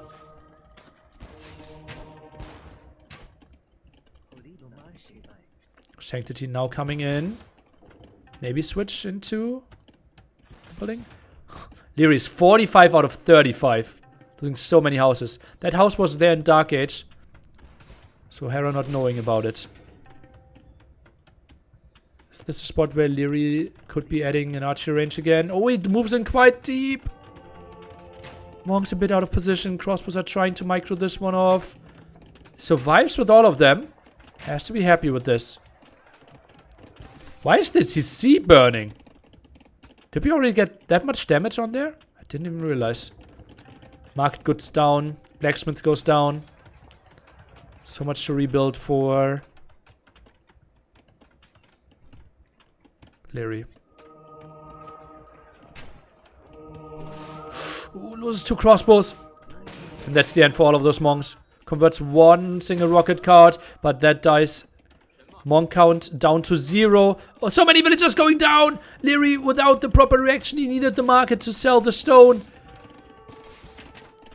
And more villagers are falling all of a sudden. We are down to 42 versus 31 villager.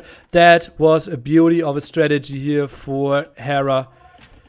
And maybe that monk even instantly dying. No, not going to happen. Tries to jump in. Monk low HP there in the back. And I think it's even misjudged here by Liry, the situation. He thinks, okay, if I'm holding this, I'm in a good spot. But Hera is playing 2 TC behind this even.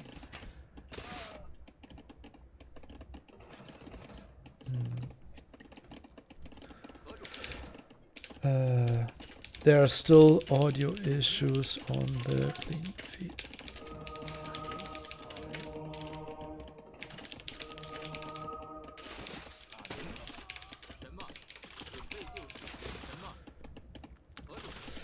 Liry down to pop 30. Tries to make something wild happen. He thinks this is a full all-in. And well, with some conversions, there's a dream. But not even all conversions happening. He thinks, okay, the gold is still nice as well. But he's at pop 27. Not a great spot for him. And yeah, double TC behind this. This was another great set. With some really close games. Some really one-sided games, actually, right? What was the best game? Game 1 was one-sided. Game 4 was one-sided. 2 and 3 were one-sided, and this one's one-sided. This is 5 games in crazy strategic fashion, but not a single game was really close at like the 25-minute mark. Actually sick.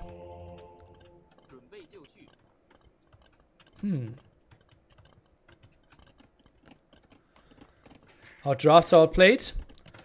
This felt like Liry didn't know the strategy that he was facing. So this was out-knowledged, I think.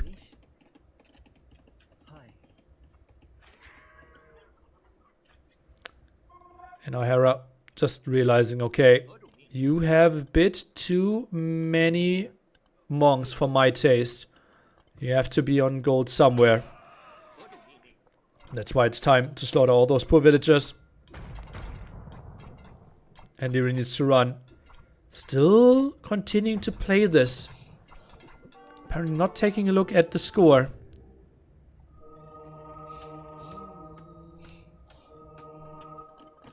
Liry losing because of no food. I think Liry lost because of not knowing the strategy. And going for 4 crossbows with botgun and a big investment. Maybe full Manglor defense might have been a thing. Maybe Monk defense earlier, like triple range.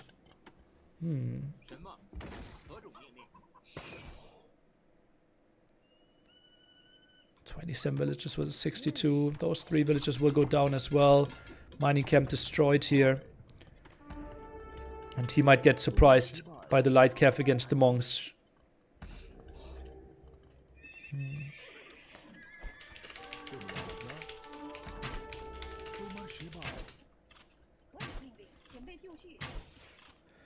He underreacted to the FC. I think he, well, he didn't build army, which is okay to get fast castle. I think he needed the market earlier and just get to fast castle so much quicker. GG. Hera takes it 3-2 and kind of guarantees himself a spot in the playoff. It's not guaranteed, but he will get a lot of Buchholz, most likely from the opponents that he already faced, and he will only face stronger opponents from here on. GG, 再次 well 恭 played. 喜 Hera 赢下了本场比赛的胜利，有请他走入我们的采访席。同时，我们也把掌声来送给我们的 Liry。Congratulations to Hera. Please going into the interview area and let's give a round of applause to Liry.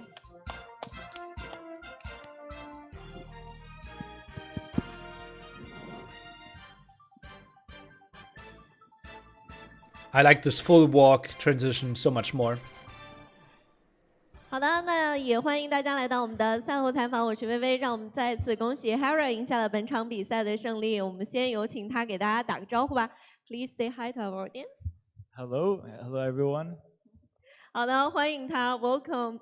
那同时呢，也想问到他今天的第一个问题，就是你们交手过其实很多次嘛，所以也想问一下他今天赢下来的感受是什么样的 ？You guys just face against with each other so many times, so you just win after another close set. How do you feel right now?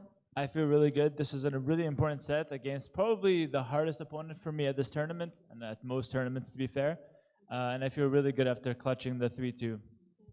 他觉得非常的开心，能够赢下今天的这样的比赛。那他们在交手过很多次的这个过程当中，都是打的不相上下，不分你我。那今天能够赢下来，以3-2这样的一个比分赢下来，他觉得还是非常的开心的。好的，那接下来也问一下我们的冲动有什么问题来问到 Hera。首先我们恭喜鸭哥啊，恭喜鸭哥拿下了这一场的顶尖的高手对决。我们看一下局势吧。第一把的话，总感觉鸭哥是没什么状态。那一把的话，到了封建的时候，兵营跟军建筑起的比较慢，我就想问一下，鸭哥第一把是不是没有进入状态？ Okay, so Lick said, so for the first game, you didn't have a correct build order for all the buildings like range or sable. So why was that? The first game I played horribly. I just messed up my build because I wanted to take the chickens, and I messed up because I didn't have enough for a second mule cart. So my wood was late, and everything was bad after that. It was my fault. I should have practiced it a bit more. I think it ruined my game. 黑鸭说，他说主要是他自己的问题，因为他比较贪，前期吃鸡吃的比较多，然后去伐木的时候，那个第二个那个骡车起的比较晚，所以说他的木材一直没有够。OK， 第二把打得很好，第二把挑不出任何瑕疵。我们问一下鸭哥，第三把那一把是连续2次去卡骚连的美眉，就是杀猪的农民，当时是什么感受？当时有没有想过这2个卡住会让骚连崩掉？ So Lick says for the second game you played impeccable, and he specifically asked for the third game. So for the quick gates for the 2 times, what were you thinking? Is it a prepared thing or is something that you improvised? It's something I improvised. I wanted to deny his boards because he was Mongols. I was a bit lucky, I'm not gonna lie. But yeah, I was happy to kill the first Ville. 黑鸭说，那个是他的一些即兴创作的一些打法，因为他觉得对方是蒙古，不能让他轻松的就吃到猪肉，所以说他选择尝试，但是他觉得自己还是比较幸运的，他没有想到能够非常轻易的杀到对方的农民。好的，我下第四把非常精彩，那波控拍车2个人控拍车控的是非常的厉害，就想问一下黑鸭在他在跟少年控拍车的时候会不会感受到这边的压力？ So for the fourth game, Lix asked, so for both of you, you performed really well, especially with the Meganels. So he asked, did you feel a lot of pressure when you micro those Meganels with Liry? Yeah, for me, I think Liry is the best of the Mangonels in the world. It's very hard to beat him at that. Unfortunately, because I lost the water, I had to engage in the Mangonel war. It went his way. I think he outplayed me with the Mangonels, played amazing, to be honest, and I could have done better. I definitely had some chances, but he outplayed me. 所以黑鸭说，他觉得现在少年是世界第一拍车微操手，然后他觉得对方玩的非常的完美他的拍车的微操完全打败了黑鸭，然后由于他失去了海，所以他不得不去尝试在陆地上和对方进行拍车的交战，所以说他觉得这场比赛对方的发挥是非常完美的。好了。 最后一个问题就是问一下鸭哥，最后把那个女真的战术是临时想出来的，还是经过练习的？就是直程。Okay, so for the last game, Lix asked that if you improvise this fast castle into so Lix thought that you would fast castle into Grenadiers, but obviously he doesn't watch your YouTube, so he doesn't know this strat. Maybe you can explain a lot for us. Clearly, Lix doesn't have the Patreon because I've been talking about this strategy for a long time. But no, Lix is more than welcome to come take coaching, but it will cost them like the rest. 这个鸭哥说他在他的 Patreon 和 YouTube 频道上其实是有这些调配的这些教程的，所以说他之前是曾经练过这个火毛的支撑的，他也发过很多类似视频，所以说他向您发出邀请，说您可以尝试去观看，并且尝试去申请一些付费课程。OK， 没有问题了，我们再次恭喜鸭哥获得了2连胜。That's all for the interview. Thank you. Thank you very much. Thank you。那同时呢，也有我们最后一个问题，也想问一下 Hera。其实今天第一局出师不利的这个情况之下，想问一下他，每当遇到这种落后的情况，是怎么来调整自己的心态的呢 ？So final question, we just want to know in the first game, maybe you are not in the best moment. Every time when you're behind the opponents, how would you adjust your mindset? Well, first game I played absolutely terribly, so I wanted to extend the game so I can warm up. The game was over minute 6, but I wanted to just get more of a feel for the games. And I think it was a good decision to do that because it helped me for the next game. So I extended that to practice. 他觉得自己第一把今天可能发挥的非常的恐怖，那可能在这个过程的对局的过程当中呢，他觉得自己应该会慢慢的去调整一下自己的心态，特别是在进行下一把比赛的这个过程当中，他觉得自己的这个心态有经过一些调整，然后最终呢也是希望从第一局比赛当中能够吸取一些经验教训，结果后面呢他就把心态调整过来，就发挥得非常好。好了，那我们也是再次感谢 Hera 来接受我们的赛后采访的，我们的赛后采访呢到此就告一段落了。接下来让我们稍事休息，精彩比赛马上回来。Hello, and well, I haven't seen that much of China yet, but I think it's very well technologized. Yeah, so when I first came to the hotel, I was driving up. When I was driving down the elevator, there was a robot joining me, a robot joining me in the elevator. Okay. Freaking Andy versus Vivi. Big set for both of them. Likely that the loser of this will not have a chance to make playoffs.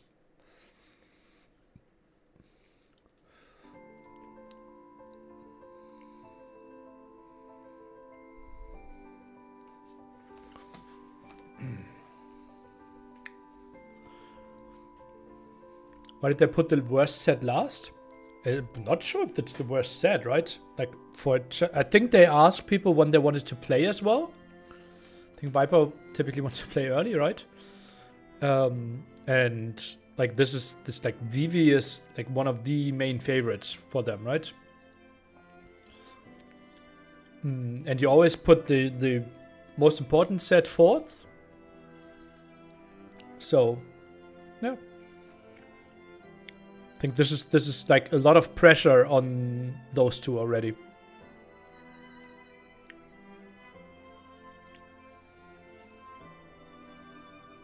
No. Feels like an important set for the tournament.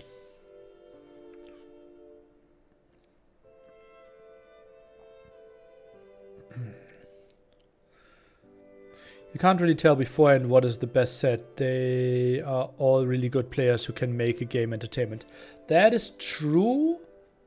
It still is like there are some sets that pull more viewers than others, right? Global audience will be, or like Western audience will be bigger for Liry Hera than Vivi Andy. This could be the most entertaining set by far, though. They both often go funky strats. Yeah, like those are, especially for someone that watches a lot of Age of Empires, like those two players are out of the box. It's gonna be nice. Would World's Edge representative allow admin actively separating Hera and Yo for playoffs? No. Ah yeah. Admin confirmed it's first place against fourth place in the playoffs, by the way.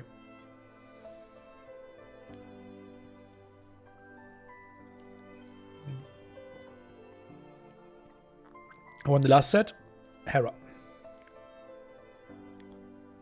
Hera's Viper have been some underwhelming sets in the past. Yeah.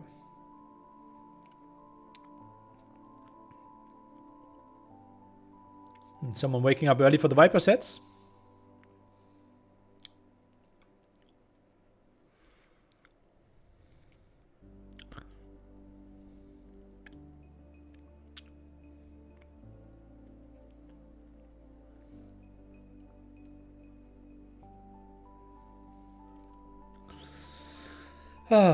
So I'm here for you if you have any questions, if there's something we want to talk about. This is the last set of the day.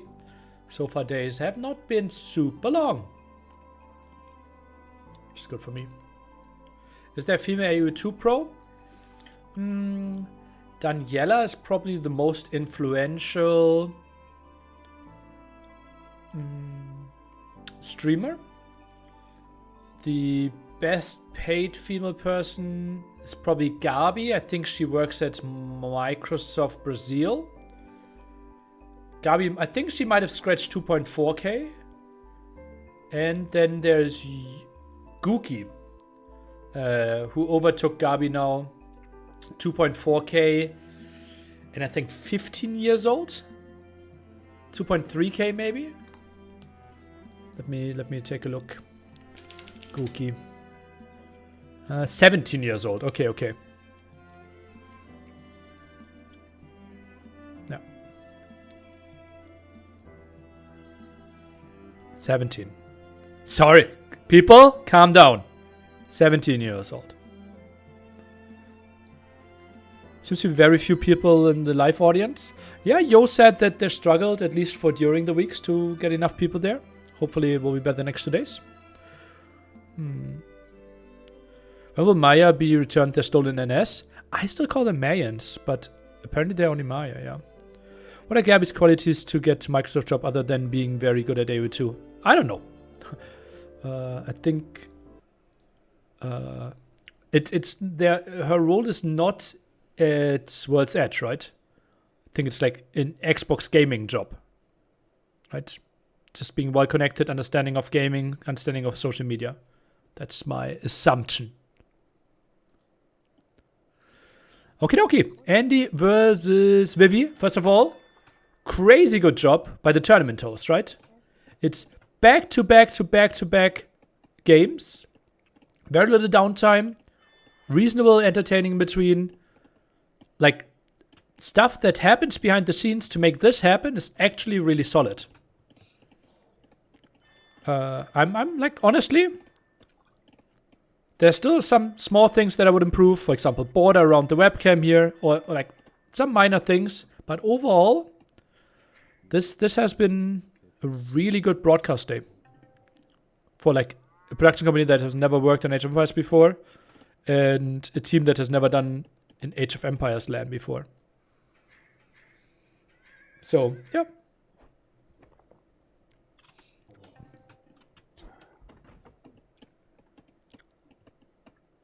Something to be proud of. Yeah. What is the company that is doing it and their sponsor? The sponsor is World's Edge and LY. I don't know about the production company. Ooh, that's not a great lure. Villager! Oh god. That looked shaky. Very.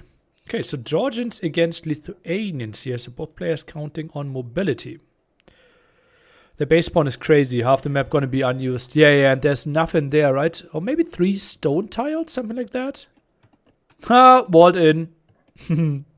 That's clever by Andy. Yeah. Actually funny. How the palisade should have been here. I mean, even then you have 2 palisades that you can build. Interesting.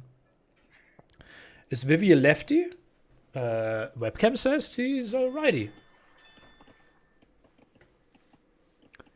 Andy is the GOAT? Okay. Can those trees be palisade cut like stragglers? I don't think so, no. Andy, is he going for some gold here? Is this an arch opening? Nah, he just sends 2 villagers on gold to... Oh, that looked ugly. To get 2 fire galleys out. Can he not chop the tree and palisade trick it? No, I don't think so. Andy is from Austria. Yeah. I think Melbourne area. Goes for the shawfish close by there. Interesting.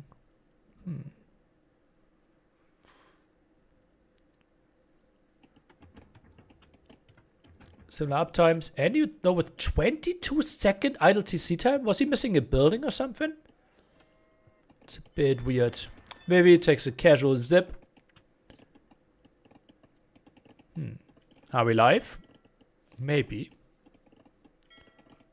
A demo could be devastating. I think we'll kill the villager. Yeah. He could chop himself out, but yeah, you shouldn't build the mule card. You can just chop yourself 10 by 10, right? Yeah. We forgot to pause for his drink. Okay, I like how you think. So barracks here for Andy and the archer range as the follow-up. So we'll be archers. Both players going for some fires.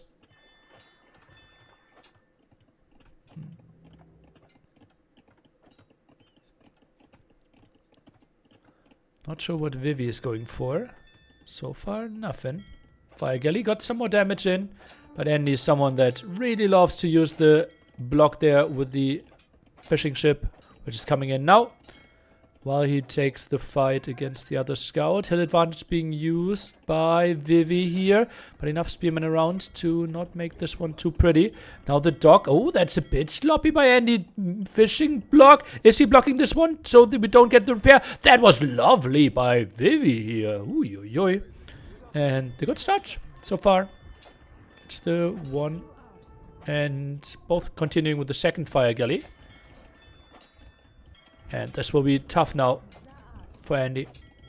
It's guaranteed to lose water. I think he should even consider cancelling the next fire. Yeah, and he does, and now goes for a demo instead.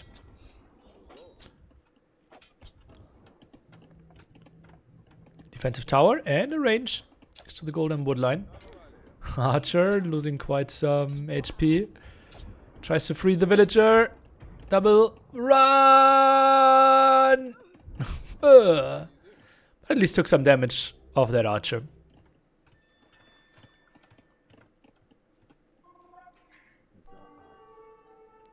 Okay, now on stone. Maybe just sending 5 villagers around. Giving them a 1 round trip.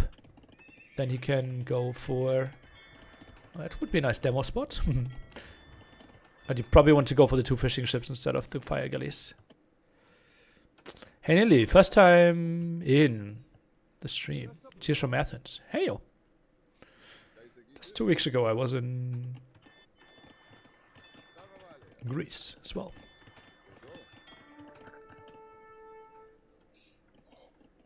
Okay, what does the demo find? Might be spotted. No, won't. Gets 2 fishing ships. Exactly what the doctor ordered. And oh, 3rd fire galley here. I don't think that's a clever investment. Defensive tower here at the berries.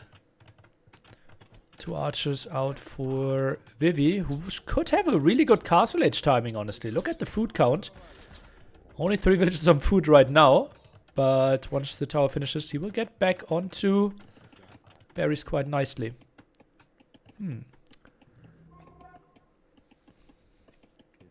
I was in Crete. Oh no, Rhodes. Crete was last year. I think it's time for a second Mew card, my friend. It's nice that you enjoyed it at the start, but this should be a second Mew card.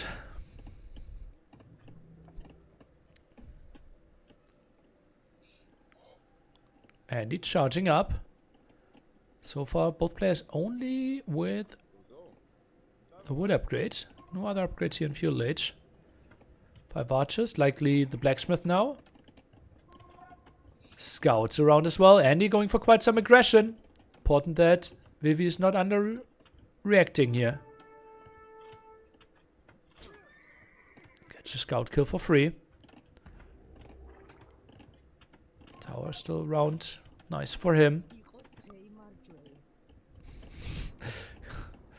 Please, for the love of God, build a second Mew card there.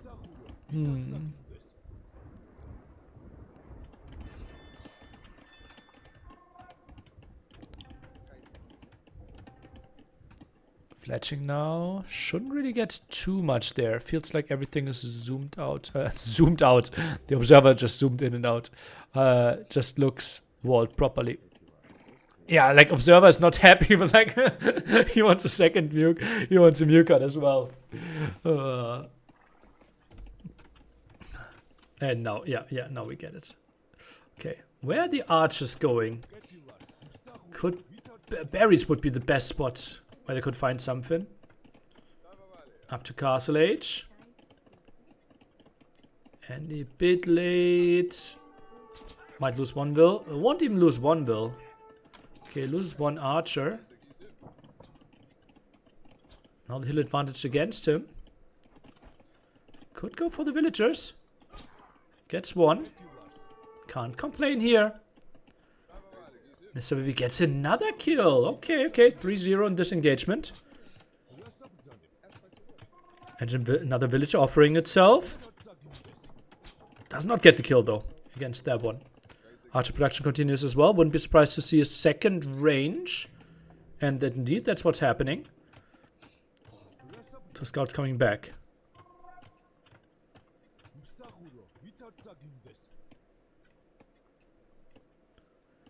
And using the market, still not up. What a timing difference. And Vivi probably wants to run here.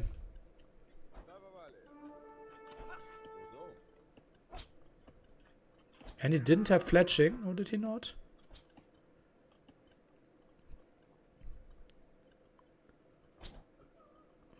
Maybe it's okay.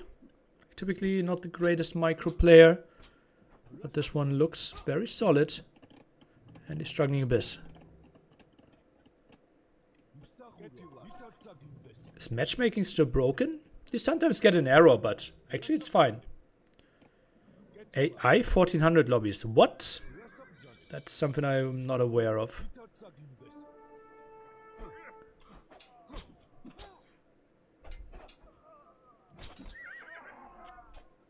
Okay, we'll be sending out his next group of crossbows.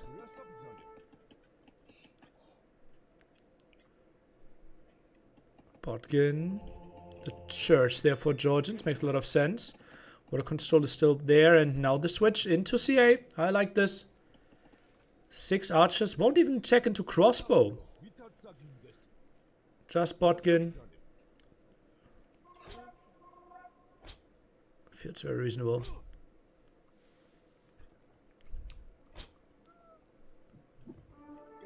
seems so much lower compared to previous sets.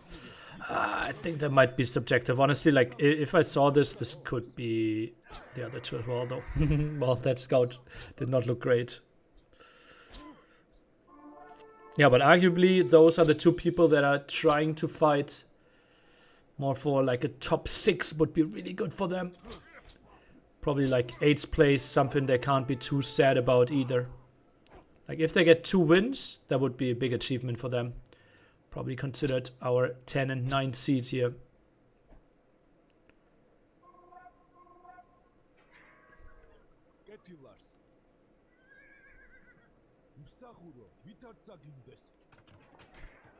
Okay, extra TC for Andy.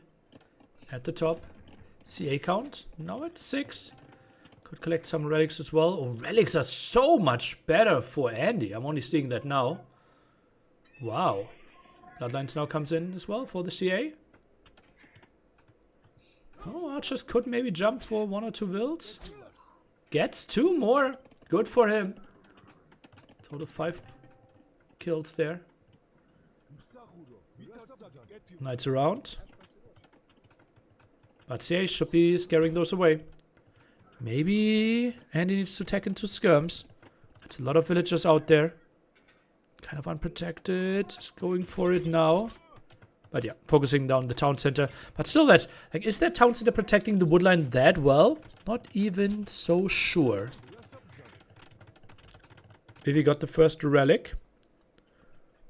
Obviously tries to, would love to get all 5.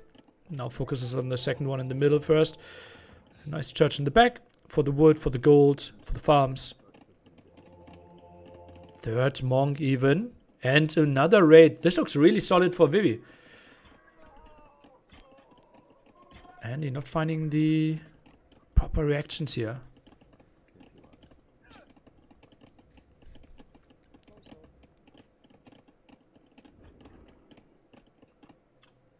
Yeah, Hilford has to be great for those TCs, yeah. Oh, this seems like it's still open, no? At the stone there? I would think so.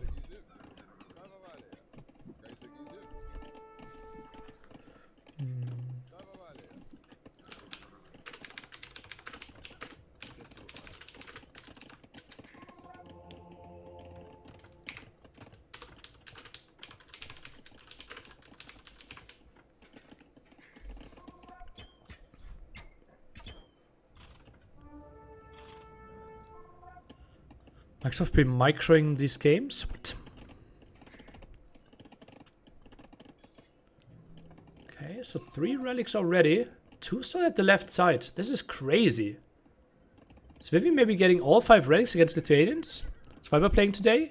He played the first set of the day. If you want to see him without any spoilers, I will do the rerun after this set.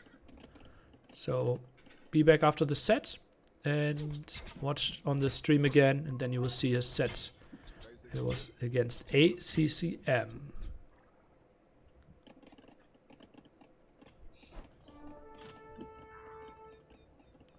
On today with Lewis, I didn't really want to go into more professional casting. I wanted to like do Q&A, chill a bit with my chat. Like I wanted more like of a community bonding experience.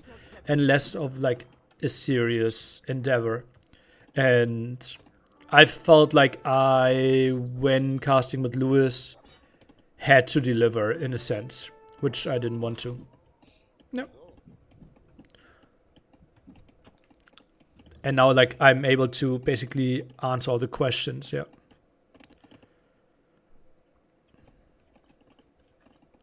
Yeah, and Lewis was not annoying at all, no.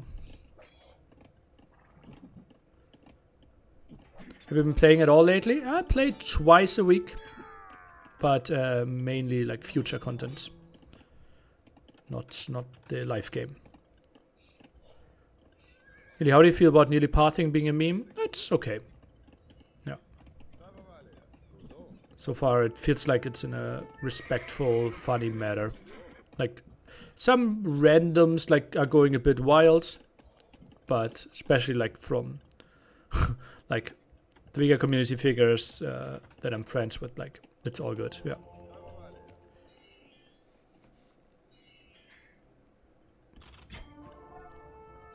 Sometimes it's overused, yeah. And like the thing is, I'm now associated with like things, and often it's like people actually mismicroing or misclicking, or it's actually intended behavior by the units. And now it's negatively associated with me, which is kind of weird. Like, yeah. Like Viper sends me a clip and I said like, yeah, this is exactly what the unit should do. And he's like, well, actually, you're right. But on stream, he was screaming nearly.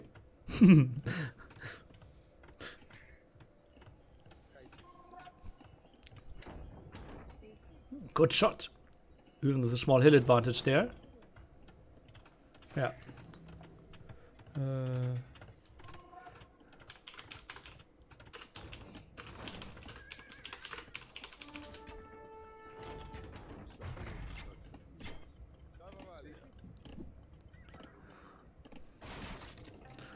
My micro's pristine, it has to be nearly. But when pathing is perfect, eventually you get all the plaudits. Well, let's see.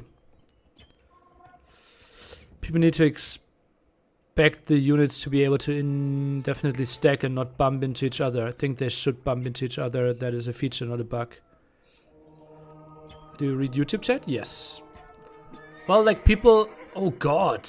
Had to delete a lot of knights there. And now the monk goes down as well. This is really good for Andy. Ooh, baby. Gets the full clear up. Like, clears the monks, clears the knights, clears the mangonels. Now more CA dying as well. I thought Vivi was in such a great spot here. Holy moly. At the same time, at least some raids here for Vivi to compensate for that. Oh, that's actually quite some solid raids. Now redemption behind this as well to deal with the mangonels a bit better. But Liry's not... Andy's not realizing. Oof. Observer's going wild. Like, selected the mango 10 times. Now some scouts there. Ooh, and the forward castle. Andy's making this a proper game. Mangonel though. Mangonel is popping. Shoot! Oh. Redemption. Oh, that's sloppy by Vivi again. Andy, like those are crazy moves. Like he's so good at those like some monks, some siege fights. And now the scout goes down as well. Counter castle to this, but against the mangonel, Vivi. Those are not the moves that he needs. Mangonel 1-for-1 traded, also not what he needs. More villagers being pulled. Feels like both castles are going up there. Now the rams. Oh yeah, true. Rams can be nice. Although the mangonel might be taking care of it. Let's take a look. Oh, villagers dropping out at the wrong side. I'm curious if a mangonel can actually take care of it. More light cav action. And, well, the economy of Andy has to be horrible. Look at work efficiency from both players. Not great at all. Market, now show me the mangonel. Is it able? Okay, we can see the fight again. So double conversion there on the knights. Has to delete them. And now the dive onto the mangonels was really nice. While the skirms are still splitting. So this was really impressive. Another castle by Andy. Oh, goddy.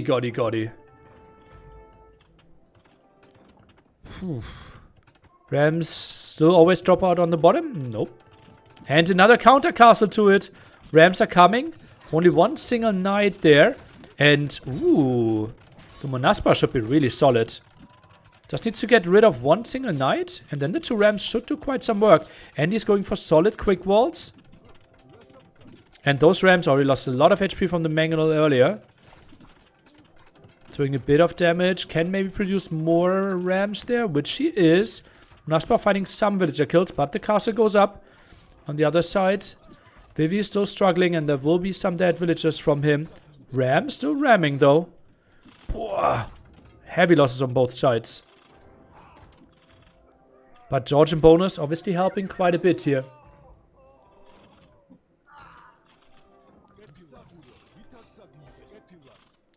Building repairs cheaper.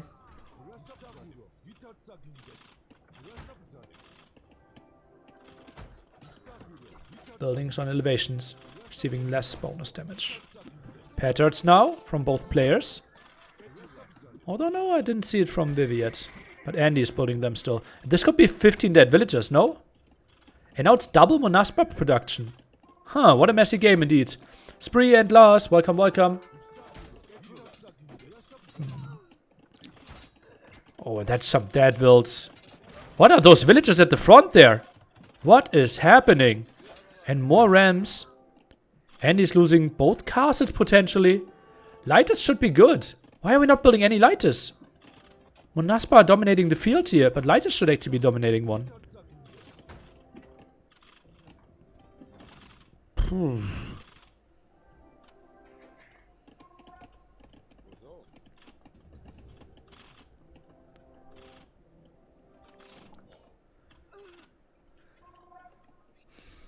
Felt like Vivi was in the driver's seat. Yeah, yeah. Crawled back into it though, right? From what it feels like. Monaspa's so cheap here in those spots. Who needs Imp? Yeah, this game won't go to Imp for quite some time, I believe. Ram is around. Still, the castle gets so many more villager kills. But Andy is losing all his forward builds as well. And feels like that Ram is... God, the castle killed so many builds. I think it killed like 10 builds. Oh, that's a big raid though. Andy, no reaction. He now sends a monk. But honestly, Monaspa, they are not that scared of conversions. They're not the craziest units. And I think it might have been the house blocked. The villager... Yeah, the villager actually built the house there. The monk had to move. And therefore the conversion stopped. Oof. All of a sudden, 20 population lead. Lightcav is moving in. What are we building? Fish traps? That's quite optimistic, my friend. And we're getting devotion now.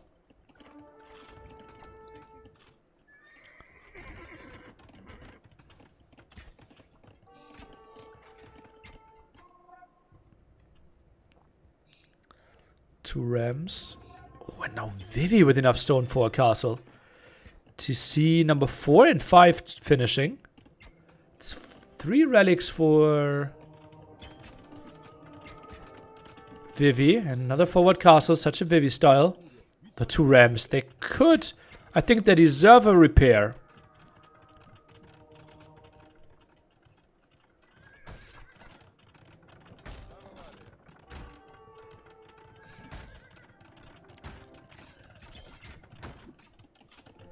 What is Andy's plan here?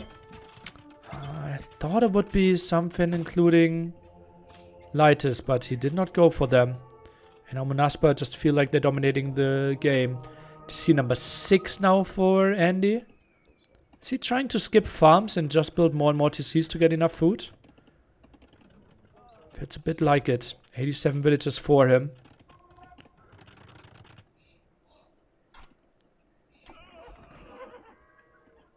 So much map control for Vivi. Nice resource spot again. 2000 score lead for Vivi here. Obviously every single game counts, as we said. The gravity of this game basically means if you ever have the dream of getting into the playoffs, a win here feels like an absolute must.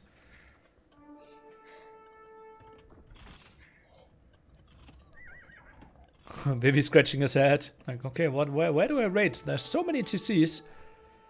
Hillfort not in yet, though, I think. The set. If you lose the set, it will be really tough for you to make top 4. But as we discussed earlier as well, probably both players happy with the top 6 performance as well. So 2-2 would be good for them, I believe, personally.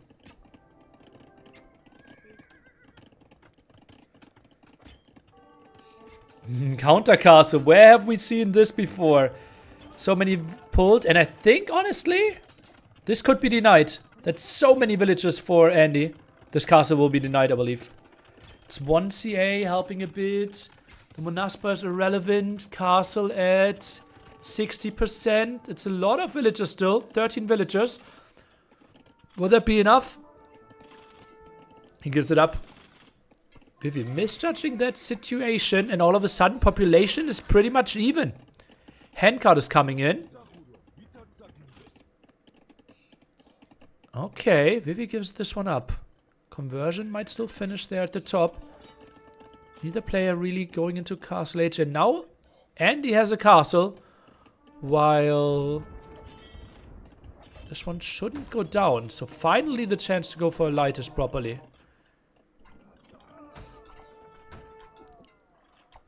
More raids. Those Monaspa are so annoying. Some CA, mainly more villages. TC number 8 for Andy here.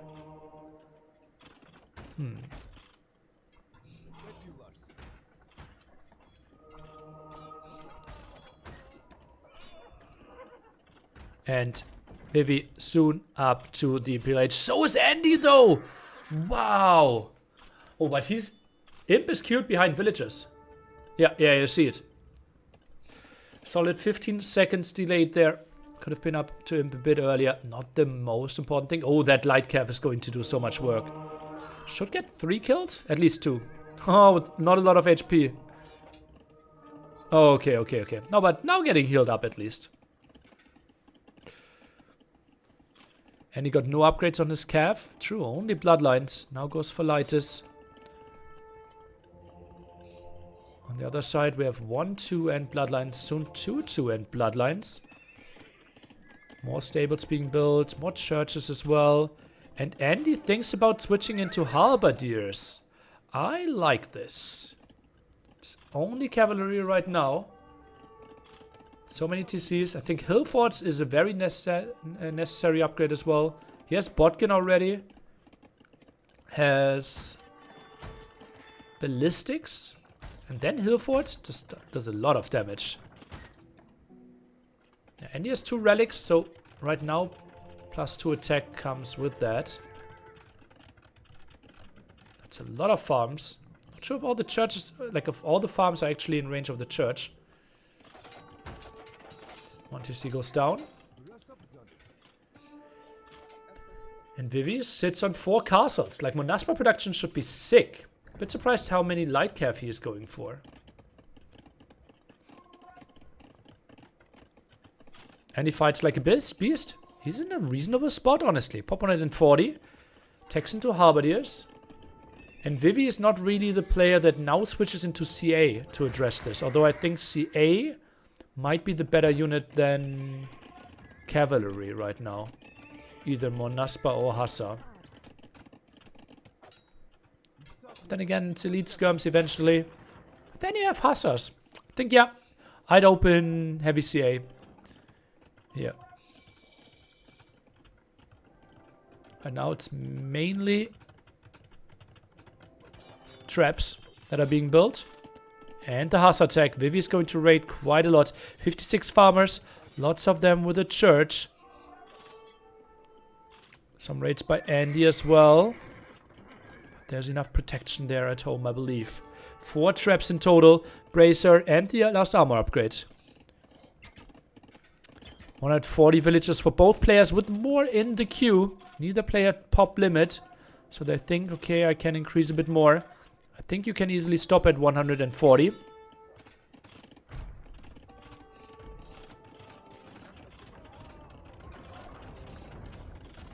Another trap. Doesn't really want to position himself so that you can't go through that. Trap is, for example, is too ambitious. Maybe villager could repair there. More and more traps. Guilds even. Ooh. Vivi prepares himself for the very long game. Hassar heals 14 HP per minute. In case you didn't know.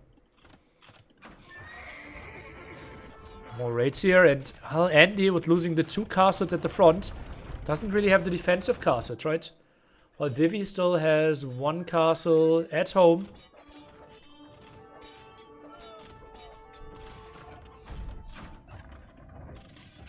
And one castle goes down. Soon Andy's down to 0 castles. If this one falls. Ooh, and now the dive even for those traps. Not sure if those will go down. TC around, castle around. Pikeman now joining the party as well. Repair still in. What's getting close? Goes down. Wow, that's close. And hand cannoneers is actually the switch. Wow, that's surprising to me. I did not expect to see hand cannoneers here. Which is generally better? I think they're really close. I like both of them quite a lot. Personally prefer playing Georgians a bit more. But I think it's very close. Yeah, still no Harmony upgrade. Now use this resource a bit to get to the 600 gold that he needs. And hand cannoneers will be so good against this. More raids. Villager kills. Look at that. 125 against 70 now. And Andy called the GG. Vivi has to be happy with this game. That was a wild one. Really, really entertaining Acropolis game. Rubbing his hands.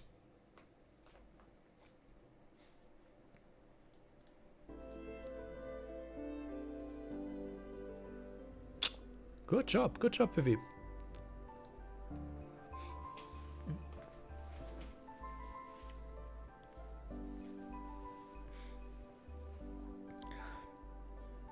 Nice for Vivi to get a win on the board. Yep. No smoking on stage. I would be surprised if they allow smoking.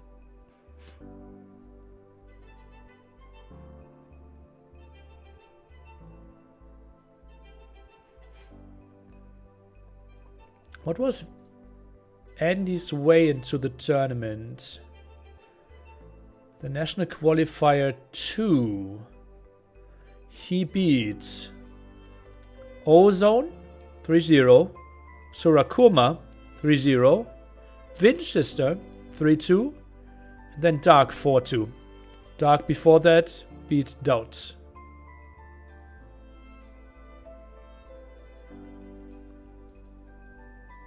Sebastian beat Tero there.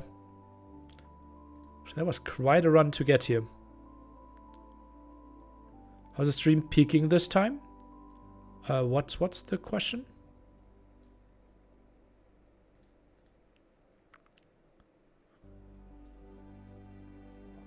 It always looks like a crying face. Now it looks fine, no? I don't think so. Sims 4 building soundtrack.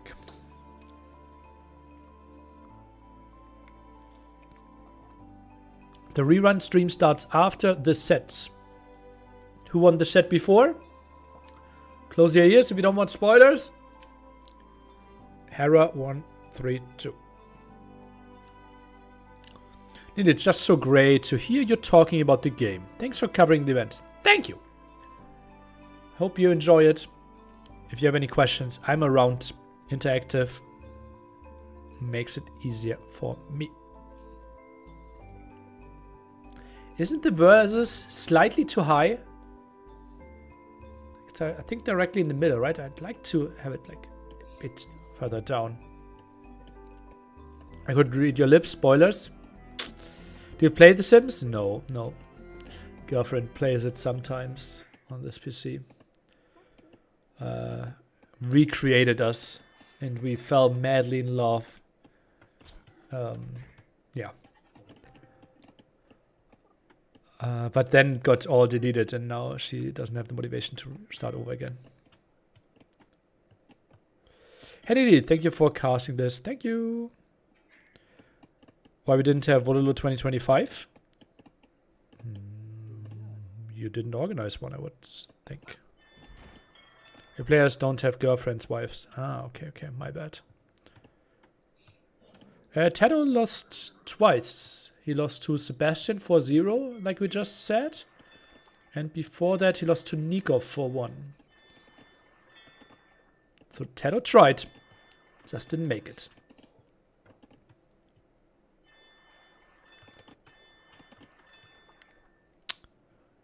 Small drinking break.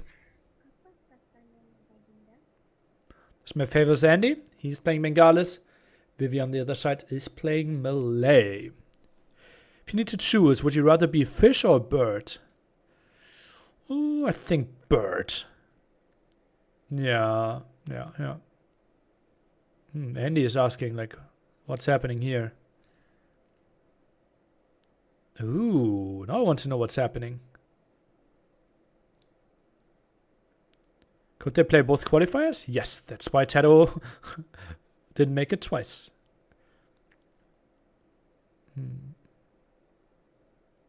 Would you rather be the Nile or a horse? A horse, I believe.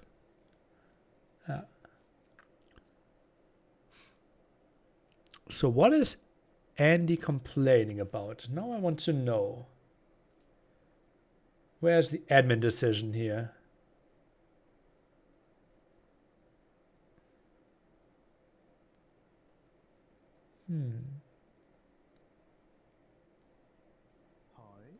Hi.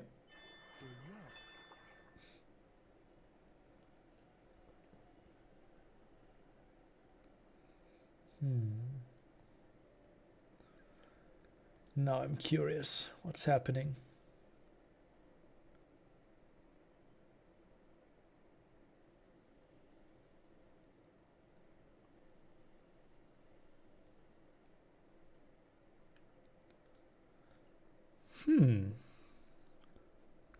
Vivi, very focused.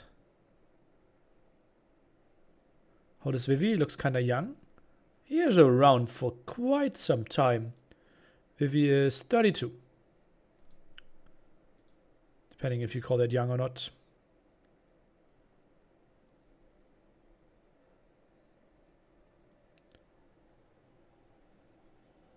Huh. Like, this is a live actual camera, right? Is he blinking? He's moving, but he's not blinking. Did he? He didn't blink. Oh, look at that. That's a lot of discussion now. So what's up with Andy here? Does he feel like the gold is too far away? 4 tile, 7 tile gold? 7 tile, 4 tile? Does he feel like it's too close to the water? Huh. At least the observers indicating the golds there. 3 woodline, 3 woodlines. 2 boars, 2 boars. 5 berries. Now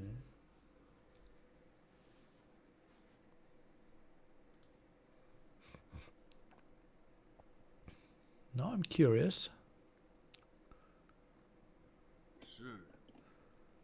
Okay, so Andy had a problem. Admins apparently decided that there was nothing worthy.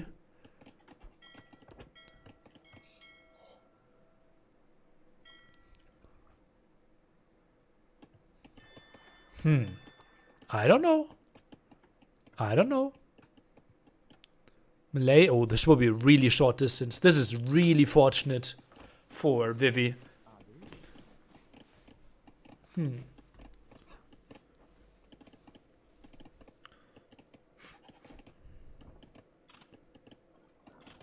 Vivi's map is worse. No?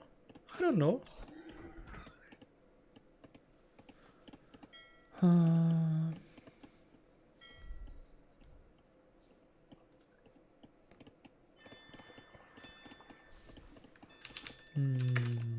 What was the discussion? Andy versus Vivi game 2. Let's see.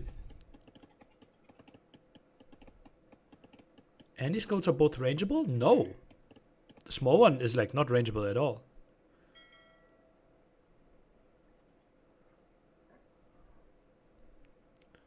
Oh, running into the town center here. Is this in range? Oh, it is! It's a volley. Vivi's. Yeah, Vivi's. Yeah. Oh, gets killed. 3 goats killed. Oh, wow. That's ugly. And those are decaying now.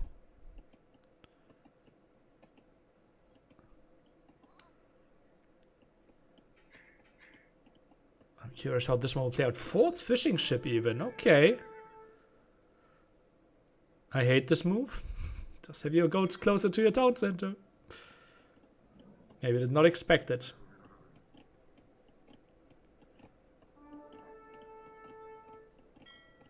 Yeah, transporter's coming over, saves this. Andy needs a house.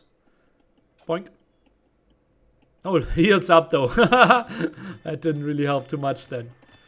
Yeah, I'm not sure if Andy is aware of this distance. Oh, that's a nice move by Vivi. Runs into the scout again and should get the kill. And one more hit. This is a big win for Vivi.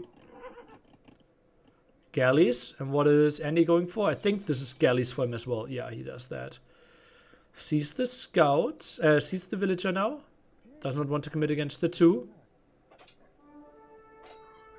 Oh! It teleported over the mill. Yeah, that's a dead will. No? Oh, does he? Transport around?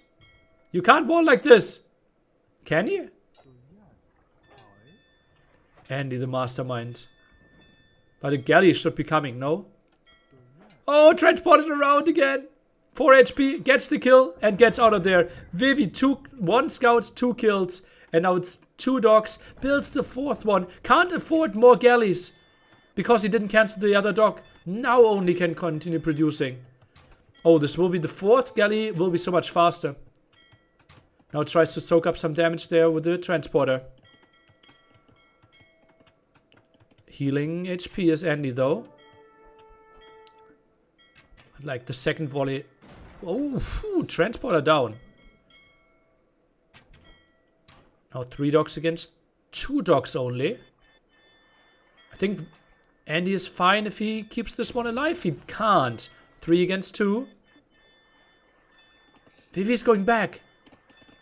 I think he has the advantage, no? Okay, no, he doesn't. Fletching now. Oh, that's why he didn't play the 4th dog. Yeah, the 3rd dog. Scout around now. Could get killed.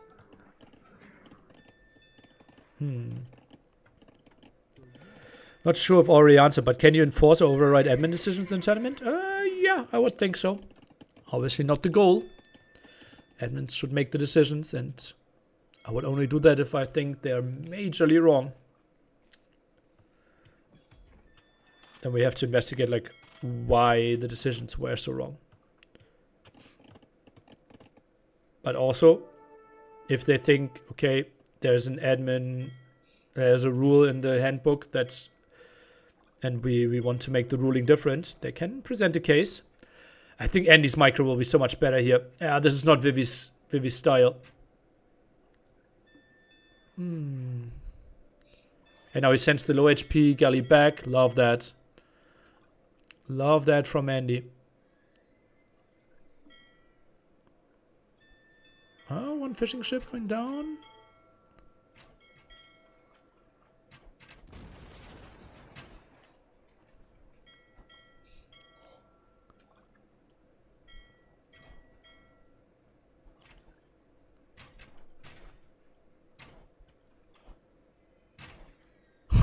The zoom in.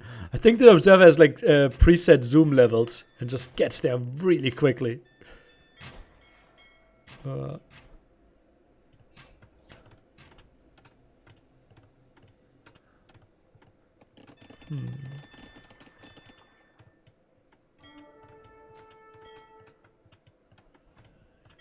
think Andy's KD should be better in the long run here. And Vivi's timing advantage simply not a thing anymore. Yeah, and it's 2 dogs against 3. Andy's winning water now. Is there anything going on for Vivi? I don't think so. Yeah, and this will be a rough game for Vivi to play from here. Like, he's a guy that can make it ugly, but how? He will kill the fish.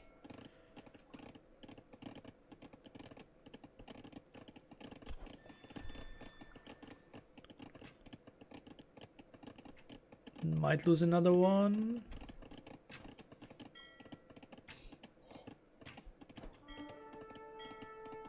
And yeah, Andy's playing this one well. Feels like he's always on point when it comes to production. Villager count relatively even. Both with quite some idle TC time. Trying to get to fletching there. Andy, I think now with the market.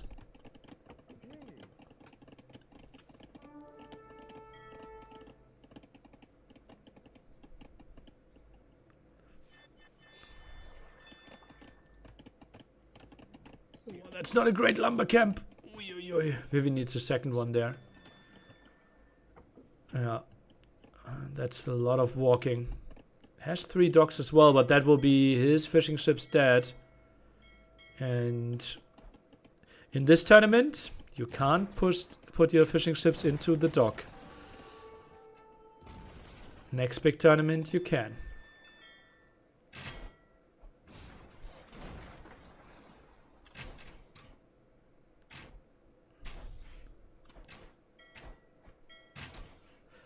Could you guys like describe why the sound feels off? Because the sound feels so empty, right? Like there's so often like not enough sounds going through. It feels like to me.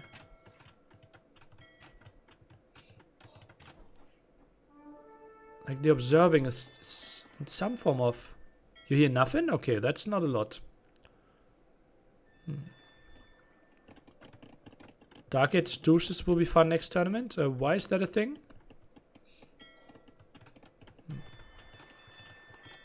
No resource gathering? Maybe that. Yeah. No res gathering sound as well. Maybe that makes it feel so empty? Yeah.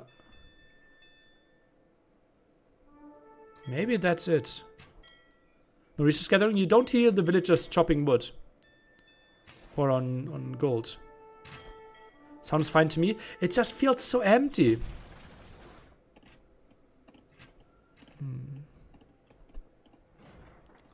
Like those sounds are just so off.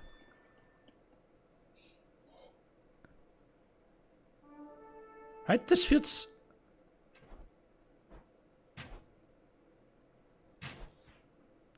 Like the attack sound is fine. I hear chop sounds. I'm pretty sure that was building sounds, not chopping sounds.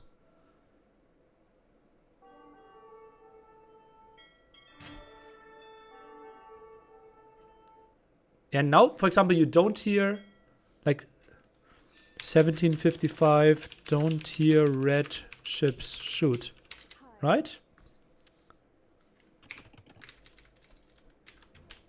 Game 2. Like, this is, it's...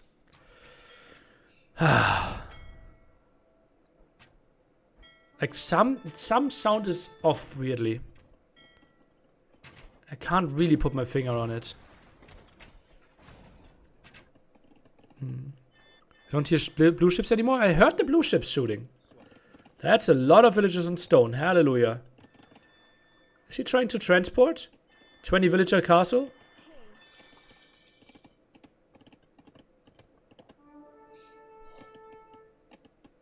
And that now resource gathering sound is fine. Like you hear the wood sounds. That's so weird.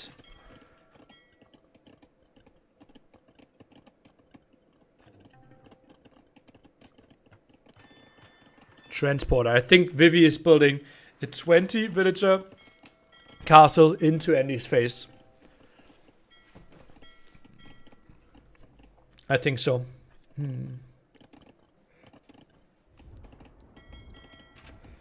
Is it only sound from one layer, maybe?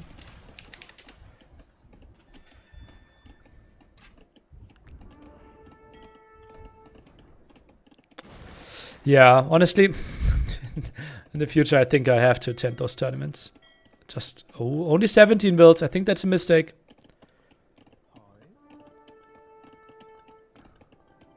How long does it take Andy to react? Yeah, he has no answer. He already sold his stone. Galleys probably should not get there in time. I'm not in China, no. Maybe I should have been. Yeah. Thought I could help enough from distance, but it's just tricky, right? The admin is doing so much and without direct communication. Yeah.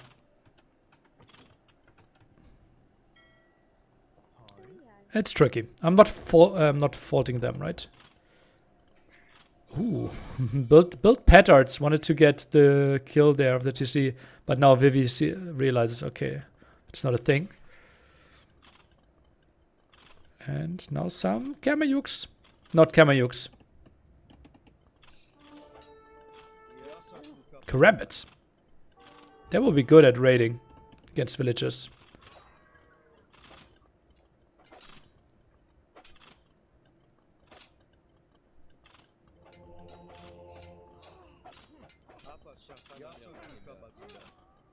And they're finding some kills. Oh man, Vivi is such an evil beast here.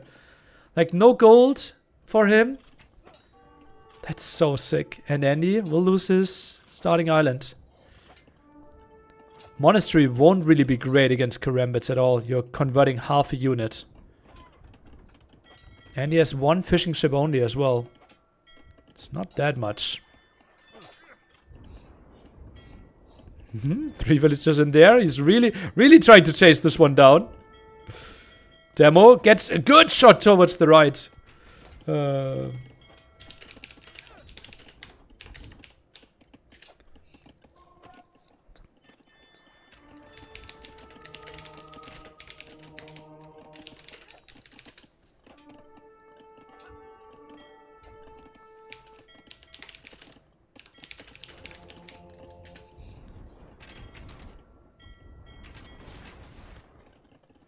Oh, dock block. That's a funny one.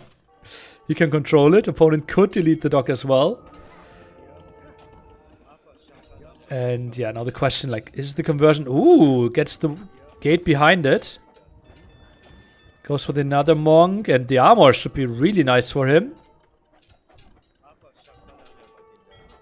And now tries to get out there. This is Karambits again. That's it. There was no sound? Yeah, I posted that as well. That's what I said, like, there's some sounds missing simply. Ooh, another castle there. Interesting. Will deny the 3 docks eventually. Huh. And also secures the gold.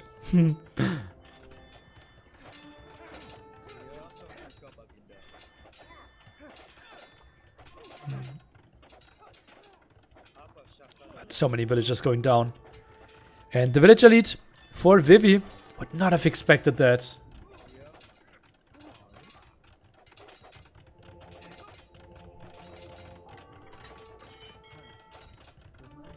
Like, what will is attacking right now? What are we hearing?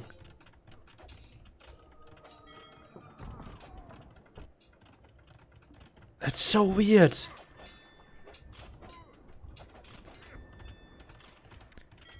Maybe it's the in-game input or something? Maybe it's the in-game sound, not CA? Ah, it's so weird. I really don't know. How annoying is that it's all in Mandarin? I know when a tournament is in Germany that's English as well. Yeah, but this is a bit different, right? I don't think it's annoying at all. They asked me beforehand and I said it's fine if they do it in Mandarin.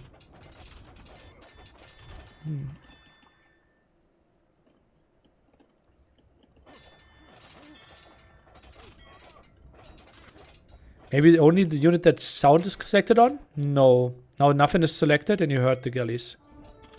Right? Nothing is selected. You hear the docks, you hear the castle. How can Andy score lead? Maybe more exploration. Like he is on 3 islands as well, right? Like northwest east.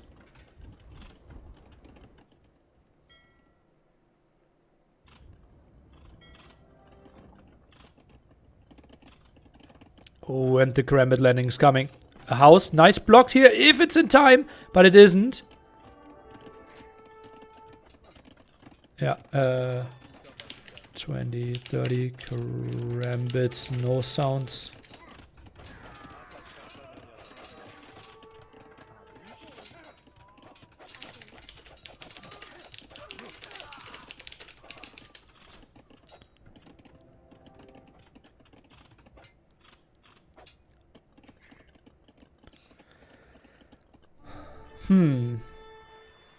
I hear it in venue. Well, that's not really helping me. It's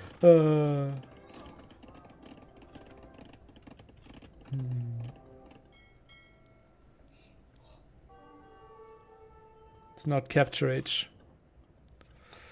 Oh, something is wrong with the clean feed.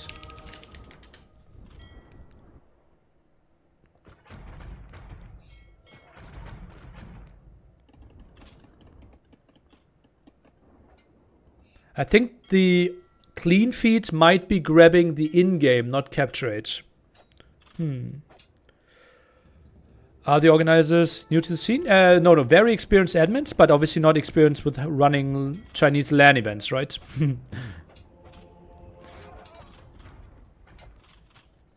Like there are very few people that did that.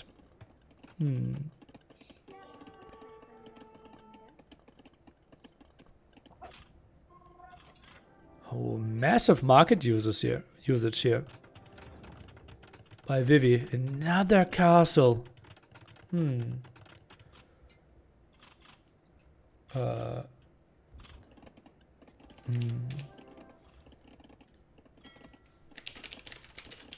don't know. Like, does someone from you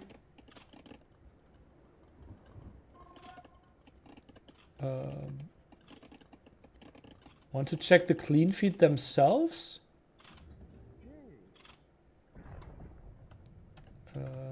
Where's that? Announcements? No.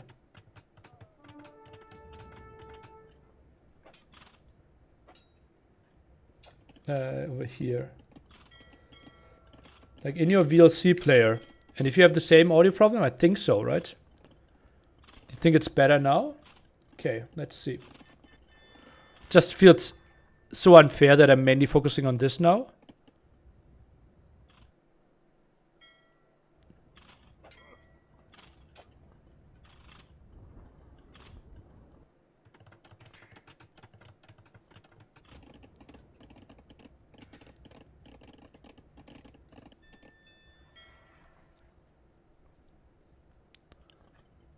And the 40 food.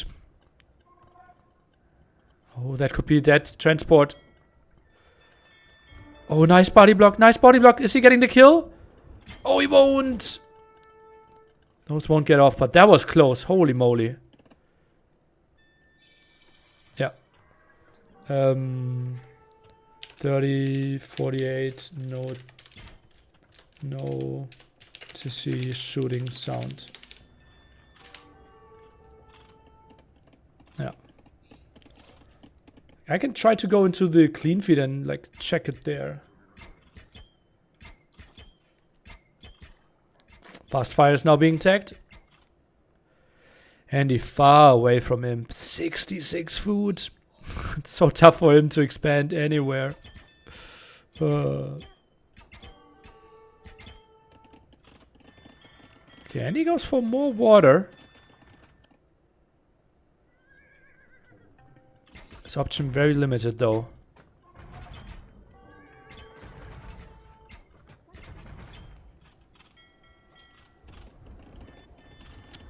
Are we going for demos here? Fast fires isn't enough. Vivi needs to kill Andy. Well, if Andy only has two, the north and the west, I think he's doing fine. And he's doing traps as well. Those were nice demos.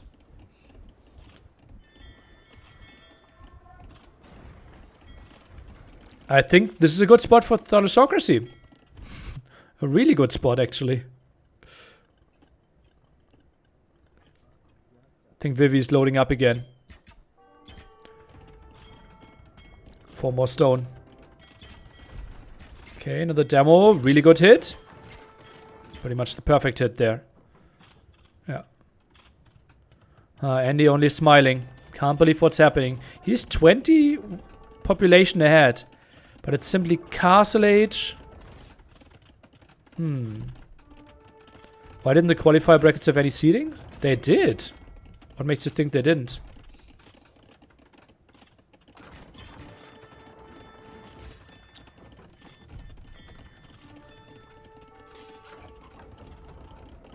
Like, why would you think that?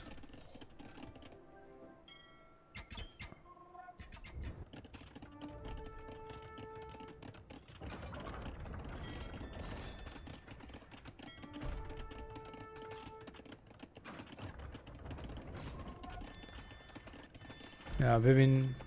Andy has not a lot of space to do anything here. Feels like Vivi thinks he's only playing against the top island. Does not really have an idea about the west. Tado, Sebastian, Mihai, Biles were all on the same seat.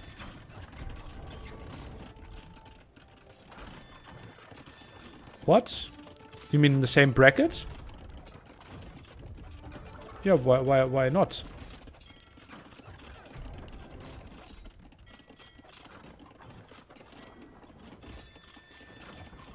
Like, let's talk about that after it, okay?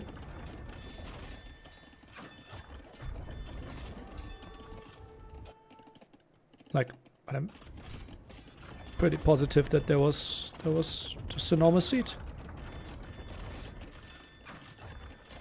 Yeah, it feels like only one tile to reach the castle there, right?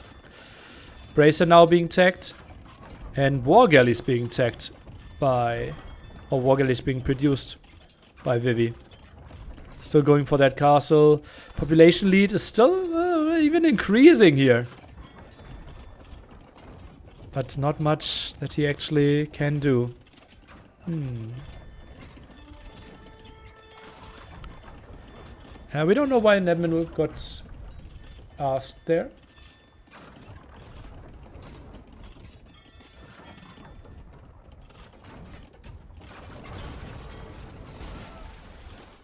Ooh, baby! Okay. Gets to clear all this up. And buys himself a lot of time. 105 villagers. 3 traps going down. Water control reduced. But it's still like, Galleon should be dominating this year.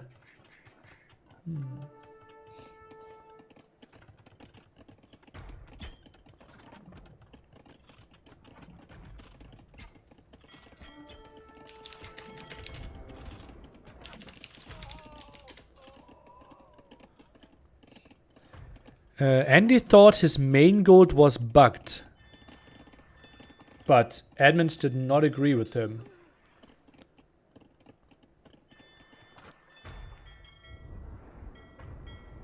Yeah.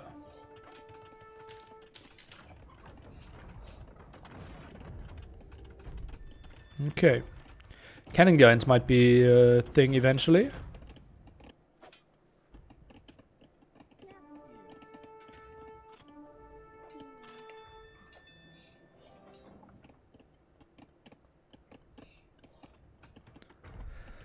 $113 villagers, and Andy, he's still holding on, hanging on. Honestly, he might be getting into imp here. This is crazy. More pressure there on the... Vivi doesn't know where to click. Now he sees more stuff on the left. On the way to him. Andy still has a shot in this one. Are you kidding me? Could this become a wood game? Well, in some sense, yes. Oh, Demo goes for the dog. Telesocracy would be so good. Andy's in the south fully, yeah. Vivi is overlooking this. Vivi's only caring about the top, not taking into Galleon. Vivi's economy is just underwhelming. 88 villagers only. More depths, more demos ready for some trap movement. Poof.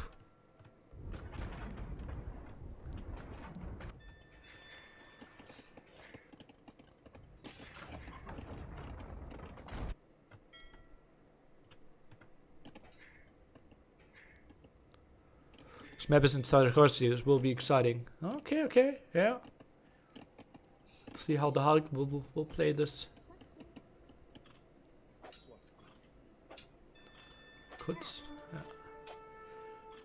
Just a quick reminder, you can't steal farms on this patch. And now the landing here. Traps shouldn't be too close to the shore. Or you have the castle around. Galleons here could go closer to... MTC is there. Not sure, the observer is a bit confused. Okay, demo being stopped by the castle. All the demos stopped. And the castle now in the face of Andy. And Andy will lose every single unit there on this island. Castle likely to go down. Although that's not a lot of villagers. Not really sending more right now. Garen's helping out, and oh boy, Andy's building a counter castle against this. It's not intended that they can't steal farms, no. I think you have to abandon ship here and get away. Oh, I think the transporter actually died against the demos. He needs to build another transporter. He can't get away with the traps there.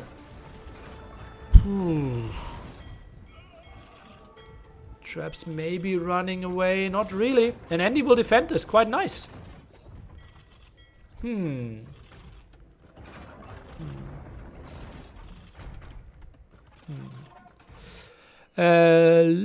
player. I will give you 24 hours to come back and respect the language as well as your choice of wording. Or to rethink your choice of wording. Oh, that could be the biggest demo ever. Are you? But that's only 3 builds. It could have been 30. It could have been 30 builds. It could have been 30 villagers there. Ah. If he saw that. Oh. And picking melee, but not taking thalassocracy just makes me really angry here. Irrationally angry. How does this elephant have so little HP? And the trap helps out from the other side. Chemistry is now coming in. This might still be better for Andy, honestly. Like yeah, and Vivi now sees the bad news. And he has to pack up. Goes for the tower, but the tower won't do anything.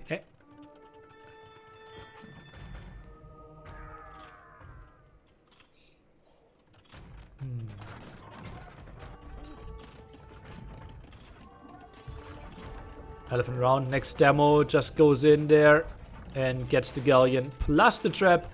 Nice move. Now we get heated shot. Lovely upgrade, something we don't see too often. More damage from buildings against ships. And he had 160 villagers or workers in general. And Vivi loses more. Vivi is out, down. How did Vivi not win this game? That's crazy resilient from Andy. Absolutely crazy. Did Vivi think this game was over such a long time? There's no resource left on his starting island. Some resources on Andy's island. Most of it is on the right side. He has a lot of villagers there. There are no relics here. Gold income could be a problem for Red. He could go for oysters. Such a bad food economy. Yeah, cannon gallons could have helped. Vivi couldn't really stabilize in this economy. He obviously played super aggressively. But still. Now a solid 80 pop behind Andy, who should be super proud getting this game back. And he should go cannon galleon. Well, normal galleons first, right? And then he can do more. Let trap. Will it survive? It actually moved into the shot. And the overboom? Yeah. Needs to get his unique tech. Then everything is fine again. 164. Observer doesn't like it either. Goes for shipwright. Hello. Okay.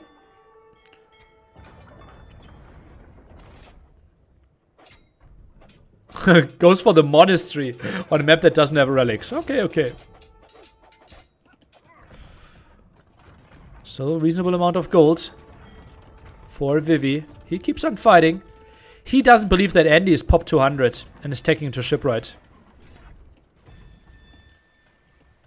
35 space for military total. Yeah, as I said, like, Bengalis should just get the unique tech, and then you have way more space again.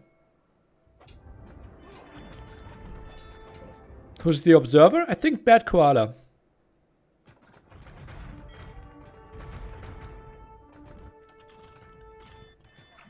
Finally, the Lysocracy came in. And with heated shot, this should make life really tough for Andy. But that's still so many resources left. So many villagers there. Careening now coming in. How's the dog shooting at the siege, at the blacksmith? And not the ships here. Oh, Andy, nice body block. 1 HP. Saved the traps with 1 HP. That was really impressive. And Vivi not having the macro. Oh, actually, he killed the galleon. But still, will be tough to get the kill. Yeah, resources collected. Also, resources destroyed will be 10,000 plus for Vivi, though, right? So I'm not too scared of that. Fast fire now. Okay, and now the harbor should really, really add some value here. Vivi needs to build houses even. And then maybe big landing somewhere. Feels like the east might be the island with the most resources left. Huh. Andy also has heated shot. Now taking into guard tower.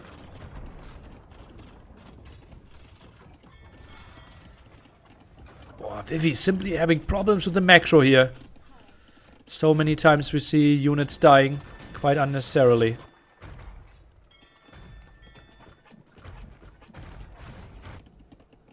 Not the greatest patrol there. Some better lumber camps could really help out as well.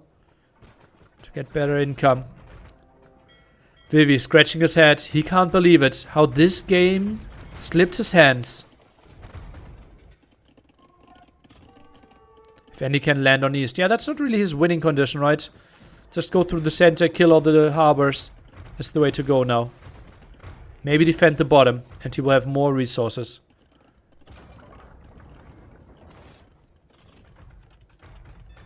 Cannon gains now. Andy still looks really focused.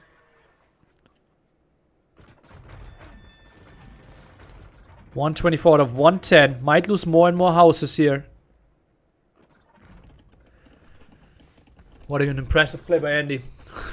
That's really shocking, really shocking. Like, yeah, him losing the starting TC shortly after Castle Age, and I think Vivi might be typing GG here. Andy can't believe it.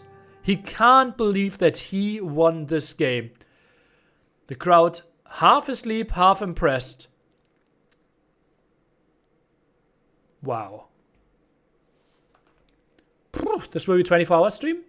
Well, after this set is done, I'm not sure if I will rerun this today.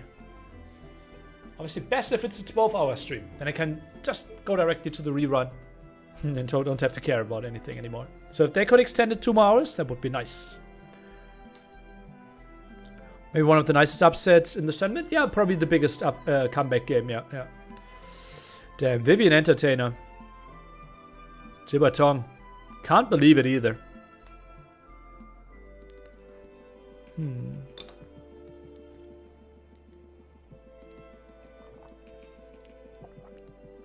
Yeah, Vivi needs a break here.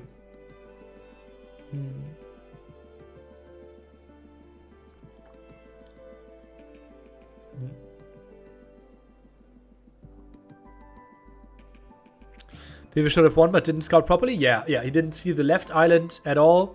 And then the south, like, very little idea what was happening.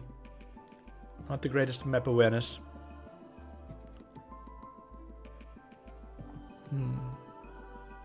Like the fact that Chinese pros are casting this event. Yeah.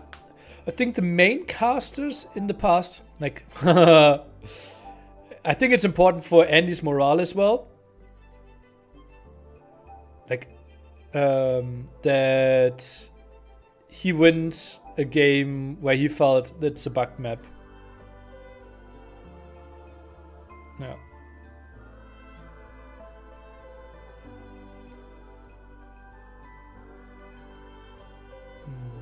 Good for the set? Yeah, I think so as well.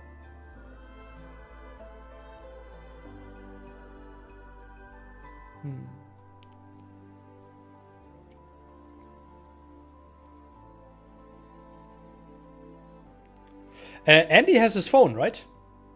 Didn't he just type in his phone and put it in his pocket?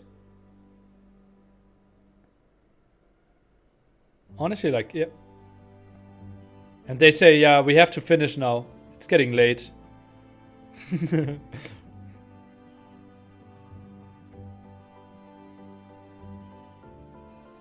Oh, Andy not happy with something.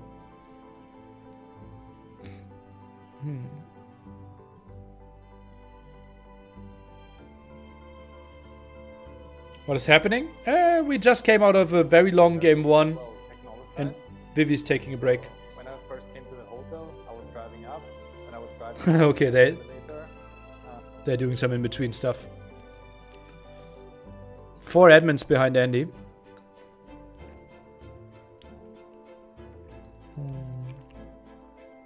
Still don't know how the gold was bugged, to be honest. I think you couldn't build a mining camp around it fully.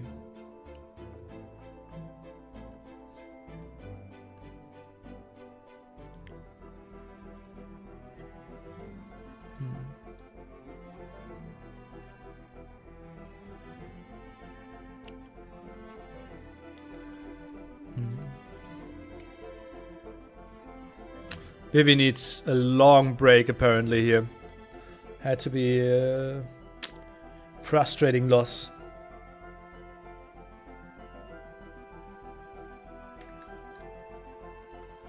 Okay, I'll take a quick pee break as well then. Be right back.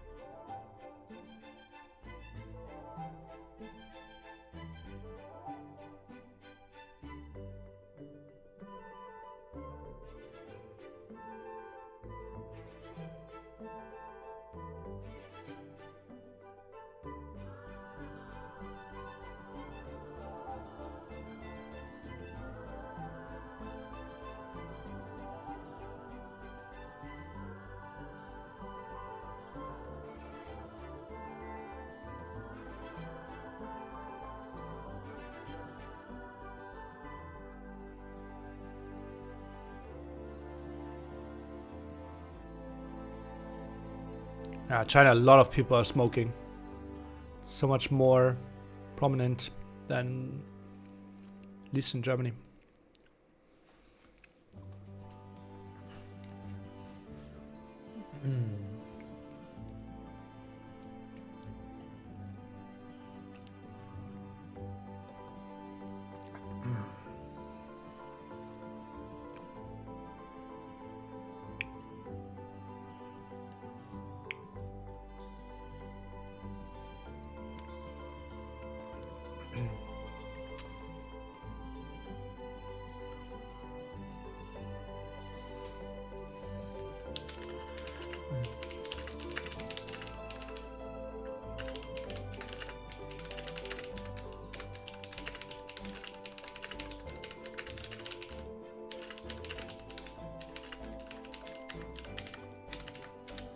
Is it? It can't be on my end. I'm asking around about the clean feed stuff now. People have the same problem. Yeah. Nearly. What would happen in a theoretical situation? For example, last game, if someone from the crowd would scream loudly or show the big sign with the West Island. When Vivi to tell him that he should attack and Vivi would hear it, see it. Well, obviously, like, persons should be removed from the crowd. Like, theoretically, an admin like should kind of see if something happens in the crowd, right? For example, the garrison, we simply had like security that kind of had the job as well. And you shouldn't hear it because you have ping noise plus cancellation headphones there. Bottom right symbol, that's a mangonel.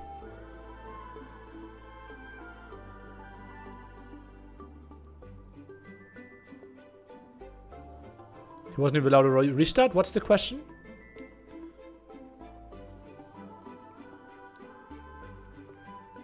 It's pink noise, basically a sound on your headphones. Sebastian plays Hera tomorrow, right? Unknown. Let me do my small calculations.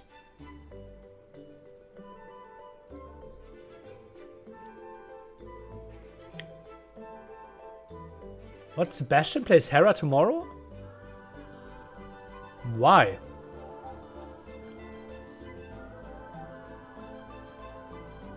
I think it's a coin flip. No. Hera plays ACCM. Yeah. I think so. And Yo versus Liry, most likely. Something like that. Viper versus Sebastian. Hi, I don't understand. What happened on the side of Andy? Lots of people for a very long time. I don't know. They're still waiting for Vivi to come back. Oh no, Vivi just came back. I don't know what's the issue with Andy. Admins are not informing us. Oh, he's waving.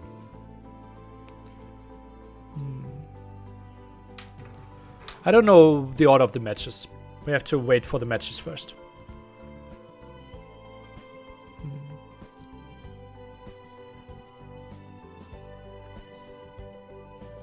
Do you think anyone has a realistic chance except Hera to win?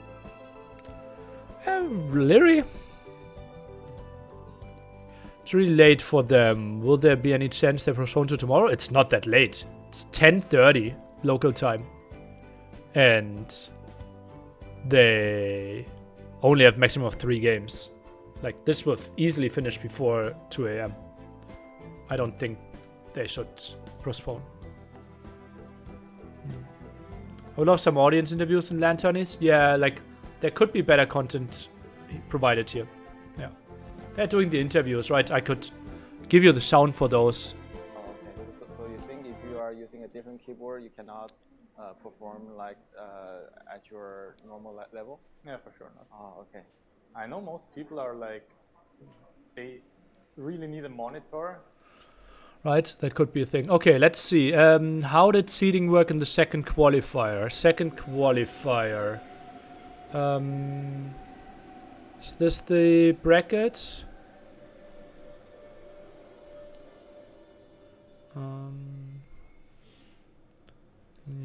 Who? Oh yeah, that's the handbook, right?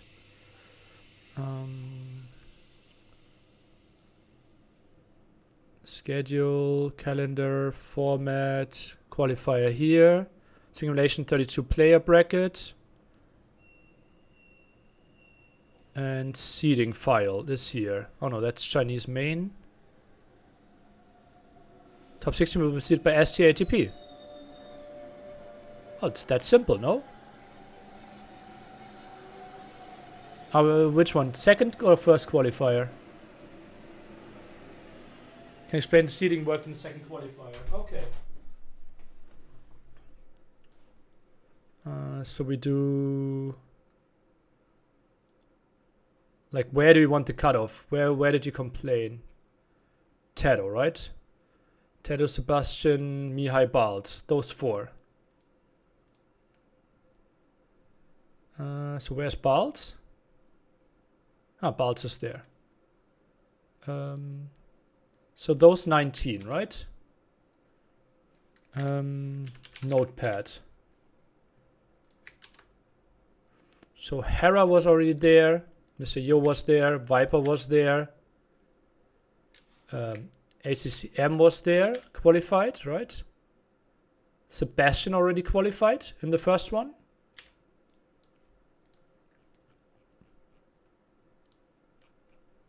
So Hard Nikov ACCM. My bad. Hard Nikov ACCM, right? Those. Liry was already there, yeah. Hard as well. So this is the overall seeding, right? So this is the new seeding. 1, 2, 3, 4, 5, 6, 7, 8. Right? And then it's theoretically like 9, 10, 11, 12. Right? So you take those two out. 1, 4, 5, 6, 7. 8, 9, 10, 12. Like those two should be the brackets roughly, right? Obviously STATP changed since then. We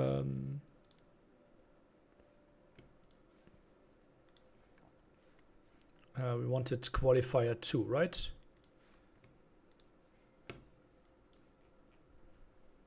So what was it? You meant this one, right? Oh, I screwed up with ACCM. Okay.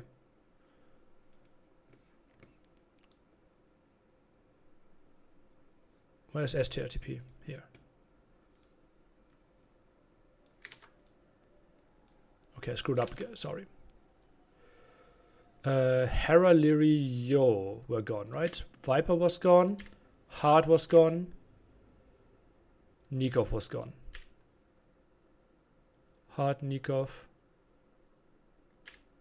It was like this, right? No, ACCM qualified in this. ACCM was the right one.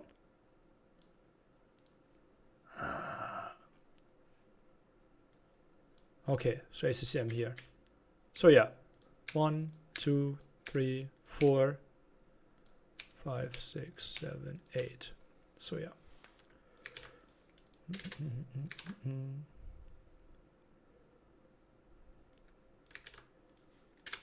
So that's how the bracket should be created roughly, right? 9, 10, 11, 12. So, okay. And now you think that this bracket qualifier 2 was too strong, right?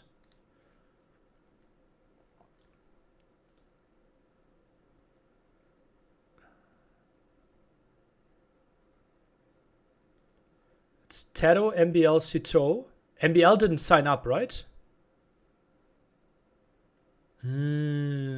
Okay. So basically, this becomes the 4, 5, 6, 7, 8, 9, 10, 11.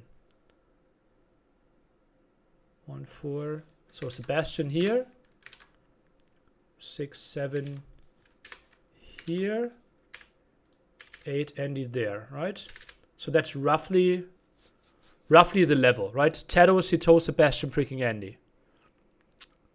I think that's from the level here kind of comparable. Tedo, Cito, Sebastian, freaking Andy. No Cito in the second qualifier.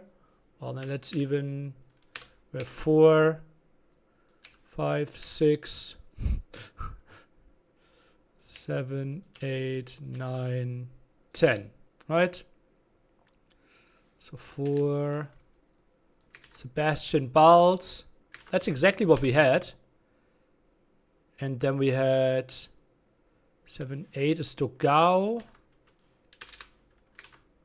Did Togao not play? Togao played against Kapoch. Well, something went off, right? And Mihai simply beat Kapoch. So Mihai overtook this bracket, and then you got exactly what you were looking for. Right?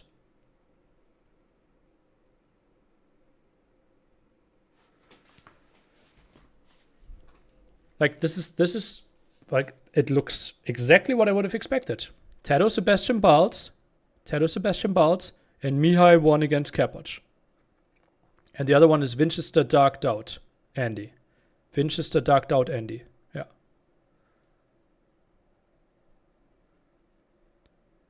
But Sebastian is 3, not Dark. Dark is 4? Why? It doesn't matter that much, right? Like, it's like I'm taking the ST ATP right now, not what it was like 2 months ago. So, yeah. But that's how the bracket was created. At least you understand the system. The one player might change. Yeah.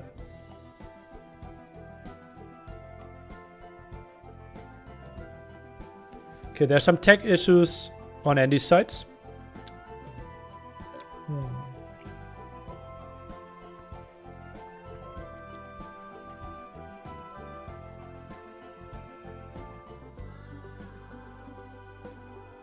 Seeding list was incorrect.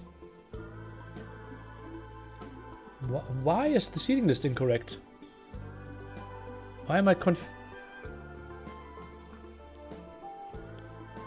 Why was the seeding list incorrect?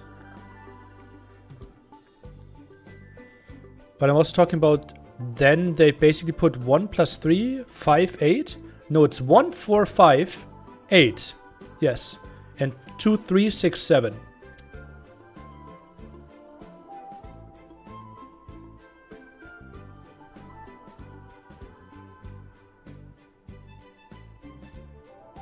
Yeah.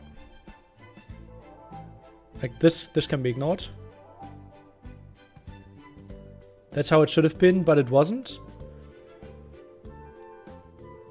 Okay, why? Like, what makes you think that Sebastian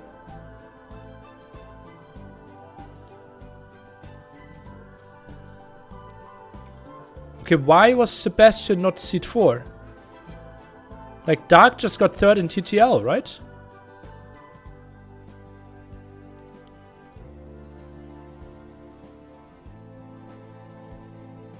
There's still technical issues.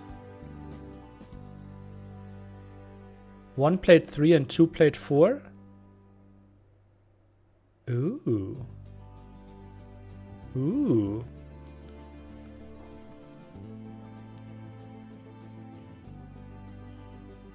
The seeding on Wikipedia says Sebastian was seed 3.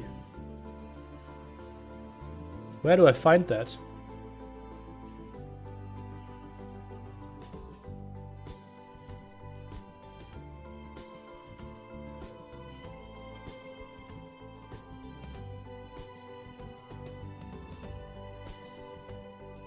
Press the participants? I'm at the participants. Seeding list here. Okay. Okay. Well, I didn't see that. That could have saved a lot of time. Yeah. The brackets were drawn with seeded groups, so 1 and 2 are different brackets, and then 3 and 4 are randomly added to the brackets. There you have it.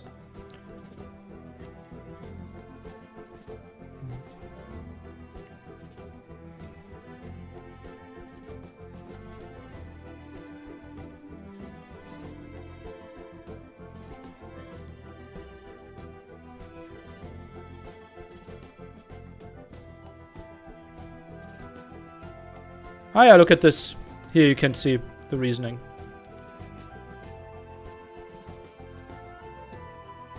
For the purpose of reducing the chance of rematches.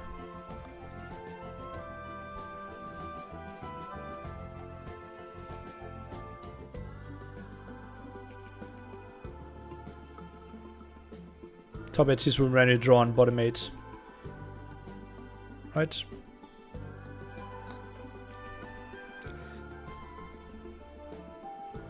There you have your answer.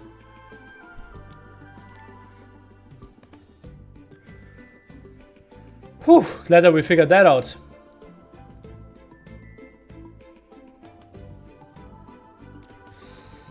Okay. Now more questions that are not seeding related. Do you think results of the first qualifier should influence the second qualifier? The seeding wise? Yeah. If you had a good set, your ATP should be affected by it, yeah. Will you do coaching videos sometime? I miss coaching videos from all streamers. I have like 40 different coaching videos on my YouTube, I believe. Yeah, I'm not doing new ones. Not seating related. I like this. Seen them all? Ooh, okay. How much to coach me full-time for 2 years? A lot. Yeah. Likely more than you're willing to pay. Very likely. Like, if it's a serious request, you can send me a PM. The Marathon, great casting all day. Thank you. You said Hera was the best coach you got, right? Yeah. Next player will win their first S-tier tournament. Lewis, probably. Right? Hard.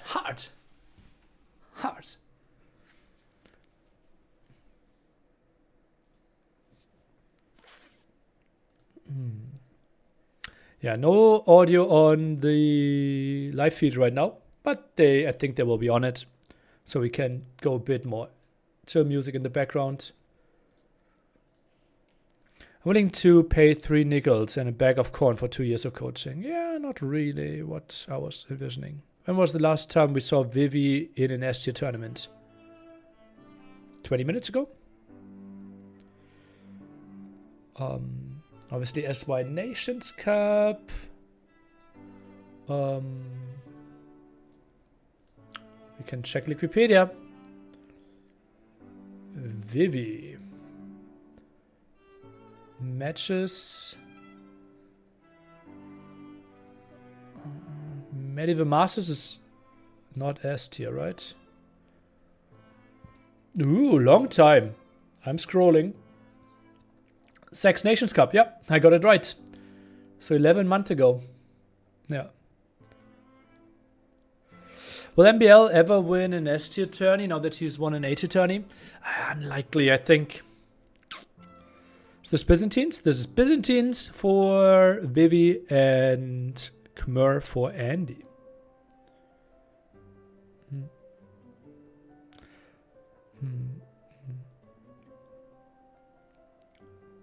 What's the definition of S tier tournament? Depends on the game.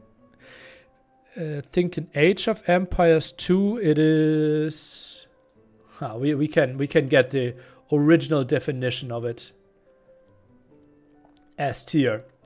S tier tournaments offer an outstanding prize pool, are frequently played out offline and feature the best players from all over the world. They're considered especially prestigious among the community. And I think $30,000 is the threshold this year. But for example, if it's like a $30,000 show match, that won't be an S tier tournament. Or if it's like a Brazilian only tournament. Oh, we're back with sound. Okay. Vivi's last S tier 1v1 S tier tournament was Warlords 2. Damn, that's long ago. Didn't he make any Red Bulls? Like Red Bull 4 or something?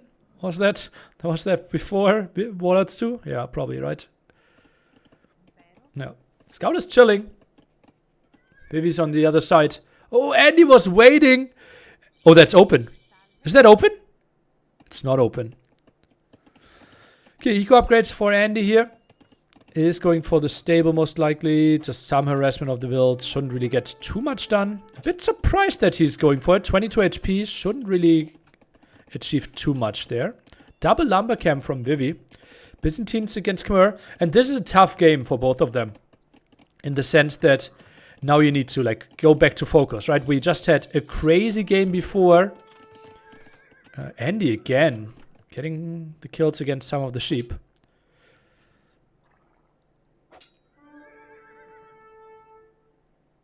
This is more static again, right? I hope it's doable.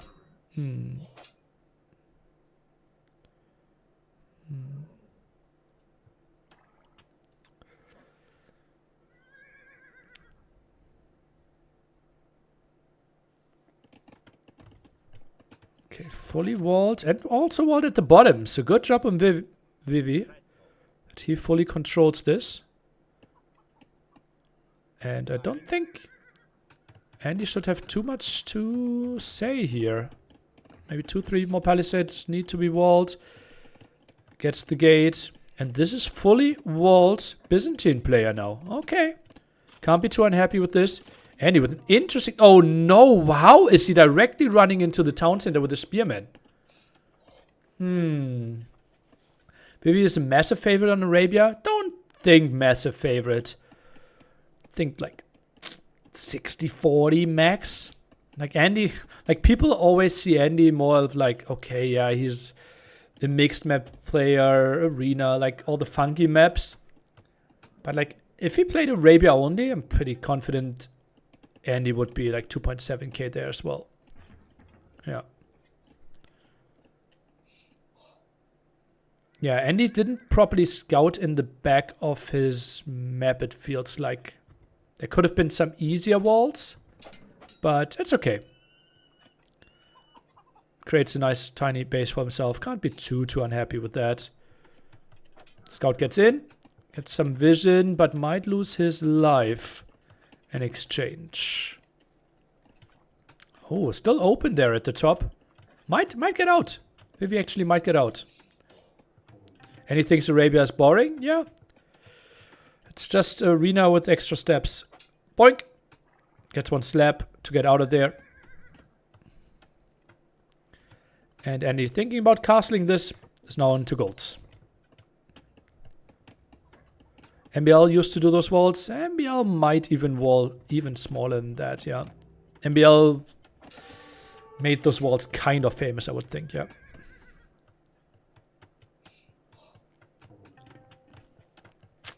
Do.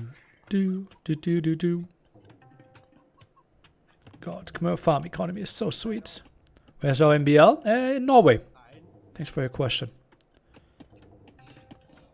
Range. Goes skirms, actually. I think this is more of a spot like camel crossbow. Like, you don't really want to delay your uptime. Pretty common wall to way to wall in team games. Yep, that is true. Like that kind of wall is very much seen in the 3-3s, 4v4s. By walling to the edge of the map. And it's tougher to track all the armies of all the opponents.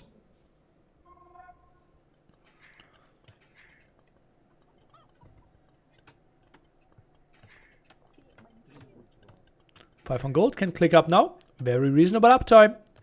1240. Nice smooth economy, gets the gold upgrade behind this. Even has both of the other eco upgrades. And Vivi goes for a bit of harassment, but honestly, against Khmer, not much should happen here. It's just jumping into houses, can wall a bit. Bits counter everything of Khmer. Not necessarily ballista elephants, I would think. But yeah, Byzantines are technically the civ that is best at countering everything. Yeah, Scorpions can also be nice. Byzantines not really having the very high HP units. And Vivi's up as well. And yeah, look at this. Like, 2 archers won't be enough of a threat. The map for Vivi is so much better? I would think so, yeah. But Andy made it work. Don't think this is the biggest problem for him here.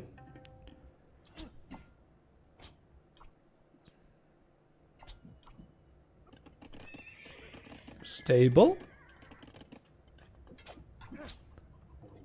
What was his second building, by the way? Did he build a blacksmith somewhere? Might have, right? That was for more farms. Has the farm upgrade.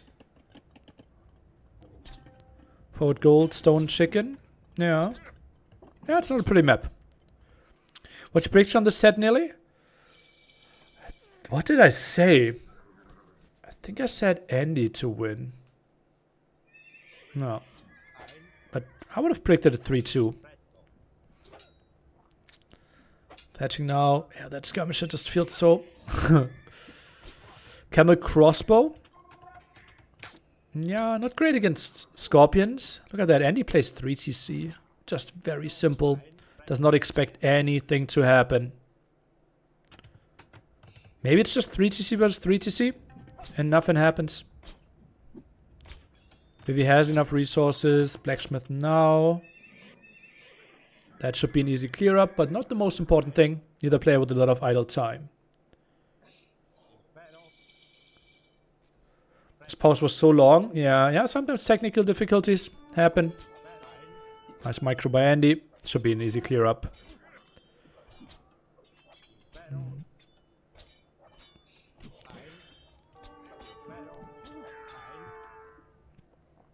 Yeah. Now again, remember, with Buchholz, the players that played against those two players yesterday are cheering for the players. So, Viper played against Andy yesterday. Therefore cheering for Andy. And Vivi played against whom yesterday? I could just look it up. Was it ACCM? I think so, right? Vivi ACCM, yeah. So ACCM right now is cheering for Vivi. Lightcav tech here without building any scouts before that. Andy now with his monastery. Oh, actually the second monastery. No, it's a barracks. Okay. Interesting. And that's just such an optimistic monk out there. Without any map control. Oh, that will just instantly get punished.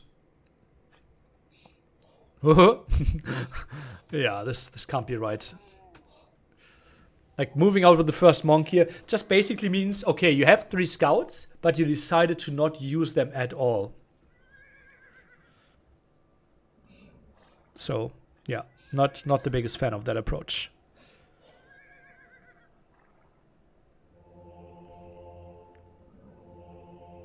For example, now we don't hear the stone mining, right?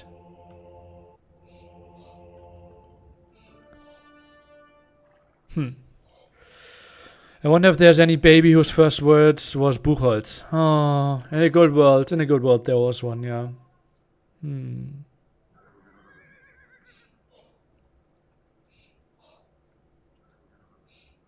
live in Buchholz, a city called in Niedersachsen, lol. Lol.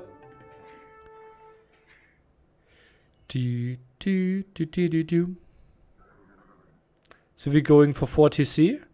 He's, yeah, collecting stone as well. Not impossible. But isn't he not necessarily the Sith that needs to play 4 TC? Can make 3 TC plays happen quite nicely. But maybe he just wants to play a slow one. Goes for another stable. Heavily housed right now. And he has to be enjoying this game. 11-0 KD, I didn't even see that. Make it 12-0. He is completely getting owned. We've seen 16-0 earlier today already. And now it's 13-0. Oh, goddy. This is impressive by Andy. Oh,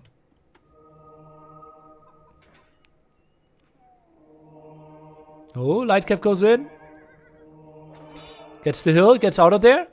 Makes it 14-0. How efficient can you be?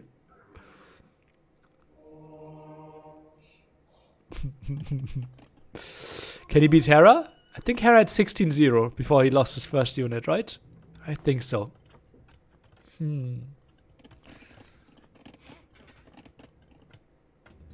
Siege Workshop now.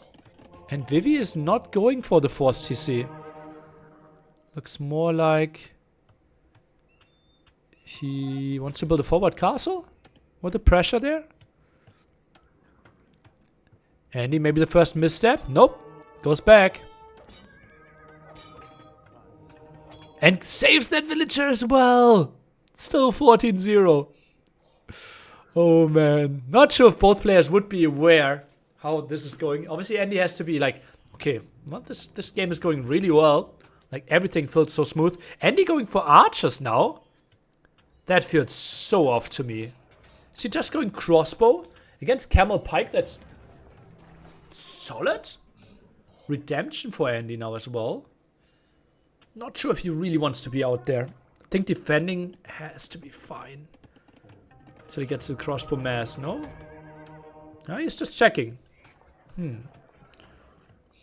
Maybe where would you recommend to go if I want to understand how Buchholz works? My YouTube. Doubt explains Buchholz. The first kill! Vivi fans, let's go! Dives deep here, but Monk survives actually, and this is a good engagement, I believe, for the Byzantine player. Closes down the distance, Monks are going down, getting some conversions though. Those Lightcav at the front, those are getting sniped. Got a conversion against the Mangonel as well, but the rest of the fight finally went okay-ish for the Byzantine player here. And now he's basically killing his own units that got converted before. And Monk dies against the own ground attack. Vivi pushing this one back. And there was not a lot of army, and that's why I said Andy didn't need to be out there. Right? He wanted to mash the crossbows. Just imagine he had like 12 crossbows behind this. Could easily deal with all those camels now. While on the other side would have been only more camels. And now the villages are being sent, and now Andy without the map control against Vivi. Life is getting hell for you. Phew.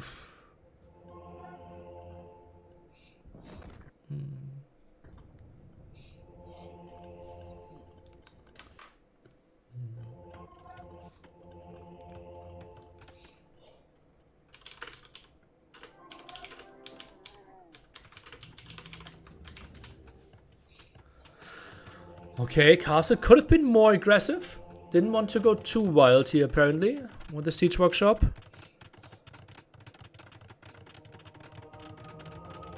Guys, respect the language. And yeah, Viper's participating in this tournament. After the set, we can show how we played earlier today. I will let this one rerun.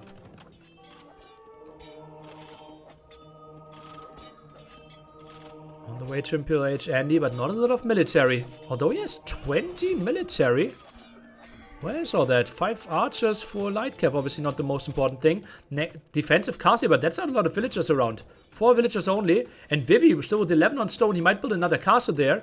Maybe he's the one getting that hill. No. Ooh, that was at 20 HP for quite some time. Conversion against that Mangonel. Let's see if that actually happens. Change the conversion. Vivi could go up to Imperial Age himself now. It's a good fight against all the Lightcav. A really good fight against all the Lightcav. Also gets the Monk. Castle is helping out. More villagers being sent. And Vivi tries to take the hill over there. Not clicked up to Imperial Age. I'm a bit surprised. Is he waiting for normal civilization imp resources and forgetting about the Byzantine bonus? No. He's up now. Mangonel gets converted. And he's doing such a good job with his monks there. But this will be a lot of pressure on Andy's economy. Will suffer quite a bit, I'm sure.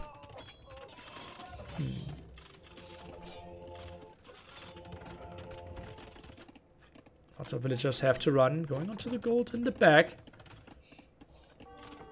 Crossbow attack now by Andy. His archer count at 5. Has to have more than one range. Interesting.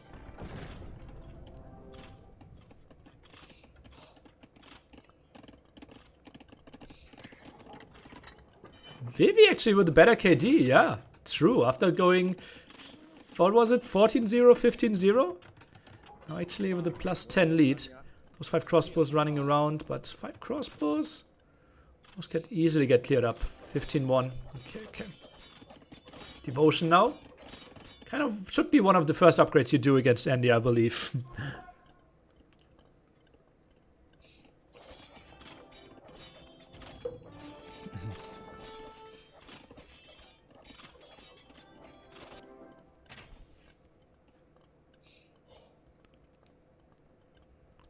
Crossbows scouting a bit. Still only 5 crossbows out on the field. Did he try to like show that he's going for them? Is he actively trying to get into Arbalest? More villagers. 4 TC, 4 Vivi. Now goes for the repair. Castle got 8 kills on it. Armor upgrade for the camels. Builds a ram. Not even sure where he's trying to go for that. And yeah, that's something you can't do against Andy. So quick with starting those conversions. Nice spread on all the camels as well. Gets 2 conversions. Tiny misstep by Andy. And instantly gets punished for it. Those crossbows should get easily cleared up. Especially once the +2 finishes. Brace is coming in for Andy now. Goes for more crossbows. Tries to deny the archer ranges. Skirmisher production therefore delayed. Defensive castle. To stop the raids in the future. Don't mind this at all. Also protects the trap. Once we get into more trap fighting from over there. Lots of traps in production for Vivi. Just tries to get that one out. Bombard cannon could be an option for the Byzantine player. Not an option for Khmer. But no chemistry being tagged yet. And the ram actually rams down the TC there at the side. Interesting.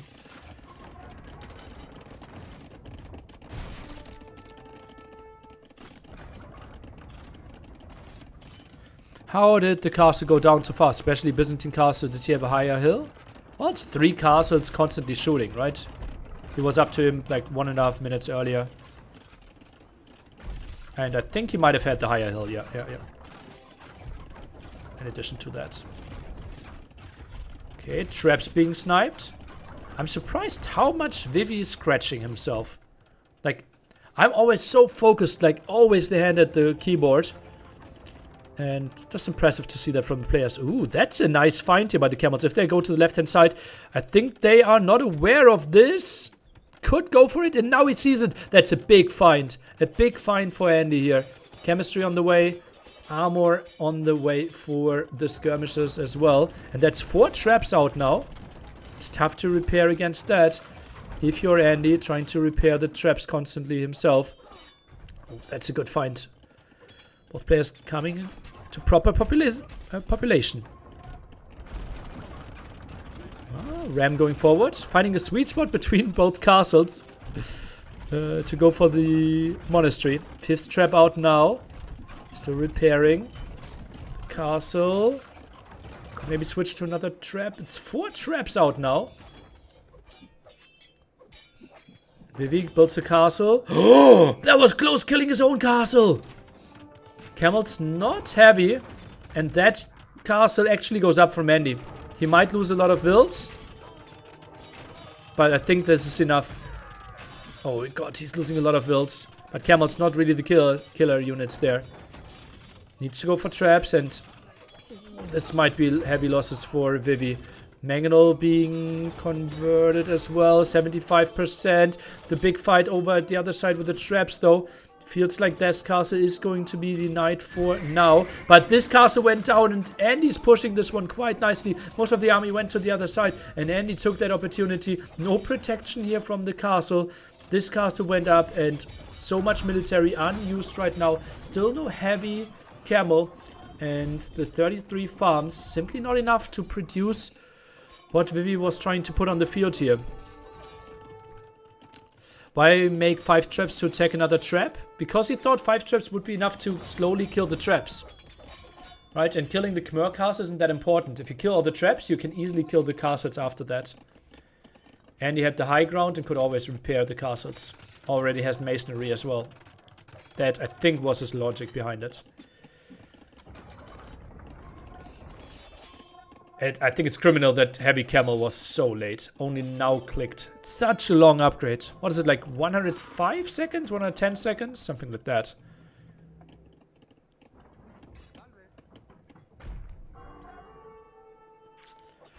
A good game, though. Pop 150. For Vivi, 170 for Andy.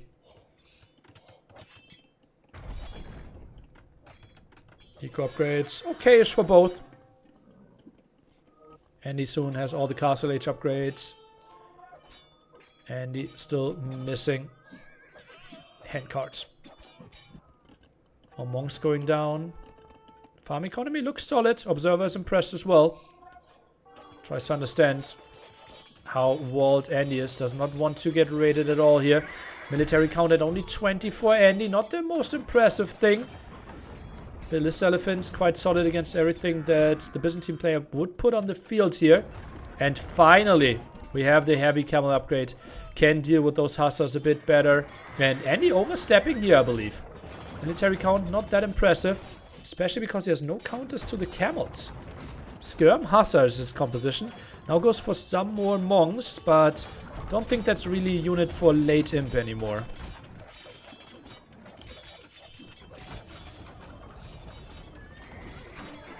The Liz Elephants would be a great unit, but tough to mass at this point.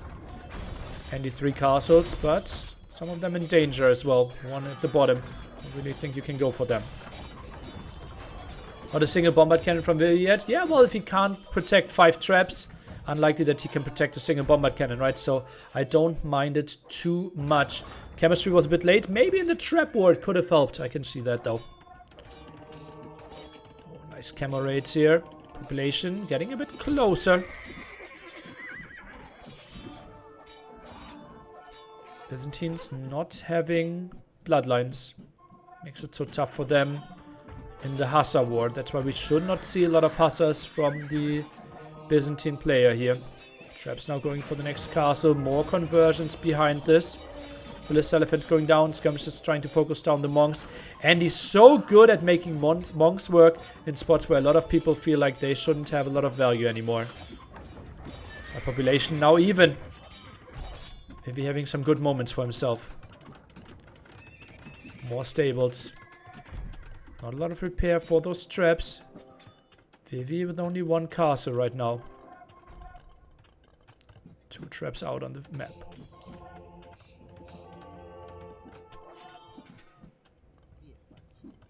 More raids there with the camels. Camels moving forward in the center as well. Isn't this the spot where Khmer wants to go Halberdiers? Feels like it, right? Or Arbalists. Although not sure about Arbalists against the potential skirms. I think Halberdiers, though, might be a reasonable option. Both sharing the mining camp there. I don't even think those camels will find too much. Oh, I even clicked away with a double click there. Plays out very zoomed out, apparently, here, from what it looks like. Now the traps trying to go for the traps of Vivi. Goes for a lot of repair. Puts a lot of villagers there for the repair. Camels should take a good fight against the skirmishers. Hussars are going for the trap. Repair is massive though, with like 15 villagers. Can't even properly surround them. No right click on the trap though. Gets back to it and clears up all the Hussars. Another good moment for Vivi. Another wave of Hussars moving forward though. Maybe for the second trap now. Or for the stone at the bottom. And finally we see some pike production. Text into Halberdiers here. Here's Andy as well. This is a good game. We have been blessed today with so many good games. And this one, Arabia delivering again. Chemistry helps in trap wars? I don't think so.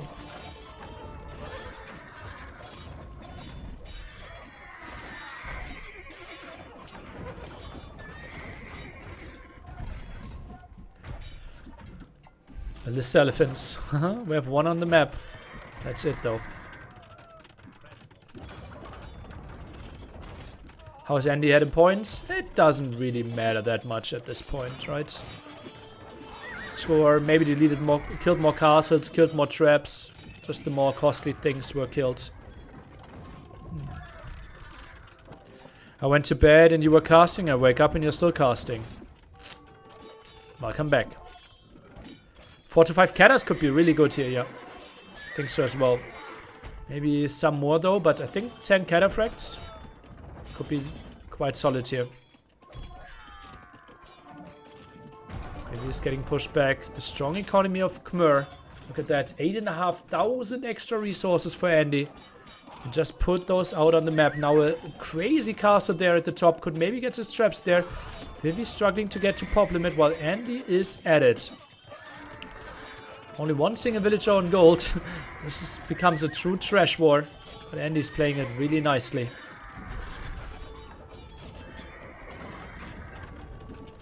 Will all the recs be available on YouTube? Yeah, you can obviously rewatch everything there. But also on Twitch.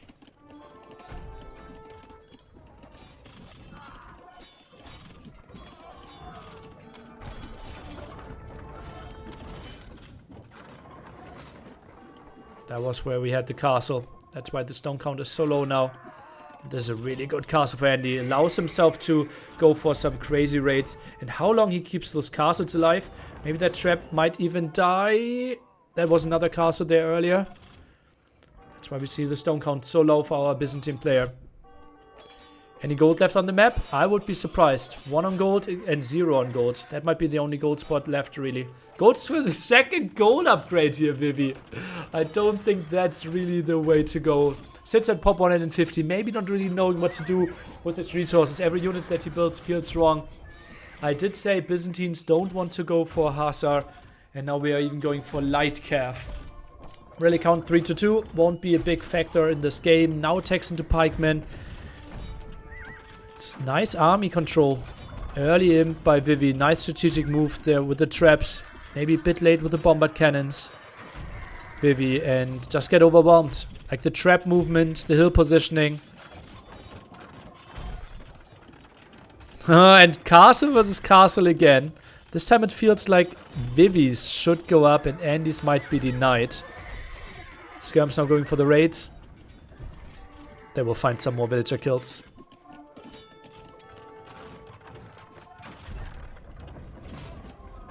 Castle down.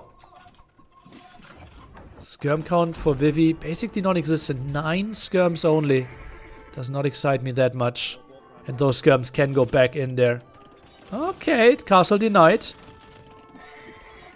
Has to be happy with that, but so many traps going down in return. Food price is really good still. Sold 200 food and got 160 gold. So market prices are crazy good. Neither player with too much floating food and the necessity to get onto a lot of gold. A bombard cannon now for Vivi, the first one in the game. Pop 130. Andy not pop limit either, but it feels like he could get there quite quickly.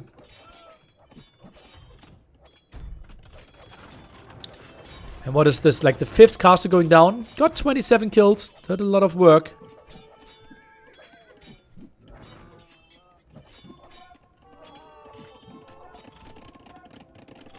Vivi feels dead. I would agree. I understand that he wants to keep fighting. Play of Dream.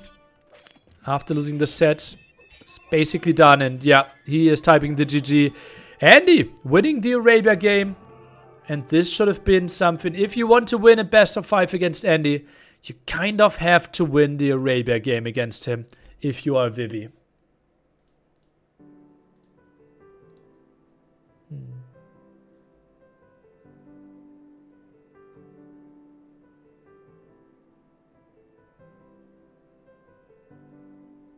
Okay, what's happening here?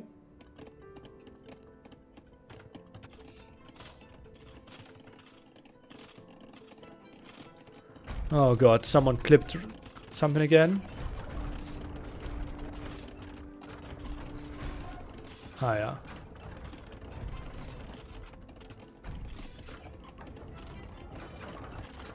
yeah. Okay, those are highlights or what?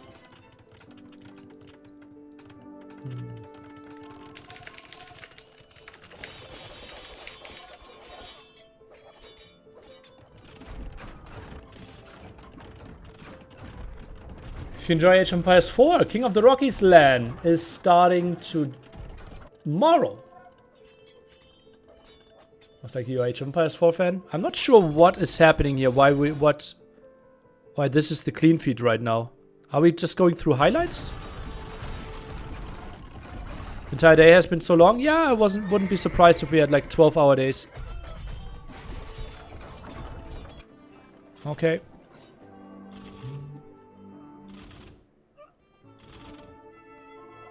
Yeah, something feels a bit off here.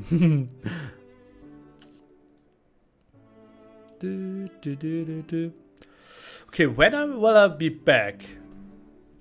I want to restart my stream 5, 6, 15. Oh, in 13 hours. Yeah, so this would be perfect. If this lasts another hour, this would be absolutely, well, not perfect, but good enough perfect. I can just let this one fully rerun the full day.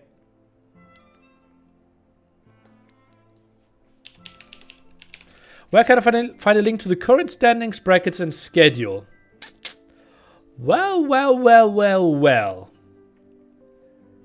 That is a question. Would Vivi would have won the Arabia game in Feudal?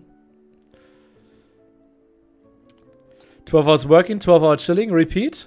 Yeah, well, actually, like, after the stream is done, I'll actually do my Forgotten Empires work and see what itches there.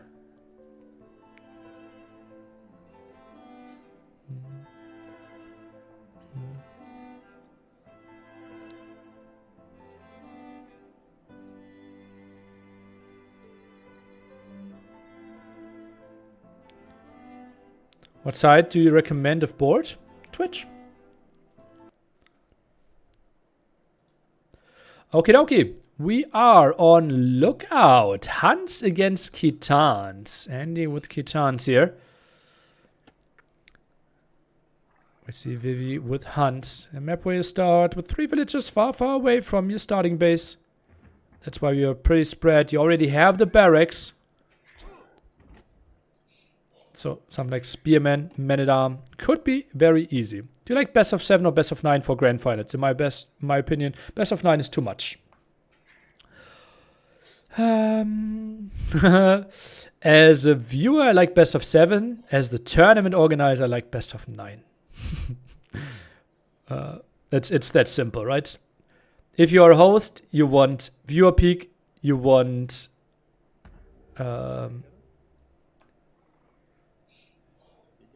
watch hours, and that's why the longer it is, the better it is. But I think actual tournament enjoyment, best of 7 is kind of the sweet spot. Yeah.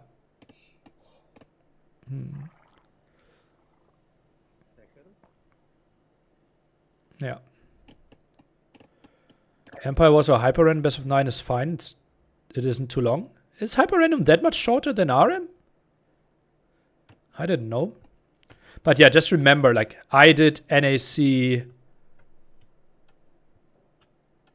2, I think at best of 13. Was it best of 13? Was it best of, I think best of 13, yeah. Like, we had a 5-0 into a 40-minute break. Into, I think 7-3. Right? I think so. Yeah. Maybe the time between games is shorter in hyper random? Why would that be? What? Tell me why. There's no draft?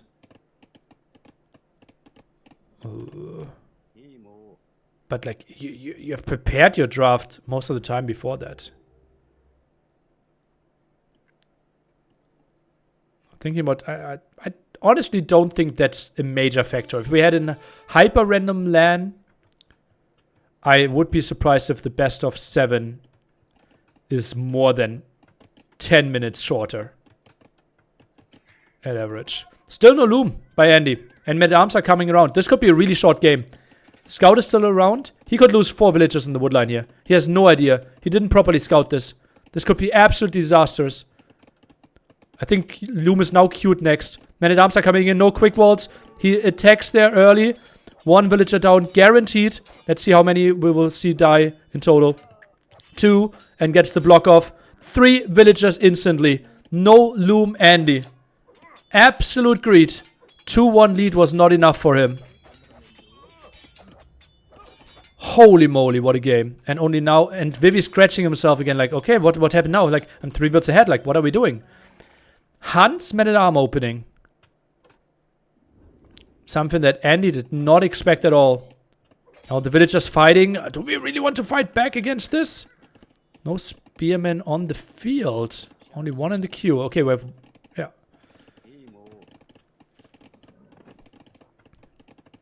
Some quick walls there on the berries. Not sure if all of them have highest HP though, and 3 man-at-arms and a scout can get some stuff done.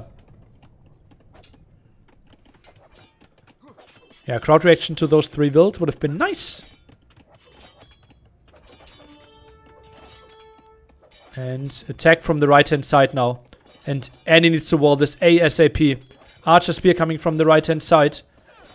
Those 2 builds, they need to do a lot of work. Otherwise, the archers are coming in and then you lose every single unit on the berries. Woof. Quick wall there. Andy's still fine. Like, I think his hands are working nicely. Just the BO wasn't there, or the greediness was too big. And now, ooh, that was again a nice quick wall, Andy. Not the perfect block by Vivi. And the archers are just taking the detour. The wall wasn't that important. Nice walls, though. Might take the engagement now. Maybe combine armies on the left side. Villagers around, taking the fight. Archers not really helping out. 1 spearman there, and the men-at-arms are disengaging. I'm a bit surprised by that decision. And now they go in again, and now they went back. Nice clear up by Andy, for sure. More archers going to the left-hand side, and it felt like game ending, but it was not. Now fletching, the next step probably, after the blacksmith finishes and gets through. Could be another villager kill. Only 3 archers though, without fletching. Spearman around, and just bought himself some time. Can still go around though. And yeah, those walls... And you're really forcing them. That's a lot of investment, and it's still open there regardless. Fletching now, and then it will get ugly. Yeah, Andy's doing the best thing to survive here. New buildings that you see, it's called pasture. It's the replacement of the farm for the civilization. Another will down. Good pick up by Andy. Still could harass the woodline at the bottom. I think with fletching you can get a lot of stuff done there. So Vivi always plays Arabia. Not sure why he choked last game. Maybe the map was too good for him? Also, like, Khmer is better at defending against this, right? Jumping into the houses. Oh, Andy might pick something up here. No, won't. Interesting. Vivi killed Wild so early. I don't know why he's throwing units. I don't think he throwed units. Or threw units. It's just not easy, right? Mobility with scouts, they can often decide the fight. Vivi still forced a lot of idle time. I think it's fine to lose the 3 men-at-arms eventually. Ooh, that's a nice pickoff. Spear a bit late. But it's still Khitan's economy.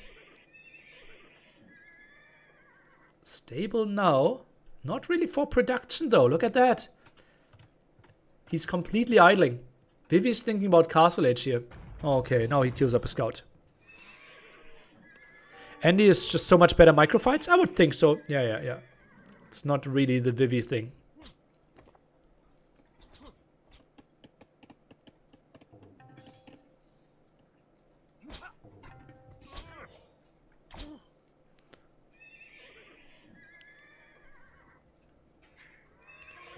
Forging now? Oh no. Really? 2 spearmen. He sees the 6 scouts. We have forging on the side for Andy as well. He needs more than 1 spearman here. Andy. Forging. Armor. He waits for armor as well. This will be a full clear up. And then Vivi will be completely open. I honestly think Andy has a shot here.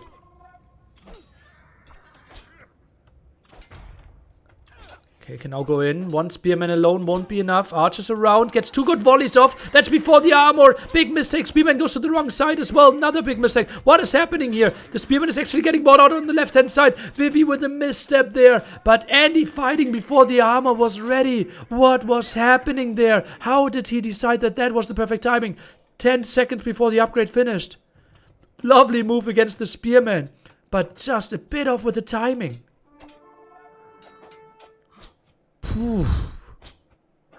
Vivi's throwing by not full walling. You're fully surrounded by outposts. You have a good indicator when the opponent is coming your way. And it's tough to full wall on this map. Like, there are not that many natural woodlines around you. Second stable. What is happening? I don't like that we don't see an addition of spearmen. Like, this army is so much more scary if there's another spearman with it. No bloodlines as an option for Khitans. Therefore, the full fights will be better for the Hun player if we have all full upgrades. Nice micro there with the scout. Will die eventually, though. Woof! Micro stab one away. Vivi scratching his head. It's crazy. Okay, now only bloodlines coming in. Still open at the front. Fully walled on the left and the right, though. Is walling this one off. Playing full feudal plays into Andy's hands.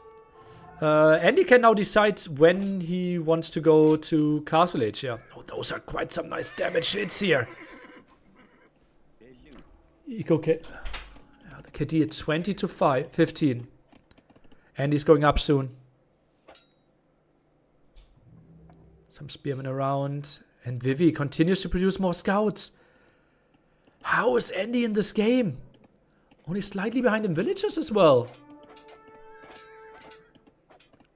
Vivi also doesn't have the farm upgrade. How many farms he's going for? This feels like a mistake.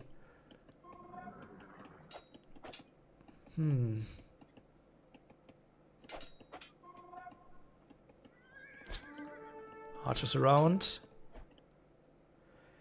Every single scout that Vivi is building now delays his castle age more and more. I wouldn't be surprised. Actually, this is the spot for triple stable for Andy. Mark it now. I think that's a good idea. He needs to get to castle age. Only 2 spearmen won't be enough. I think archer production is something that should absolutely stop. You see your opponent is going full scouts. Like, your scouts are fine against this. Your spearmen are fine against it. Your archers are not doing anything anymore. Especially in those numbers. Now the engagement, I think this is horrible for Andy. He is up soon. He wants to keep all his HP on his soon-to-be light cav. Castle Age +4 attack on the light cav for Khitans. Vivi's gonna get raided to death. Not impossible. Deletes the barracks to save the villagers. And saves all 3. Oh, that was a nice jump there by the Wilds. But that means no more spearmen. And Vivi now has 2.5 minutes delta to somehow survive. Clicks up to Castle Age. Whew. And look at all the upgrades. Attack, light cav, husbandry. The damage output will be crazy. Now the first step lancers are coming in. Spearmen to the front as well. And Vivi, although he's not walled, leaves his base. No spearmen. He's getting overwhelmed here. This is looking so good for Vivi, for Andy. And Vivi, what is he doing? He can't get in. Now tries to break this, but Andy is way too good to allow this.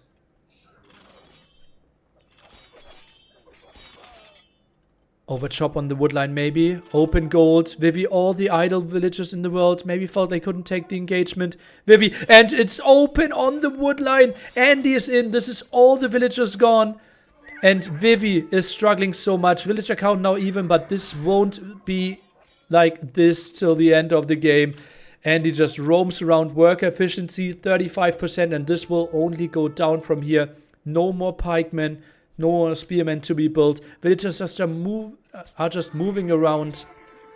50 seconds to Castle Age. Scouts can go home, but now they will just intercepted by the step lancers who are absolutely slaughtering them.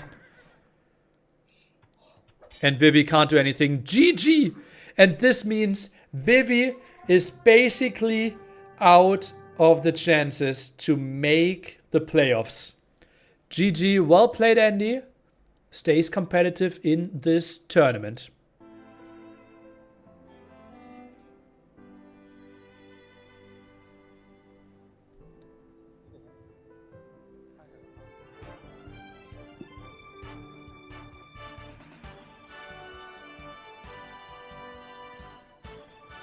让我们再次把掌声送给 Andy， 恭喜他获得本场比赛的胜利，有请他走入采访席。同时，我们也把掌声送给龙神。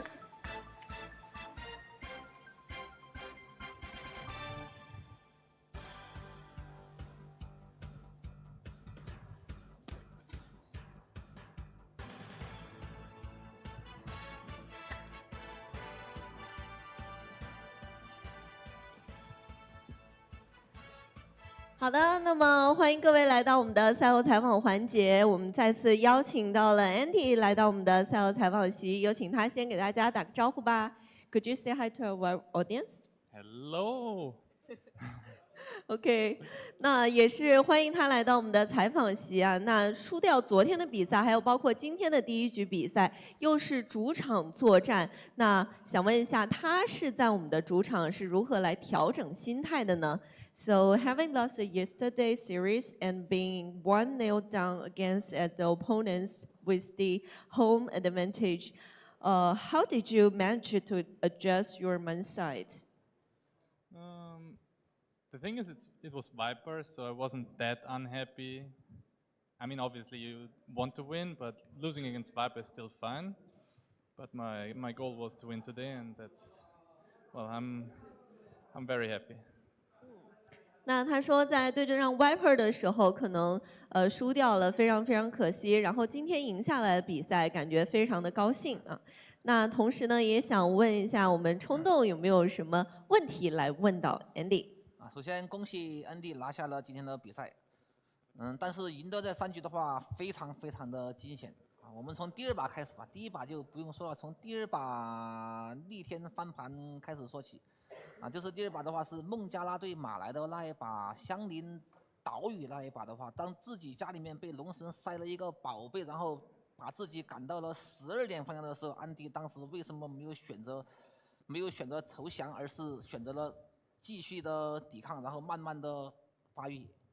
Lick said, first, congratulations, Andy, for winning the match. But all the matches you won, they're very dangerous. So he want to start from the second match, which is the island map.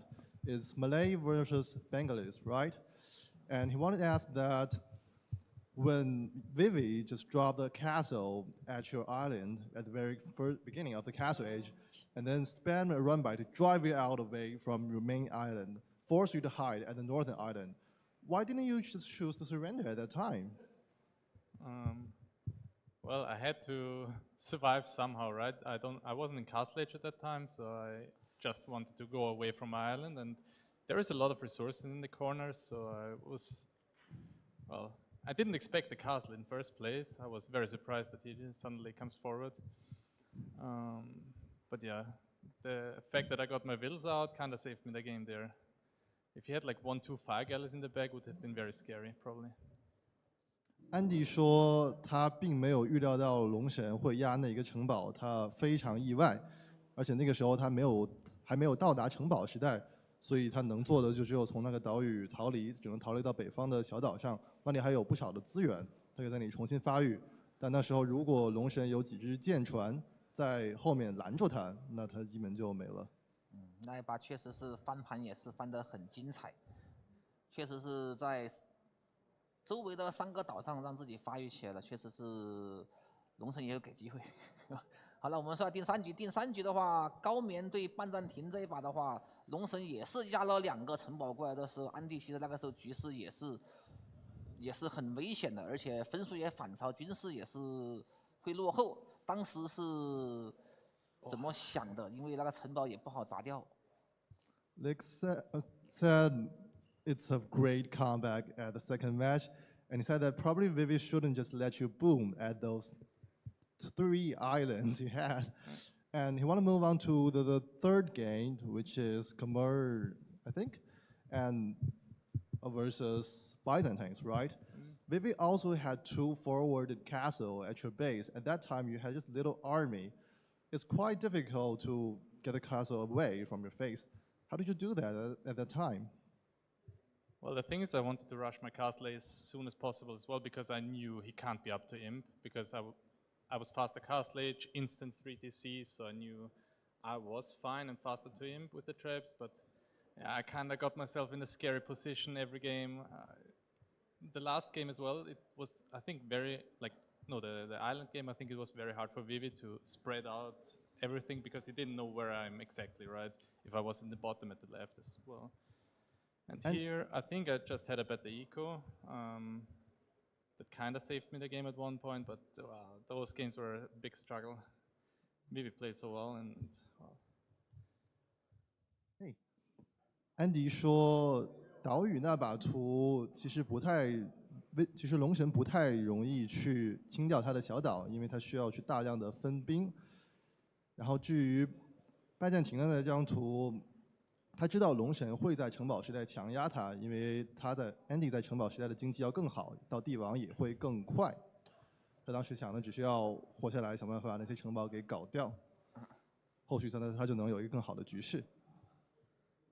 好了，我还最后问一个问题吧，其实包括第4局也是安迪的3个农民都被秒了之后，其实劣势已经很大了，但是连续3把都是非常危险的翻盘情况下，现在是什么感受？连续3把翻盘，3把劣势。Lix asks, the 4th game, it is also very dangerous, especially at the early stage. And you think that all the games you just played, they are very resilient. They're all great comebacks. And what do you feel right now after winning these 3 games in a row? Well, the thing is, I kind of relied that I had the better civ in all the games. I think my draft was way better. So I kind of wanted to go to a point where I know my civ is better. But yeah, it's good to come back, but I need to step up my game. I don't think I played the best. I shouldn't get into those positions, but I'm obviously glad I managed to come back somehow. Andy 说这几局确实非常惊险，当然龙神打得也非常好，他总是经常不知道为什么就把自己放到了一个非常危险的局势之中，但他的民族 BP 他认为他选得非常的好，总是拿优势民族去对位龙神的劣势民族。就导致他能不断的反转为胜。好的，我的问题问完了。好的。那同时呢，我们这边还有最后一个问题给到他，那也想问一下，他赢下首战，那么在接下来的比赛当中，他的这个目标是什么呢 ？So final question, we want to know after winning this first series, what's your aim for the next remaining tournament? Well, my goal is obviously to win. Well, I want to win at least one of the next 2 matches. That's my goal, I guess. And then let's see what position I finish. 那我们就来，他的回答是，我们就来看看他到底能够赢下多少个后面的比赛。因为呢，他说他的目标是至少再赢下2场比赛。好的，那我们的赛后采访呢，也是到此告一段落了。接下来，让我们一起来看一下我们的大屏幕。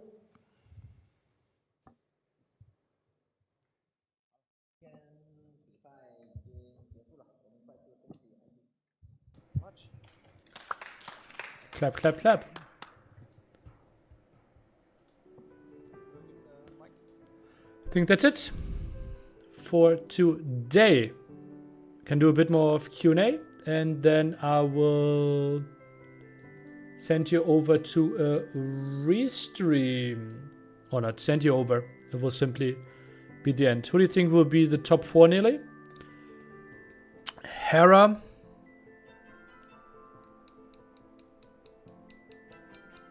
Liry. 2 out of ACCM, Viper, Sebastian.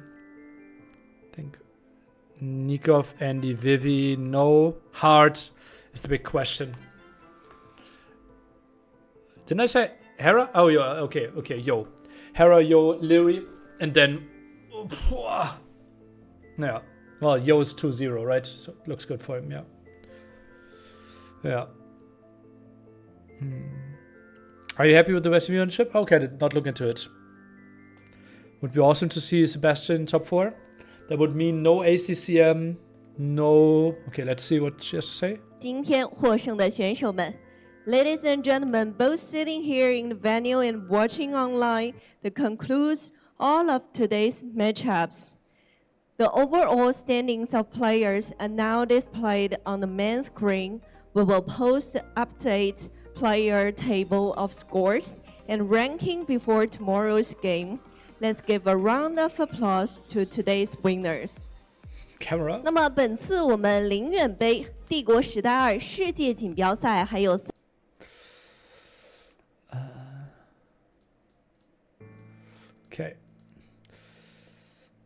Okay, so ending it on YouTube. See you tomorrow. Games are starting in 13 hours, right? Yeah. Why is the community apolitical when human rights are clearly at stake? They aren't. Just some people speak up, some people don't. But it's instantly politicized when the US military complex demanded us to support their next war. I think people are vocal about stuff. Like there were complaints. Obviously, there's a lot of stuff going on in China. Yeah, lots of stuff going on in the US.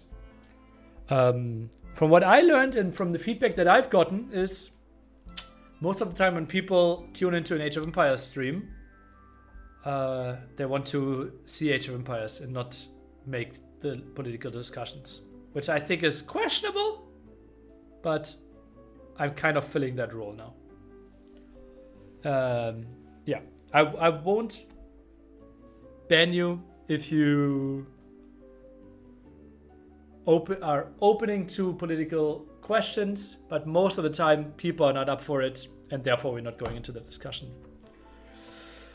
It's yeah. I understand that the world isn't great.